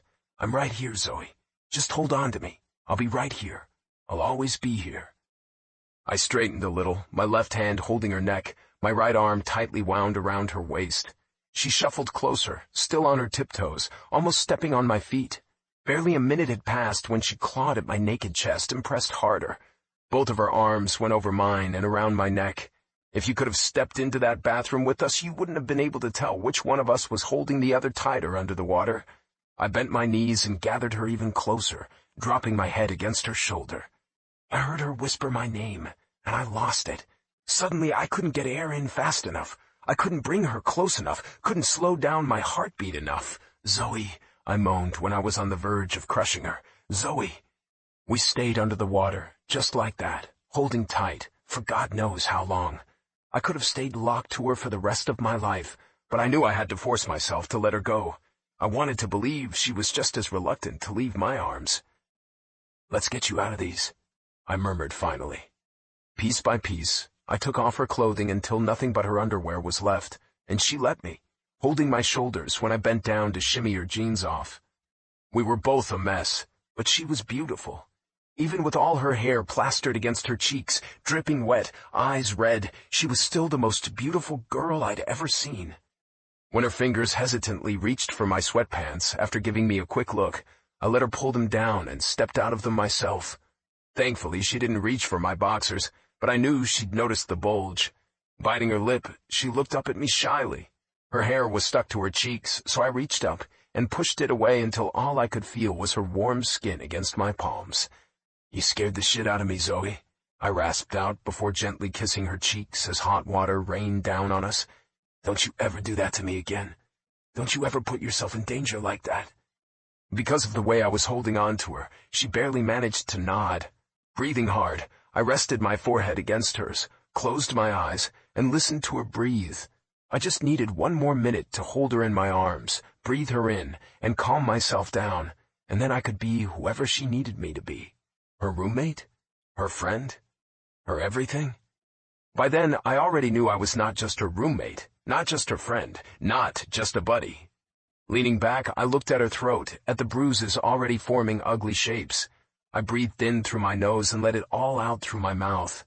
If I could have gotten my hands on the guy right then, I would have done more damage. I would have broken his neck, and it still wouldn't have been enough. Gently, as gently as possible, I traced her bruises with the tips of my fingers. I knew Zoe's eyes were on me, studying, watching, seeing, but I couldn't look at her, not yet. I traced every single bruise, and then every inch of her neck not marred by his touch. I took my time, and she let me. Every now and then I'd hear a small gasp escape her mouth, and I'd meet her eyes to make sure she was okay. When I knew she was, I'd pick up where I'd left off. Before I was done, she reached for my hand and stopped me. Curling my fingers, she leaned down and kissed my reddened knuckles. My breathing labored. I could do nothing more but hug her to me. Eventually, the water started running cold, so I loosened my arms around her and let her go. My muscles screamed at me. "We need to get you out of here. You're gonna get sick," I mumbled, turning off the water. She still hadn't spoken a word to me. I stepped out before her, grabbed a towel, and wrapped it around my waist. I knew I'd have to take care of my boxer briefs before I left the bathroom, but right then, taking care of Zoe was all that mattered. Reaching for another towel, I held it open and she stepped out of the tub, into my arms again. I wrapped it around her and rested my chin on her head, trying to warm her up through the towel. Turning her head, she rested her cheek against my naked chest. "Thank you, Dylan," she whispered, her voice tugging at my heart. "Always, baby." Chapter 22. Zoe. I felt like I was just waking up from a coma, not sure where I was, what time it was, what day. I rubbed at my eyes and groaned when I finally got a look at the time on my phone. I hadn't slept for a few days, just 6 hours. At least I slept at all, I thought. I wished I could say I didn't remember anything from what had happened, that it had just been a bad nightmare, but I did. I did remember, and it made me feel sick to my stomach all over again. I swallowed down the bile rising in my throat and threw my legs over the side of the bed. My eyes finally adjusted to the dark, and thanks to the light still coming off my phone, I realized there were no lights coming in under my door. Just as I could remember everything that had happened early in the morning, I could also remember Dylan carrying me to my bed after he helped me out of the shower and holding me as I cried myself to sleep. I checked my phone again and noticed a new text message that had come in at 9. Dylan. I had to leave for work. I'm sorry, Zoe. After bailing on Jimmy yesterday, I couldn't skip today's shift, and I needed the hours. Let me know when you wake up. Call or text me. Bailing on Jimmy? Had he skipped work the night before because of me? He said he needed the hours, which meant he needed the money. God, he needed the money, and because I'd fled after seeing him with another girl, he hadn't gone to work. I felt awful, like a little shithead who had gotten jealous over nothing when he... I closed my eyes and let out a deep breath. It was a little past 1 a.m. Was he still not back? I pushed myself off the bed and felt a little dizzy, so I had to stand still for several seconds before I felt steady enough to move. The entire apartment was dark. Being as quiet as possible, I tried Dylan's room after I made sure he wasn't in the living room and prayed I'd find him there. The moonlight streaming into the small room was enough for me to make out his still form, lying on the narrow twin bed. Something loosened inside of me. He was home. Tears rushed into my eyes, and my throat closed up. Not even considering the fact that he probably needed a sleep after the crazy day we'd had, I crawled into his bed. There wasn't enough space, but I thought there was just enough to make it work. He jerked awake, and his fingers closed around my upper arms before I could lie down. "Zoe?" he croaked, sleep heavy in his voice, and then his grip loosened. "Are you okay?" I would be. Knew I'd be fine once I could feel his heartbeat and make sure he was real, make sure he was everything that he was. "I can't sleep," I whispered, my own voice sounding scratchy from all the crying I'd done. "And my head hurts a little." Obviously, it was a lie. Not that I was hurting, but that I couldn't sleep. Either way, I didn't feel a single ounce of guilt for being a coward and not saying why I needed to be close to him. I just needed him to hold me in the dark, where nothing could come between us. No secrets, no lies. I needed him to make me feel alive, and above all, I wanted to be with him, around him, near him, just with him, any way I could. Simple as that. I'd accepted the fact that no one would ever hug me like he'd hugged me in the shower, and I was fine with that. I'd just have to hold on to him stronger. No one would ever make me feel the things he so easily made me feel with just one of his teasing smiles. So why would I need anyone else? I didn't care if half of me would have to dangle out of that twin bed because he was so big. I was getting in it, and that was that. Before I forced my way in next to him, Dylan shifted to his side and opened the covers. A wordless invitation. An offer for me to take the world. I didn't utter a single word. Facing away because otherwise I'd have to be right in his face, I lay down next to him and closed my eyes in relief. One of his arms went under my neck, the other slowly pulling the covers over us, and as the bed groaned under our weight, I shifted in place until my butt settled against his lower stomach. I stilled because even a very small, really tiny downward movement would bring me in contact with the thing between his legs, and I didn't want him to think me being there was about that. I moved away until a third of my torso and my knees were dangling off the bed. Dylan sighed, a heavy sound in all that loud silence that warmed my skin where my neck met my shoulder and made my eyes go all wonky.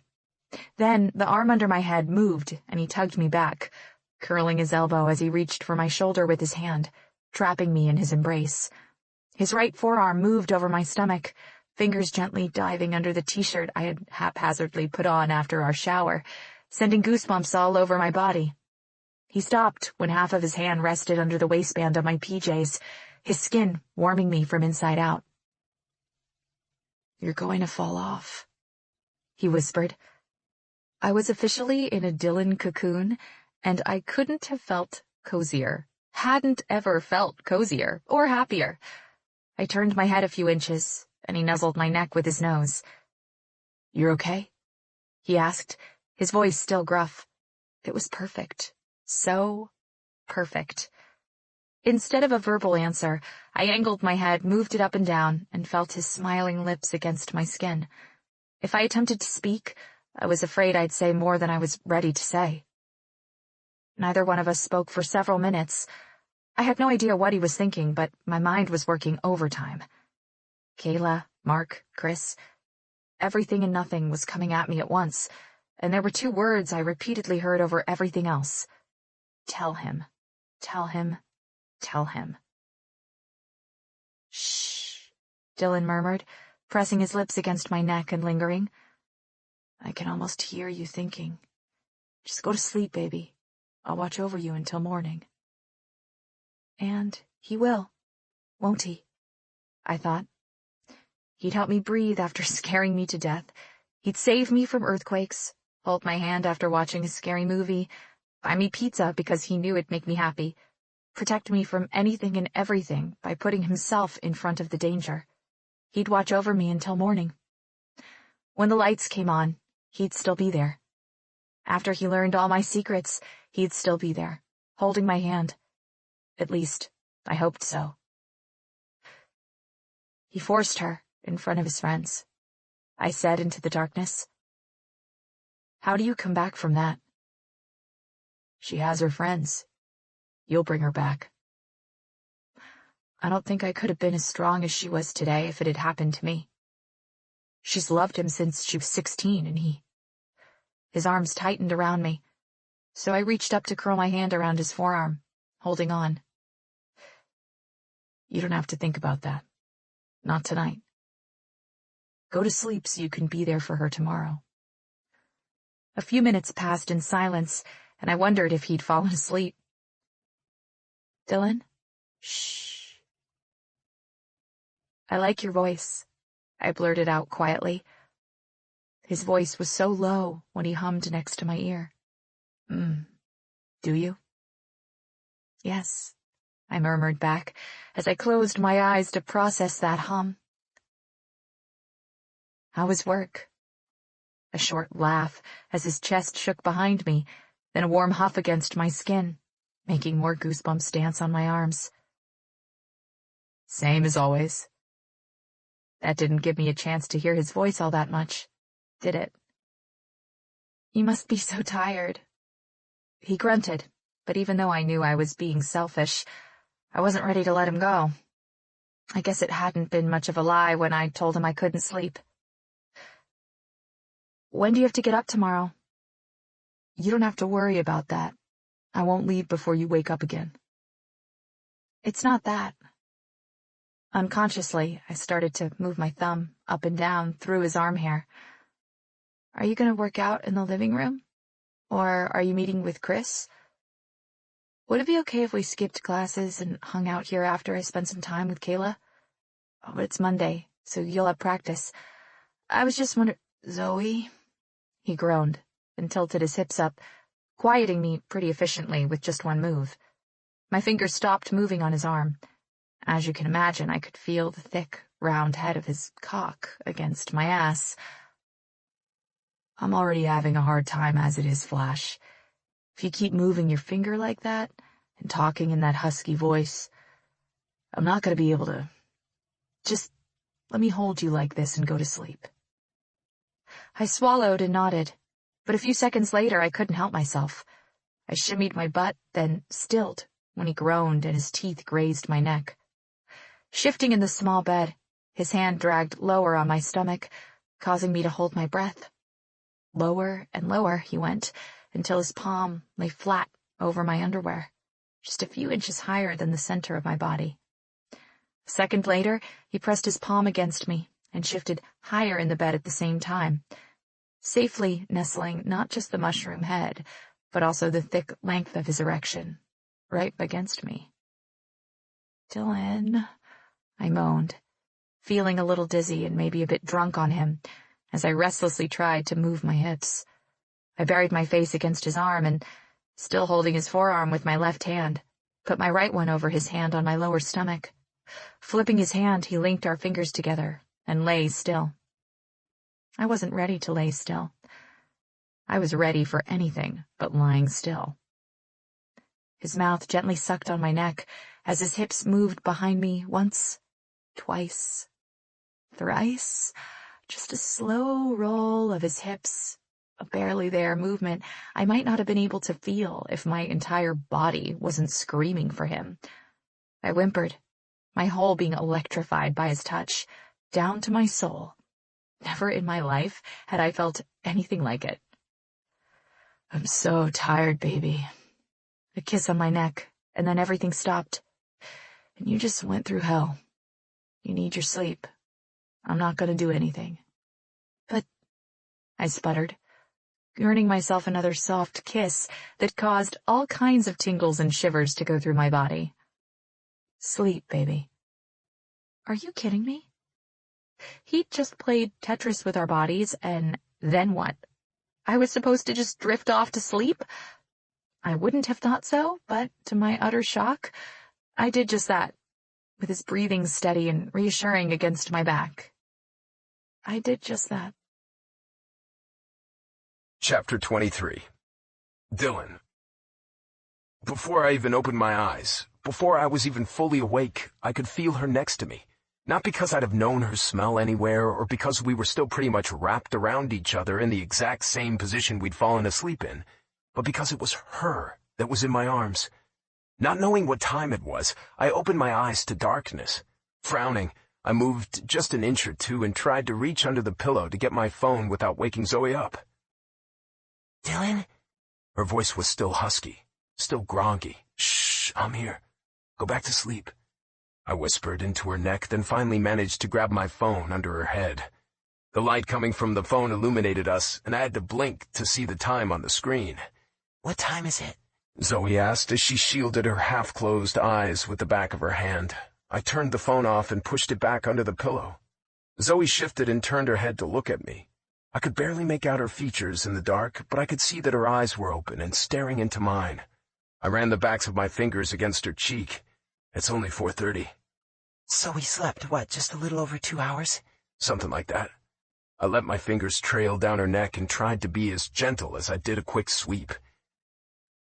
It felt like more, she whispered in a low voice. Does it still hurt? I whispered back, anger laced through my voice.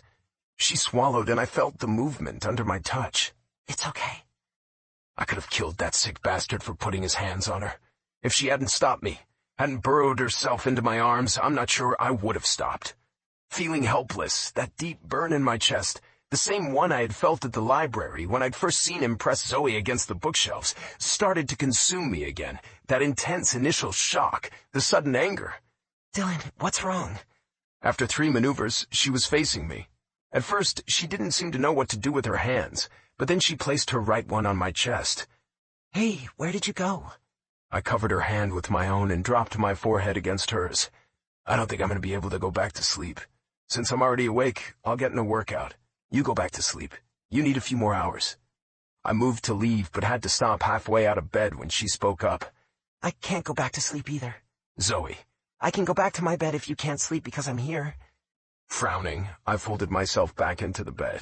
Where did that come from? Why are you leaving? I won't be able to fall asleep, Zoe. I'm still angry. You can go back to sleep. I heard you already. Are you angry at me? Why would I be angry at you? If you're not, why am I being punished? I relaxed and chuckled. You want me here that bad? Yes. I hadn't thought she would answer, so when she did, it threw me for a loop. Okay. Okay, you got me then. Okay, good. If we're gonna be miserable, we might as well do it together. That's the only reason? She pulled her hand out from under the covers and gave my shoulder a light punch, and then another.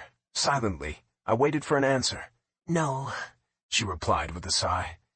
Dylan, I reached between us and laced our fingers together. Lifting her chin, she peered up at me. I have this thing for you, she said quietly, letting out a breath as if relieved to say it out loud. Did she think she had been hiding it from me all this time?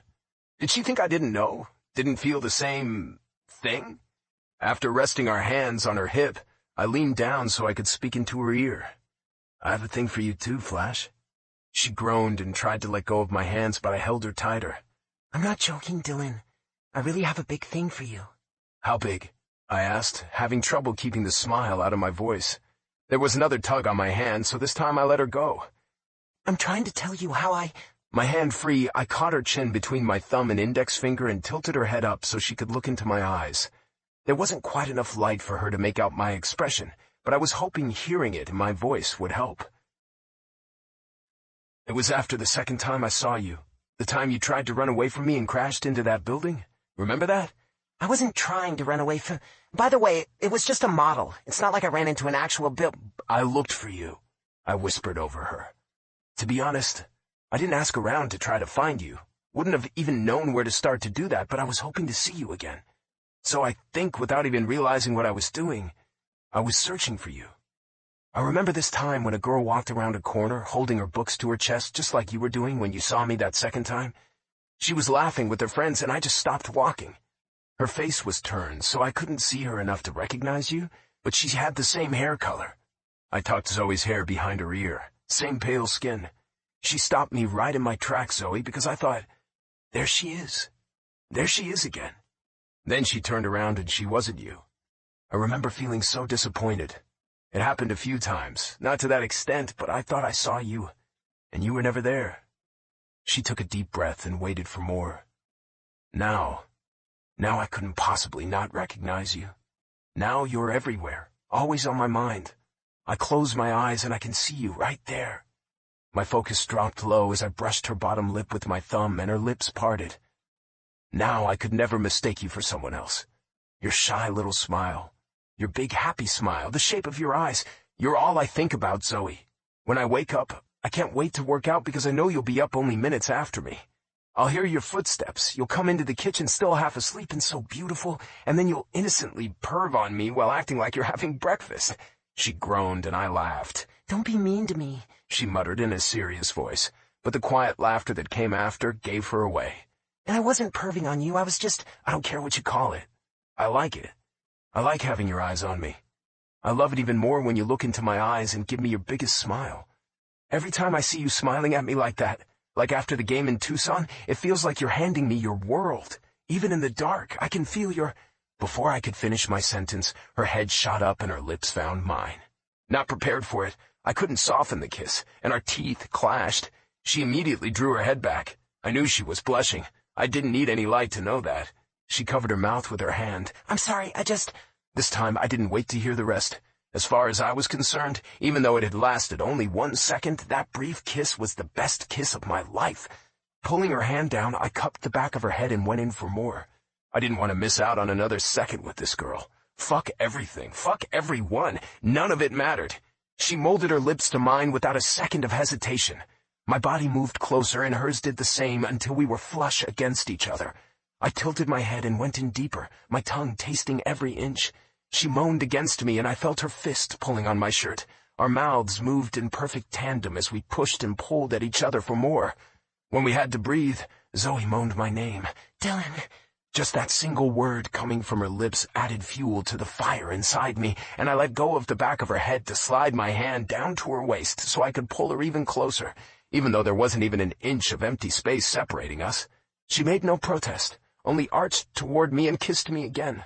Our breaths coming in harsh bursts, she whimpered into my mouth and wrapped her arms around my neck. With difficulty, I stopped kissing her and whispered against her lips, "Too much?" "No," she said breathlessly. "It's not enough." With a groan that came from deep within my chest, I bit her bottom lip and pushed my tongue back inside. I shoved my left arm underneath her and pulled her on top of me as I dropped to my back on the tiny bed. She squealed into my mouth but never stopped kissing me. She just planted her hands on either side of my face, threw her leg over my thigh, and kept going. I pulled her hair to one side and shifted my hands from her shoulders to her arms, and then to her waist. I pushed her shirt up just enough so I could feel her skin under my hands. She shivered when I grasped her waist as tight as I could without hurting her. Our breathing still out of control, I opened my eyes when she whispered my name and touched my face with her hand. "Yeah," I croaked, and then I pushed up just enough so I could take her lips. A second or two was sufficient time for breathing. She kissed me back just as hard, just as hungry as her tongue tangled with mine. "Wait," she murmured, her lips moving against mine when we had to break apart to breathe. "Just a second." I groaned, but stopped like she'd asked. I focused on the edge of her lips and neck instead. One of her legs had dropped between mine when I'd pulled her over me, but she straightened a little, taking her soft skin from my lips, and straddled me, sitting right on top of my dick. "Shit," I groaned, reaching for her hips. "Maybe that's not a good idea, Flash." One of her hands was resting on my stomach for balance as she pushed her hair away from her face with the other. "What?" I pulled her hips a little forward so she wouldn't be right on top of my already hard as a damn rock dick, and grunted when the rough slide felt better than anything ever had. "That," I repeated gruffly, hoping she'd know what I meant. Now both of her hands were on my stomach and she was still out of breath, just like me. She pushed her hips back right where they'd been and bit her lip. "Funny. To me, that felt like the most amazing idea in the world." "Yeah?" "Yes." I sat up and caught her with one arm before she could fall back. Dragging our bodies higher up in the bed, I settled against the low headboard. My head slumped back against the wall as she squirmed on my lap until she was comfortable. Pushing my hand back up under her shirt from behind, I grabbed her neck as gently as possible and pulled her down to my mouth. She came eagerly and moaned even louder as I kissed her, and she moved her little butt restlessly against my shaft. I couldn't even remember the last time I'd had a dry hump session, let alone one I enjoyed so damn much. I flicked open her bra and moved both my hands on her back, letting the material just hang loose as I curled my fingers around her shoulder, then stroked her back again. After a particularly hard grind, I let out a grunt and hit my head on the wall with a heavy thump as I tore my lips away from hers. Fuck, Zoe! My eyes slowly opened when I felt her breath against my lips. I swallowed and licked my lips, waiting to see what she'd do. The worst part was, she wasn't moving on me anymore. Dylan, she whispered before kissing my lips twice. I let her set the pace, and neither one of them lasted more than a few seconds. My heart beats differently for you. It feels different somehow. I know this probably doesn't make sense, but it beats louder, wilder when I see you. I ran my hands down her waist and held on tight. She rested her cheek against my temple and rolled her hips. And I feel like, how am I supposed to keep it in its place? How am I supposed to get used to seeing that smile on your lips? It breaks my brain. You break my brain sometimes. Complete mush. Even that first time in the bathroom. Though that was just nerves and being horrified, so maybe we can't count that one. But the second time, when I saw you walking toward me, I just got stuck. How could anyone possibly look away? I didn't let her finish her words. I couldn't. In seconds I had her on her back and I was hovering over her. It didn't matter how dark it was. I could picture the look on her face. She was burned into my mind. Those big eyes, that flush on her cheeks, I could see it all. Not wanting to waste another second, I kissed her again, only pausing when I felt her hands pulling at my shirt. One hand right next to her head, I used the other to reach back, pull it over my head and fling it away. When I looked down, she was struggling with her own shirt. "Let me," I mumbled, then helped her take it off, bra and everything. I couldn't see her clearly, and it frustrated me to no end, but I didn't think I could untangle myself from her long enough to go get the lights. I settled my hips between her wide-open legs, my lips against her already swollen ones as I put my palm on her stomach and moved my hand up until I could cup her breast. It was more than a handful, and I couldn't wait to get a taste, literally. I started fucking her with the rest of our clothes on, and every moan, every hitch of her breath pushed me to a level where I knew neither one of us would be satisfied with just what we were doing. I groaned quietly over her little moans. It felt so good to finally be able to touch her like this, to feel her like this. When I was a little rough with her breasts and started rolling her nipple between my fingers while I sucked the other one as hard and deep as I could, she gasped and grabbed my head. I pressed my length harder against her as I moved with deliberate forward motions. Every rock of our hips pushed her a little higher on the bed. "That feels so good," she gasped when I was busy kissing her neck and heading for her breasts again. One of her feet was on the bed and she was pushing herself up in time with my forward thrusts as she arched her back. "Yeah? You gonna make me come in my pants?" I groaned, feeling drunk on her. I don't remember the last time I did that. I still had my slacks on over my briefs since I'd fallen asleep as soon as I hit the bed, and all she had on was thin pajama bottoms. She could feel every single inch of me dragging against her pussy. Just in case she needed more, I let go of her breast, her nipple for the first time since I'd gotten her half naked, and pushed my hand under her ass, inside her PJs and panties, pulling her more firmly against me and my dick. "Jesus," she groaned, wrapping one of her legs around mine. Her head was thrown back, and I watched breathlessly as she climbed to her orgasm right in front of my eyes. I picked up my speed. "Dylan," she cried in seconds. "Dylan, I'm so close." My name on her lips dragged me to an edge. "Come on, baby," I murmured into her throat as I left small kisses on her hot skin. Her legs opened wider under me, and I squeezed her butt cheek harder. "Tell me what you need, Zoe." "Just you. I just want you." "I know, Flash. I know. Tell me what you need so I can make you come." Breathing in her sweet, fruity scent, I licked a trail on her neck over her bruises and sucked her skin, making sure it wasn't where it would hurt her. She groaned, the sound so low and rough. No, stop," she said suddenly, surprising the shit out of me. "What?" Dazed, I straightened up, putting a few inches between our chests. I stopped moving against her, but didn't have enough strength to separate us completely. "What happened?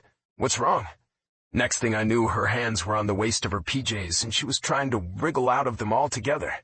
Pulling back a little, I asked, "What are you doing?" I want to come when you're inside me, Dylan, and I think I might actually die if you're not in me within the next minute or so. No, I'm not being dramatic at all, so come on, lose the pants, get naked. The last thing I was expecting to do at that moment was laugh, but I did just that. Zoe managed to wiggle herself halfway out of her PJs, but was having trouble untangling her legs because I was still hovering over her. I helped her pull them the rest of the way off and had to steady myself after for a second or two. I ran my hand all the way up her thighs, then down to her ankle. I loved her legs. I'd spent weeks watching those smooth legs and imagining them wrapped around me as I fucked her, and she begged me for more.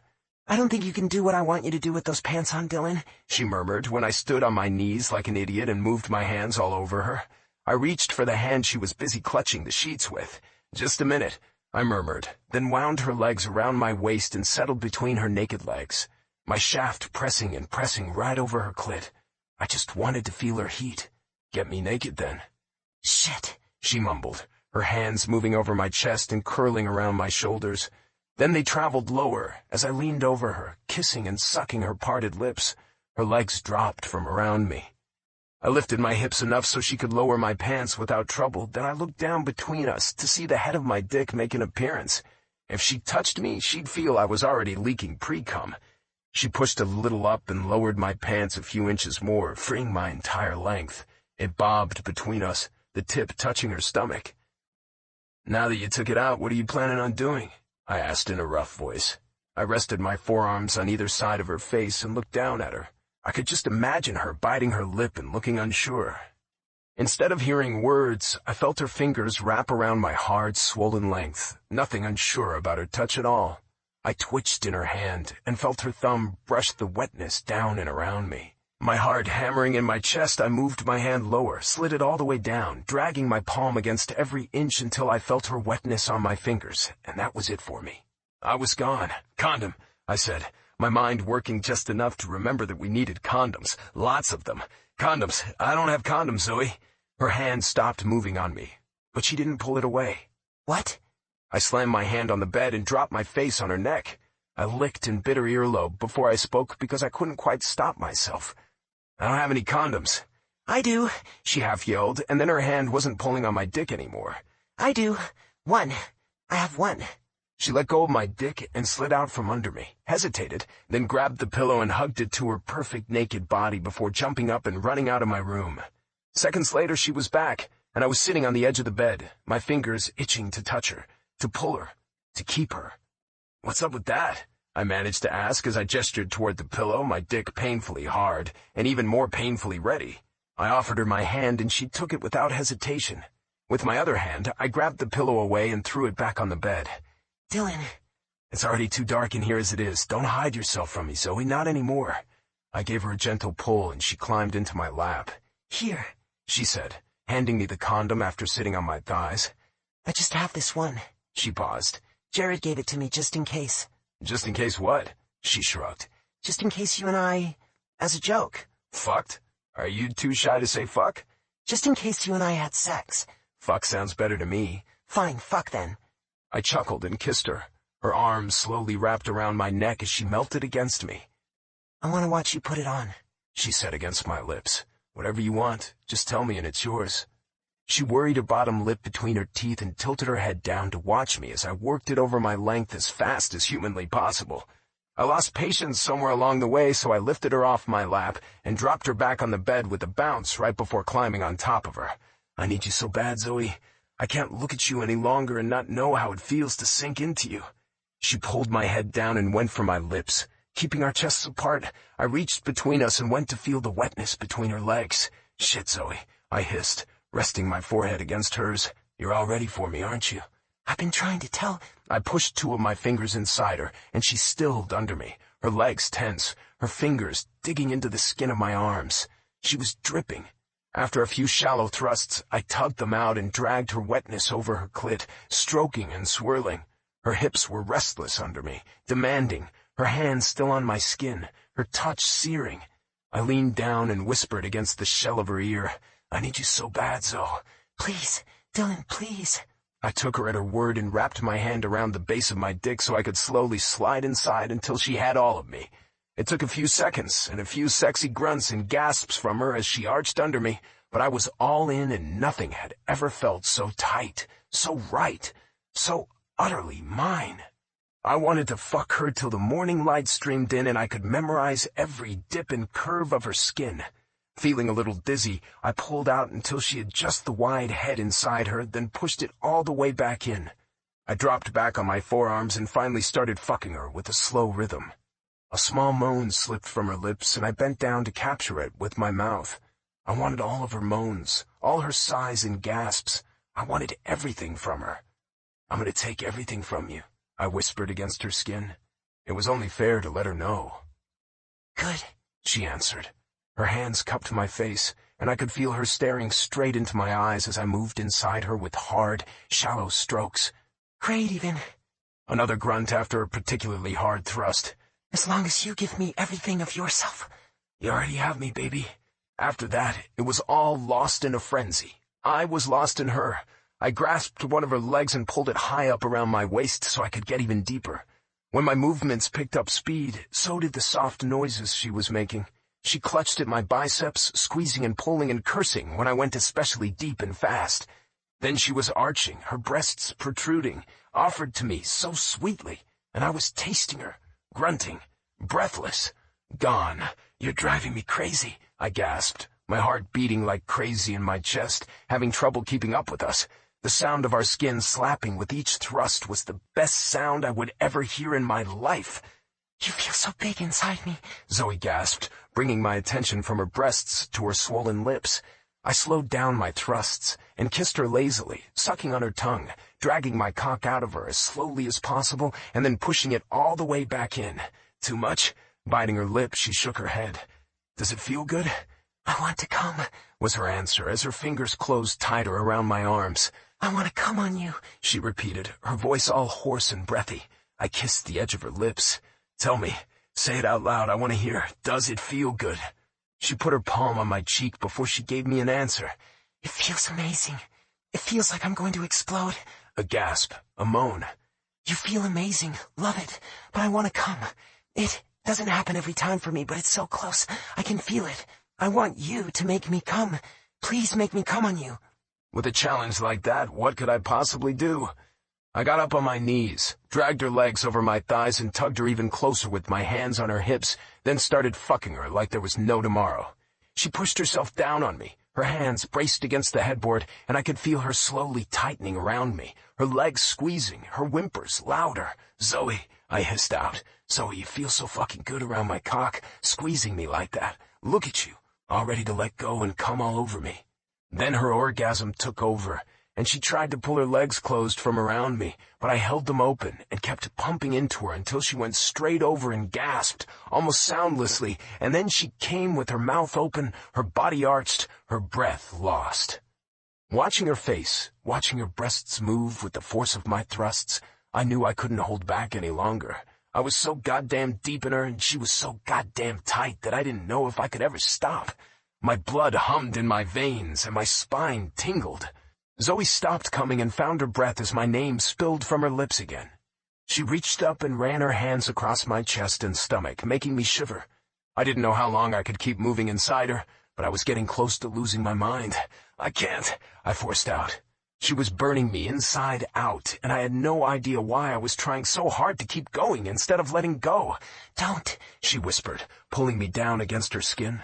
We were both covered in sweat, and feeling her boobs pressed against me, her strong heartbeat, her scent, her breathlessness, none of it was helping things at all. The headboard was hitting the wall with every single thrust, and both Zoe and I were moaning through every second. I felt her tighten around me again, and she cried out, coming again, her hips moving, her arms around me, holding on to me.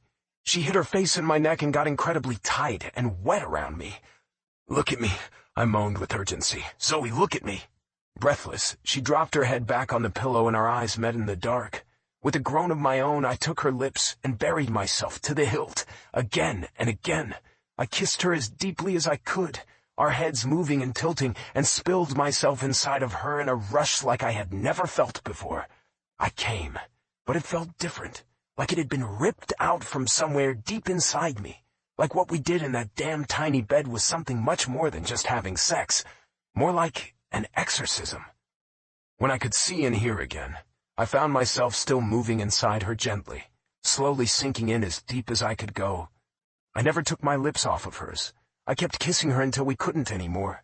My hands never stopped roaming her skin, memorizing. I could have kissed her like that for hours, for days, years. When it felt like I would die if I kept moving, I dropped half on top of her and tried to catch my breath. Fuck. I think you broke me, I muttered into the pillow. Let's do that again. She laughed, the soft sound giving me shivers. I pulled out and stepped away from her to get rid of the condom. When I came back, she was pulling the sheets over herself, hiding again. Slipping under the covers, I put my hand behind her waist and pulled her flush against my chest as my dick lay half hard, half soft between us. Don't hide yourself from me, I said quietly. Please? I'm not, she whispered back. I brushed her messy hair back away from her face and stared at her for a moment. Zoe, that was the best thing that's ever happened to me. I pressed a kiss to her swollen lips, and when she parted them, I went in for a longer one without hesitation. When we stopped, she sighed and pressed her forehead to my shoulder, right under my chin. I kept going. It feels like I've been waiting for this to happen all my life. Waiting for you to happen. I caressed her back, up and down, until she looked back up at me. That was intense. I've never done that before. The coming twice thing, I mean. I think I was too wet. Is that even normal? I think it's our normal. Was it too much? I frowned down at her. Did I hurt you or something? Your neck? She shook her head. No, it's not that. It's just never felt like that. So crazy. I just wanted you deeper and deeper even though I felt like you were all the way in there. You know? Yeah, I know what you mean. I tried to go easier, but it wasn't happening. I kissed her forehead and closed my eyes. We should get a little more sleep, Flash. Tomorrow's gonna be another tough day for you. She sighed and snuggled in closer. I can sleep with you? Oh, just try to get away from me. She seemed to settle in after that, and we fell silent. I was about to doze off with her in my arms when she spoke up quietly. Dylan? Suddenly, I was wide awake. Still, based on her tone, that conversation was not one I was ready to have just then. Not when I could still feel her tightening and pulsing around my dick. Not now, I said shortly. I think we... No, not tonight. Not after I just had you. We'll talk tomorrow, or the day after. Then we'll move out as fast as possible. Move out? What are you talking... I gave her a squeeze and she stopped. I looked down and met her confused gaze. We can't stay here in this apartment. I won't. Her frown only deepened until understanding dawned on her and she started shaking her head. No, Dylan. I mean, yeah, but... I kissed her lips, cutting her off because I couldn't help myself. Not tonight, please. But you need to know. There are things... I'll know everything tomorrow, or the next day. Just give me one more day, okay? Just us, you and me, and no one else? Nothing else between us? She stared into my eyes for a few more beats, then exhaled a burst of air and nodded. More seconds ticked by, and I couldn't fall asleep. I cleared my throat. By the way you kissed me, you lost the bet you were so sure you would never lose. Her head shot up, hitting me under my chin. I didn't. You kissed me. I don't think so. You went for it first. No, that doesn't count. You kissed me first. I had the biggest grin on my face when I finally fell asleep after arguing with her about who had lost the bet. In the end, I'd gotten her, in every sense of the word. Only, I had no idea none of it would matter the next day. Not after the way she broke my heart. Chapter 24. Zoe. He was playing with my fingers. I think that was what woke me up initially. That and hearing his voice murmur my name against my skin. It was just a little more than a whisper that suddenly spurred my heart into a fast beat. It was too damn early to get that excited just because you heard someone's hot, sleepy voice. I opened my eyes with a cheesy grin plastered on my face. One look at that bed, and you'd have bet money there was no way two people, especially with one of them being Dylan's size, would fit in there. But we did. We fit perfectly. Sure, his feet and half of the arm that was under my head were off the bed, my legs were tangled with his, and my knees were hanging off this side too, but who cared? Like I said, we fit perfectly. "Good morning," he murmured, and I looked back so I could meet his dark blue eyes. He gave me a lazy grin, one I couldn't not reciprocate. "Good morning. Sleep good?" Still sporting that grin, I nodded, and his smile got bigger. I could feel the heat rushing to my cheeks. My eyes dropped to his lips, and I watched the grin turn into the smile I loved most on him, the one where he smiled with his eyes just as much as he did with his lips. It was warm, genuine, hot. It sounds cheesy, I know, but it was true that it basically took your... Okay, maybe it wouldn't take yours. It better not. But it took my breath away. Whoosh. Gone. Just like that. "Don't move," I said in a rush, then threw open the covers, squeaked, and scrambled to pull them back up. "What's happening?" Dylan asked, looking at me with amusement dancing in his eyes. I pulled the covers higher. Just let me get the pillow." I didn't give him a chance to even utter a protest or yank it away before I could get to it. I pulled it right out from under him, and his head bounced on the mattress. Muttering a quick apology, I hugged it to my chest and carefully exited the bed. He caught my hand before I could straighten up. "Where are you going?" "I'll be right back. I just want to get something." He let me go, and I backed out of the room, hoping everything was covered. When I got what I needed from my bag, I rushed back to him. He was still lying down, using his arm behind his head as a pillow. I took in the muscles, the arms, the chest, the smooth skin, the bulge under the covers. Just thinking about his cock made me go all hot inside. You should have seen him. He looked so relaxed, so hot, so... Other words I couldn't possibly come up with due to the way he turned my brain to complete mush. But take my word for it, he looked perfect. Still clutching the pillow to my torso with one hand, holding my camera with the other, I got back in next to him and finally let go of the pillow when I was back under the covers. "You can't still be shy, Zoe," he said, coming up on his elbow and looking into my eyes with a small frown. "Not after last night." "It doesn't just go away like that. Give me a break, there's daylight now." I huffed. "But forget about that. I've been dying to take your picture, and you took pictures of me at the game." "No, not like that. Like this." I put my hand on his chest. "I want to keep this." "Collecting memories, heartbeats," he murmured, echoing what I'd said to him the first night he'd come to the apartment. Smiling, he pushed a lock of hair behind my ear. "Both of us?" Excited beyond measure, I bit my lip and eagerly nodded. He opened his arms and I dove in, deliriously happy to be there. "Your arm must be dead by now. You should have pulled it away after I fell asleep." "It's fine," he said distractedly as he gathered me closer. After I played with the ISO and shutter speed until it was all just right, I exhaled and lifted my Sony A7R II high up over us so we could both fit in the frame. The flip screen didn't flip around, so it was going to be a shot in the dark, but I was okay with anything at that moment. Grinning like crazy, I looked at Dylan and he smiled. "Ready?" I asked, not giving a damn that I looked like a maniac. He chuckled and kissed me on the cheek. That was gold. I took the shot before he even had a chance to back away. Giddy, I turned the camera to check how it looked. Perfect. I did look a little crazy with that grin on my face, and my eyes were closed, my head tipped toward his head, but it was perfect. His side of the photo was perfect, and I looked out of my mind happy.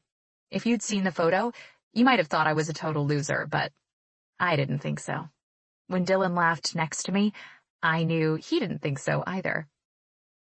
"So beautiful," he said, and a delicious shiver ran through my body.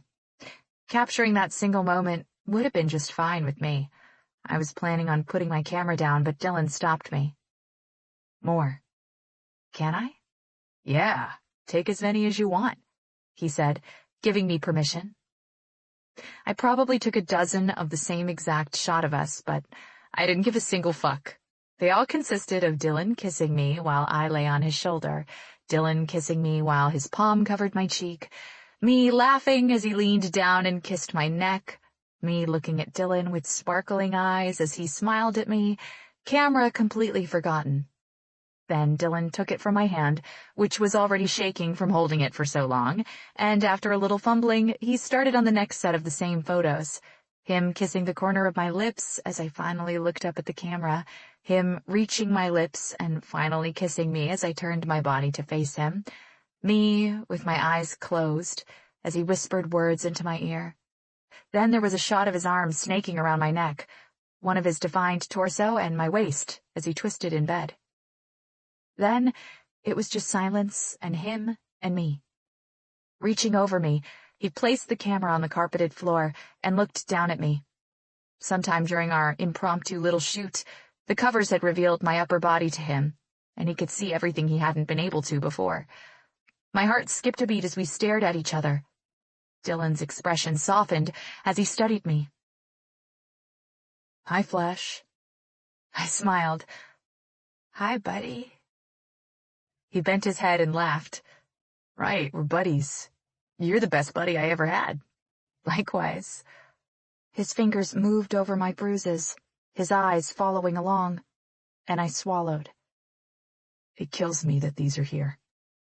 I couldn't speak. Looking at me some more, one of his hands stroked over my waist, then down my thigh. When he lifted it up and planted my foot firmly on the bed, it took everything in me not to do a full-body shiver. Just like that, I was drenched for him. He lowered his hips on me, and I remembered how he'd put his briefs back on when he got up to take care of the condom. Still, the fabric separating us meant nothing. I could feel every inch of his hardness just fine, and in a few more seconds, he'd be able to feel how intensely wet I was for him. I grabbed his arms, closed my eyes, and let out an involuntary moan when he pressed forward and the head of his cock pushed hard on my clit. Then I felt his lips dancing on my cheek, over the shell of my ear on my neck, licking, gently sucking, kissing. Blindly, I reached between us, pushed his briefs a few inches down, and jerked when his heavy, hot cock lay on my stomach. Feeling a little crazy, I groaned and turned my head so I could kiss him. He returned my groan with his own when my hand wrapped around him and pulled hard. I swallowed his grunts and jerked him harder. A drop of pre-cum dropped on my stomach, making me gasp and shiver, goosebumps traveling all over my body. Then another drop, and another. I renewed my assault on his mouth by rounding my free hand on his neck and pulling him to me. He angled his head and went deeper, his tongue stroking mine, taking and giving, biting and licking, soothing and kissing. Then I felt his thumb and forefinger on my chin, and he pushed himself away, our lips making a loud smacking sound. "Please tell me Jared gave you more," he growled, the sound and the tone melting me into the bed even farther. My eyes only opened halfway, and I managed to mutter a low, "What? Condoms?" I forced my eyes to open a little bit more, and my heart sank. "Oh, no." He groaned and rolled to his side, his cock slipping from my hand in the process. "Sorry," I mumbled, propping myself on my elbow and looking down at him as he rubbed his hand over his face a few times. "Then I should get out of this bed, hell, probably the apartment while I'm at it." I smiled. "Why?" He gave me a frustrated look, his expression just as dark and tight as his eyes. I lost my smile pretty quick and cleared my throat. Without another word, I got up on my knees, a little breathless and a little unsure, settled next to his legs and swallowed. I wasn't going to ask permission, and he wasn't stopping me. I could feel his eyes burning into my skin. Was it uncool to be so fascinated by a cock? Because, apparently, I couldn't take my eyes off of his. The thick shaft, the dark pink head, the way it rested on his hard stomach, that thick vein on the underside, the anticipation of how good he would taste. All of it rushed at me once, and I couldn't wait any longer. I chanced a glance at Dylan and saw him swallow, saw his throat moving, and how set his jaw was. I reached to take him in my hand, but he stopped me before I could, and linked our fingers together. "Use the other one," he said, that thick, needy voice rushing over me and causing goosebumps to explode all over my skin. I licked my lips in anticipation.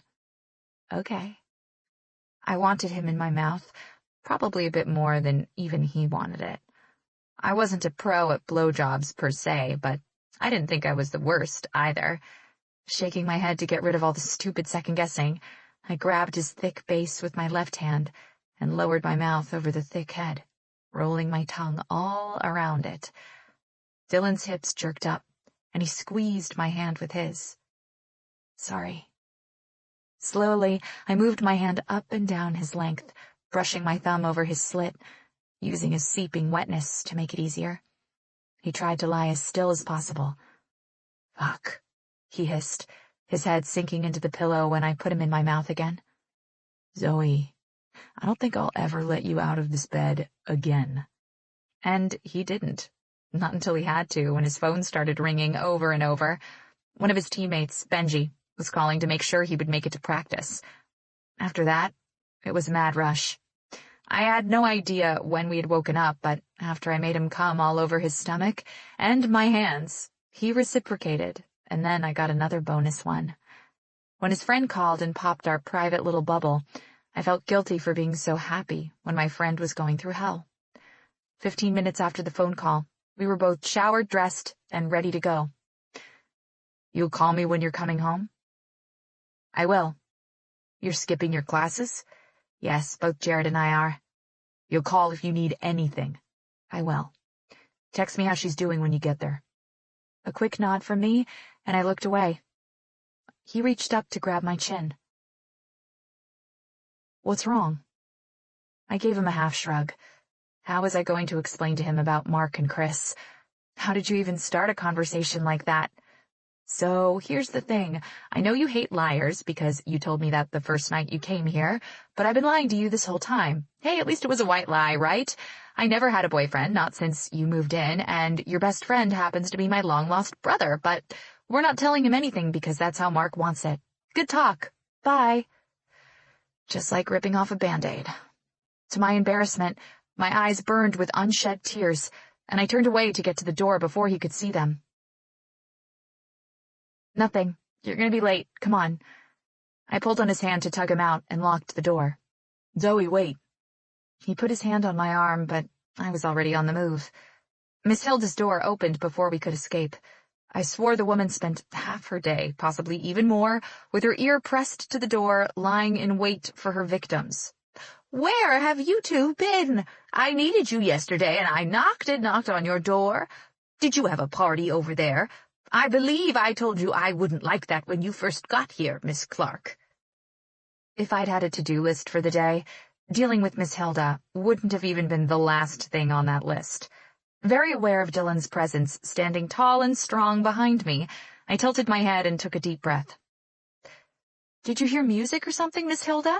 No, but I could have sworn I heard. We didn't have a party, and we're not planning on having a party in the near future either. I would love to help you with whatever you need, but right now I'm late for class and Dylan needs to get to practice, so I'm sorry, but you're going to have to find someone else to check your drapes. Have a good day, Miss Hilda. While she was staring at me with an even deeper frown and an open mouth, I started down the stairs. A second later, Dylan's footsteps followed. When I stepped outside, I tilted my head up to the bright blue sky and felt a little better with the wind on my face. What's going on? Dylan asked from behind me. Then his arms were around my waist, pulling me back to his chest, his lips pressing the lightest kiss on my neck. That felt even better than the wind, and I relaxed further. Nothing, I answered, then tilted my head to the side, shamelessly asking for more. He didn't make me wait. Gripping my chin, he gave me a long, wet kiss, chasing away every bad thought. Nothing, I repeated breathlessly. When we stopped, I looked up to his dizzying eyes and believed it would all be all right. Is she asleep? I asked when Jared walked back into the living room. He sat on the couch with a huff and held his head in his hands. Yeah, finally. I twisted so I could look at him, but was stopped short by a little hand tugging on my hair. Zoe, no, you're messing it up. You can't move, silly. Now I'm going to have to start again. There was a cute sigh behind me, dripping with mock annoyance. I'm so sorry, Miss Bluebird, I drawled, using the new nickname she'd begged me to use as soon as I'd stepped foot into the apartment. Jared's little sister Becky was the cutest little girl, and the smartest, too, just like her brother. Do I have to pay extra now that you're starting again? Her fingers stopped moving in my hair. I get paid? Well, you're my hairstylist, so I think I should pay, don't you? I mean, you've been working at it for how long now? Half an hour? Yes. Yes, you pay me, okay? Okay, I pay.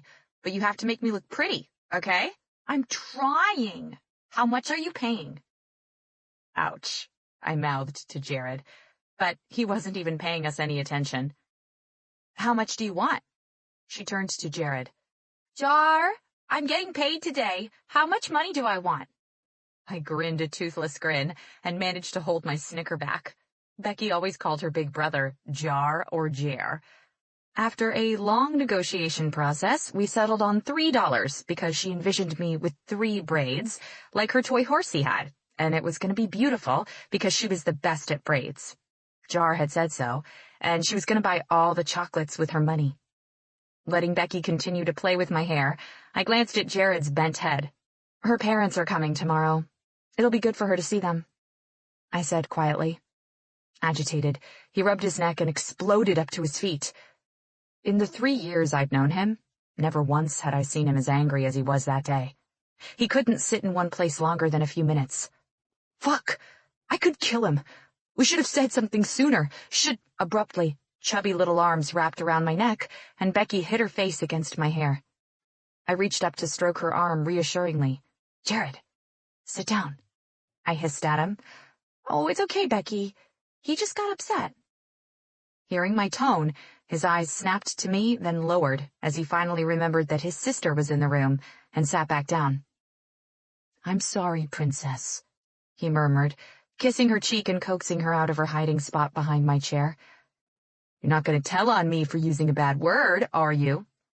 A few more kisses later, Becky was giggling and all was well in her world again. I put my hand on his knee until it stopped bouncing and stilled. She knew we didn't like him, Jared. I started quietly. This wasn't our fault, and it wasn't Kayla's fault either. She loved him. There is only one person responsible here, and he's going to get what's coming to him. You think his parents won't get that? He shot a quick look at his sister. Bastard, off, faster than you could say his name? It won't be that easy. He got up and started pacing the room again. And he hurt you too for God's sake. Why didn't she call me? Why didn't you call me, for that matter? If I had been at the library with you two... Okay, you're gonna give me whiplash. Please, sit down. After the look he gave me, I changed my mind. Or don't, fine, but be quiet. I grumbled. She's been like a ghost the entire day, and just when she finally closes her eyes for more than 10 minutes, you're gonna wake her up again. Talk to me about something else, then. I'm gonna lose my mind if I can't smash his face into a pulp. Hulk, smash! Becky popped in. What's pulp? Is my hair done, Miss Bluebird? Can I look?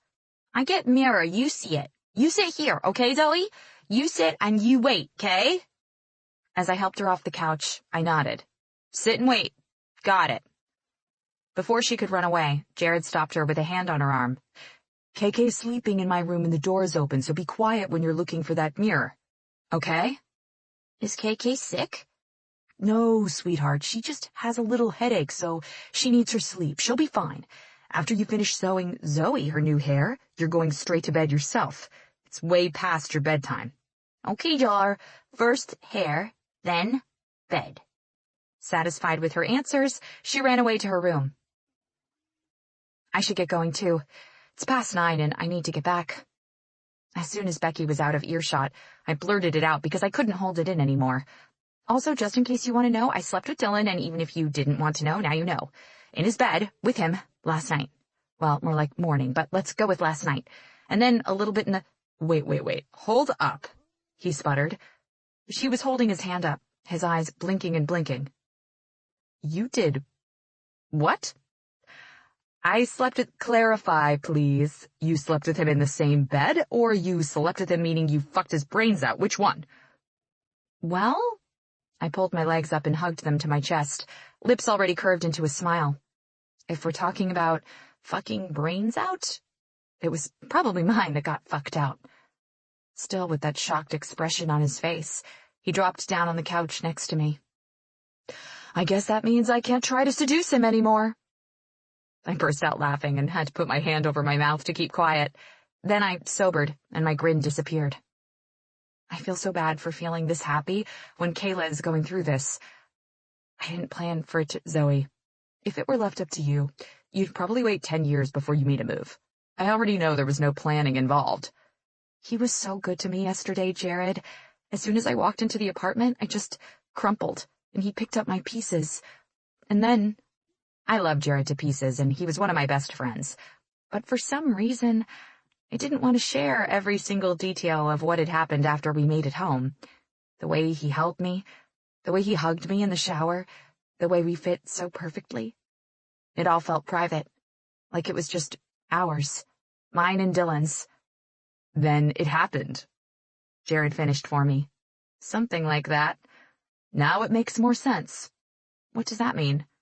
Before he could answer, Becky came running in, a small pink mirror in her hand as she whisper-yelled at us. I found it! Zoe! I found it! Oh, that's a beautiful mirror, Miss Bluebird. Now let's see what you did to my hair. After she demanded I put her to bed, I checked my hair more thoroughly in the bathroom mirror and had to spend a few minutes calming everything down. As I was walking past Jared's room, Kayla called my name. Is everything okay? I thought you were sleeping. I walked in and sat on the edge of the bed as she sat up. Heard Becky talking to you guys. You're still here? Yeah, I just wanted to stay around a bit longer. After a long stretch of silence, I asked, How are you doing? I'd been worried I wasn't coming up with the right questions the entire day. I'm good, she sighed. I'm better. Let's go with that. You can leave, Zoe. It's late. You don't have to wait around. Don't worry about me. I'll leave whenever. She sighed but nodded. Mom and Dad are coming tomorrow. This time it was my turn to nod. I'm not sure if I'm going to come back here in January, Zoe. I'm not even sure I can handle finals. I wanted to protest, wanted to say it was the stupidest idea I'd ever heard, but it wasn't. I wanted a chance to spend 10 minutes alone in a room with Keith, but I knew it wouldn't undo the hurt my friend was going through. Keeping my eyes focused on the dark gray bedding, I choked up. I want to beg you to come back, KK, but I know I can't. I just don't think I want to. Actually, I don't think I can is a better answer. I think, and my parents think, I understand, and I want you to do whatever will heal you and make you happy again. You think you'll stay in Texas then? I'm not sure. I gave her a quick look and looked down at my fingers playing with the edge of the sheets. Keith's family lives pretty close to yours, though, right? She shook her head. They moved when we came to school here. They're in Seattle now, so we won't come to Texas. We fell silent. Maybe you and Jared can come visit me during summer break. I dashed away a tear that was trailing down my cheek. Yes, I think that'd be great. I've never been to Texas. I bit my lip and hesitated for a second. If there is a trial, and Keith, I don't want to talk about him, Zoe. Okay. I'm sorry. She was fisting the sheets, so I put my hand on top of hers. I'm sorry. When Kayla didn't speak, I looked up and saw she was crying, too. I just can't seem to stop it, you know, she said quietly, her lower lip trembling slightly as she wiped the tears away almost as quickly as they were falling. It comes and goes. 1 second I'm just fine, and the next I feel sick to my stomach. She lifted her eyes up to me, then looked down at my neck, where my bruises were visible, even through the foundation I'd applied. And you've been hurt because of me, too. I touched my neck with my fingertips. What? These? I'm not hurt at all, Kayla. I'm just pissed I didn't get the chance to hurt him myself, so don't even think about that part of it. So far, her preferred method for how to deal with everything had been to avoid all conversation related to Keith. We weren't going to pry anyway, and having Becky around provided a buffer. We all laughed at her antics, and it almost felt like any other normal day for 3 close friends. "I'm going to miss my best friend," I said. "Have you told Jared yet?" "I'll talk to him." That's when Jared's head peeked through the open door.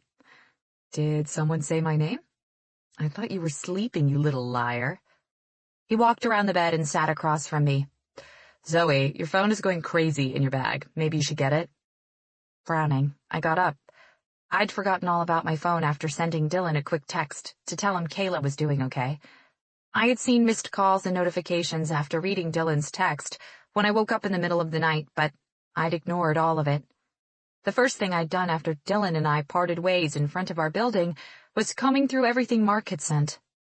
After I'd texted him to say I was going to tell Dylan everything, he'd called countless times, left 8 voicemails, and sent a couple texts. I deleted all of them without even listening to a word, though I'd ended up reading his texts. None of them had said anything I wanted to hear, so I deleted those too. I was done being a doormat for him, and it was way overdue. I left Kayla and Jared alone and went to find my phone. It was ringing, and I hoped it was Dylan, but unfortunately, it wasn't. Reluctantly, I answered. "Yes?" After a few seconds of silence, Mark spoke up. "Where are you?" "No, I was worried about you. No, I heard what happened at the library. No, are you okay, Zoe? No, is there anything I can do?" No, nothing. But none of it mattered because I'd already talked to my dad. He had already asked the questions a dad was supposed to ask. This man was nothing to me, and it was my own damn fault for thinking things could have been different. "I'm with my friends," I said coldly. "Did you tell him? Dylan?" "Not yet, but I will." I would that night, as soon as I decided how to go about it. At that moment, I realized I wasn't afraid to tell him about Mark and Chris. It was just words, and it would have been easy enough to sit him down and explain from the very beginning. What I was afraid of was how he would react. Would he be angry at me for letting him think there was something going on between me and my biological father? Would whatever was happening between us end before it had even begun? That was what I was afraid of, losing him. God knew I'd have been angry at him for letting me think the worst of him. "Where are you?" he asked again, and I could tell he was gritting his teeth. "I'll pick you up. We need to talk." "I'm busy right now." "Zoe!" he thundered through the phone. "You are going to tell me where the hell you are, and we are going to talk." Anger bubbled up inside me. I was pretty close to hating him. Not that I'd really loved him before, but at least I hadn't detested him. I had been curious, and I'd wanted a chance to get to know him. The first time we met, I told him how excited I was to meet Chris, how I'd always wanted a brother or sister.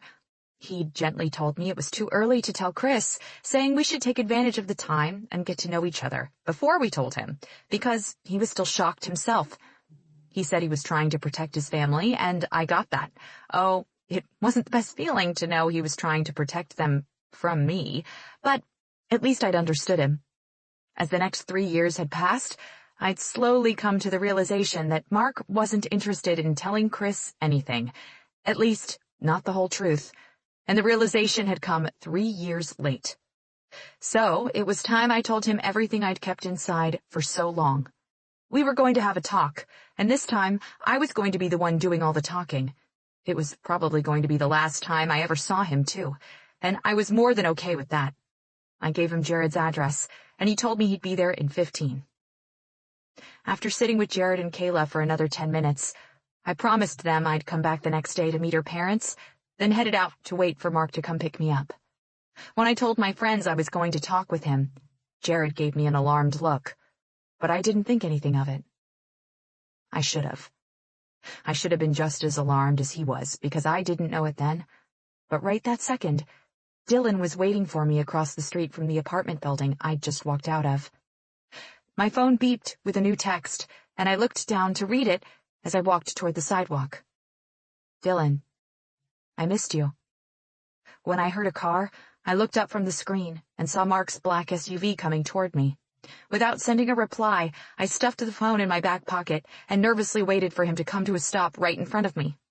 As I climbed into the passenger seat, unbeknownst to me, Dylan took a few steps forward and stared at the car in shock. I didn't know he was waiting across the street so he could walk back to the apartment with me. I didn't know he'd wanted to surprise me. Chapter 25. Zoe. Mark unlocked the apartment door and gestured for me to go in first. I hesitated. "Go, Zoe," he said through gritted teeth. Since Dylan had moved in, Mark had never once come to the apartment. There had been a handful of times he'd invited me to meet somewhere far away from campus, far away from watchful eyes, but more often than not, he had stood me up. In months, I'd seen him a total of 3 times, or maybe 4. On the most recent occasions, he had barely even looked me in the face.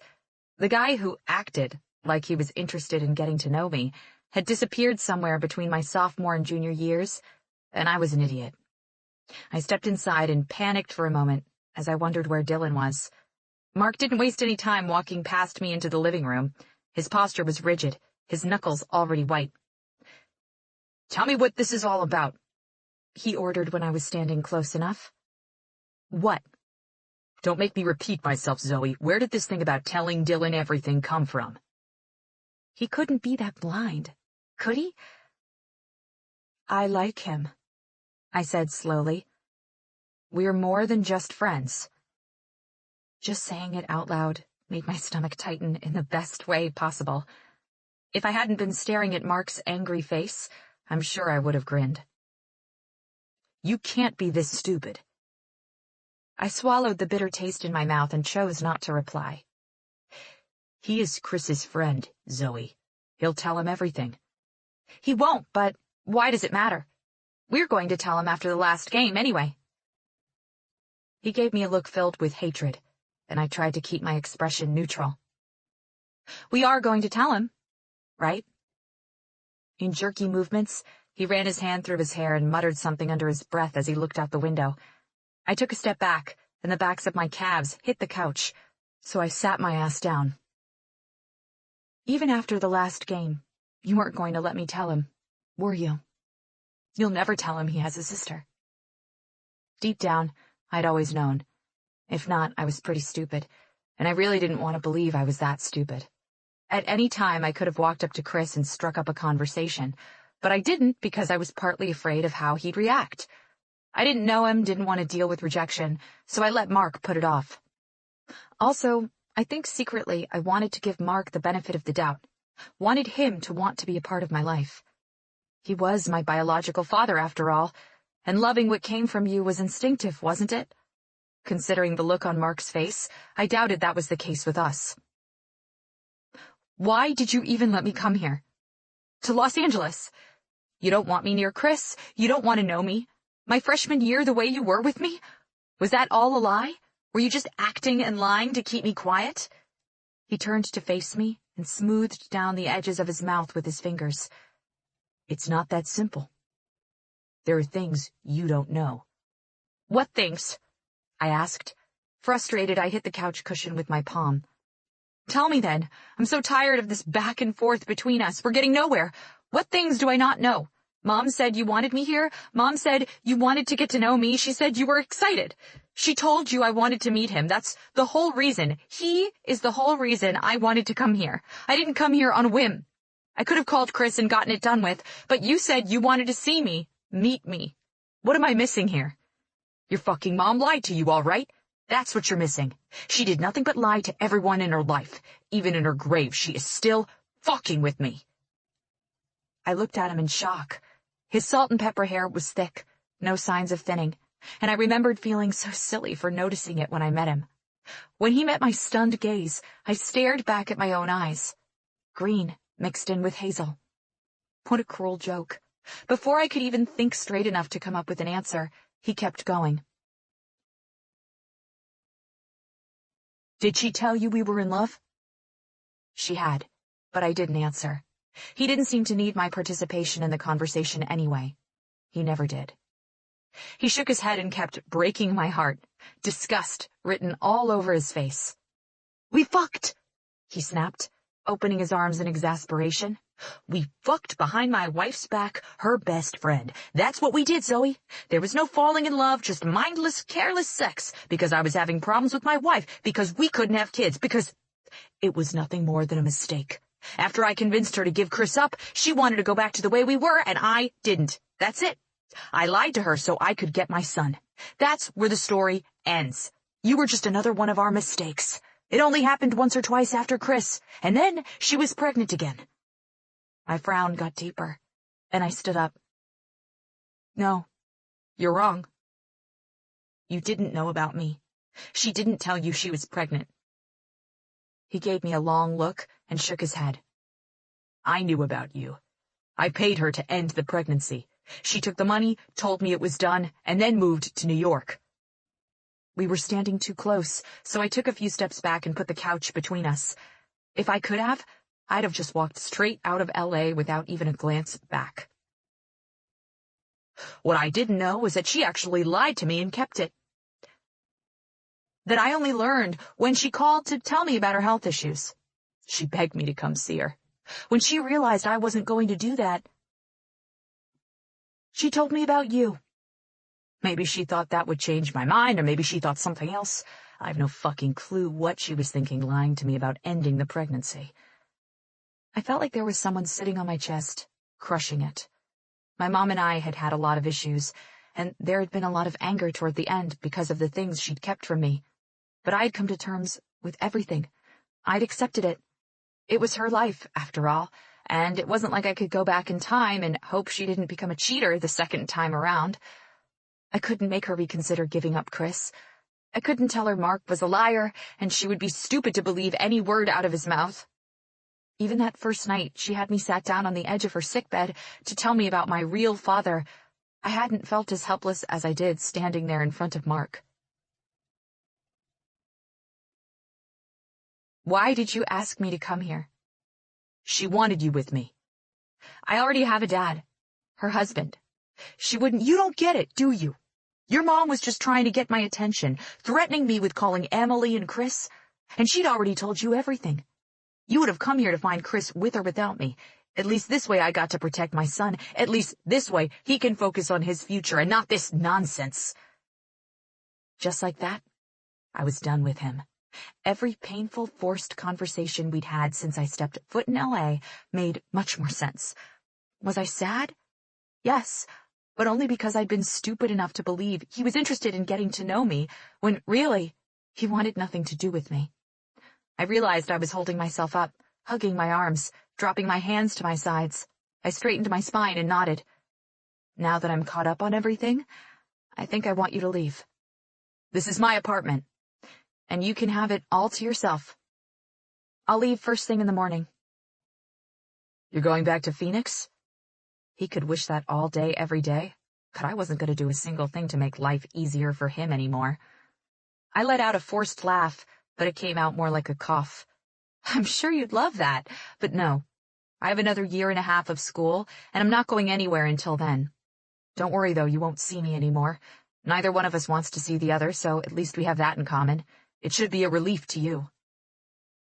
"That's fine," he said, looking at his feet with a frown and nodding to himself. "You can leave LA after you graduate." "I'll leave whenever I want to leave. I don't need your permission to do anything. Not anymore." "Fine, do whatever the hell you want. Just stay away from my family." I felt nothing, absolutely nothing for this man, and the realization was staggering. I was done listening to him, and that definitely felt good, like a weight had been lifted off my shoulders. He wouldn't get to have a say in anything anymore. Not who I dated, not who I talked to, nothing. I chose to stay quiet, and Mark didn't like that. He started walking toward me. "You're not going to tell Dylan a single thing." "I'm sorry, but that's not going to work for me. Dylan isn't your family," I said in a controlled voice. Inside, I was boiling with anger as my pulse rocketed. "I'm not playing with you, Zoe. You're not going to tell my son's best friend a single thing. I won't lie to him anymore. We're not just friends. Who do you think you are? Just months ago, he was fighting with his teammates over another girl. Do you think you mean something? He's an athlete with a promising future ahead of him. He'll find someone else in less than a week. No, he thinks I'm sleeping with you, and because of you, I couldn't even correct him. If you think you can stop me from—" Before the words could leave my mouth, he was right in front of me, and there was a loud crack in the room. Then, an intense stinging on my face. It echoed in my ears, and my cheek burned with a pain I'd never felt before. I stared at my feet in shock and touched my skin with my fingers, where the pain seemed to radiate in pulses. Before I could think, before I even knew how to react, Mark's fingers were grasping my chin, and he was forcing me to look at him. My hand dropped to my side, and I finally looked up into his familiar eyes. The only difference was that mine were filling with tears, while his were overflowing with anger. "I didn't bring you here so you could fuck the football team. You're just like your mom, aren't you? Just a slut going after football players." He wasn't yelling anymore, but his face and throat were red, and I could feel his spit on my face as he hissed at me. "That's what your mom did before she fell into my bed. God knows how many of my teammates had their fun with her, and the apple doesn't fall too far from the tree, does it, Zoe?" My heart beating in my throat, I kept silent but tried to escape his grip. His fingers only tightened further. "It involves my family, so I am the one who decides, not you. Never forget that. You're not going to tell anyone anything. I don't care what Dylan thinks of our relationship. I don't care if he thinks I'm sleeping with some girl he thinks he's interested in. You keep your mouth shut and stay away. If you think you can go behind my back and still talk to Dylan, think again. You breathe a word to him, I'll do whatever I have to do to make sure he won't have a future playing football, starting with the team's last game. I see you anywhere near him, he is out of the game this week, and with all the recruiters watching them." Before he could finish his threat, the apartment door opened, and I knew Dylan had walked in. For a moment, I panicked and tried yet again to move my face away from Mark's grip, but there was no point. I was stuck until Mark decided to let me go after seconds that felt like they lasted years. I turned my head. Dylan looked so calm, just staring at me with his blue eyes, as if he wasn't surprised, as if he wasn't hurting. I just stood there, my eyes caught in his stare. Suddenly, the sting on my cheek was gone, and the pain I felt in my chest took over. "I think it's time for you to find another place to stay, Dylan," Mark said, and I jerked back, noticing how close we were standing. A chill rushed through me, and I stepped away from Mark, discreetly rubbing the spot on my chin where he had touched me. My stomach in knots, I looked into Dylan's eyes until I couldn't anymore. Would he understand that I needed him? That I wanted him to take my hand, link our fingers, and take me away? He didn't. The moment I broke eye contact, he spoke up. "Is it Zoe?" Dylan asked, and my eyes flew up to his again. "Dylan?" Mark started. He raised his voice and spoke over Mark. "I want to hear it from her." My breath got caught in my throat, and I couldn't say a single word. Mark could have held a gun to my head, yet I still wouldn't have been able to say, "Yes, Dylan, I think you should leave." With Mark in the room, I couldn't give him the long overdue explanation either. Not when I knew one wrong word out of my mouth could cost Dylan his future, one he'd been working toward his whole life. I didn't know if Mark was being truthful with his threat, but I couldn't chance it, not on something that important. I was so lost in my own thoughts, going over everything, trying to come up with a solution, an answer. I only looked up when I heard the apartment door gently close. The quiet click broke something in me, and I couldn't get enough air into my lungs. There wasn't enough air in the world, not after he left, not when I was standing in the same room as Mark. Realizing I was on the verge of having a panic attack, I pressed my hand to my chest in the hopes of slowing down my aching heart, and tried to ignore the fact that I was feeling dizzy and hot and cold all at the same time. After a few minutes of struggling passed, and I had it under control enough that I knew I could move, I swallowed everything I wanted to say to Mark, and headed toward my room in the back of the apartment. "Where are you going?" Mark asked. I just kept walking. "I'm talking to you, Zoe!" Mark shouted, raising his voice for the first time, causing me to flinch, yet I still walked away without a backward glance. My first stop was the bathroom, and that's when I caught a glimpse of myself in the mirror. My face was flushed, my eyes big and lifeless. The left side of my cheek was a darker shade of red than my right. The sting had come back with a vengeance, and there was a bonus ache accompanying it. I wondered if Dylan would have stayed if he'd seen the harsh redness of my skin. I tilted my head up and realized my neck didn't look pretty either, with all the bruising. None of it mattered, though. None of what I was seeing hurt worse than the ache in my heart. I took a deep breath and forced myself to look away. Grabbing a hair tie, I put my hair up in a ponytail and started grabbing everything. Then I went to my bedroom and made neat piles of my clothes on my bed. Dragging my suitcases out, I packed every single thing I owned. It took me 15 minutes. Tugging my luggage through the hallway, I stopped next to the door and got my keys out of the pocket of my jacket. I found the two that didn't belong to me and pulled them off of my purple keyring. I looked up and saw that Mark was sitting on the couch, his back to me, shoulders hunched forward as he held his head in his hands. My dad had sat just like that 3.5 years ago, when I'd learned that he wasn't my real father. He'd been upset that he thought I'd be angry at him for lying all those years. But how could I? How could I be angry at someone who loved me every single day of my existence, even though I wasn't his blood? Seeing Mark sitting like that picture of him bothered me. What had he lost? Nothing. It was either walk farther into the apartment and place the keys on the kitchen counter, or just drop them and leave. I chose to go with the latter, and simply let them drop on the hardwood floor. Not even the sharp sound the metal objects made caused him to flinch or look up. I stepped outside without uttering a single word, and he did nothing to stop me. He was free at last, I supposed. Still, shell-shocked, I stood in front of the apartment door and tried to think. It was pretty late, but I could call an Uber and get to Jared's place. Or I could... It was stupid of me to hesitate. Where else would I go? After grabbing the handle of one of the suitcases, I was reaching for the other when Miss Hilda opened her door. She was the last human being on Earth I wanted to talk to. Well, let's say she was second to last, right before Mark. I ignored her completely and started to move. At first she said nothing, but the silence didn't last long. It never lasted when it came to her. "Where are you going, Miss Clark?" Miss Hilda, this is I heard everything. Good for you. Have a nice life. I was just about to pass her to reach the stairs, but she stepped in front of me. Before I could dodge her, she got a surprisingly strong grip on my chin and started examining my cheek. When I drew back, she harumphed and let go of me. "You could have told me you weren't his mistress, you know."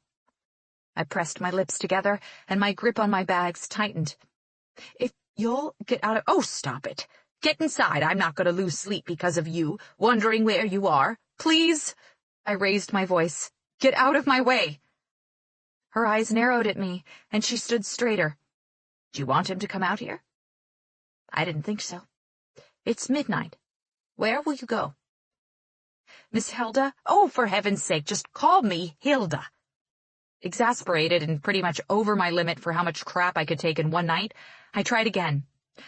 "I just moved out, as you can see. I'm going to my friend's place. If you could just—" "You're not doing anything of the sort." Despite my protests, she yanked one of my suitcases from my hand and walked straight into her apartment. "Miss Hilda, what are you doing?"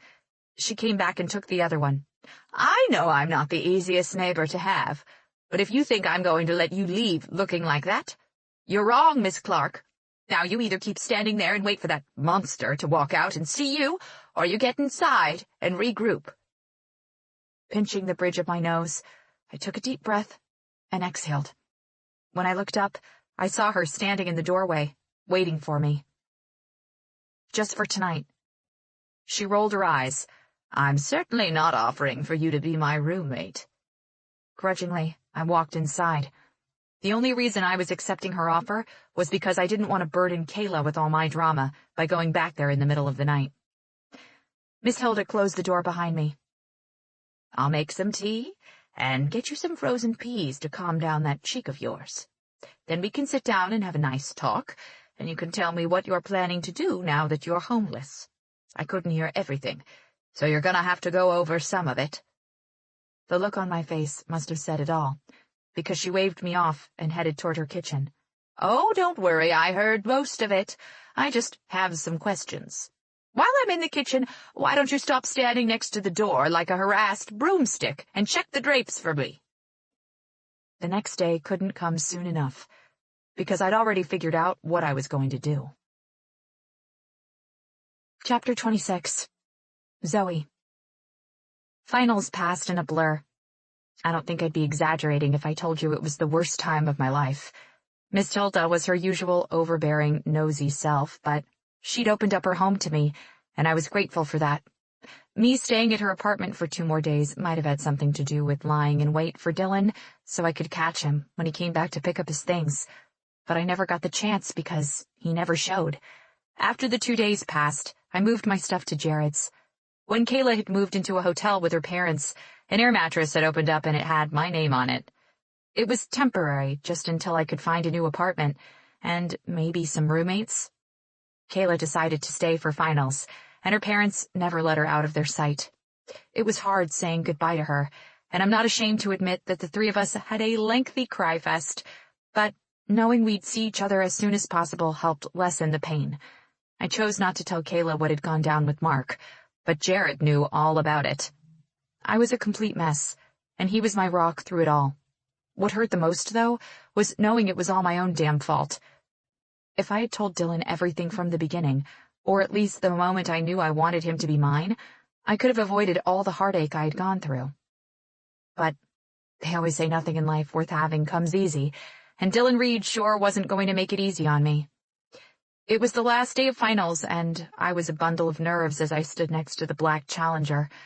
The last time I checked the time on my phone, it had said 8 p.m., and I refused to check it again since I knew only a minute or 2 had passed since then. I was pacing the length of the car when I saw him coming. I closed my eyes and took a deep breath, my heart going a mile a minute, and I was only seconds away from puking my guts out, not the first impression I wanted to make at all. I cleared my throat in preparation and cracked my knuckles. This is it. It was the moment I'd waited years for, and all I seemed to be capable of feeling was horror. Christopher Wilson slowed his walk when he spotted me and stopped next to his car to give me a quick once-over. I couldn't see his eyes because of the hat he had on, but I was pretty sure he wasn't happy about finding me waiting around for him. After giving me a long look, he just shook his head, opened his car door, and chucked his backpack inside. I stood frozen, waiting for him to say the first words so I'd know how to proceed, but he didn't do that. He got into his car and was about to slam the door closed when I unfroze and grabbed it. "I need to talk to you," I said, my heart still thumping wildly in my chest. He looked up at me and then I saw his eyes. My mother's eyes. "I don't think I'm the one you should be talking to." He pointedly looked at my hand, which was holding his door open. "Now, if you'd like to step away, I'd like to leave." His car was parked just outside campus. I'd done a little stalking, and it had taken me a few days to find out where he usually parked it. There was no way I was going through all that again. This was the day I was going to tell him everything, no more delays. I had no idea what Dylan had told Chris, but it seemed like he knew enough to be upset. "No," I said, finding my voice. "Excuse me?" "This has nothing to do with Dylan. I want to talk to you."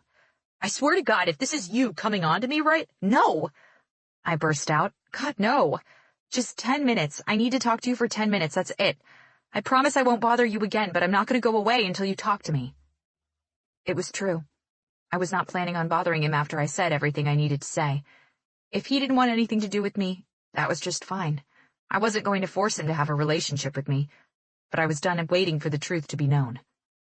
After a half-hearted invitation, I got in the passenger seat and suffered through a painfully quiet car ride to a diner a few minutes away from campus. I assumed he didn't want anyone to see us together, and when he told me to say whatever I needed to say, I'd flat out refused to do it in a car. I sat in the booth and waited for him to settle across from me. He took his hat off and placed it on the table, messing with his hair. "I'm listening." I licked my lips and leaned forward. My hands were shaking in my lap under the table, but I thought I looked pretty zen on the outside. At least, I hoped so. This is not going to sound good, but I'm going to try to... "Hello, I'm Moira. What can I get you kids?" I closed my eyes, willing my heart to slow down and not make a mess of everything. "I'll have a coffee, please," Chris said. Moira's smiling face turned to me, and the warm smile shifted into a frown. "You feeling all right, honey?" I managed a nod and had to clear my throat before I spoke. Can I have some water, please? Of course. I'll be right back with those. Let me know if you need anything else. When Moira walked away, I looked at Chris again. He was watching me, eyes judging. After years of waiting, I should have been ready for the talk, but there was still a big part of me that was afraid of rejection, and then there was the rest of me that was done with the whole thing. I reached into my bag and took out the envelope. Squaring my shoulders, I placed it on the table and smoothed it with my hands. Here you go. Coffee for you, and water for you. Moira placed a big mug in front of Chris, and a gigantic glass of ice water in front of me. You let me know if I can get you some tea with honey, okay? And maybe a slice of pie to go with it? It works wonders for me when I'm feeling off. I gave her a genuine smile, and she left us alone. I can't help you with Dylan. I have no idea what you did to him, but I'm not going to get— This is not about Dylan, I told you that. I smoothed the envelope again, and his eyes dropped to watch me do it. Then I have no idea what you want to talk to me about, but I can't really say I feel comfortable sitting— Fuck it. I decided to just go for it. You won't believe me, so I thought bringing this would help. I pushed the envelope toward him and clasped my hands on the table when he reached for it. What is it? Open it. I watched him read the single sheet of paper with bated breath. With every passing second, his frown got deeper and deeper. After he was done, he pushed away his coffee mug, put his elbows on the table, and leaned toward me, reading it again and again. Is this some sick joke? Before I could answer, he started reading it again, only this time he was reading it out loud. The alleged father, Mark Wilson, is not excluded as the biological father of the child Zoe Clark. Based on the genetic testing results obtained, the probability of paternity is 99.9999%. He glanced up at me. He wanted to make sure I was his, so he had it done 3 years ago. His brows moved up toward his hairline. You had it done 3 years ago? I swallowed. Yes.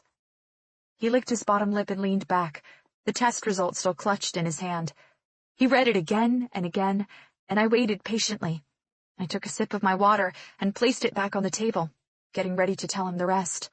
What surprised me the most was that I no longer felt like the world was about to end. I also didn't feel light and happy, or anything close to it. Sure, I needed to pee very badly, but that always happened when I got really nervous about something. I was just relieved that it was happening, and he finally knew at least 50% of it. The rest would be harder to hear and accept, but I wasn't scared to tell him. When he finally looked at me, I was ready to explain the rest. This? He shook the paper in his hand. 3 years? I nodded. He threw the paper on the table and rose to his feet. Chris, I started, surprised that he was leaving. I scrambled to my feet, but he lifted his hand to stop me. Give me a minute. He slowly backed away from the table, from me. Don't leave. I'll be back. I nodded. I won't. I have more to say. Without another word, he walked out of the diner. Trying to calm down, I patiently folded and stuffed the document back into the envelope, then put it back in my bag. Moira caught my eye and winked. God knows what she thought was going on. I checked my phone. I sat back and listened to the family sitting behind me for a few minutes. They were talking about which movie they were going to watch that weekend, the little girl trying to convince her brother to go with her choice, and the mom and dad weighing in. They sounded happy. The little bell over the diner door chimed and drew my attention. A second later, Chris slid in across from me again. His face looked slightly flushed, his eyes wide and stunned, though it might have been because of the wind. I didn't ask him where he'd gone, but, "You didn't call Mark, did you?" His head tilted as he tried to read me. "No." "Okay, thank you."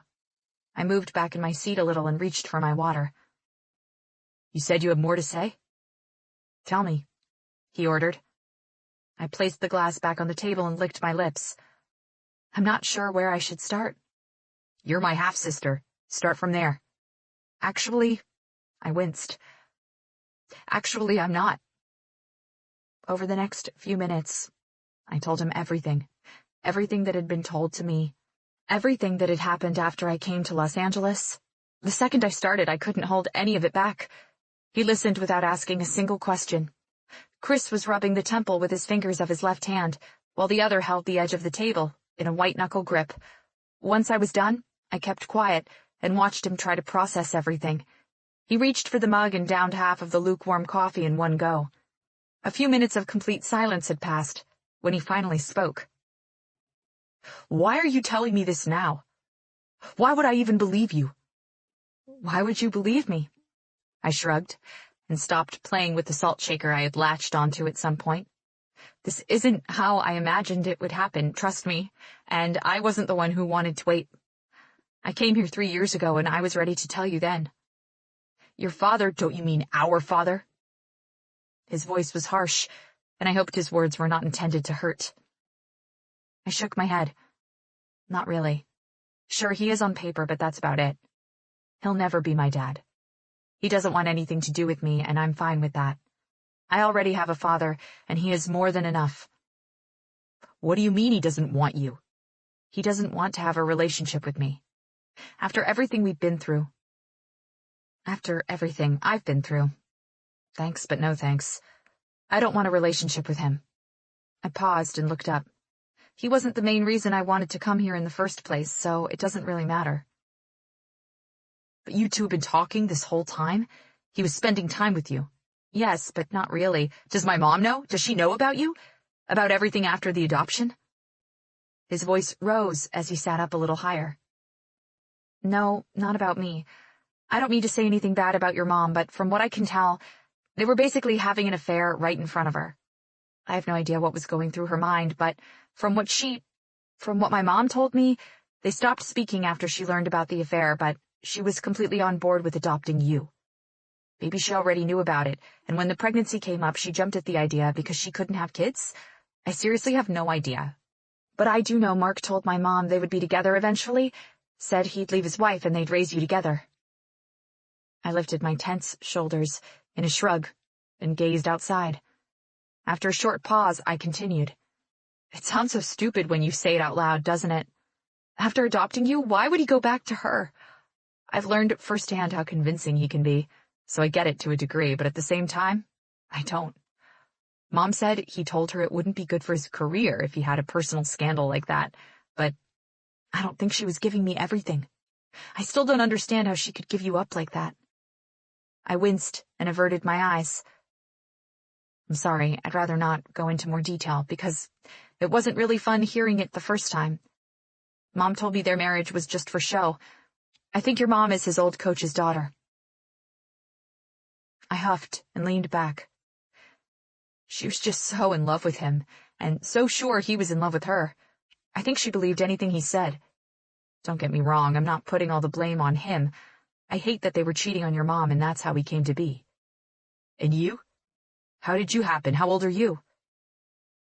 21. You're only a year older, I replied with a small, pathetic smile. I was the mistake, you see. Mark's mistake, at least. Mark wanted my mom to have an abortion, gave her the money to do it, but I think that's when she realized he was never going to leave his wife. Skipping out on the abortion, she moved away. I let out a humorless laugh and raised my hands, obviously, since here I am. She got married to my dad, but I think she always held out hope that Mark would return to her. We didn't have the best relationship in the world, so I think I'm just a big fuck you to Mark, if that makes any sense. We fell silent for a few beats. I thought Mark didn't know about me. That's what he said in the beginning, and that's what my mom said. Turns out he did, and I just learned about the abortion part. I guess he didn't know she hadn't gotten rid of me. When the silence grew uncomfortable, and Chris just kept gazing outside with his jaw ticking, I looked down at my hands and swallowed thickly before speaking again. I feel so selfish right now. I looked up to find his eyes on me, so I looked away. Like I said, this wasn't how I wanted to tell you.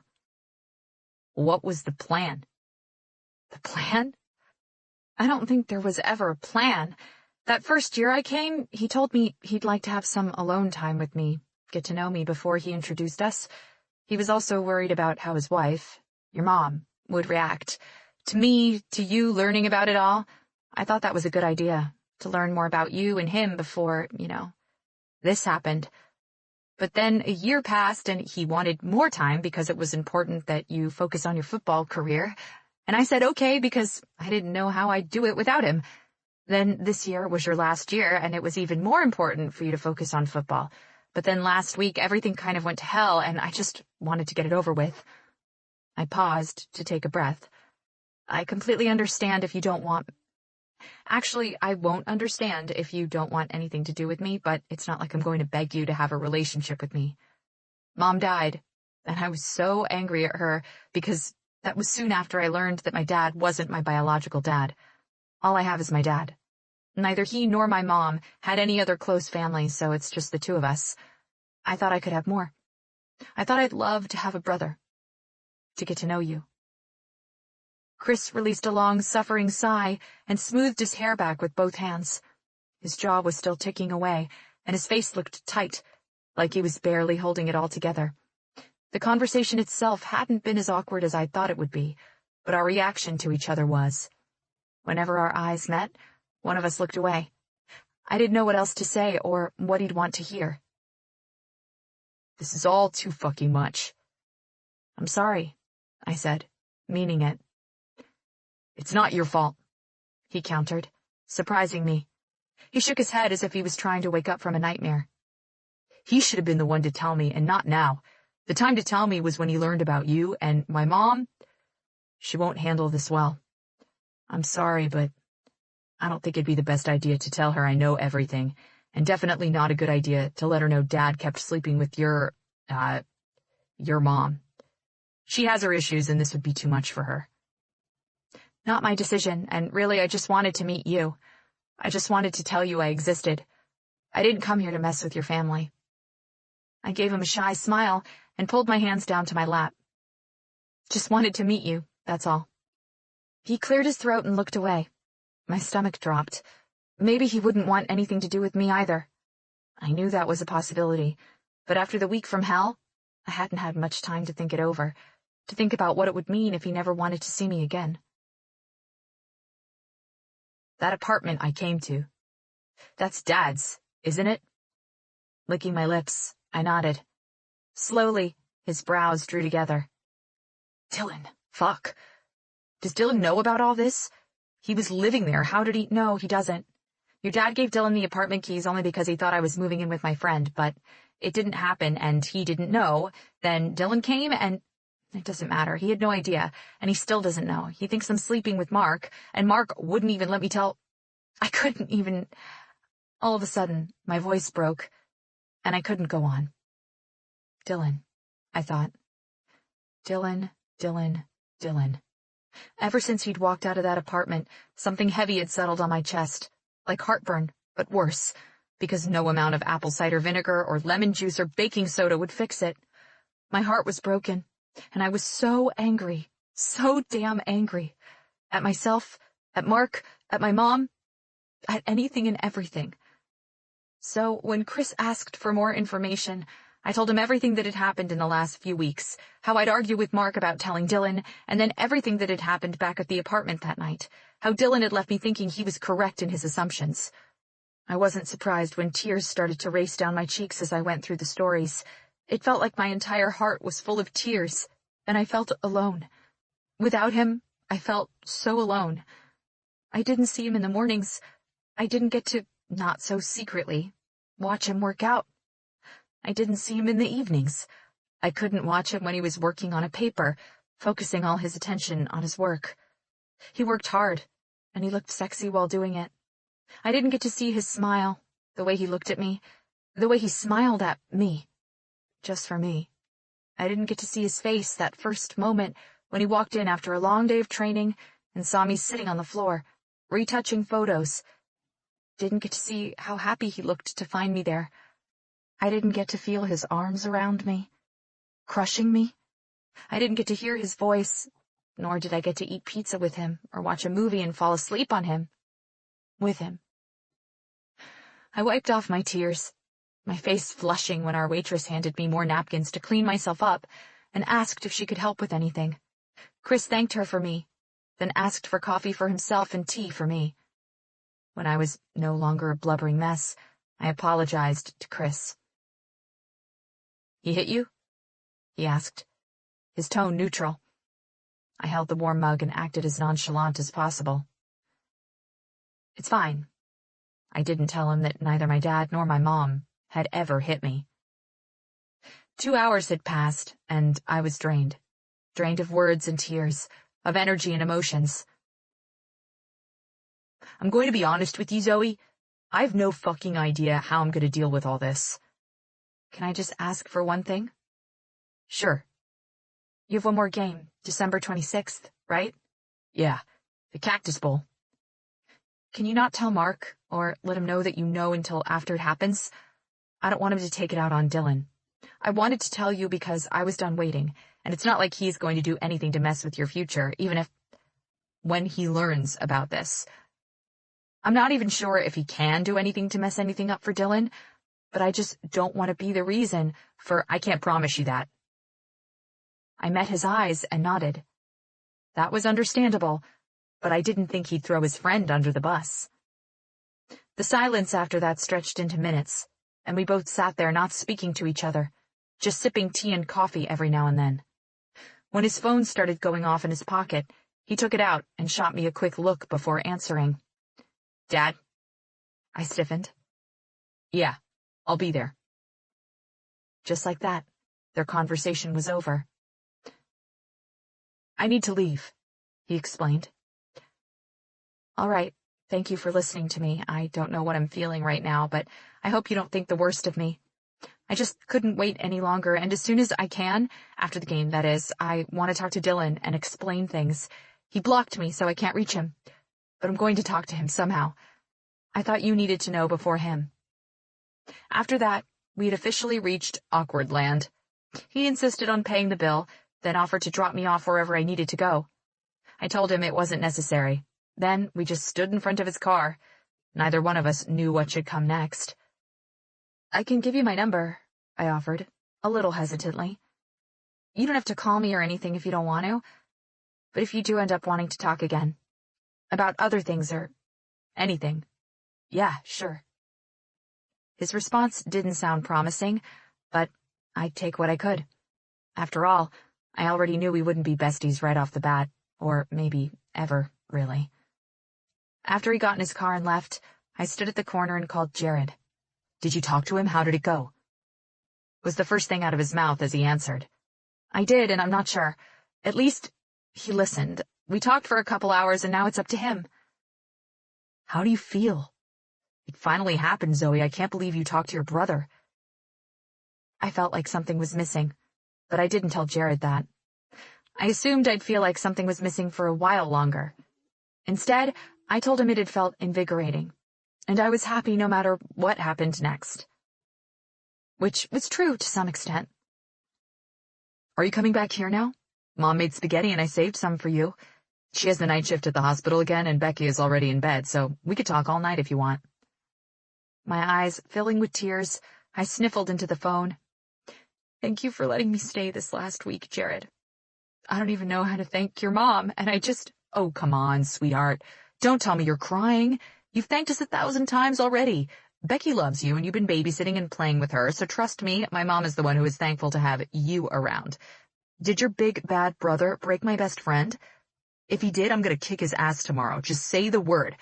Though I won't touch his face because you guys have some excellent DNA. My lips stretched into a smile, and it felt weird, as if I hadn't laughed or smiled for days. I'm not crying, just a little emotional. I think I'm going to walk back so I can get it together. A little fresh air should help. I feel a little weird after finally telling him everything, and I think I'll grab some pizza on the way if that's okay with you. I'm sorry, but your mom's cooking. Jared laughed, and the sound made my lips tip up even more. Get to, he ordered. I'm starving. On it. I started walking with the phone glued to my ear. I'm thinking we should get drunk and celebrate tonight. What do you think? Celebrate what? We survived finals. What more do you need as an excuse to get drunk? Also, you talked to your brother, and I'd say that's a good reason, too. We'll get drunk and talk boys. My favorite pastime, I muttered. I can talk about your boys, though. That should be fun. We'll talk about Dylan. I sighed and pushed my free hand into my jacket pocket. It wasn't cold, but every time I thought about Dylan, A little shiver worked its way through my body, and my heart gave an extra little kick. I do like talking about Dylan. I admitted. I know you do. We'll talk about how fine he is, and what fine friends he has that you're obligated to introduce me to once you two kiss and make up, and then I have no idea how long the walk back lasted, but I did it with my best friend's voice in my ear, and I was finally breathing a little easier. The feeling only lasted a few hours, until I got in my makeshift bed in Jared's room and dreamed about Dylan. Chapter 27. Zoe. January 1st. Chris. Did you talk to Dylan? Zoe. No, he blocked me. Why? Did he say something? Did you say something? It had been a little over 2 weeks since I'd told Chris the truth, and while you couldn't exactly say he was treating me like his long-lost sibling, he hadn't completely ignored me either. We'd only talked twice after the day at the diner, but it was still something. The first time he'd called me, it was just to give me a heads up that he had talked to Mark, but not his mother. I didn't think he was ever planning on telling her. I appreciated the warning. I'd already gone ahead and blocked Mark while I was staying with Miss Hilda, but it was good to know what was going on. It had been a 3-minute conversation. Yes, I'd checked. Nothing long, but that didn't stop me from grinning like a fool for an hour after he hung up. The second time was when I'd sent him a short Happy New Year text. He responded asking me what I was doing, and we ended up texting back and forth a few times. It wasn't anything deep, but I was happy. He didn't seem to talk much in general. At least that was the vibe I'd gotten from him when he came to the apartment with JP, so it didn't surprise me when he didn't suddenly turn into a chatterbox with me either. I chattered enough for the both of us anyway. I even managed to get a smiley face from him, which was the highlight of my day. Pathetic, right? I blamed Dylan. Okay, fine, not really. But I was missing him like I hadn't seen him in years when it had actually only been a few weeks, and it was easier to blame him for everything since he was the one who'd walked out of that apartment instead of trying to take me away with him. The plan had been for my father to come spend New Year's in LA, but something came up and he couldn't make it. That was Dylan's fault, too. Then there was the time I couldn't get pizza from my favorite pizza place because their pizza oven wasn't working. What kind of pizza place has a faulty oven? All on Dylan. I'm thinking you can see the pattern there. All I knew about him was that right after the Cactus Bowl, he had headed home to San Francisco to spend the short break with his family. Chris, it's a good night to go out. Maybe you'd like to have a drink somewhere? I read the text once, then a second time, slower. Was he asking me to hang out? Read this. I handed my phone to Jared, who was working on a sketch on the coffee table. He's asking me to hang out, right? I'm not reaching or anything. Jared gave me an amused look and handed my phone back. Nope, that's an invite, all right. Write him back. You'll come too? He returned his attention to his sketch. Sure, if you don't mind me flirting with your brother, count me in. When he gave me a hopeful look, I grinned. Yeah, maybe not this time. He chuckled and threw one of his pens at me. You little cock blocker. A little excited and a lot nervous, I texted back, Me. I'd love to. Where do you want to meet? Chris. Not with me. I think you should go by yourself. At first, I didn't get it, and I felt like crap. But after reading it a few times, my heart started beating faster, and I jumped up from the couch, my laptop almost meeting an untimely end. What's happening? What is it? Jared asked when I bounced in place like a lunatic, one hand over my mouth, the other clutching my phone to my chest. I think Dylan is back. I shrieked as quietly as possible, so I wouldn't wake Becky. Chris just told me I should go have a drink somewhere by myself. I think Dylan is at the bar. He's back. Having trouble containing the bouncing, I let Jared steer me into his room. Didn't you already go to the bar to look for him, though? I did, but maybe he's back now? I thought you were angry at him. I am. I'm so angry at him. Why are you still bouncing? Because I can't wait to kick his ass. Jared put his hands on my shoulder and steadied me. Apart from my flushed face and the grin I was sporting, I must have looked pretty normal. You good? He asked. I took a deep breath and exhaled. Yeah. What am I gonna wear? You sure you're good? You're still trying to bounce. Stop it.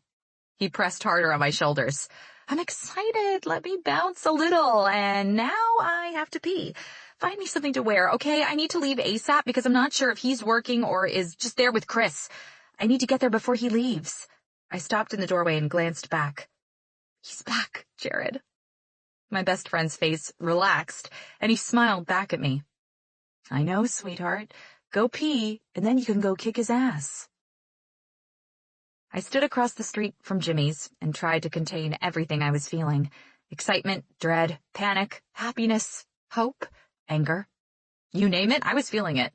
After hugging Jared and promising I'd keep him updated on whether or not he'd have to come pick up my pieces, I'd left, and the closer my Uber had gotten to the bar, the harder and louder my heartbeats had gotten. So I chose to stand there like a weirdo to give myself a few minutes to collect myself. When I was walking across the street, a couple stumbled out of the bar, heads low as they whispered, hand in hand. For a split second, my stomach dropped, and I froze in the middle of the street, because I could have sworn I was seeing Dylan with another girl. But then the girl smiled up at the guy, and the guy backed off enough that I could see he actually looked nothing like Dylan. A car blasted its horn, and I hurried across the street. Before pushing open the heavy door, I closed my eyes and inhaled fresh air. With one final mental push, I was inside. You wouldn't believe how loud and clear I could hear my heart pounding in my ears, how I couldn't hear anything but my own freak-out. The bar was full as it always was. It didn't matter a bit that it was a Monday. A guy bumped into me as he was heading outside. Then I forced myself to take a few steps in and look around to see if I could find Dylan or Chris. I was wearing one of my favorite white tees, black jeans, black boots, and a thin jacket on top, only because Jared had forced me to. I was burning up with stress. Then I saw him, and suddenly I didn't know how to breathe, what to do with myself. I didn't know anything. I swallowed and took a step toward the bar, where he was talking to another bartender. Head angled down, lips stretched into a small smile. He looked larger than life to me. I swear my heart skipped a beat, maybe a few, as I got closer to him. I have no idea how I managed to put one foot in front of the other, but it could have been that I was floating. All the bar stools were taken, so I waited and waited, patiently never taking my eyes off of him. If he'd just look up and a little to the left, he'd find me standing right there. But he didn't, and it made it easier for me to creep on him as he poured drinks. When a girl jumped down from one of the stools, a little away from Dylan, I rushed to it before anyone else could take it. I hoisted myself up, placed my hands on the bar top, and then took them down. I squared my shoulders, sat up straighter, and pressed my hands against my stomach to calm the butterflies rioting in there. Everything was fuzzy around me. Dylan was all I could focus on, and a massive earthquake could have gone off at that moment, yet I still wouldn't have taken my eyes off of him. My heart had missed beating like this. For him. Only for him. Can I get you something? Jumping in my seat, I tried hard to focus on the bartender who had spoken to me. I remembered seeing her the last time I was there, but I couldn't come up with a name. Had I even heard her name? Frowning a little, I leaned forward. Yes, thank you, I whispered. Beer, whatever's on tap, please. I'm gonna need to see an ID. I reached into my back pocket and handed it to her. When I glanced Dylan's way, I got caught up in his gaze, and I stopped breathing altogether. How necessary was air, anyway? Pretty overrated, if you asked me. I watched his jaw harden, his mouth become a straight line. We couldn't look away from each other. He looked pissed off, maybe rightly so, and I didn't know what he saw when he looked at me. I had thought I was prepared to storm in and yell at him, but in reality, I wasn't prepared to see him at all. My emotions were at war. I'd missed him so much, yet I couldn't do anything about it, not until we talked, until he gave me a chance to talk, though I wasn't going to leave it up to him. Then Dylan was walking toward me, and I was already breathless. The moment he made it to where I was sitting, he reached for the beer the bartender had already placed right in front of me, right next to my ID. I hadn't even noticed it. Guessing what he was about to do from his angry strides and ticking jaw, I reached for my beer before he could, sloshing it on the bar top in the process. I could feel my legs shaking when he put his palms on the counter and leaned forward. I had a moment of hesitation on what to do. Lean forward, wrap my arms around his neck, and hold on for dear life like a monkey and hope he'd find it cute or get away from the anger I could see blazing in his eyes. I leaned away, holding the beer mug protectively against my chest. Leave. One word. He gave me one word, and I felt the hurt deep down in my chest. I could only manage to shake my head from side to side. Zoe, leave. I hated how harsh my name sounded coming from his lips, but I found my voice anyway. No. Nothing could make me leave that bar without talking to him. He gave me a long, dark look, and I held my breath. Then he leaned back and straightened, walking away without another word, as if I wasn't even worth another second of his time. I spent 10 minutes sipping and nursing that beer, 10 minutes, and he didn't even give me a single opening to say anything, staying as far away as possible. "Dylan!" the female bartender yelled, and I flinched. His eyes moved over me as if I didn't exist. "I need to take my break. Cover for me?" He gave her a sharp nod, then spoke to the other guy who was handling the bar taps. A few seconds later, the guy was covering the customers where I was sitting, because Dylan didn't want to be near me. Starting to get more pissed off with every passing second, I downed the rest of my beer to the sounds of Drake and asked for another one from my new bartender. Only, instead of getting me a fresh one, he put a shot of tequila, a slice of lime, and a salt shaker in front of me. "On the house," he said with a smile. Chapter 28. Dylan. I watched Brian place a shot in front of Zoe and had to physically hold on to something to stop myself from going over there and breaking his nose. Zoe grabbed the shot glass and smiled at Brian before swallowing the drink in one gulp. Scrunching her face, she reached for the lime and sucked on it. I looked away from her, because that was my only viable option, and watched Brian's reaction. The bastard was smiling down at her, leaning in, talking and talking and talking. Zoe didn't seem to respond to him, but that wasn't stopping Brian from flirting. For a second, I thought about going over there and telling Brian she was into older men, but I decided to ignore them. It hurt, physically hurt, to look at her, and that pissed me off even more. I'd been so angry the moment I'd heard her voice asking for a drink, and then even angrier when I saw the look on her face as her eyes met mine. A few minutes passed, or maybe just a few seconds, and I had to look again. This time, Brian was placing another beer in front of her, ignoring another customer who was waiting to place an order. Slamming 2 bottles of beer on the tray that was waiting to be filled with orders, I stalked toward them. If she had flirted with him, if she had smiled at him, laughed with him, talked with him, looked at him, done anything, I don't think I'd have felt as much anger as I did. I think I'd have felt relief more than anything. "You can get back to your orders, Brian," I ordered, my tone bordering on murderous, and instead of waiting around to see what he was doing, I helped the waiting customers. Brian fell silent, and Zoe's eyes followed my every move. "I can cover for Lindy, man," Brian insisted, not so wisely. Brian had started as the new bartender only 2 weeks before, so he was supposed to listen to whatever I said. If he didn't, I would make him. "Get back to your spot, handle the orders." When it looked like he was about to protest yet again, I took a small step toward him, my temper flaring. We were standing right in front of Zoe, and I leaned forward so only he could hear me. "It's not quiet enough for you to play around, Brian, and stay the hell away from her. Get back to your work or get the fuck out of here." I leaned back. "You understand me?" His brows inched up toward his hairline, and he raised both hands in surrender, backing away. Ignoring Zoe, I poured a whiskey for one customer and got 2 beers for another. Even though I didn't want to, I could still see her out of the corner of my eye, could see how quickly she was gulping down her beer. All of a sudden, I couldn't bear to have her around. I couldn't get away from her perfume, that fucking sweet berry scent. I couldn't look away and not remember how good it had felt to feel her soft skin, to have her underneath me, how responsive she was to my touch, how her eyes had sparkled when I'd run to her side after the game in Tucson, how good it had felt when she looked into my eyes for more than a few brief seconds. Her blue panties, her wet hair, her wounded eyes, her arms around me, holding on. How excited she got when she was eating pizza. How she called the damn thing a love circle. Her fucking shy smile, her orgasms, all of it played like a fucking movie in my head. Anger burned through my insides. "You're done," I said, coming to stand in front of her. "I want you to leave." I looked straight into her eyes, and she returned my gaze without a flinch. I couldn't tell if she was already drunk or not, couldn't tell what game she was playing at. "I'm not going anywhere. Not before you talk to me." "What gave you the idea that we have anything to talk about? If you want me to call Coach to pick you up, let me know." Her eyes flashed with an emotion I couldn't pinpoint, and she sat up straighter in her seat. "If you want me to leave, you're gonna have to drag me out of here." I braced my hands on the bar top and watched her. "Don't try me. I have nothing I want to say to you." Her eyes narrowed and she leaned forward. Then just listen to me. I quirked an eyebrow. "Not interested in that either, buddy." This time her eyes flashed with anger, and for some fucked up reason, it thrilled me. My heart rate picked up and I gripped the wooden edge so I wouldn't reach out to her and take her lips.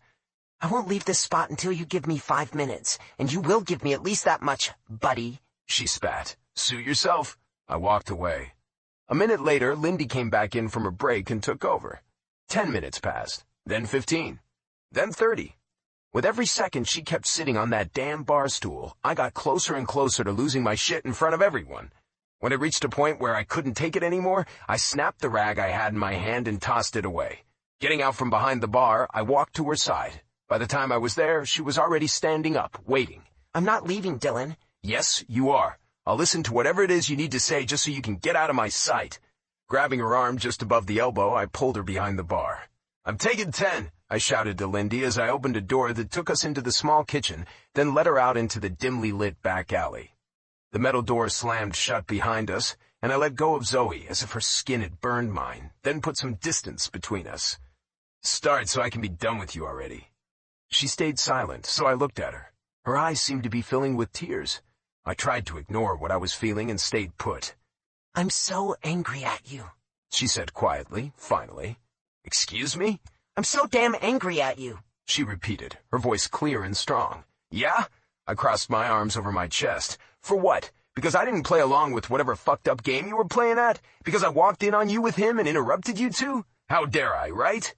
Her eyes narrowed as she leaned toward me. "I'm angry at you because you blocked me. I'm angry at you because you never even let me talk to you." Then she straightened, and she was no longer leaning forward. "I thought I was your friend, Dylan. If nothing else, I thought I was at least that." I snorted and laughed. "Ha! My friend? Were you thinking of your friend when you got into his car and left with him, or right before I walked in on you two?" "What are you talking about?" She frowned. "What car?" "Don't even try to lie to me, Zoe. If you're here to tell me he just came to the apartment on his own and I misunderstood everything, save your breath. I was waiting for you in front of Jared's apartment. I was right there when you ignored my text and climbed into his car." She licked her lips, stared at me for a moment, and then said, "You're gonna feel like a complete idiot, and you don't even know it." "I doubt it. If you're done, I need to go back inside." She shook her head and bit her bottom lip, drawing my gaze to her mouth. She reached behind her and took something out of her back pocket. Unfolding a piece of paper, she closed the distance between us. 3 steps. That was all it took. "Here." She slapped the paper against my chest, and I watched it flutter to the ground. When I flicked my gaze up, she looked unsure. Her chest was rising and falling rapidly. Someone slammed a door shut in the building next to us, and the sound boomed in the alley, causing her to jump. "Pick it up," Zoe demanded, but I didn't move. Her shoulders slumped, and the fight seemed to have leaked out of her. "Read it, Dylan." A few seconds passed, and I had to stand still when I saw her eyes start to fill with tears. "You're an idiot, Dylan Reed," she shouted, and all I could hear was the hitch in her breath. All I could see was that heartbroken look on her face. She turned around to leave, and I crouched down to retrieve the paper that looked like it had seen better days. I unfolded it 2 times and straightened up. With every word I read, my heart rate picked up. The second I understood what I was looking at, I groaned, let the paper fall to the ground again, and went after Zoe. I hadn't even noticed or heard the back door opening and closing, but I was the only one standing in that alley. I yanked the door open and caught up to her as she was walking through the kitchen. Her hands were fisted at her sides as she reached the door that would take her into the bar and away from me. I ignored everyone in the kitchen, which was a total of 3 people, grabbed her shoulder and spun her around. I was breathing as hard as if I had just run 90 yards for a touchdown. When my gaze met her tearful one, I was almost afraid to speak. She looked so hopeful, so sad, and so damn beautiful. "Zoe," I whispered. Then the tears started coming down faster, and I couldn't not touch her anymore. I couldn't not hold her, and I couldn't not keep her. I leaned down enough to wrap my arms under hers and hugged her. When her arms encircled my neck and she rested her head on my shoulder, her sobs became louder. I put my arms right under her butt, hoisted her up, and wrapped her legs around me. Her hold on my neck tightened, and she pushed her face into my neck, still crying. Ignoring the looks, I walked us back out the alley and pushed her back against the door as soon as it shut. I couldn't feel my arms from the tight hold I had on her, and I had no fucking idea how my legs kept us up, but I had no complaints about any of it. When she lifted her face from my neck and held my face between her hands, I just stared at her, dumbfounded. "It's true?" I asked, needing to hear it from her lips and not just see it on a piece of paper. She nodded. "Let me hear you say it." He is my biological father. She swallowed, and I watched her throat move, still having a hard time believing she was telling the truth. "All this time? You let me think." She tilted my head up and looked into my eyes. She still had tears in hers. I was going to tell you, Dylan, I swear to you. That's why he was there. Why he picked me up from Jared's place to talk to me. I told him I was going to tell you about him right before I walked into the library that day, and then everything else happened and I just pushed it back. But I was going to tell you. I swear to you I was. I can show you my text to him. I can tell you everything. I looked down to her shivering lips and couldn't help myself anymore. You need water to live. Can only survive without it for 3 to 5 days. It had been so much longer since I'd had my fill of her, since I'd tasted her. I'd barely survived. Our lips crashed and she let out a quiet whimper the second my tongue touched hers. It was the messiest kiss of my life, and yet maybe one of the best. Our teeth bumped, our tongues tangled, and still, I couldn't get enough of her. I let go of her legs and pushed myself more firmly against her body, crushing her between the door and myself. My hands free, I cradled her face and tilted her head to the side so I could get more, and she gave me everything, absolutely everything. Pushing her arms between mine, she wrapped her arms around my neck again and let me lead. When we stopped, we were both breathing hard, as if we had just finished a marathon, and I wouldn't have had it any other way. This girl, she took my breath away. Resting my forehead against hers, I licked my lips. We were standing so close. I tasted hers too. I missed you, she whispered. I missed you so much you have no idea. I think I do, I said, just as quietly. The whole world had disappeared, and it was just us. You're just mine, then? I asked, just to have another confirmation. She pulled her head back a little to look into my eyes. You're my best buddy. Who else's would I be? I kissed her again, slower this time, sipping instead of chugging. Still, I didn't think I'd ever get my fill of her. I'm so angry at you, she whispered in between my kisses. Still so angry. Why? I bumped my nose to hers and she ducked her head to kiss me, licking my lips when she was done. I dipped one of my hands down and put it on her butt, pulling her a little lower. When she felt how hard and ready I was for her, she closed her eyes, bit her lip, and groaned, trying to move her body against me. I stilled her and kissed her neck, licking and sucking as I rolled my hips. How could you just leave like that? She asked in a gasp when she could find the words. I stopped moving against her and my hold on her tightened again. My gaze took in her flushed face and met her glazed eyes. How could you not come after me? I croaked. I'm an idiot. What's your excuse? I smiled and let my forehead drop to her shoulder. You've called me an idiot a few times tonight, so I'm guessing I'm your other half. Just as big of an idiot, if not bigger. Then we're perfect for each other, huh? We are best buddies, aren't we? Her grin took me by surprise, and I found myself lost in another kiss until the door behind us was pushed open, and I had to carry her weight to protect her. Lindy's head poked out from the opening, and she winced when she saw us. Sorry to interrupt, Dylan, but I could really use you out there. Brian isn't really the biggest help at the moment, so if you... I cleared my throat. Yeah, just give me another minute, okay? I'll be right there. She nodded and offered me a small grin. Yeah, sure. When it was just us again, I slowly let Zoe's feet touch the ground, and she tried to fix her clothing. When she looked up, I exhaled and grabbed her face to press a kiss to her swollen, dark pink lips. She smiled up at me, and my chest felt heavy. We still need to talk, Zoe. I need to know everything. She lost a little bit of her smile, but nodded. Where are you living? A quick shrug. I've been staying with Jared for now. I'll need to find a place for a roommate after the semester starts. I'm staying with Benji. He moved in with another guy and I've been sleeping on their couch. You're not going back to your friends tonight, I stated. Still smiling big, she shook her head. I won't. And you're waiting until I close up. You're sitting right in front of me until then. I am. I won't move. I won't even look away. Chapter 29. Zoe. After every single customer had trickled out, then everyone in the kitchen, every waitress and bartender, it was just me and Dylan alone in the place. It looked so big with everyone gone, so quiet, every table empty with the chairs turned up. Dylan had already turned the lights off. all but the small decorative lights that hung above the mirror behind all the alcohol. I thought it was romantic. I was still sitting in the exact spot Dylan had planted me in, on the same stool, and I was wide awake. The only time I'd looked away from him for more than a few seconds was when I texted to Jared to let him know I wasn't coming back, and everything was okay again. I looked up when I sensed Dylan coming down the stairs he told me led up to his boss's office. My breath caught in my throat, and my heart lurched.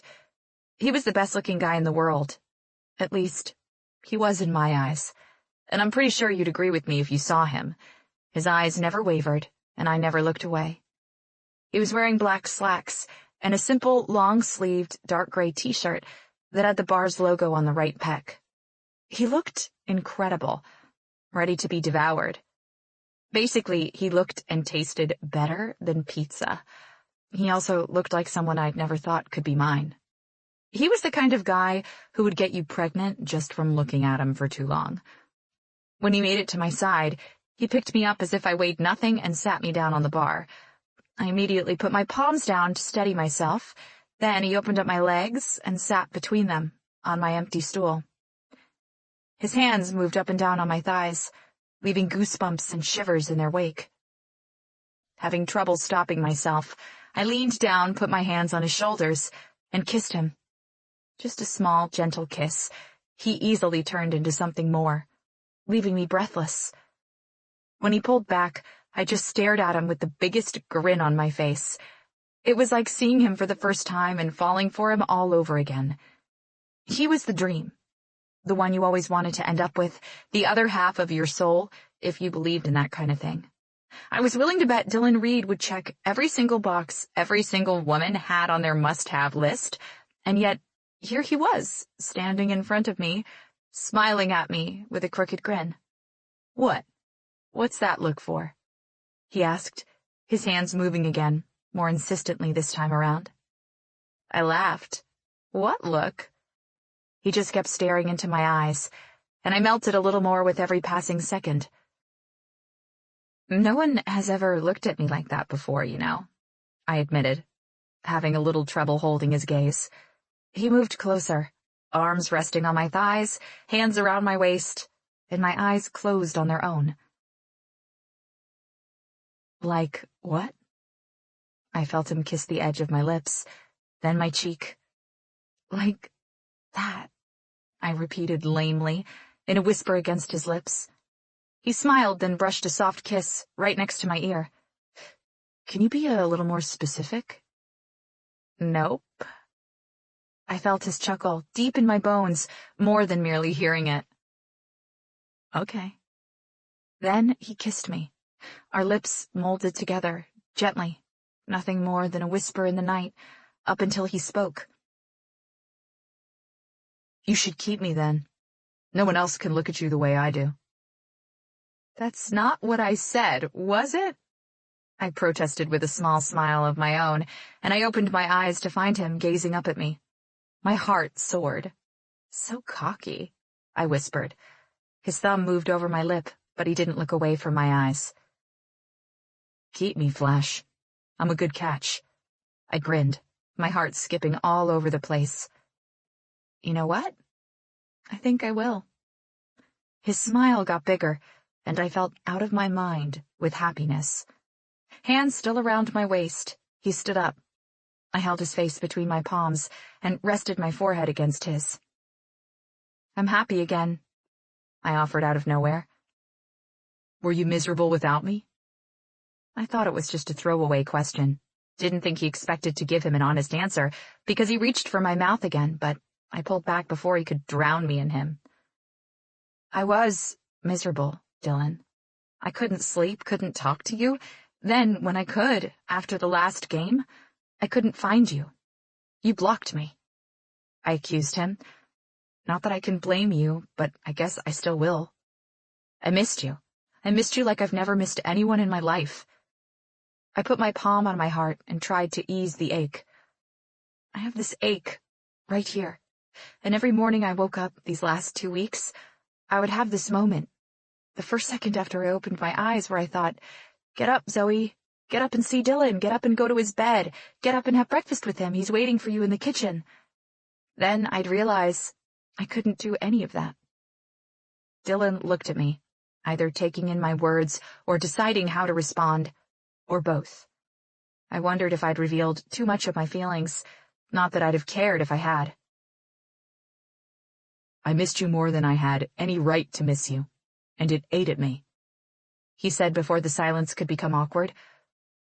I was so pissed off at myself because I couldn't even hate you. Do you realize how hard it was for me to work with him, knowing he got you and I didn't? How hard it still is?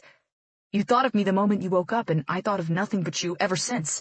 I hated that you'd do that to me, that you'd lie to me that way. When I saw you get in his car, I didn't believe it, you know.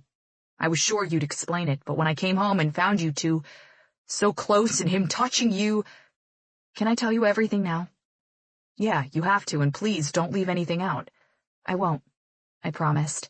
And knowing that everything would be okay after, that he'd still be standing right in front of me, I told him everything. I started from the very beginning, that first moment my mom told me about Mark and Chris, and finished with how I'd talked to Chris just days after he'd walked in on me and Mark arguing. I wanted to find you the next day, and I even called you, but you'd already blocked me. The more I thought about it, the more scared I got that he'd do something to mess with you on the field. The threat was there, and I've no idea if he'd have the power to do it. I wasn't giving up on you, but I didn't think running to you right after I left was the best idea either. I gave myself time until the game, knowing I'd tell you after the Cactus Bowl. That I was sure of. For the amount of time it took me to tell him everything, we sat in the exact same position, him right between my legs, touching me, constantly touching me. When I had trouble voicing something, he'd squeezed my waist, reminding me he was there, right there with me. At one point, his hands pushed under my shirt, and we were skin to skin. He distracted me countless times, but would nudge me to keep going, because he was taking in every word I was saying. His face was tilted down as he listened to me with his focus on his hands, drawing lazy circles on my skin under my shirt, as if he couldn't help himself. That's why I don't want you to go to him or tell him anything about this, Dylan. He looked up at me. You can't ask me to do that, Zoe. I just did. That's why I came here. I couldn't not tell you, but I don't want the whole wait to be for nothing. I'm not going to stay away from you until draft day, Flash. You can get that out of your head right now. Now that I know everything, nothing you say can keep me away from you. Smiling, I leaned down, pressed a kiss to his lips, and pulled back. I wasn't planning on doing anything remotely close to that, even on the off chance that you didn't want me anymore. Then he was the one leaning forward and capturing my lips, his tongue doing things that left me in awe. When he drew back, his eyes were clear. What do you want, then? I saw how hard you worked to get where you are. Just living with you for a few months was enough for me to see that. I'm not going to be the reason for even the possibility that... What are you asking of me? Just don't make it obvious that you know, that's all. He gripped my waist in his hands, and my body jolted. I can't have you sleeping somewhere else, Flash. I can't go another day without waking up to you wrapped around me. We'll find a small apartment and move in together. I know I only have a few months until the draft, and after that, not even trying to contain my smile, I might have shouted my response a bit louder than I was aiming for. Yes! Yes, yes! With the way I was acting, you'd have thought he asked me to marry him. It was the worry in his face that smoothed out first, as if he'd really thought I could pass up the chance to wake up to him for however long. And then he laughed with me. I couldn't stop touching him, couldn't stop looking into his eyes. Okay, don't freak out, but I'm falling for you so hard, Dylan Reed. Complete freefall. I'll probably land pretty soon, too. His smile turned playful, and he stood up. Land where? I pushed at his shoulder as his hands started shifting higher underneath my shirt, making me hyper-aware of how close we were to standing, how affected I was by his touch. You know what I mean. For the first time in a while, I avoided his eyes. And I want you to fall for me, too. I want it so badly, Dylan. I want to be someone important to you, want to be the kind of someone you are to me, someone you can't live without. And fine, maybe I'm a little weird. That's a big maybe. But I want you to like the fact that I'm weird and want me. That's easy, Flash.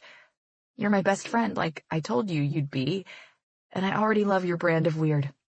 I'll never forget seeing those neatly stacked M&Ms in the kitchen, and the love you have for pizza. That's a whole other level of weirdness. I groaned and pushed my face into his neck. Everyone loves pizza that's not weird. Not as much as you do, though.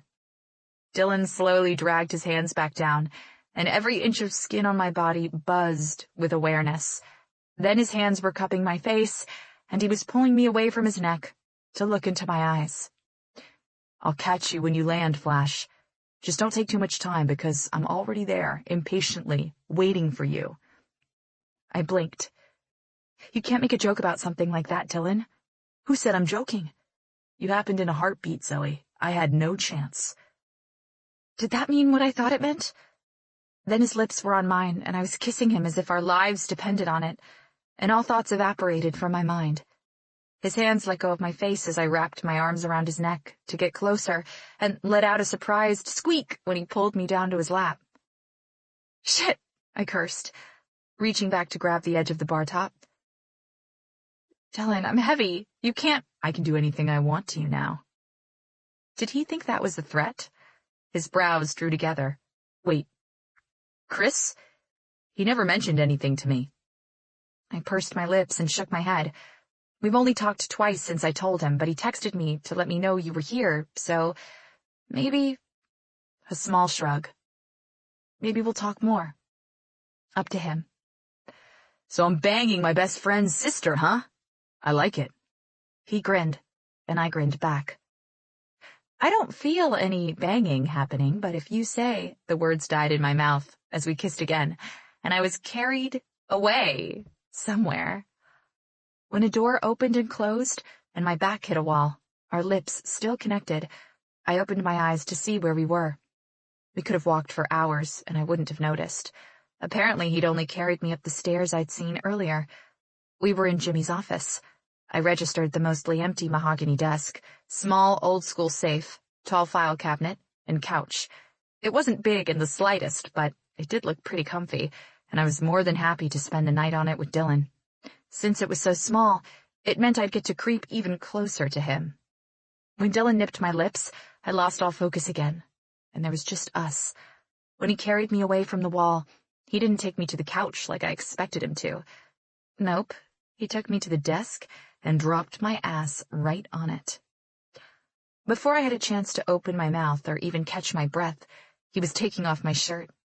For a really short moment, I wanted to hide myself from him, but instead I reached for the hem of his shirt and peeled it off of him, giving my breasts, which were hiding in my favorite light blue bra, a quick look. He groaned and pulled my legs open, stepping right in between. He put his palms on the desk on either side of my hips, caging me in, and brought his face down to mine to kiss me. I had to lean back and hold on to him to return his out-of-control kiss. He only stopped when my back touched the wooden surface. I didn't even get a chance to learn what turns you on, he murmured right before sucking and gently biting the skin on my neck. I don't think you need to learn anything, I rushed out, my voice coming out all choppy. You're pretty much killing me, so I'd say it's working, and you just looking at me seems to get me going, so... He laughed, and the sound vibrated on my skin. You're telling me you're wet for me? His hands gripped my waist and slid me downward in one quick movement. I gasped and laughed, holding onto his shoulders. Then I felt his thick, hard cock against the seam of my jeans and lost it completely. Biting his neck, I let out the most wanton moan.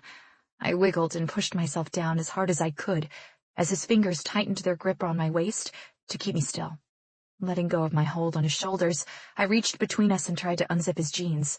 When it didn't get me anywhere, I pulled back from the kiss and hit my head pretty hard on the desk. Shit, shit, shit. He had the audacity to laugh. Easy, baby, he whispered, one of his hands gently tangling in my hair and smoothing the pain away. You want me? I couldn't have wanted him more, and I really didn't think I could speak at that moment, so I just nodded, We stared into each other's eyes, not moving, and whatever he saw in my face made him shake his head and smile down at me. His cheeks looked flushed, his lips swollen, because of me. He took a deep breath as I held mine. His already dark blue eyes were darker, like the night sky, and I couldn't remember ever seeing anything more perfect. "I wish I could capture this moment," I whispered. "You just looking at me the way you do." "You'll have all the time in the world to do anything you want to do to me, Zoe. Trust me."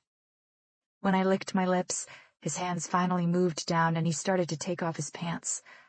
I did the same, wiggling and trying to get rid of them as quickly as possible. I knocked a few files off the desk, but neither of us seemed to care.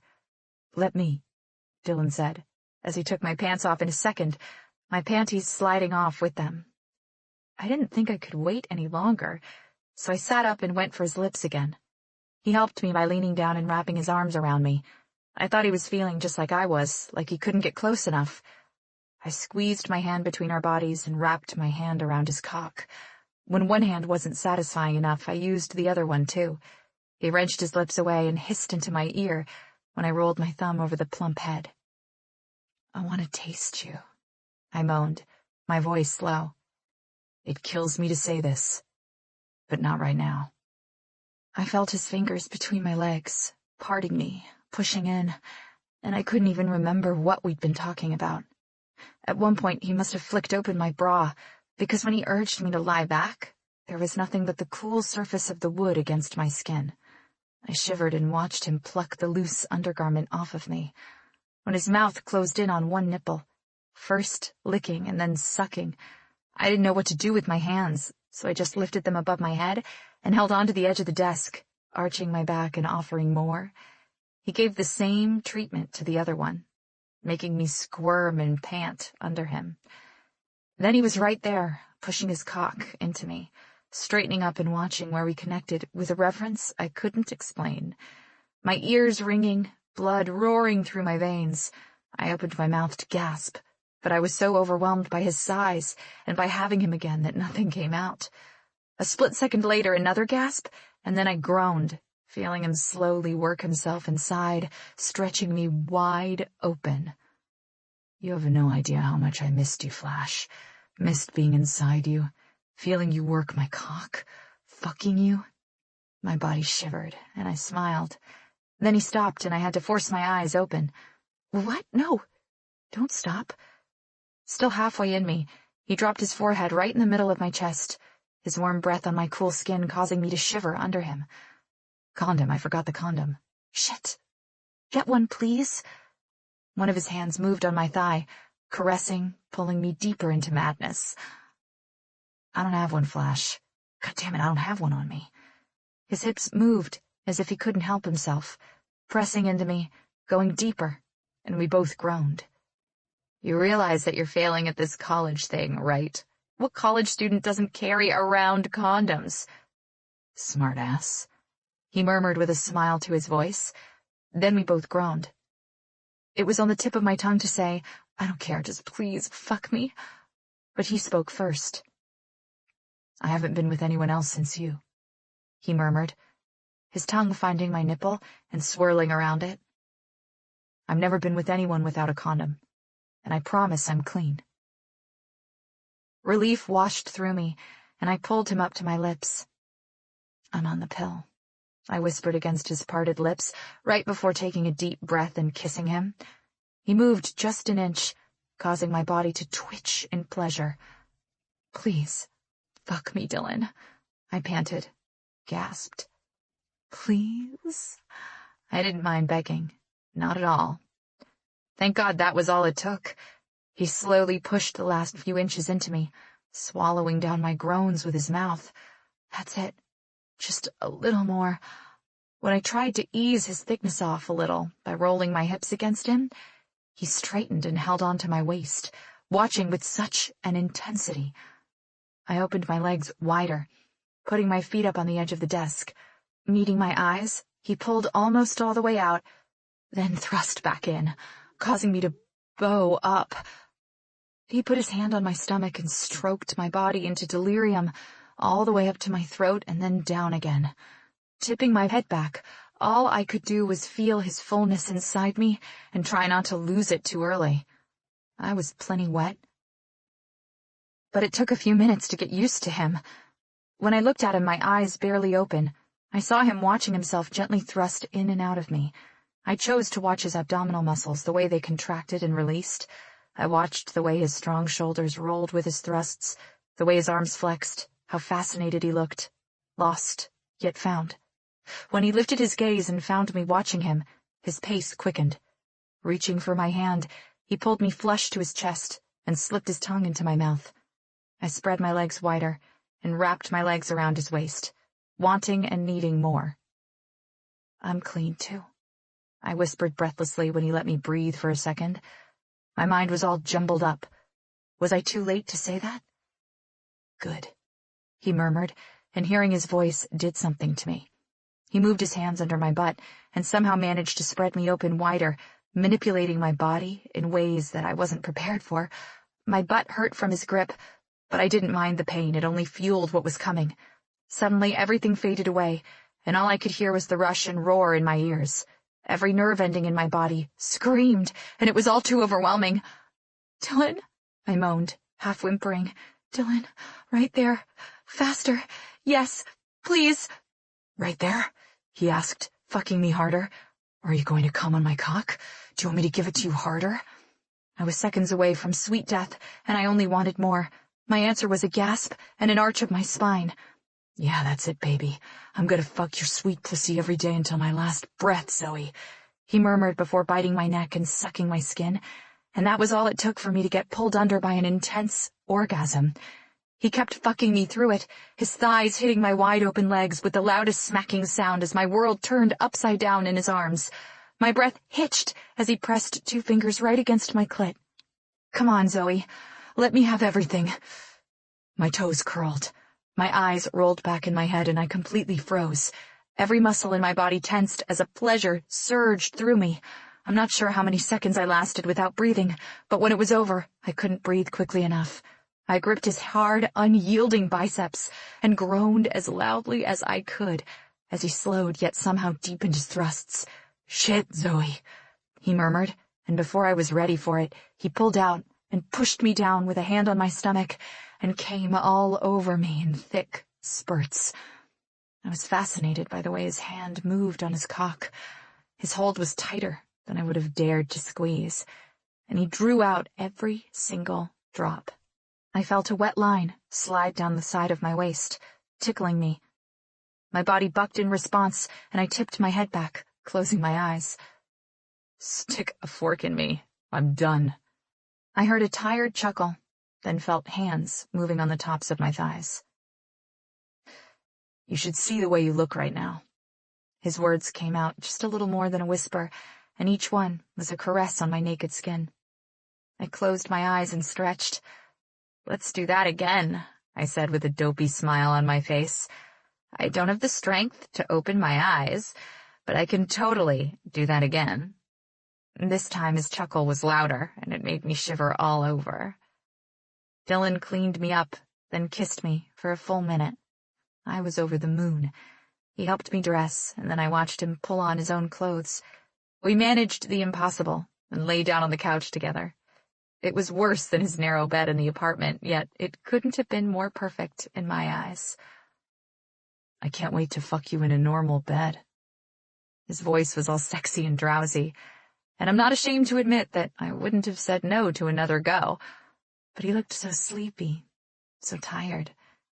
I kissed him, just a gentle sweep of my lips, and his closed eyes opened to find me.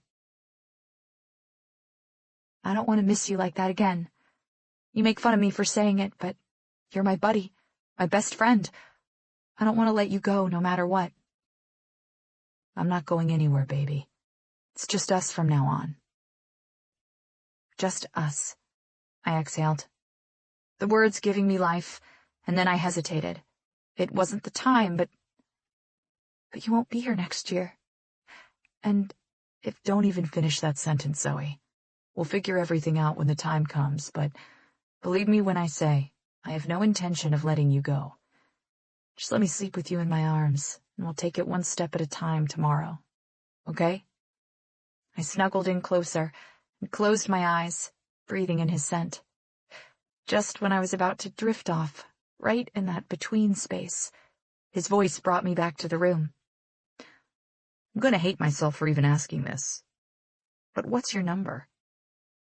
I opened my eyes halfway, my brows drawing together in confusion. What? What number? How many guys have you slept with? Dylan, I groaned. I don't think that's... Tell me.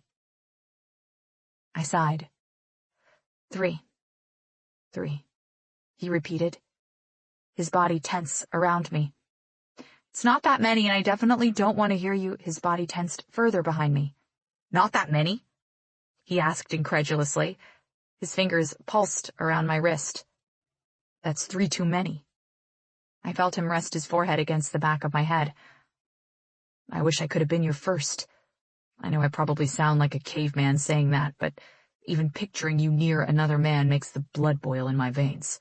I can't stand to picture you in someone else's bed lying just like this. He pulled me closer. Just me from now on. I'll be the only one touching you, kissing you, holding you, fucking you. You won't hear any complaints from me on that. I returned after a few seconds passed, and his body gradually thawed. That night, I got the best sleep after weeks of being miserable, and I was pretty sure Dylan did too. Chapter 30. Dylan. A few months later. It was the big day, draft day. I'd woken up before the sunrise in the hotel room we were staying at in Arlington, Texas, where the draft would be held. My dad, my mom, Amelia, Mason, my agent, everyone was there to support me. Well, all but one. The one person that was missing had just landed 15 minutes ago, and I was getting restless and impatient waiting for her at the airport. When she still hadn't come out, I headed for a shop to grab a bottle of water. I wasn't sure if my excitement was because I was about to see Zoe, or because of the big day, probably a mixture of both, and even though it sounded ridiculous to miss her so much since it had only been a handful of days since I'd left her back in Los Angeles in the shitty little apartment we shared with another student, I'd already accepted that everything was different with her. I'd never been a jealous person in my life, not to the extent that I was with Zoe, and while sometimes the intensity of my feelings for her scared the shit out of me, I wouldn't have had it any other way. If it meant I'd feel like a Neanderthal trying to keep her away from every person who had a dick between their legs, I'd make my peace with it. As far as I knew, she had no complaints either, which might have had something to do with the fact that I kissed her senseless every time she was about to complain, but we'll never know for sure. As I waited in line to pay for my water, someone poked me in the shoulder. I turned around, and there she was, smiling, glowing, bouncing on her feet, hands covering her mouth. My lips stretched into a big grin. "Where did you come from?" Instead of answering, she squealed and wrapped her arms around me. Chuckling, I returned her hug and held her tighter. After a long moment, she looked up at me and smiled. I missed you. Yeah? You have no idea. Seeing how happy she was, I felt a little more centered. "Where have you been? I was going crazy without you." I admitted into her ear, then kissed her until I had to stop and pay when it was my turn in line. Grabbing her carry-on, I linked our hands together and we walked out of the airport, talking the entire way. As we waited for our Uber to come, she leaned back against me and I wrapped my arms just under her breasts, resting my chin on the top of her head. I think I'm starting to freak out, and look, She raised her palms. my hands are sweating. "Why are you freaking out again?" I'm about to meet your parents, Dylan, and your brother and your sister. What if they don't like me? What if they don't like what I'm wearing? What if they think I have no right to be here? I want to be there with you, but if it's going to be awkward for them, maybe I should wait back at the hotel with your brother and sister. But I don't want to do that either. I gave her a squeeze and sighed. "Zoe, you're not going to leave my side for a minute, and my parents will love you. They already do from everything I've told them about you. Amelia's even more shy than you are, so she'll probably be quiet, but she's sweet. You'll love her." She grumbled a little under her breath, but didn't protest after that. Only because I thought I should distract her, I pushed my hips forward so she could feel how hard I was for her, then pressed a lingering kiss right under her ear. Her body went rigid, and her hands gripped my forearms tighter. That's not fair, she whispered, resting her head back on my shoulder. I licked my lips and pressed another kiss on her neck. "What's that?" She wiggled her butt and groaned. We'd been going at each other like rabbits for months. "I missed you," I whispered. Do we even have time for that? She whispered back. I sighed and pulled back. I don't think so. Not until after tonight. Not even 5 minutes? I gently bit her earlobe and absorbed the way her body shivered. You're adorable. Does that feel like something you can take care of in just 5 minutes? There was a soft slap on my arm. You're adorable. I laughed, finally feeling complete after days of not seeing her. Why do you make it sound like an insult? Of course I'm adorable. Our car showed up and we held hands through the entire car ride back to the hotel where my family was waiting for us. We'd become one of those obnoxious couples everyone hated who had to touch each other at all times. I loved it. Are you scared? Zoe asked when we were a few minutes away from the hotel. About tonight? Scared? No, but I am excited. I want to get it over with so we'll know where we have to move. I tried to act casual and started playing with her fingers. We hadn't had that talk yet. For me, it wasn't necessary. I wanted her with me no matter what. But I didn't know how she was feeling about it. I knew she wanted to move to New York because of her photography work, and one of the teams that had wanted to talk to me and my agents was the Giants, along with several other teams that were nowhere near the Northeast, but I didn't want to tell her anything until it was certain. Unfortunately, nothing was certain when it came to the NFL. You could feel pretty good about yourself, confident that you'd be picked in the first round, maybe even in the top 10, and then out of nowhere you could end up going in the third round, if you got picked up at all. I had no idea where I'd end up or how long I'd have to wait. We, huh? I stiffened in my seat and stopped playing with her hand. She picked up from where I'd left off, linking and unlinking our hands. Flash? I prompted when nothing else came from her lips. Hmm? You didn't answer. Sorry, did you ask something? All of a sudden, the car was parking in front of the hotel and we had to get out. I put her carry-on bag on the ground and waited. She got out too and stood in front of me. Zoe. What? I tilted my head and waited. What? You never asked me. We got so busy trying to find a place to live, and then there was the combine. How am I supposed to know whether you want me there or not? Plus, I have 1 more year, and maybe you— I let go of the handle of her carry-on and cradled her face in my hands. She was still trying to talk when I slipped my tongue into her mouth and kissed her senseless right there in front of the strangers walking in and out of the hotel. I always want you with me. Don't you know that by now? It's been months. I groaned against her lips, my breathing already heavy, my heart racing. I've always wanted you, Zoe Clark. I wasn't sure. I rested my brows against hers and let her arms snake around my shoulders. I'll go wherever you are, probably the day I graduate, Dylan Reed. You're the best roommate I've ever had, and I won't let that go easily. I let out the breath I hadn't even realized I was holding and pulled her body flat against mine. Someone cleared their throat pretty loudly, but neither one of us cared about it enough to break apart. Then I heard my mom's voice. Dylan, I'd like to see your girlfriend, please. Stop mauling her face. Before my mom was even finished with her sentence, Zoe had pushed me away with unexpected force, and her face was already turning that beautiful shade of pink I loved so much. She licked her lips, and when that wasn't enough, she swiped them with the back of her hand a few times, her face flushing even brighter. Mrs. Reed, it's so nice to meet you. My mom looked at my grinning face and shook her head. Then she was in front of Zoe and pulling her into her arms. Just Lauren, I've been dying to meet you. I'm so happy you could take a few days off and meet us here. When my mom let her go, she was still flushed, but instead of that mortified look on her face, she was smiling softly. And look at you, my mom gushed, cupping Zoe's face. Gosh, you're gorgeous. Look at her eyes, Dylan. She is beautiful. Zoe sent me a helpless look and I laughed, reaching for her hand. I know, Mom. That's why I'm keeping her, so I'll have something nice to look at for the rest of my life. What are you doing out here? The rest of the gang still at the restaurant? Finally, she let go of Zoe and turned to me. Pulling my face down, she kissed my cheek. I couldn't sit down and wait, and I admit— She sent Zoe a quick wink. I wanted to see Zoe before everyone else. Now she is here and everything is so perfect. I'm so proud of you, Dylan. We're so excited. I groaned. Lauren Reed, if you start crying again, so help me. No crying. Not yet. Oh, okay, maybe a little bit of crying. She quickly brushed away her tears. Come on, let's take Zoe inside so she can meet everyone before you disappear for those interviews. With one of my hands suffering a death grip in Zoe's, I grabbed the handle of her luggage with my free hand and took 2 of my favorite women inside. The lights at the stadium, the hushed conversations, the camera guys walking around the tables, all the people around us were starting to get to me. I felt Zoe's hand on my leg, stopping me from bouncing it against the table. The show was about to start in less than 10 minutes. You okay? She asked, leaning toward me, her eyes worried. I grabbed her hand under the table and held on. Everything's good. She didn't look like she believed me, but her touch calmed me down just enough. My parents were talking with my agent when I felt a hand close on my shoulder. "What's up, man?"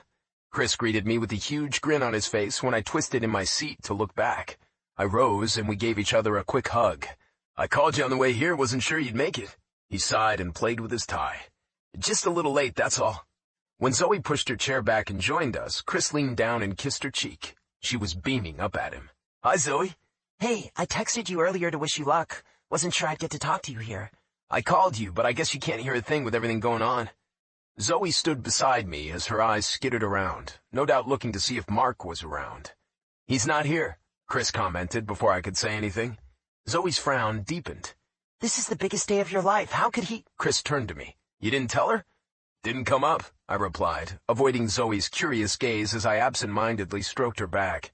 Their interaction was still awkward at best, nowhere near a normal sibling relationship, but I knew Chris wanted that. Maybe not as much as Zoe wanted it, at least not yet, but I knew he was trying to get there. A camera guy started to film us as he passed by, and Zoe inched closer to my side. Tell me what? As Chris started to tell her how he'd basically forced Mark's hand to make him resign from the team, Zoe's fingers gripped my forearm tighter and tighter. It was either that or I was going to tell my mom I knew about the adoption. In his own weird, sick way, he cares about her, I think. Chris must have seen the look on Zoe's face because he shook his head and gave her the rest of the story. "It's not just you, Zoe. He was messing around with students, girls. He was going to get himself into trouble eventually." We weren't giving her the whole story, but I'd already spoken to Chris and he'd promised me he wouldn't tell her how I'd broken his father's nose soon after he was no longer our official coach. You see, Zoe had forgotten to tell me what had happened in the apartment right before I'd walked in that night. I'd learned about it only because Chris had made an offhand comment, thinking she'd already told me. I slid my arm around Zoe's waist and pulled her to my side just as they announced that the event was about to begin.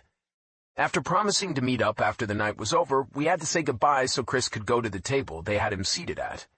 "It's gonna be a long night," Zoe murmured beside me, wringing her hands in my lap. "How do you feel?" I asked into her ear.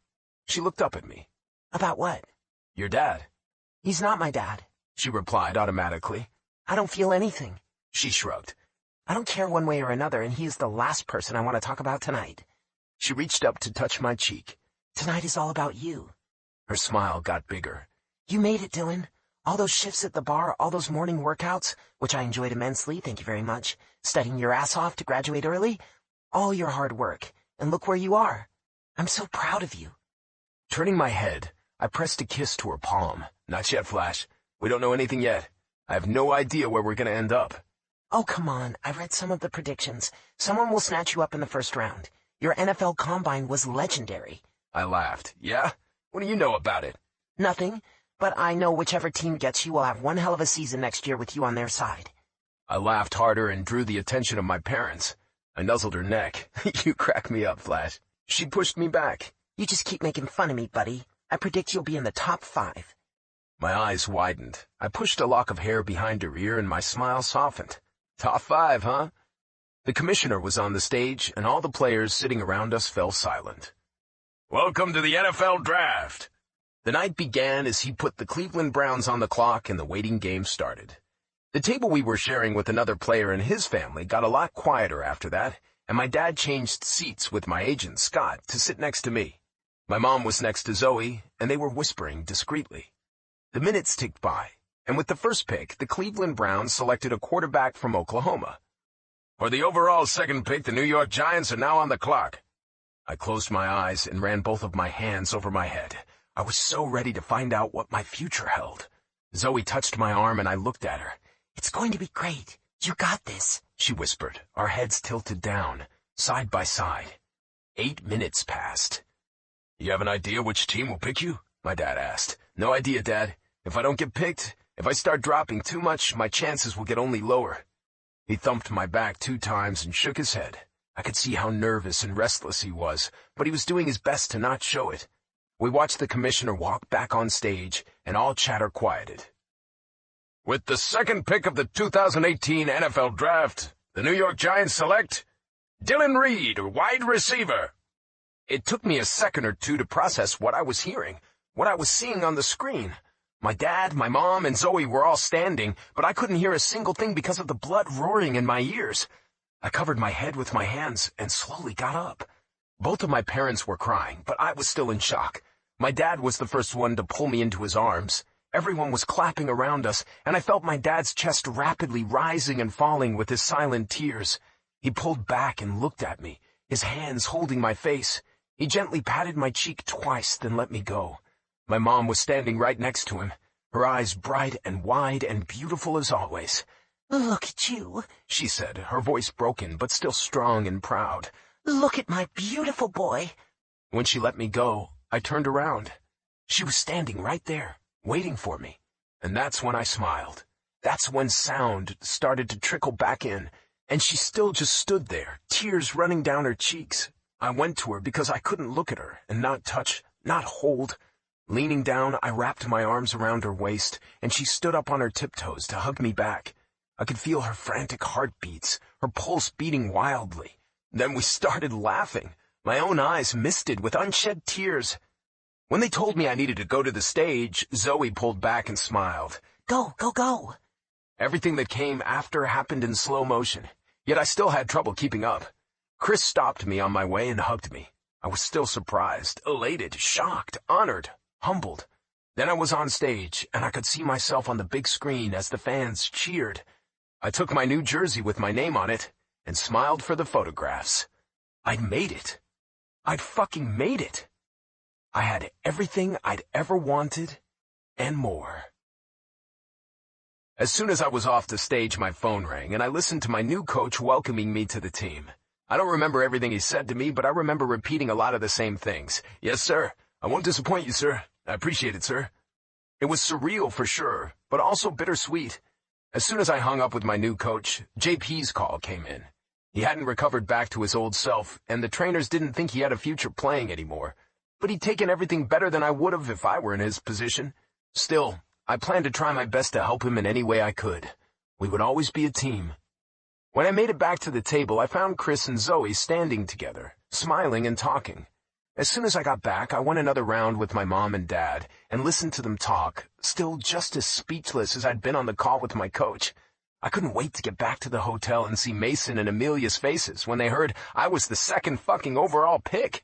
Mason was gonna lose it.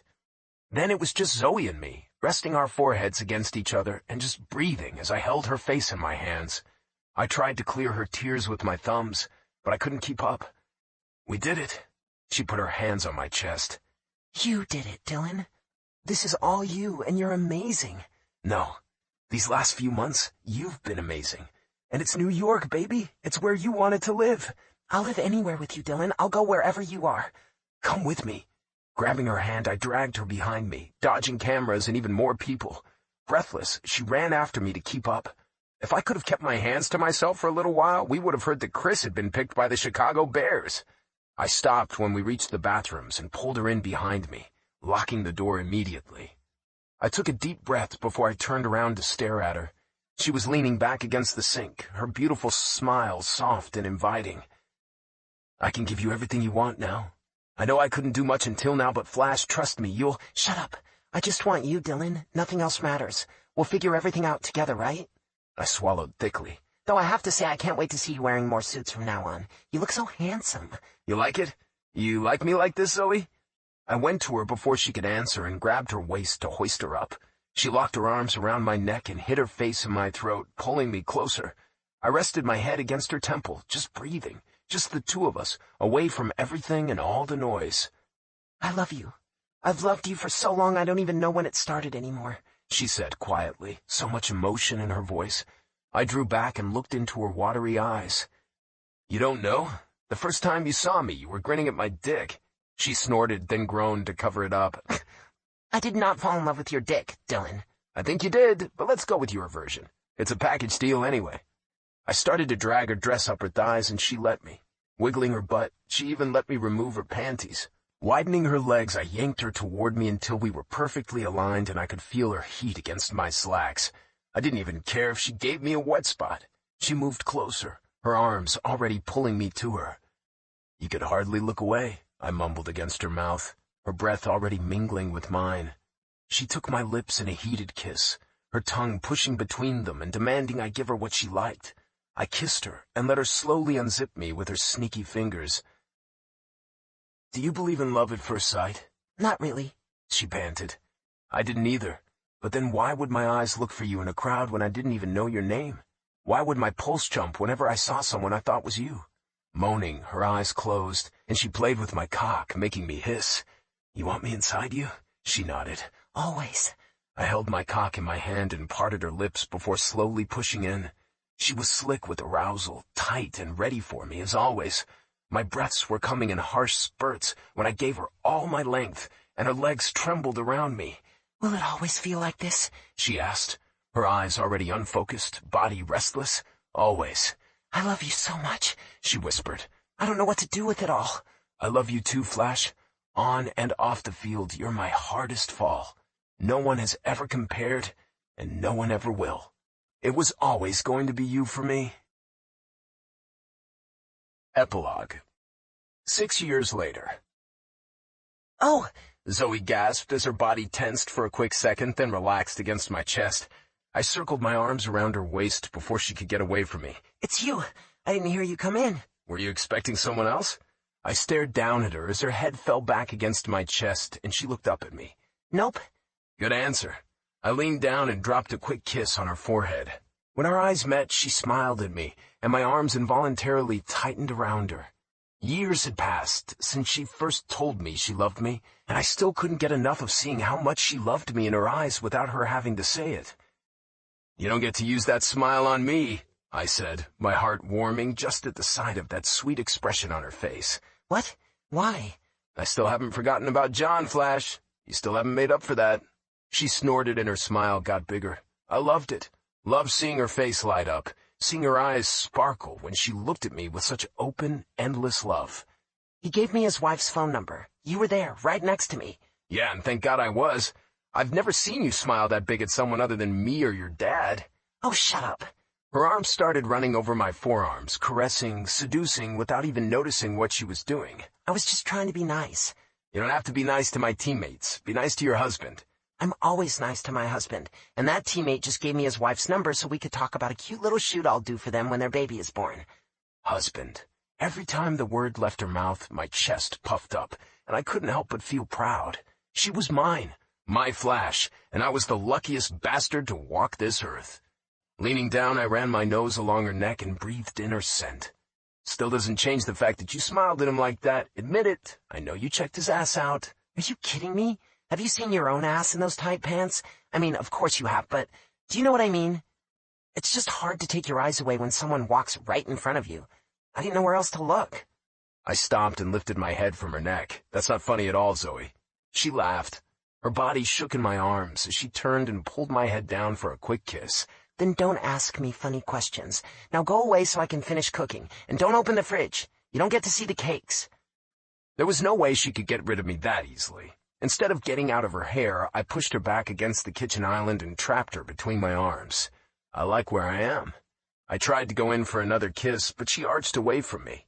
Everyone will be here soon, and nothing is ready yet. Relax, everything is ready. I can barely walk into the living room with all the balloons, I murmured against her throat. How was your workout? We were off-season, but that didn't mean I wasn't training. I was working every day to stay at the top and be the best I could. After New York, we had moved once, but it'd been 3 years with the new team, and I was happy with the move. I'd be happy as long as I played, and that was the truth. We were happy.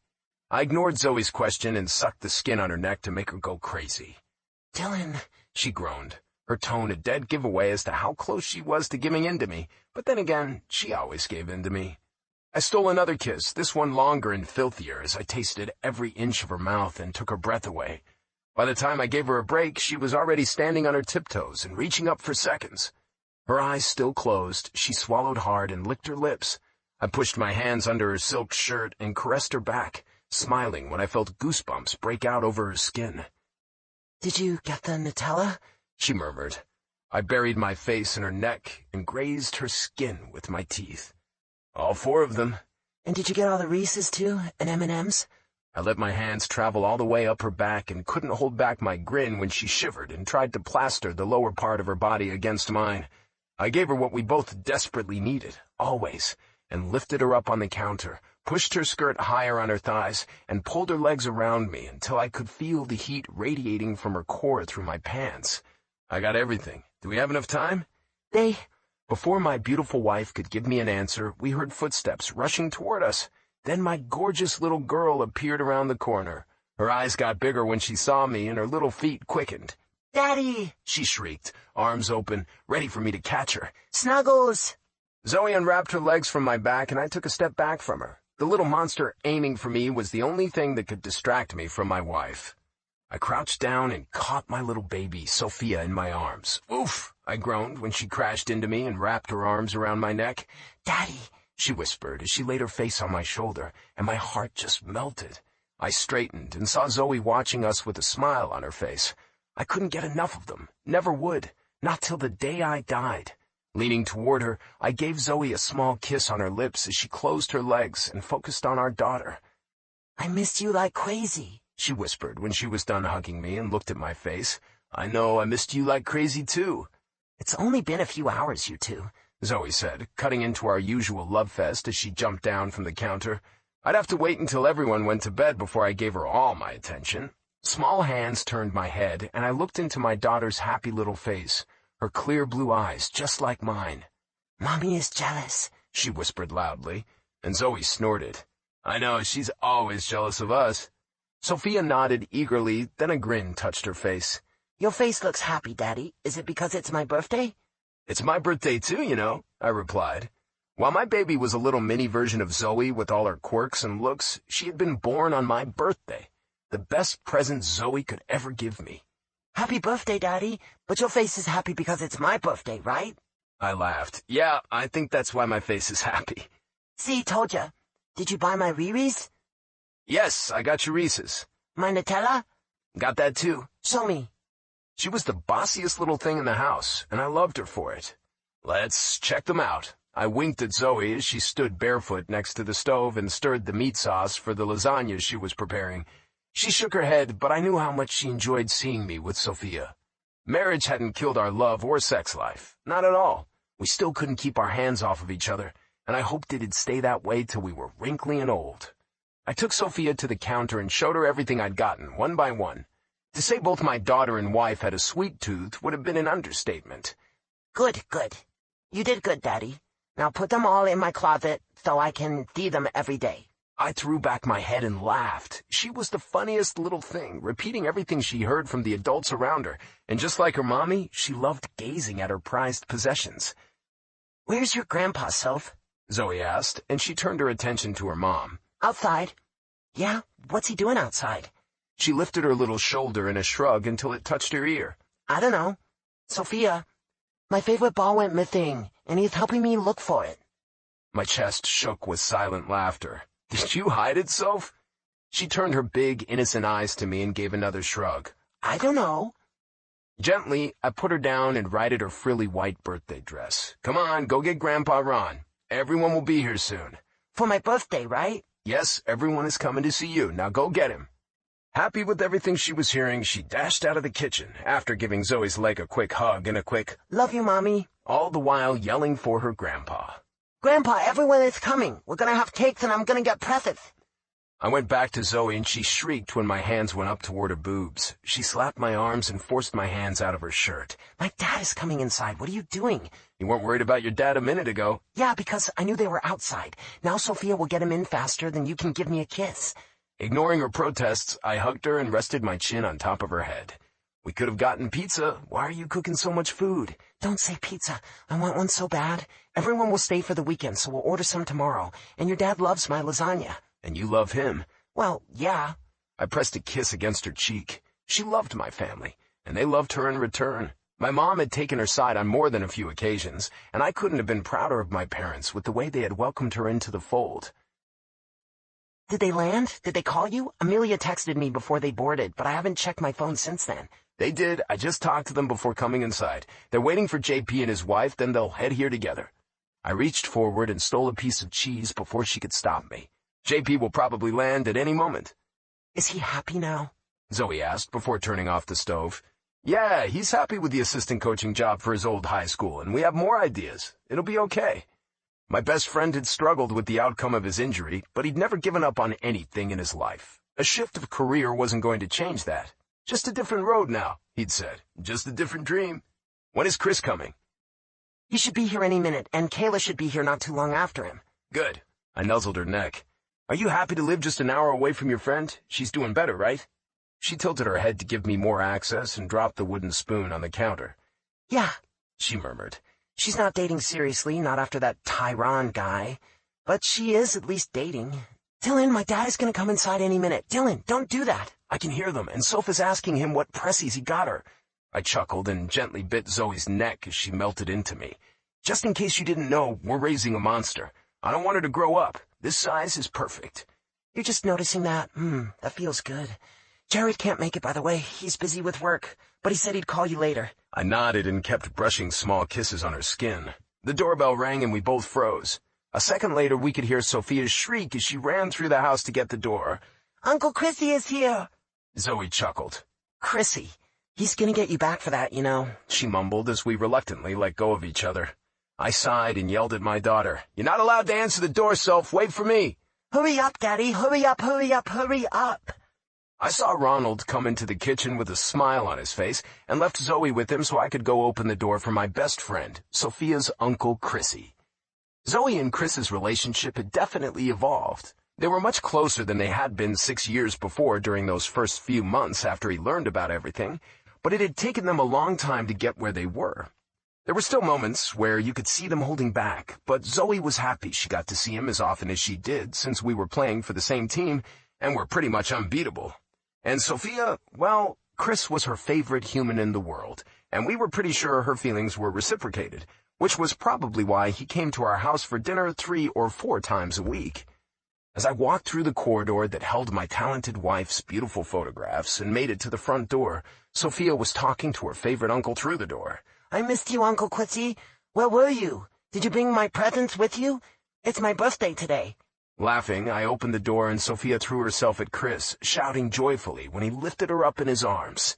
Who is this beautiful girl? Chris asked, and my daughter beamed at my best friend. It's me, silly. Chris drowned her in kisses and her laughter echoed throughout our house, as it continued to do for the rest of the day. It was 11 p.m. and my parents had gone to sleep when I found Zoe sitting on our bed. Where did you disappear to? I asked as I opened the door wider and stepped inside. She looked at me over her shoulder and smiled. I'll be down in a minute. Where's Sophia? I grinned, sleeping in Chris's lap. I sat down beside her and grasped her hand in mine. Is everything okay? Did Chris say something about... What? No. They haven't talked in years, if that's what you're asking. As far as I know, he only talks to his mom, and they've divorced. Although, I don't want to talk about him. You don't have to ask anymore. Okay, Flash, whatever you want. Are you just tired, then? You barely sat down today. She sighed and rested her shoulder against mine, eyes on our hands. It's a good tired. It was the best day. She glanced at me and our eyes met as she whispered, Happy birthday, Dylan. Don't think I forgot you. I'll give you your present after everyone goes to sleep. Thank you, Flash. My smiling lips touched hers and we broke apart too soon for my liking. What are you doing in here? I came up to get my laptop. I was going to show Kayla the shoot I did for that couple I mentioned at dinner, and the other 2 I decided to send out to the gallery in New York. I just sat down for a minute. You okay? She touched my cheek and smiled. Yes. Are you happy, Zoe? She laughed. It's your birthday.